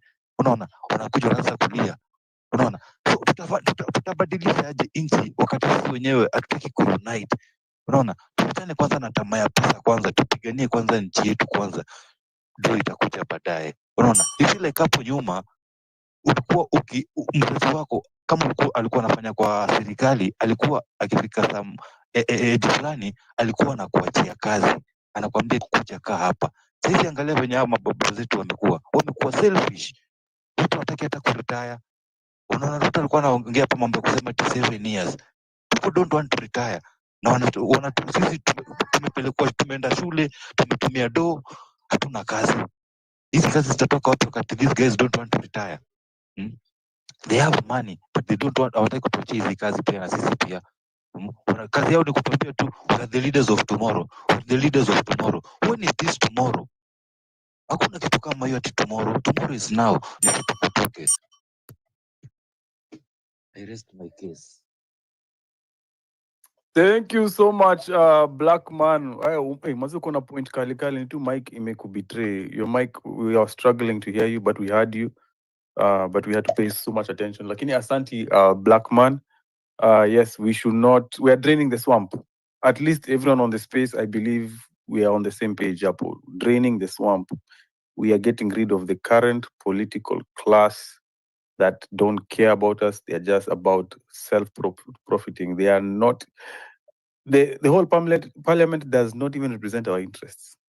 If they were listening to the ground, they would know what we want. Someone would have already tabled up a bill of a vote of no confidence.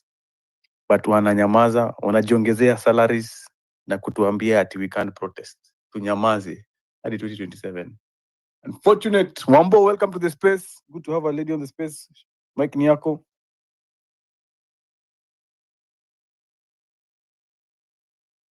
Wambo, can you hear us? Wambui? Oh, Wambui can't hear us. I'll give the microphone to Uno. D. Barabara Levite. kabisa Afro. Thank you for the opportunity. Sasa yangu ni very simple. Number one, shukran zote zimwendee KOT. Yesterday ali inject properly for JK Live. I hope you guys followed the program, and I'm glad that the conversations that we are having are the exact important questions that we should be having day in, day out. First of all, draining the swamp, that is non-negotiable. We need to evacuate anyone that is in the office that is not supposed to be there. Si lazima ifike 2027. Vile tumesema tunaenda kutembelea ma MPs watupikie lunch, because since they are pushing on taxes that in to oppress, why don't we just have a good lunch, or we can call it brunch, or whatever meal that we tunahitaji. Tuambie tu, hey, you know what? We are coming in our thousands, and please prepare meals for us, because we can only survive in your hands now that because umetufinya venye hatuwezi survive. And so KOT, thanks for shooting those shots yesterday and facing the camera. I love the way you kuna face camera from you. You're making your points very clear. Continue that way. We need more KOTs like you. And the fact that bado unastand pale, I think ni Kimilili there. Continue pushing, and I believe that watu wa huko wamekushikilia vizuri kabisa. Anyway, another thing, I don't talk so much about the Diangui incident.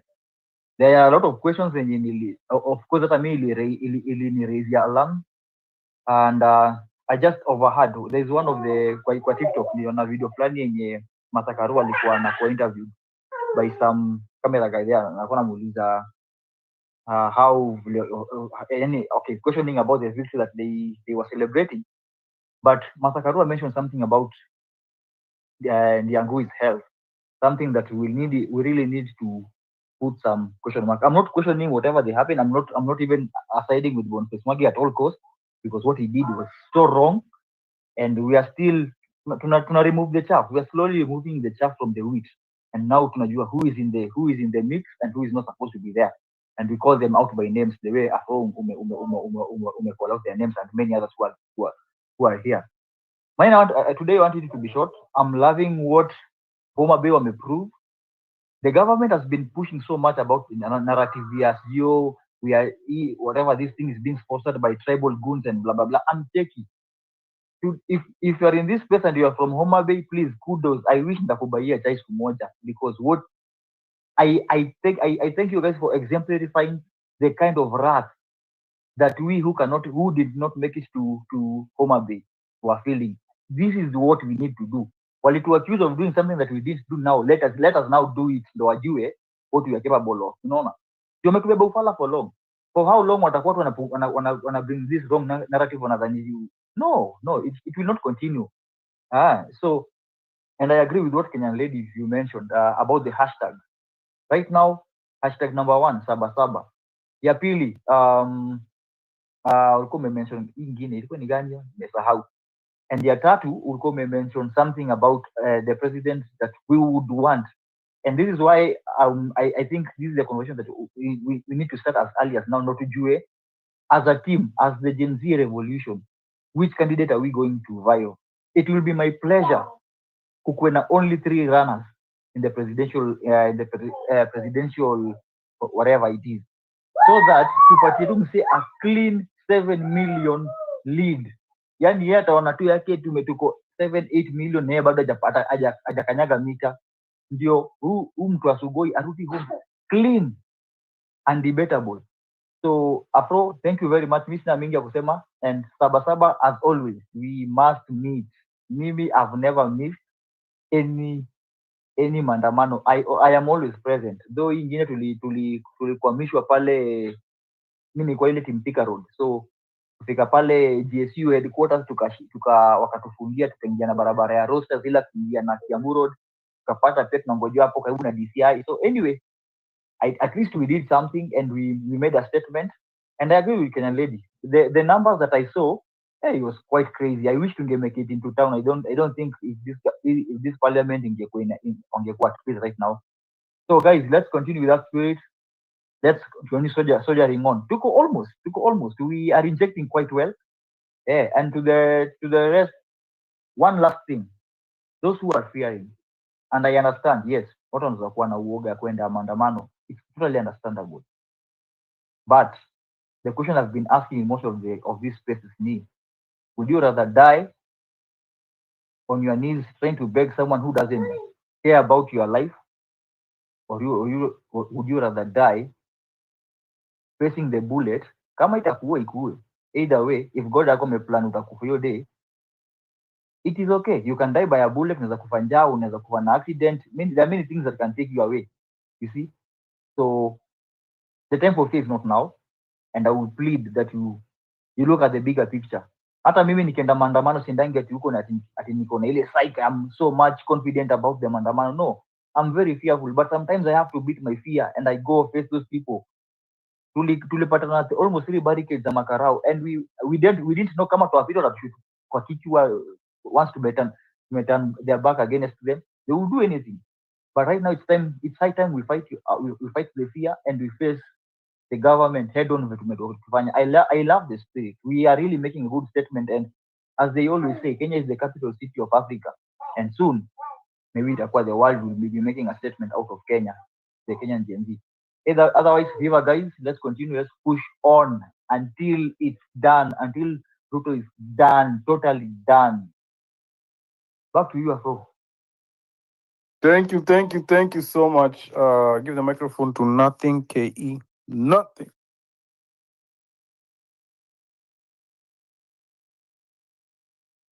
Hi, Afro. Hi, everybody. I want to thank you all for injecting, for pushing the hashtag for free comrades who have been abducted, arrested, those who are missing, those who we have lost, and it's very painful. I salute you guys for your sincerity. I salute you for your resilience, and I pray that we keep up the fire to the very end. Maybe something that I could mention is about unity of purpose. We are now officially freedom fighter. We've not done this before, but we don't have to agree on everything. Like, you can teach me where I'm wrong. You can teach me something that I don't know. And something else that has worried me over time is that when we are talking about leadership, a lot of people are fronting older people. I think we have been proven wrong that age is not a sign of maturity, even fools grow old. So we should be ready to pursue and to support as many young people, credible young people as possible. So let's not point fingers. It's like people are already thinking of handing back power to the same people we want out, especially career politicians. They have to go home. When you look at the case of Albert Ojwang, when he died, politicians from his backyard were trying to absorb the blame. Someone like Kaluma was trying to absorb the. So please, Homa Bay and anyone, do not allow career politicians back in parliament. We can see what this lady Pasari is doing. We're not against female leadership. We are against bogus leadership. It doesn't matter whether it's male or female. Secondly, do not trust blindly. Even Judas attended every prayer session. So there are people who are being used to distract the movement, to contain us. Like when I look at Finance Bill 2025, there are people who are purporting to be part of the movement, but when these things went sailed through, even when Ichungwa said that 2024 Finance Bill, they passed it in December. I saw it as a highlight. There was no one who's purporting to be supportive of the movement who could give us heads up that this is going on. So that tells you we should not trust blindly. Some of the people who are being fronted, if you look at where they come from and you look at Auditor General's report, there's so much corruption. At the same time, people are fronting these same individuals to be the savior of a country that is in dire need for change. People are dying. People are educated. And I really don't care about level of education. The people who are brilliant, but they do not have education. The people who are falling out of school because of bad governance. So we need to focus, but we need to guard leadership jealously. We should not trust someone and say, oh, this person is nice, this person has done that. No, we want change. If you look at Burkina Faso, this guy is very chilled, but he's doing exactly what we desire for our country. So let's not be distracted by anyone. Let's not support someone just because. Let's say, hey, we need young people, the same young people who are saying we don't have jobs. We need to be the people in office. So let's encourage as many people as possible. Then let's extend grace like to Albert Ojwang's father. I don't know what it is like to be in their shoes, to lose your only child. For me, it's very painful and gets me really mad. I get really mad at the government when they think they can toss around money. We want justice. We want compensation. And guys, open your wallet and support this man. I don't want this story to die down and then he's forgotten. And it's not an issue of tokenism. Every time he speaks, it really breaks my heart because we're from different generation, and his generation, they make peace. The reason why we're where we are is because they never fought for something different. And we don't want to stand and tell a story of how we had to do what he had to labor to educate a child. So for that change to come, we have to make sure that we are kind to a generation that was not courageous enough to fight. And we should not forget that he's hurting and he doesn't have much of an advantage. So when we get angry, and I was very disappointed when Wanga was trying to untwist him to thank government of day, but at the same time I understand the position he is at. He doesn't have the advantage to fight. So he has us. It's our responsibility to defend him and not to tear him down. I'm grateful to know that Jiangwei is out, and we need to think outside the box. We need to question. Don't just believe when people say, "Oh, he was hiding." It is impossible. It is impossible to hide from the intelligence fraternity. There's so many loopholes.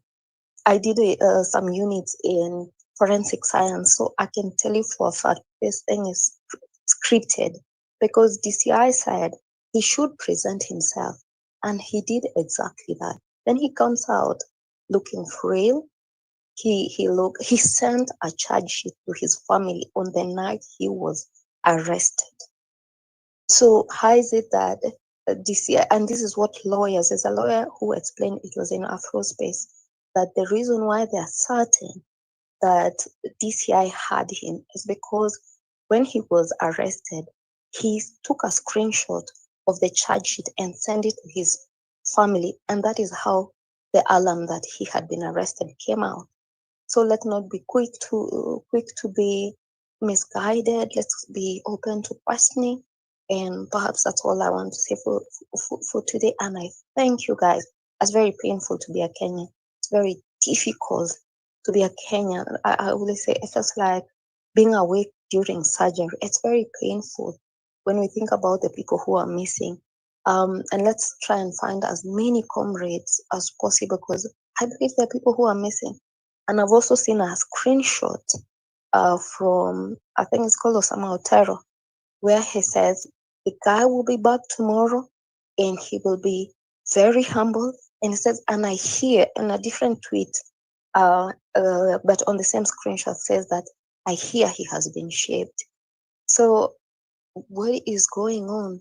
And actually the person who sent that screenshot is someone I've connected with online. I've never met anyone physically from the online connection. So kindly don't be too quick to believe anything. Let's question so that we know how do we go about this thing. I think this year I was trying to save face because this issue of Albert Ojwang, they expected probably they would get away with it, but it totally destroyed them. And they are in a position where they cannot defend themselves, and that's why we should not walk away from that. I thank you everybody for putting in the work. Thank you KOT for being consistent. Oh, and then there's this other issue where you call out people, they call you NIS. Don't be distracted, call them off and move on. We're going to push until the Kenya we want become a reality, because this cannot continue to business as usual. It's unacceptable. Thank you, everybody. Thank you for your time. Thank you for everyone who's been posting space, retweeting. God bless you. Thank you so much, Nothing KE. Yes, guys, focus, please. Let us not be reactionary. The government is going to bring about so many storylines for us to chase our tails. I can see a new story starting about a church in State House. Sasa, those are like 3 days now discussing nani atakuwa pastor wa hiyo kanisa, nani atakuwa kichukua offering kwa hiyo kanisa ya State House. I'm just saying, you please focus. Over here, extrajudicial killings. Eliud Lagat must be arrested. There has to be accountability. Albert Ojwang is dead. I'm telling you, I am so happy. If you meet anyone who is from Hoba Bay, give them a hug, buy them lunch, waweke bundles ya internet. They understood their assignment. Wao ndo wanajua where we are in this syllabus. We need to have accountability. They have to take accountability for what they have done to Albert Ojwang. So we are on the same page. Guys, arrest Eliud Lagat, because no one is safe. Mtu akienda Central Police Station, it could be a death sentence. And he cannot hold office. Ayo, welcome to the space. Thanks, Afro. Good evening, everyone. I hope all of you are doing good and you had a good day. A week packed with events. Finally, it's ending as sooner.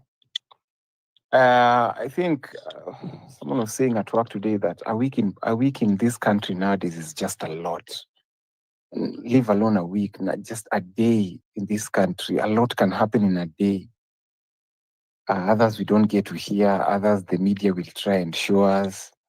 Like right now, I'm just tomorrow's issue of the Daily Nation just says that the headline is Ruto's 1.2 billion Kenyan shillings church at State House. Someone is busy building a church worth 1.2 billion at State House. Well, there are kids out there that cannot even afford to go to school because they don't have schools. There are constituencies out there that don't even have hospitals. So some people have to travel from very many kilometers to access healthcare. Very interesting. First of all,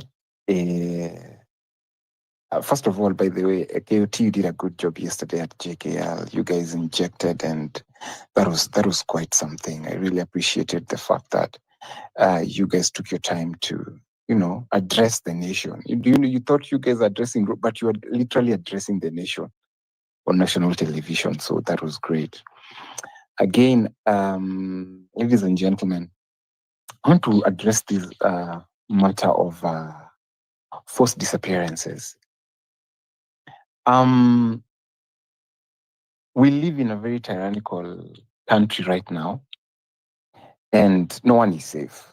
You might be speaking on these spaces, we think that we're safe, but we're not safe. But we've reached a point where we are like, who cares? At the end of the day, when I'm in my house, I'm not safe. When I'm in the streets, I'm not safe. So where will I be safe? So let's just chukua mic, fungua roho, speak it out. This issue of forced disappearances, when will it end? What kind of government is this that is really threatened by its citizens, that the only way to shun down critics is by either kidnapping them, killing them, or spraying bullets to them on the streets. We really need to reach a point, and this I'm addressing the youth out there, all the young people. And when I say young, I mean so long as you have your ID, you have power. In this country, so long as you have your ID, you have power.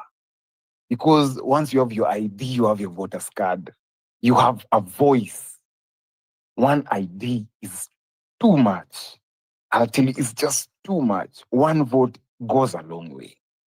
We're headed towards 2027. I don't even want to talk about 2027. I want to talk about, because tunaongea stories are half term, half term, one term. And the only way we can do this. Yesterday I was doing an analytics that in Kenya, right now we have, I was reading a document, and this document stated that ages between, what was that? The Gen Z's population is actually estimated to be around 18.3 million. And that represents 33.42% of Kenyans, of the total Kenyan population. So this actually makes them the largest population in Kenya. And by 2027, a good percentage of these Gen Zs, a good percentage, nikiangalia age bracket ya Gen Zs, a good percentage wanafaa kuwa na ID by 2027. So my only agenda is at least we rally at least and push everyone to at least have a vote, a say by 2027. And right now, we have a crop of these tribal politicians. They feel wanatuona wajinga sana. Like, wanatuona kama wazazi. Sisemi wazazi wetu ni wajinga, but baby boomers are scared. They're afraid. Ni watu walikuwa kwa regime ya Moi wanaogopa.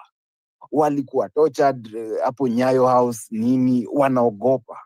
But for us, we are not scared. Gen Zs and the youth, when I'm saying millennials and Gen Z, we are not scared. Na tuko na the largest numbers, man, kwa hii country. Let's even forget about our parents for a moment. Let's focus on us. We are very many in this country, and our voice really counts. Na tumetetemesha hii nchi hadi WSR ametetemeka. Number one ametetemeka. So that tells you what power we have, not only in our voice, but in our actions. So what I want to encourage you guys is, we said you are tribeless, and that is one factor that imetetemesha politicians wengi sana. Because they've been using this tribal card to separate us for quite a long time. To divide for quite a long time. Wali divide wazazi wetu. Adi in our societies, kama we ni chele unaleta dem, unaulizwa, "Huyu dem ni mkabila gani?" That is how bad tribalism was. But we've decided to change the narrative. And that is one thing that inatetemesha hawa Gen X na baby boomers. Wanasema sasa hawa wanasema wako tribeless. Ni card gani tunatumia kuwa separate? So what I want to say is, can we use that strength that we have to propel us to the next level? Number one, by just sending these people home. Akina Gachagua, akina Matiang'i was there in power when we were being killed. PV, walikuwa, man. What did they say? Saizi nataka kuwa president, sijui nini. Guys, tusiache hawa watu, hii friends yenye wanakuja nayo hapa, tusiache itu blow away.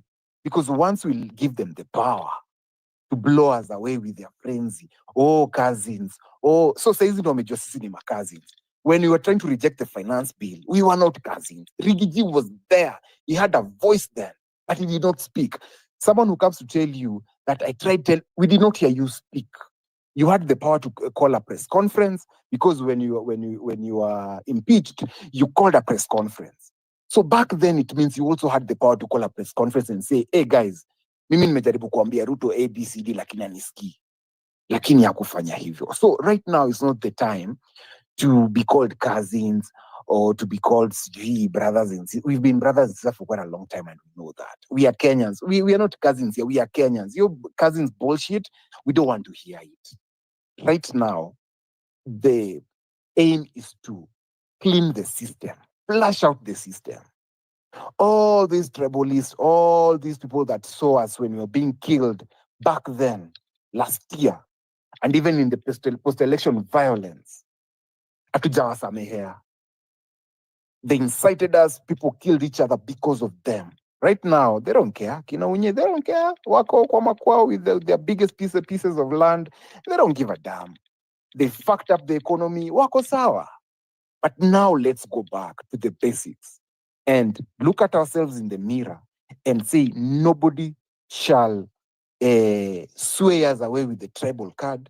Nobody shall sway us away with the small. Pesa wakileta, tukule hiyo pesa yao, nunua nayo tokens, lipa nayo rent. But at the end of the day, ukienda kwa ballot, you know whom to vote. You know that you're making the right choice. You know that, because we will be so stupid to make the same mistake again. A mistake done once is a mistake. The same thing repeated, it's a habit. Na sisi si wajinga. And I want to caution you guys, we are not that stupid. Let's not be like other people it's like making the same mistake over and over just means you're stupid. And I don't want to categorize us as stupid. Yes, they are stupid. Us, we are not stupid. Politicians are stupid. We've come to a generation whereby we can change the narrative. Let's change that narrative. Not by just speaking and doing nothing. Let's change that. Saba is coming. We are hitting the streets. Everyone that has passed on, may their souls rest in peace. Let's fight for them. And like I always say in each and every other space, let not that life that went down with a bullet go to waste. Let's not fail them. Wakiwa kwa baba wakituangalia, wakitutazama, tusiwafail tafadhali. That is all I can ask of you. And young people that are coming up with ideologies like Akina Kioti Songo want to be MPs, want to be leaders, let's support these people. They might be the only change we have. They might be the only last bullet we have to change our country. Guys, and I want to ask you guys, right now, Ruto ako UK. Anafanya nini UK na country yake inachomeka? That tells you how much nonchalant Ruto is. He doesn't give a fuck. Atatoka naende. Nyinyi kama mnauliwa, mnawekewa bullet kwa akili, mnakufa. He doesn't move that nigga. He will still take charter flight. Do you know how much he spent on that flight? Our taxpayers' money. You pesa si yake. Taxpayers' money. Kuna budget ya taxpayers inaenda kwa hiyo flight. Do you know how much has gone to that flight to the UK? Agenda peke yake is gone with others. Wanajitanga delegates, CSs, kufanya nonsense zenye umeenda kufanya huko. And I'll tell you this for a fact. If you see Ruto making these trips, a lot of international countries like the UK, the US, or whatever, Europe, they have so much interest in Kenya. And why Kenya alone? By the Kenya in Africa stands in a standing tall, son. I wish you guys knew the reputation we have out there. Even other African countries, wanatuogopa because of the power we have. So let's not take that power for granted. I know Ruto has been summoned by watu urusha pesa kwa hii nchi. And they're like, you nigga, you're not taking charge of that country. I'm very sure, probably nobody's speaking about it. But trust me, even other countries are watching what's happening in Kenya. And this time, hatupeleki watu wa ICC. Tunamalizana tu na watu hapa. Let's take back our power. Dear Kenyans, let's take back our power. That is what I'll keep on asking you. Let's take back our power. Because we are powerful beyond measure. Thank you very much. Thank you so much, Ayo. Indeed, Kenyans, let's take our power. Guys, we're coming to the top of the hour. We have had a good space. I believe we have brought awareness to the issue and to focusing on Saba. That is literally 4 days away. We're going to take closing statements. I believe I'm going to start with Redemptor. Welcome to the space, Redemptor.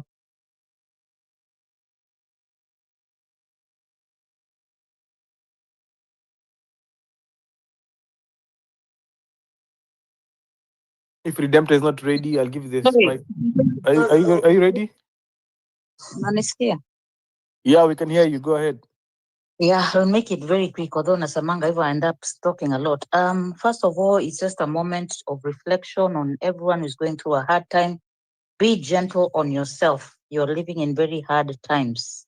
You're living in a season where ukatili is what is taken center stage. Now, I used to love Tanzania, and I thought one day I'll go there to do a story about a certain cult. Boniface Mwangi. Boni. How many times have I called your name? I will never go to Tanzania because the day you are abducted, I went to the space of Tanzania. I injected with balancing tears. I was raging. I addressed the president of Tanzania. Na sasa at the age you are, 10 years older than Dangwin, you actually go and make a post without visiting him, without interrogating. That's what I want to talk about. I want to talk about the aftermath of every maandamano. Very strategically, I don't talk about maandamano, what people must do. What I must address, however, is being our brother's keeper. The state has brutalized our young people. And it's not just abduction, it's the terror. After June 25th, people were arrested in towns where there was demonstrations. They were told you must produce people. So when we talk about police brutality, I feel good when I see a policeman saying end police brutality. There's a misconception, one about big weakness in what is going on in this country.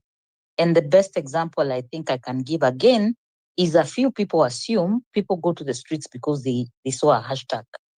I can tell you the people of Homa Bay did not even know maybe Kaluma had said, and then Mukafiwe, you can't tell us how to mourn our loved one. I have stated here and I've said I was trying to trace the life of Albert Ojwang, a young, handsome man who grew up in Kilifi County. And so even when the family or the people of Homa Bay receive him, he's also a young man from Kilifi. And that is the face of Kenyans. The reason why young people say tribeless is because a lot of them cannot identify with just one place or one tribe. The misconception of big wigness, I must address so that I celebrate all the small wigs that sometimes feel unappreciated. And also the harm that got to some of our young people like Billy and Peter, because I have never encountered Peter, I only knew about him when I was hashtagging. So when I see people saying, oh, it puts a downer when you stop hashtagging, we will never stop. We will never stop. I don't know what Peter and Billy went through, but we did not have Christmas. Some of you know we had spaces on Christmas Day because of them. And that brings me back to my brother's keeper. Until you've walked in the shoes of somebody, you cannot be the expert of their lives. I don't shy away from that we have some occultism going on in this country that is targeting our young people, and especially young, handsome boys. I will say it and I will repeat it because I read everything, I follow everything. And this is what I have to say. Among human rights defenders, for which I celebrate Bonnie, and for the reason why I'm very disappointed, we never question why someone did what, was arrested, what were they doing in Kajiado, walienda kuchoko. No. You first help the person and then maswali baadaye. And one of the things we do as Brothers Keeper in 2021, after COVID, there was very few people who could do what you are doing now online, digital activists. There were very few. So the one who used to do it would post a picture of Uhuru and say, most wanted, taking loans. He would be raided, just raided, terrorized for a few hours and sleep in a police cell. And people who don't have courage like him would actually give money for him to buy new gadgets. So we should be discussing how do we become brothers keeper for the wellness of after maandamano. I say this as someone who does victim advocacy, the forgotten victims of every brutality that goes on. Can we have a system? Because I celebrate the young people, the genuine young people who go to the streets and they can't even leave a comrade behind. They pick them up. We saw a policewoman being hurt, and it was the same comrades with good hearts who went to rescue her. The police ran and left her. And that's what I've seen, the spirit of the genuine people, how they bundle together and how they help each other. So while people are busy fighting over hashtags, because people don't come to the streets because they read a hashtag. Something is going on. Wamejituma because the times they are living in. And I'll say, when I heard Dangwin was missing, do you know what was happening after 25th? You all, hapa X, Afrocentric nipatie tu dakika ni ranti nitoke. Instead of saying what else happened while we were doing this, the first hashtag was sit-down, and people ran with it.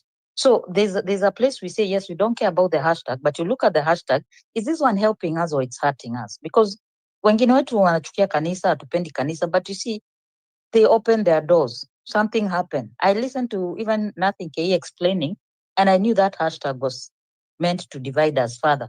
Ule ni Mkristo bado akuwe ni enemy. So what I would say is, brothers keepers mean, I felt even bad because I see Billy going to join politicians because probably they offered him something that we did not. There needs to be a system where the people come and say simu yangu iliibiwa. It's hard to identify who took, if it was taken. But for this case of Dangwin, even without all these alifanyiwa ama alifanyiwa, simu zake zilienda. He's an IT guy. He doesn't have equipment. He's picking up his life. So can we have a system where we check on each other? I think you remember when femicide story of a young girl was brutalized, and the story came out that that person is a human rights defender.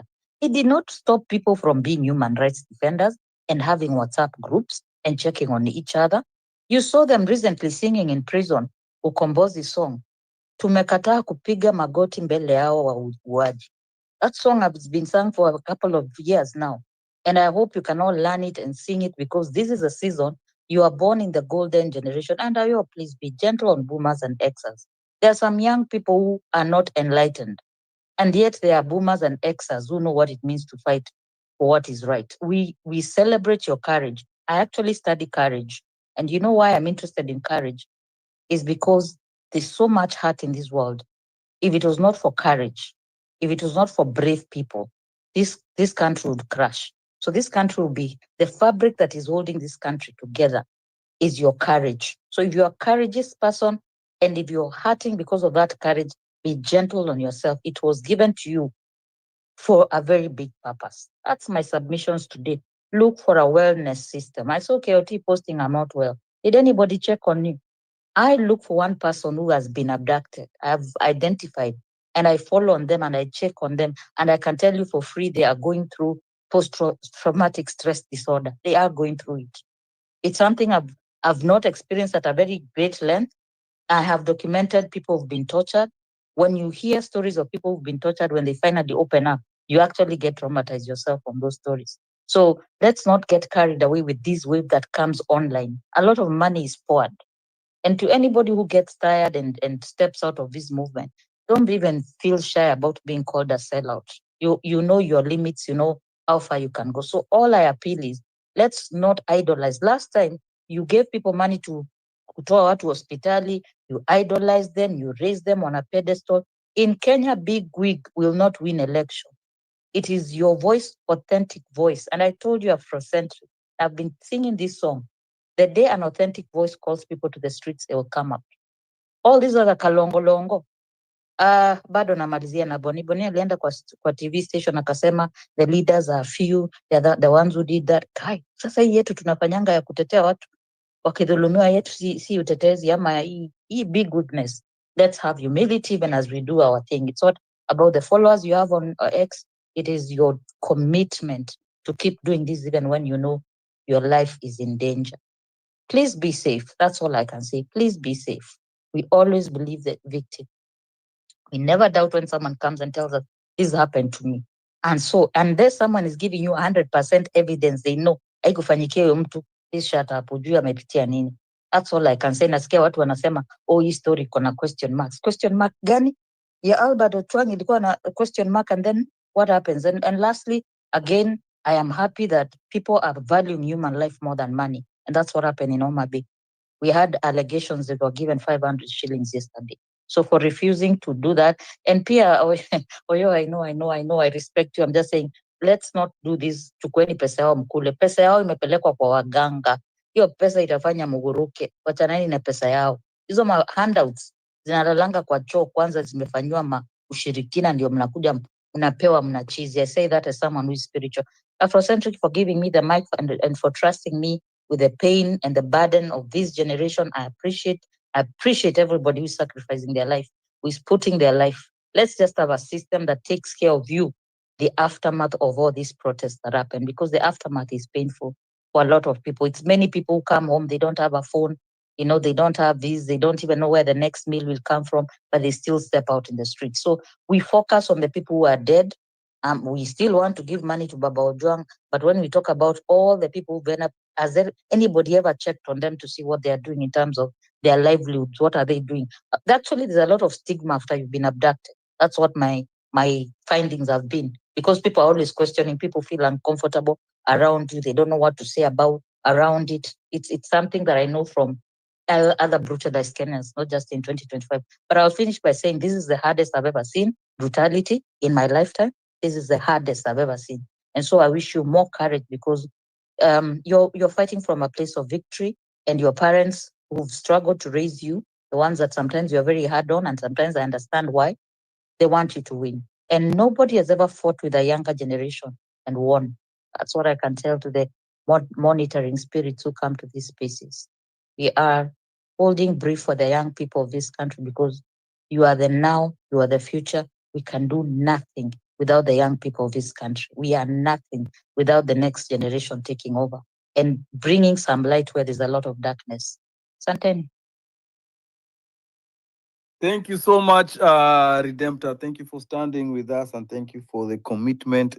This struggle for freedom, this struggle for human rights is intergenerational. We have to be cognizant of that fact, that what our parents fought, what our grandparents fought, all the way until Mau Mau, until the Wazungu. I mean, it's a struggle that is fought against these forces of evil that are always on closing on us people. Thank you so much. I have never really paid so much attention to addressing bigwigs, because Kenyans are very intelligent. Me, if there's a people group that I respect, Kenyans, kwanza watakuona wanyamaze tu. I've seen a lot of bigwigs who are very relevant, and the next day the platform, nobody engages them once they switch sides. Even right now, this slow fall of Boniface Mwangi, we are witnessing it live in action, because people see it. We know why we're on the streets. Even by the Andrew Kibe last year, June, it was the biggest, all of us who have been spacing, used to have the biggest spaces in Africa. And South Africa called him for awards, social media personality. And he came out very strongly supporting the government, still supports the government, very cynical in his attitude. Anasema wale watu kwa streets, kila mtu amelipwa, guns amelipwa, majenzi amelipwa. And Kenyans saw through his BS. And right now he can't even host a successful space. Right now he's just gone. So that's Kenyans for you. Kenya, like they judge you, they weigh you, they find you wanting. You have decided to sell your soul to the devil. Okay, but everyone who has been patriotic to the movement, everyone who has been patriotic calling for condemning the killings, we know them.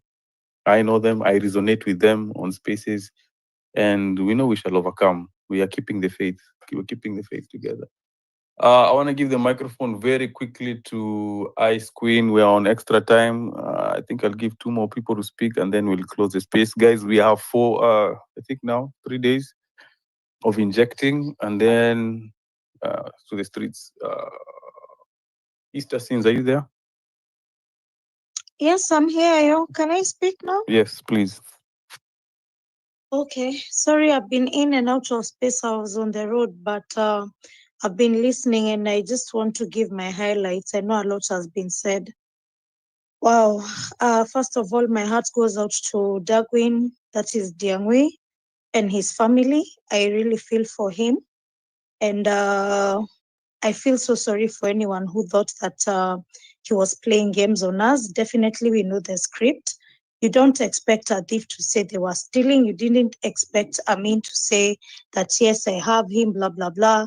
So my heart goes out to him and his family. I hope he gets the therapy he requires, apone haraka. And I just hope the real Darwin that we had before the abduction can come back. And just to give you a sneak peek of what some of these people go through, especially from like what Bob Njagi was saying when they were on GKL, I've never been abducted myself, and I hope I don't. And I just was trying to imagine, first of all, as a man, I'm not saying it's easier when you're a woman, but you can imagine as a man being stripped naked. Number one, that's stripping of your dignity, shaving of your hair, handcuffing you to the floor. Just try and walk that journey with me mentally. Just imagine if it were you. Umewekwa hapo for days on end with minimal food for survival, minimal water. That kind of humiliation, you can't be the same. And some of these people, by the time they're being shaved, they're usually not even in their senses. Mtu amekuchapa, you've blacked out, you're waking up, you don't have hair.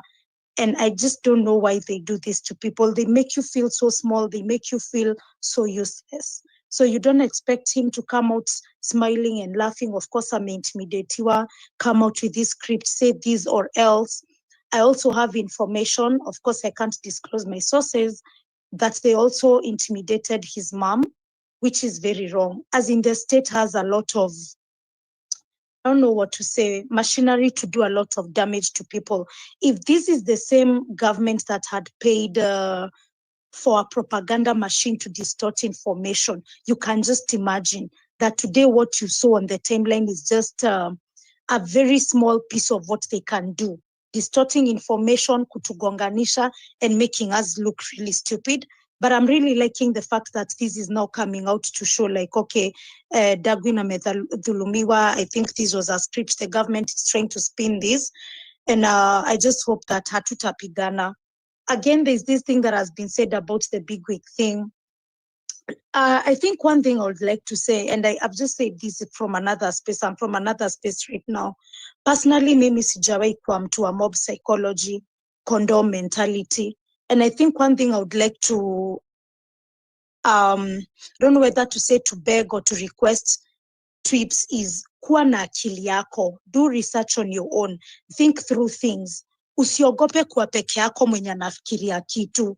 Don't just say things because people are saying it. Oh, people on the timeline are saying, Darwin, there's something fishy about this. So I also need to say this because if I don't say this, I'm going to look weird. I'm going to look different. And so what? You'll rather be wrong, going by something you're convicted with, than the opposite. Like you just want to flow with a narrative because you don't want to look like you're the black sheep. Yeah, so just some of the highlights I would like to say is that tukienda maandamano kindly, tutokeange mapema. I think that's something that I've seen on the timeline. Hatuwezi kuwa tunatoka maandamano, unatoka saa 5. Sleep early, try get some rest, eat well, get your water, get your paraphernalia, get your running shoes, do whatever you need, get your crew together, ndio usipatikane kwa kona peke yako, be in groups of 5. But I think one of the biggest weaknesses I've seen in the movement ni kuamka kwenda maandamano saa 5. And that is one strategy that the cops were able to take advantage of, because they were able to lock guys on Thika Road, Kiambu Road, and Mombasa Road, because guys were going when it was a bit too late. So I think that's one of the things I would really like to ask the movement, the people who really want to go for maandamano, tokeni mapema. And then, yeah, I think that's what I wanted to say about mtu kwa independent thinking, about us being vigilant. If you can't protest on the ground, protest through the platforms that you have, and don't look like you're wishy-washy and like you don't understand what you're saying. Simama na msimamo moja. So thank you so much for this opportunity. Yeah, thanks. Thank you so much. Give the microphone to Namara. Namara, can you hear us? Namara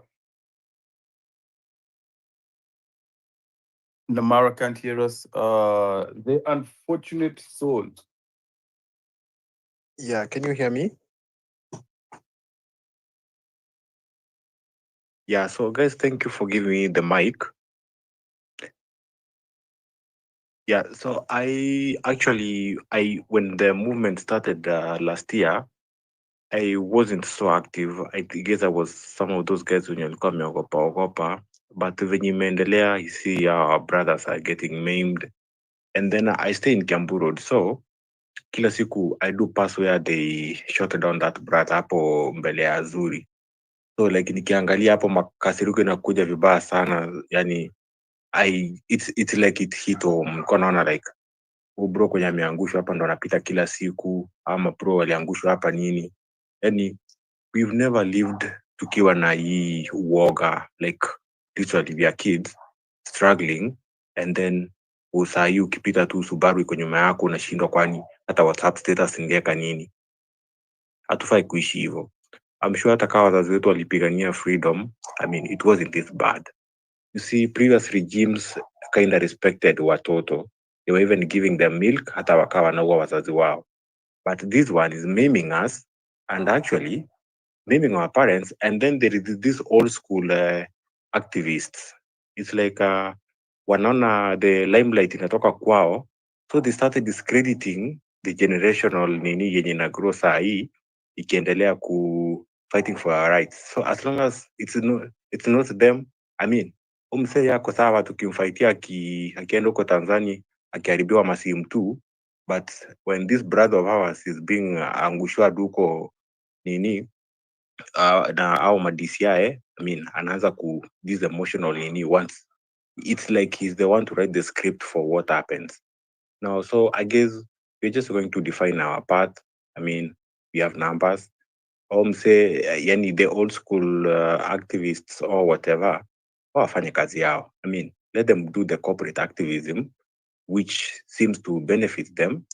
This year we are fighting for our life for generations to come. I mean, you see, we do have courage. Hata hiyo sabasaba tukienda, we know these animals wataangusha watu wengine, but hatuogopi. Tenda tuwe, tutabaki, tutarudi next time. Thank you guys for the mic. Thank you, Unfortunate. Ice Queen, are you there? I like your evolution from being passive and now being totally involved, because I mean, I think most of us, that's how we have been. We are going about our business and then we realize, hii maovu will not change until all of us, get on the streets and demand for justice. This is not the Kenya we want. But it was beyond. I remember last year just hearing like in Nairobian have been abducted. I'm like, no, this can't be Kenya. Kwani just the abduction, wanakuja na kuweka nyuma ya Mariamu without even considering getting a court order, and then you disappear. You're not even taken to the police station. This culture, this new culture of this regime is why we are against, and we are saying Ruto must go. I believe most of us will become very courageous and very bold in fighting for the freedoms that we believe we have. Ice Queen, are you there? Ice Queen, Thoughtlines, go ahead. Yeah, thank you very much. It's been a while since I was on a space, but well, it's a good thing. So what I'd like to say is that I'm pleased that the past 1 month or so, we've been able to remind the powers that be that we are still around. We are still here as a movement, and we still mean business. What you can see happening right now is that it's quite apparent that the government has lost, or the regime, let's say the regime, not the government itself, because the government, if you look at it today, is no longer homogeneous. They're pulling in different directions. It's quite apparent. The regime has lost the information war completely. Whatever they say, they know people will not listen. So they're only left with brute force. They're communicating to us through brute force. They will abduct, they will kill, they will do all those things. That's why people like Eliud Lagat have to be preserved within government, because he was part of that plan. And it will be very difficult for them to be let go. And that's why you're also seeing a lot of reorganization of the security sector. So we must be prepared for a very brutal fight. All right. And when someone decides to use brute force, you outwit them by engaging your brains. We must take our brains to another level. And we must have absolute unity. All right. We must stay very united and we must become very smart. We must outthink them. Because there's one thing that I can guarantee you these people do not have, and that is what we have. And those are good brains. We have superior brains to theirs. That's why we're able to push the agenda and take people away from them. They told us that, you know, the people of Nyanza are in government and they're actually very comfortable with what we are doing. They're very okay. We can just go to Homa Bay, pick Albert, promise his dad that he's going to come back with a corpse, and within 12, 15 hours, turn his son into a corpse, and the people of Nyanza will be quiet. And I guess they've gotten the information today. The first police station to be burnt is in Nyanza, it's in Homa Bay. And Murkomen's shoot to kill orders could not work. We have outwitted them. We have defeated them in the information war. What we say from our end is what people follow, not what they say. If Kaluma had an upper hand in the information war, we would not have seen those crowds in Homa Bay. But we are seeing those crowds in Homa Bay because what Kaluma says is just like farting. It's noise which no one, you know, when you fart loudly, you just make noise. But nobody obeys the sound that comes from that farting. So that is what the government, that is what people or regime apologists are doing. They are farting and nobody's listening to them. But what we are saying is what people are following. So what I'd just like to say is, as we go on, I guess I get regularly sometimes when I online, when people write things on X and people also come here for space and the rest. There's this tendency also that I guess where we are fond of pulling people down. You know, we're saying this is a big week, let's pull them down and all that. I'd like us to avoid that. I'd like us to desist from doing that. Everyone can make a mistake. Sometimes people misstep, but that does not mean we should pull them down. The likes of Hanifa have done a lot. They have done a lot to sustain this movement. That if they did not do some of the things they did, we would not be where we are. And we really need to appreciate them, you know, even as other people also arise. So I just like to say that let us stay united. Let us continue to lift those who are already up there, whether they're big wigs or whatever. We just keep on building. Don't just become a big wig by chance. You become a big wig by what you do, performance. Someone like Hanifa raised over 30 million to assist people. You must appreciate that. That's why people recognize up to today. Other people out here have risked their lives. All right? People like KOT have organized spaces relentlessly, done so much. That's why people listen to them. That's why they're up there. So let's continue supporting them. Let's not be obsessed with negative competition. All right? These are very, very risky times because what is happening in Kenya is we are getting into a paradigm shift. We are getting into a season where if we do things right and maintain, and if we do things right, we may end up changing. All right, we may end up changing the history of this country, kabisa, and change the system, kabisa, and rewrite everything. And it's not going to be easy. Very soon we'll be fought from two fronts, the regime and that other group that runs around, that group that has the Kinagashagwa and the Kina the rest. Don't think they like you. They thought you'd rally behind them, all right? Because they know you don't have money. They know what they've been doing in politics all these years. That when you get young people, they don't to chopper and the rest, They start following you. But what has come out with this movement is, for the first time, they're seeing a group of people who are not mesmerized by their money and what have you. People are comfortable. People will go out and say, yes, when it comes to changing the leadership, we'll go with Maraga, we will fund him. He will not give us money. So we must stay united. We must make sure that whatever we are doing continues to percolate to the ground. All right, you see what Akina KOT Sokma do every weekend. They are going around the country. Let us support such initiatives. Let us see more people doing that in their own localities, so that we are able to change this country. We are able to take control. All right, the youth vote is massive, just as KOT was saying yesterday. It is massive, it needs to be united.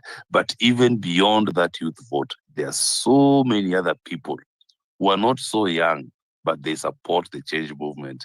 Let us pull in our parents. Let us pull in our grandparents. Let us pull in everyone and change this country.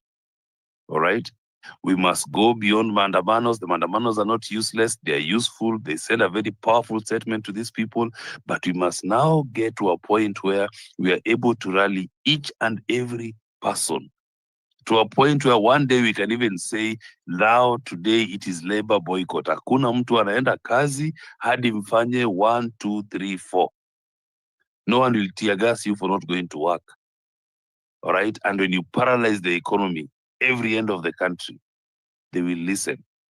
We will do all these things, Asanteni. Thank you. Thought lines. Powerful points that you brought up there. Guys, crab mentality to achane nayo. This movement needs unity on all fronts. We don't have to, like some speakers have said earlier on, we don't have to agree on anything. But one thing we agree, the leadership is rotten at the head. Let us move forward together. Born I. Yeah, thanks so much, Afro, KOT, and everyone else who are pushing the movement. And for sure, first of all, I'd like to thank each and everyone who has been in the forefront, those who have been there supporting the movement without even coming to the streets. You're sending a very good message. You're truly rallying behind this movement, and we know where we want to go. So for the last time when we were on the streets, then after that, they decided to bring a lot of mediocrity about tribal whatever, and trying to divide and rule so that they can rule us. But I'm glad that everyone stood on their ground.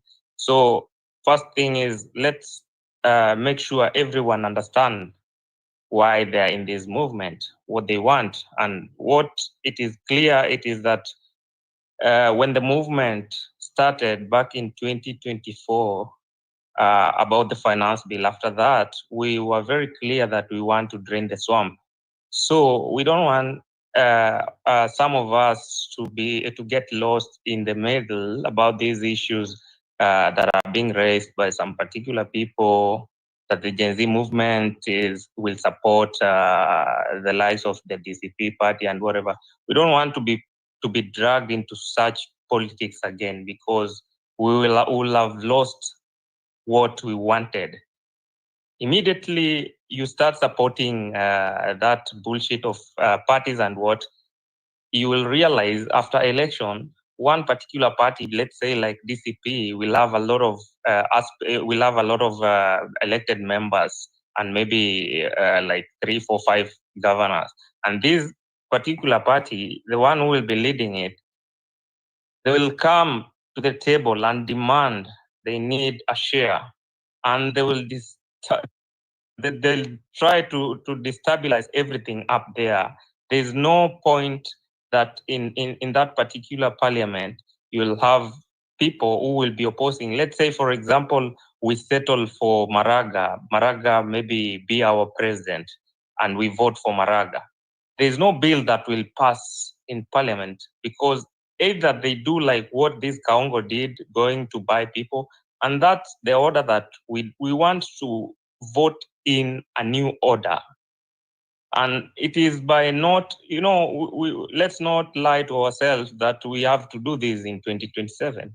No, 2027 is too far. We have to push the movement each and every day. if we get a chance, who knew that what happened in Homa Bay will have happened? It got all of us were caught offside. We never knew about that. So we would like to find whereby we just wake up in the morning and we are on the streets. We are on them. They will not find this time to go and erect some fences around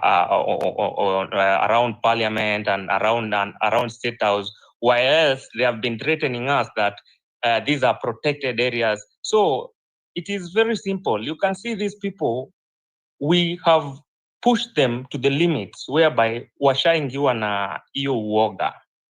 And when these people wameingiwa na hiyo uoga, you can see just the other day Pasaris alikuwa anataka analeta sponsor bill about where we should go and protest. And I like how people are thinking. Someone said 100 meters from Parliament ni wapi? The Central Police Station. Ukiwa on the other side from Parliament, unaenda uko kwa High Court, uko kwa High Court. So where will we protest from? And the answer is tutaenda kwa manyumba zao sasa, because if wakitukataza kuprotest in Nairobi, tunaenda kwa manyumba zao. So my point was about the protest. Kuna kitu moja ili to waste last time sana, ni kwa sababu ya those people from Thika Road na Kiambu Road wenye walifungiwa, and some fellas from Kitengela. So guys, can we try to learn also from other people? Kama we saw Julius Malema, how he did it in SA the other time when they were saying total shutdown. These people hawakulala manyumbani mwao, they really didn't sleep kwa manyumba zao, and that's what helped them. So guys, my point is, kama ni wakati wa maandamano, wacha tutoke mapema. And I know everyone in this movement, just stay awake. Hakuna haja kufuata mtu because ni big wig.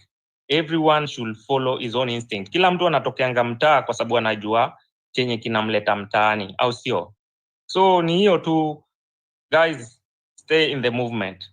Lazima Kaongo tumtoe anytime. Thank you so much, Afro. Thank you. Evelyn?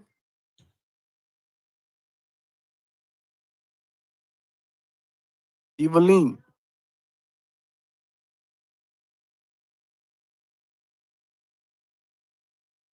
Hi, Billy Mwangi, mic is yours, go ahead. Okay, thank you so much, Afrocentric, for the platform that you have given us this wonderful evening, or should I say early morning. So mine will be quite, I won't say brief, because I will say lots of things that have not been said. First of all, it was quite good to see Darwin back. He's been my friend for a bit since I was released. He was one of those guys who came to my DM to tell me sorry and offered some help in terms of, mentally or psychologically. Okay, secondly, he said that he was hiding himself mahali tu, and that is the same script that I was given by the abductors. I'll just share this with you guys. Don't just jaongea sana about this story because I'm also healing from what happened. So during the night of the release, the abductors normally take you and put you around in a meeting. Uko hapo katikati and the abductors are surrounding you. So there were like 5, 6 abductors surrounding me, and I was seated alone in the middle. So after that, they told me, "Hey, how are you?" what do you do for a living, and do you know why you are here? And definitely you will not deny everything, but they know, and you know definitely huwezi jidanganya. So after they ask you numerous questions and wanakuonya na kuambia usirudie hiyo fala tena, if you repeat we will come for you, wanakuambia so unaona tulikukujia hadi kwako, so if you repeat again tunaweza kukujia tena, and tukikukujia tena now it's death. So ukiambiwa kitu kaa hiyo then you will definitely utaogopa tu kurudia the same thing. That's why Kavuli, Mweteti, myself and Kibet hatujarudia kuweka zile silos and the AI generated pictures. So at the same time the abductors will tell you that ukienda nyumbani know that you are a celeb, utaenda you'll be interviewed, utaenda you'll meet with the leaders who will tell us what happened, tell us where you are, and the abductors will tell you, please, if you love your life, don't tell them anything. Watakudanganya wakuambie tukikurelease, enda useme ulikuwa kwa manzi yako, umewekwa kwa nyumba yake ukiogopa usichukuliwe na DCI ama NIS. That's how it goes. And that's why you've seen Darwin vile alitoka. What did he say? Alisema alikuwa anajificha kwa nyumba ya mtu, but it's okay, but it's a lie. It's a lie. See, I don't blame him. People are different. Kuna ule mtu unaweza mtisha na atishike, na kuna ule mwingine unaweza mtisha na akatae kutishika. So that's it. Maybe my friend Moteti can also tell you that. See Jabba stories. And another thing that made me furious, some of the Kenyans, mkiona abductees wamerudi, naanza kusema tumejiabduct. When you guys want us to come back dead, ama domoni ilikuwa genuine. It is quite bad. And the only way that abductees are not killed, it's because of the online push, the physical push as well. Musipo push, then they are killed. That's how it goes. So I pray that they'll stop doing this, but I know they'll continue because tuliacha wengi huko. So at the same time, I also pray that we make a correct decision towards choosing the next leader. Muliona interview ya Matiang'i juzi, mmeona. What did he say? That Gen Z protest hainge happen on his watch. So you can definitely tell the kind of leader we want to select. I'm not judging anybody. We have Rigiji. We have so many people. So let's make our choices correct next general elections. Tusirudi tena tuanze kusema must go, must go, must go.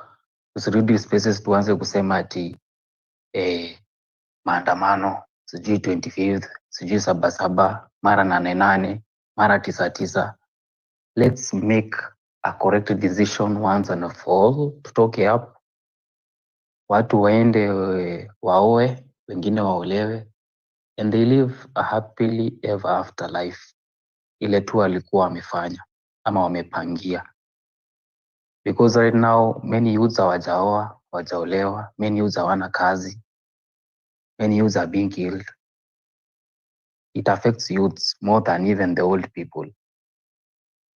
So I pray to God that the next government will hear us, the next government will change, and the next government will bring change towards the people, more so the youth. Now lastly, I urge every youth, please go for those seats. Endeni hizo seats. Usitishwe, usiogope. Don't fear going. Usiseme una pesa. Useme ati hiyo kiti ni kubwa sana, anza na MCA. Many people have told me nianze na MCA, but I have told them then, If Goliath was killed by David, it shows you that I also can go for a big seat and make it. So don't be discouraged. Una pesa, sijui una finances, sijui hiyo kiti ni ya wazee. Go for it, brav. You will take it home. Asubuhi na mapema. Because trust me, 2027, mayouths ndo watachaguliwa. Don't ask me how, but mi najua. Youths wa Embu, they believed in me that I'll lead them. And that's what I'll do. Come 2027, we'll be back in this space. And I know my label will have changed from Billy Mwangi to Senator Billy Mwangi. And I hope many others in this space will have their labels changed. And we can help each other and make Kenya the best place to be. Good night, guys. Wow. Thank you so much, Billy Mwangi. Thank you for gracing the space, especially on a day like this. I saw Kivuli here also, but he has dropped off. Thank you, Peter Muteti.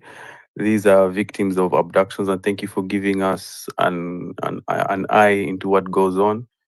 And also thank you for every speaker and everyone in the movement who has extended a lot of grace and allowing them to heal and not being too tough on them. And I believe that's why I believe we were going hard on people who we have trusted in this movement who are very quick to discredit victims without giving them that ample time. Someone who has disappeared for days, and when they come back, like you said, do you want them to be dead? I mean, my first tweet was, thank God, Dagwin is alive. Like that is paramount. We know he's alive. Ingine ni others. Now we can now story, government twisting facts and lying. And as the speaker spoke earlier on, the government has lost the information war. With all the money they have, put 150 million, they have a group of dedicated, leave alone us, we blog in our free time, we tweet in our free time, we space in our free time. But there are people who are paid 9 to 5, they wake up. One hour. What is happening on the timeline? Okay, this is the spin open on this story. Oh, we're going to target IO. Yes, we're targeting Redemptor. We're going to discredit their platform. We're going to fight them. These people are pushing manufactured propaganda. And guys, I have so much faith in Kenyans being the smart people they are. Right now, we are no longer reactionary. I mean, that's why they put out this information. They abduct us so we can react. We react. And like you said, there are so many other Kenyans, and that's what my heart pains, especially people who we do not know, small wigs who don't have a following. If they disappear, no one will know. That's why I urge everyone, please engage. Follow the speakers. Follow each other. Let someone at least know you. Even how the DCP chairperson, the chair lady was abducted. She just tweeted quickly, guys, I've been abducted. Kabla wakunyang'anya simu, they're still banging on the door. And we will catch it very quickly and we will push it. We'll put it on the internet and people will see it. And that way your life can be spared just by a simple tweet. So guys, check on each other. Most importantly, we'll be injecting for the next 3 days. Saba is D-Day. I think I begin to understand how Bangladesh worked.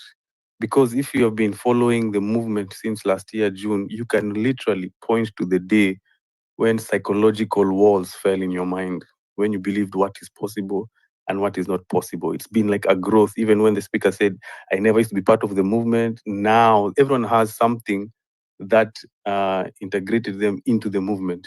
An event, whether it was the death of Rex Masai, whether it was the death of Denzel Omondi, whether it was the death of Evans, whether it was the abduction of the Nairobian, whether it was the abduction of Billy Monk, there's something that happened that you said, no, enough is enough. I don't believe it was any one space. I don't believe it was a tweet by thought lines. I don't believe it was.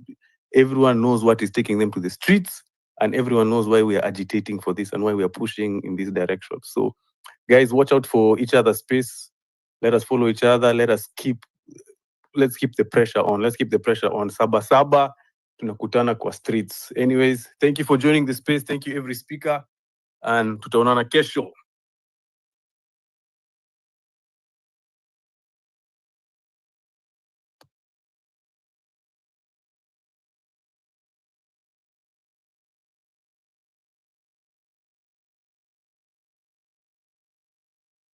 moja ni bahari yetu, Mungu ndio nguvu, chuki na ukabila hatutaki hata kamwe.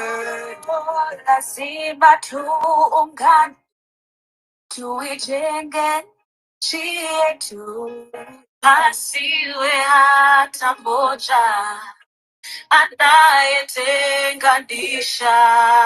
Naishi na tumaini, najitolea daima Kenya, hakika ya bendera ni uthabiti wangu. Si amani China nyekundu ni ya damu, kijani ya ardhi nyeupe na amani. Daima mimi Mkenya, mwananchi mzalendo.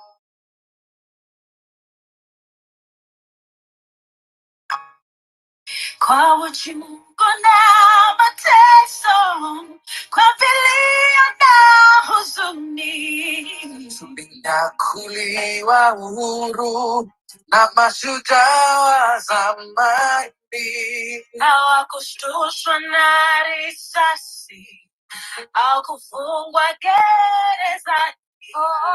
Nia yao ukombozi, kuvunja pingu za ukoloni. Naishi na tumaini, najitolea daima Kenya, hakika ya bendera ni uthabiti wangu. Jeusi ya wananchi na nyekundu ni ya damu, kijani ya ardhi nyeupe ya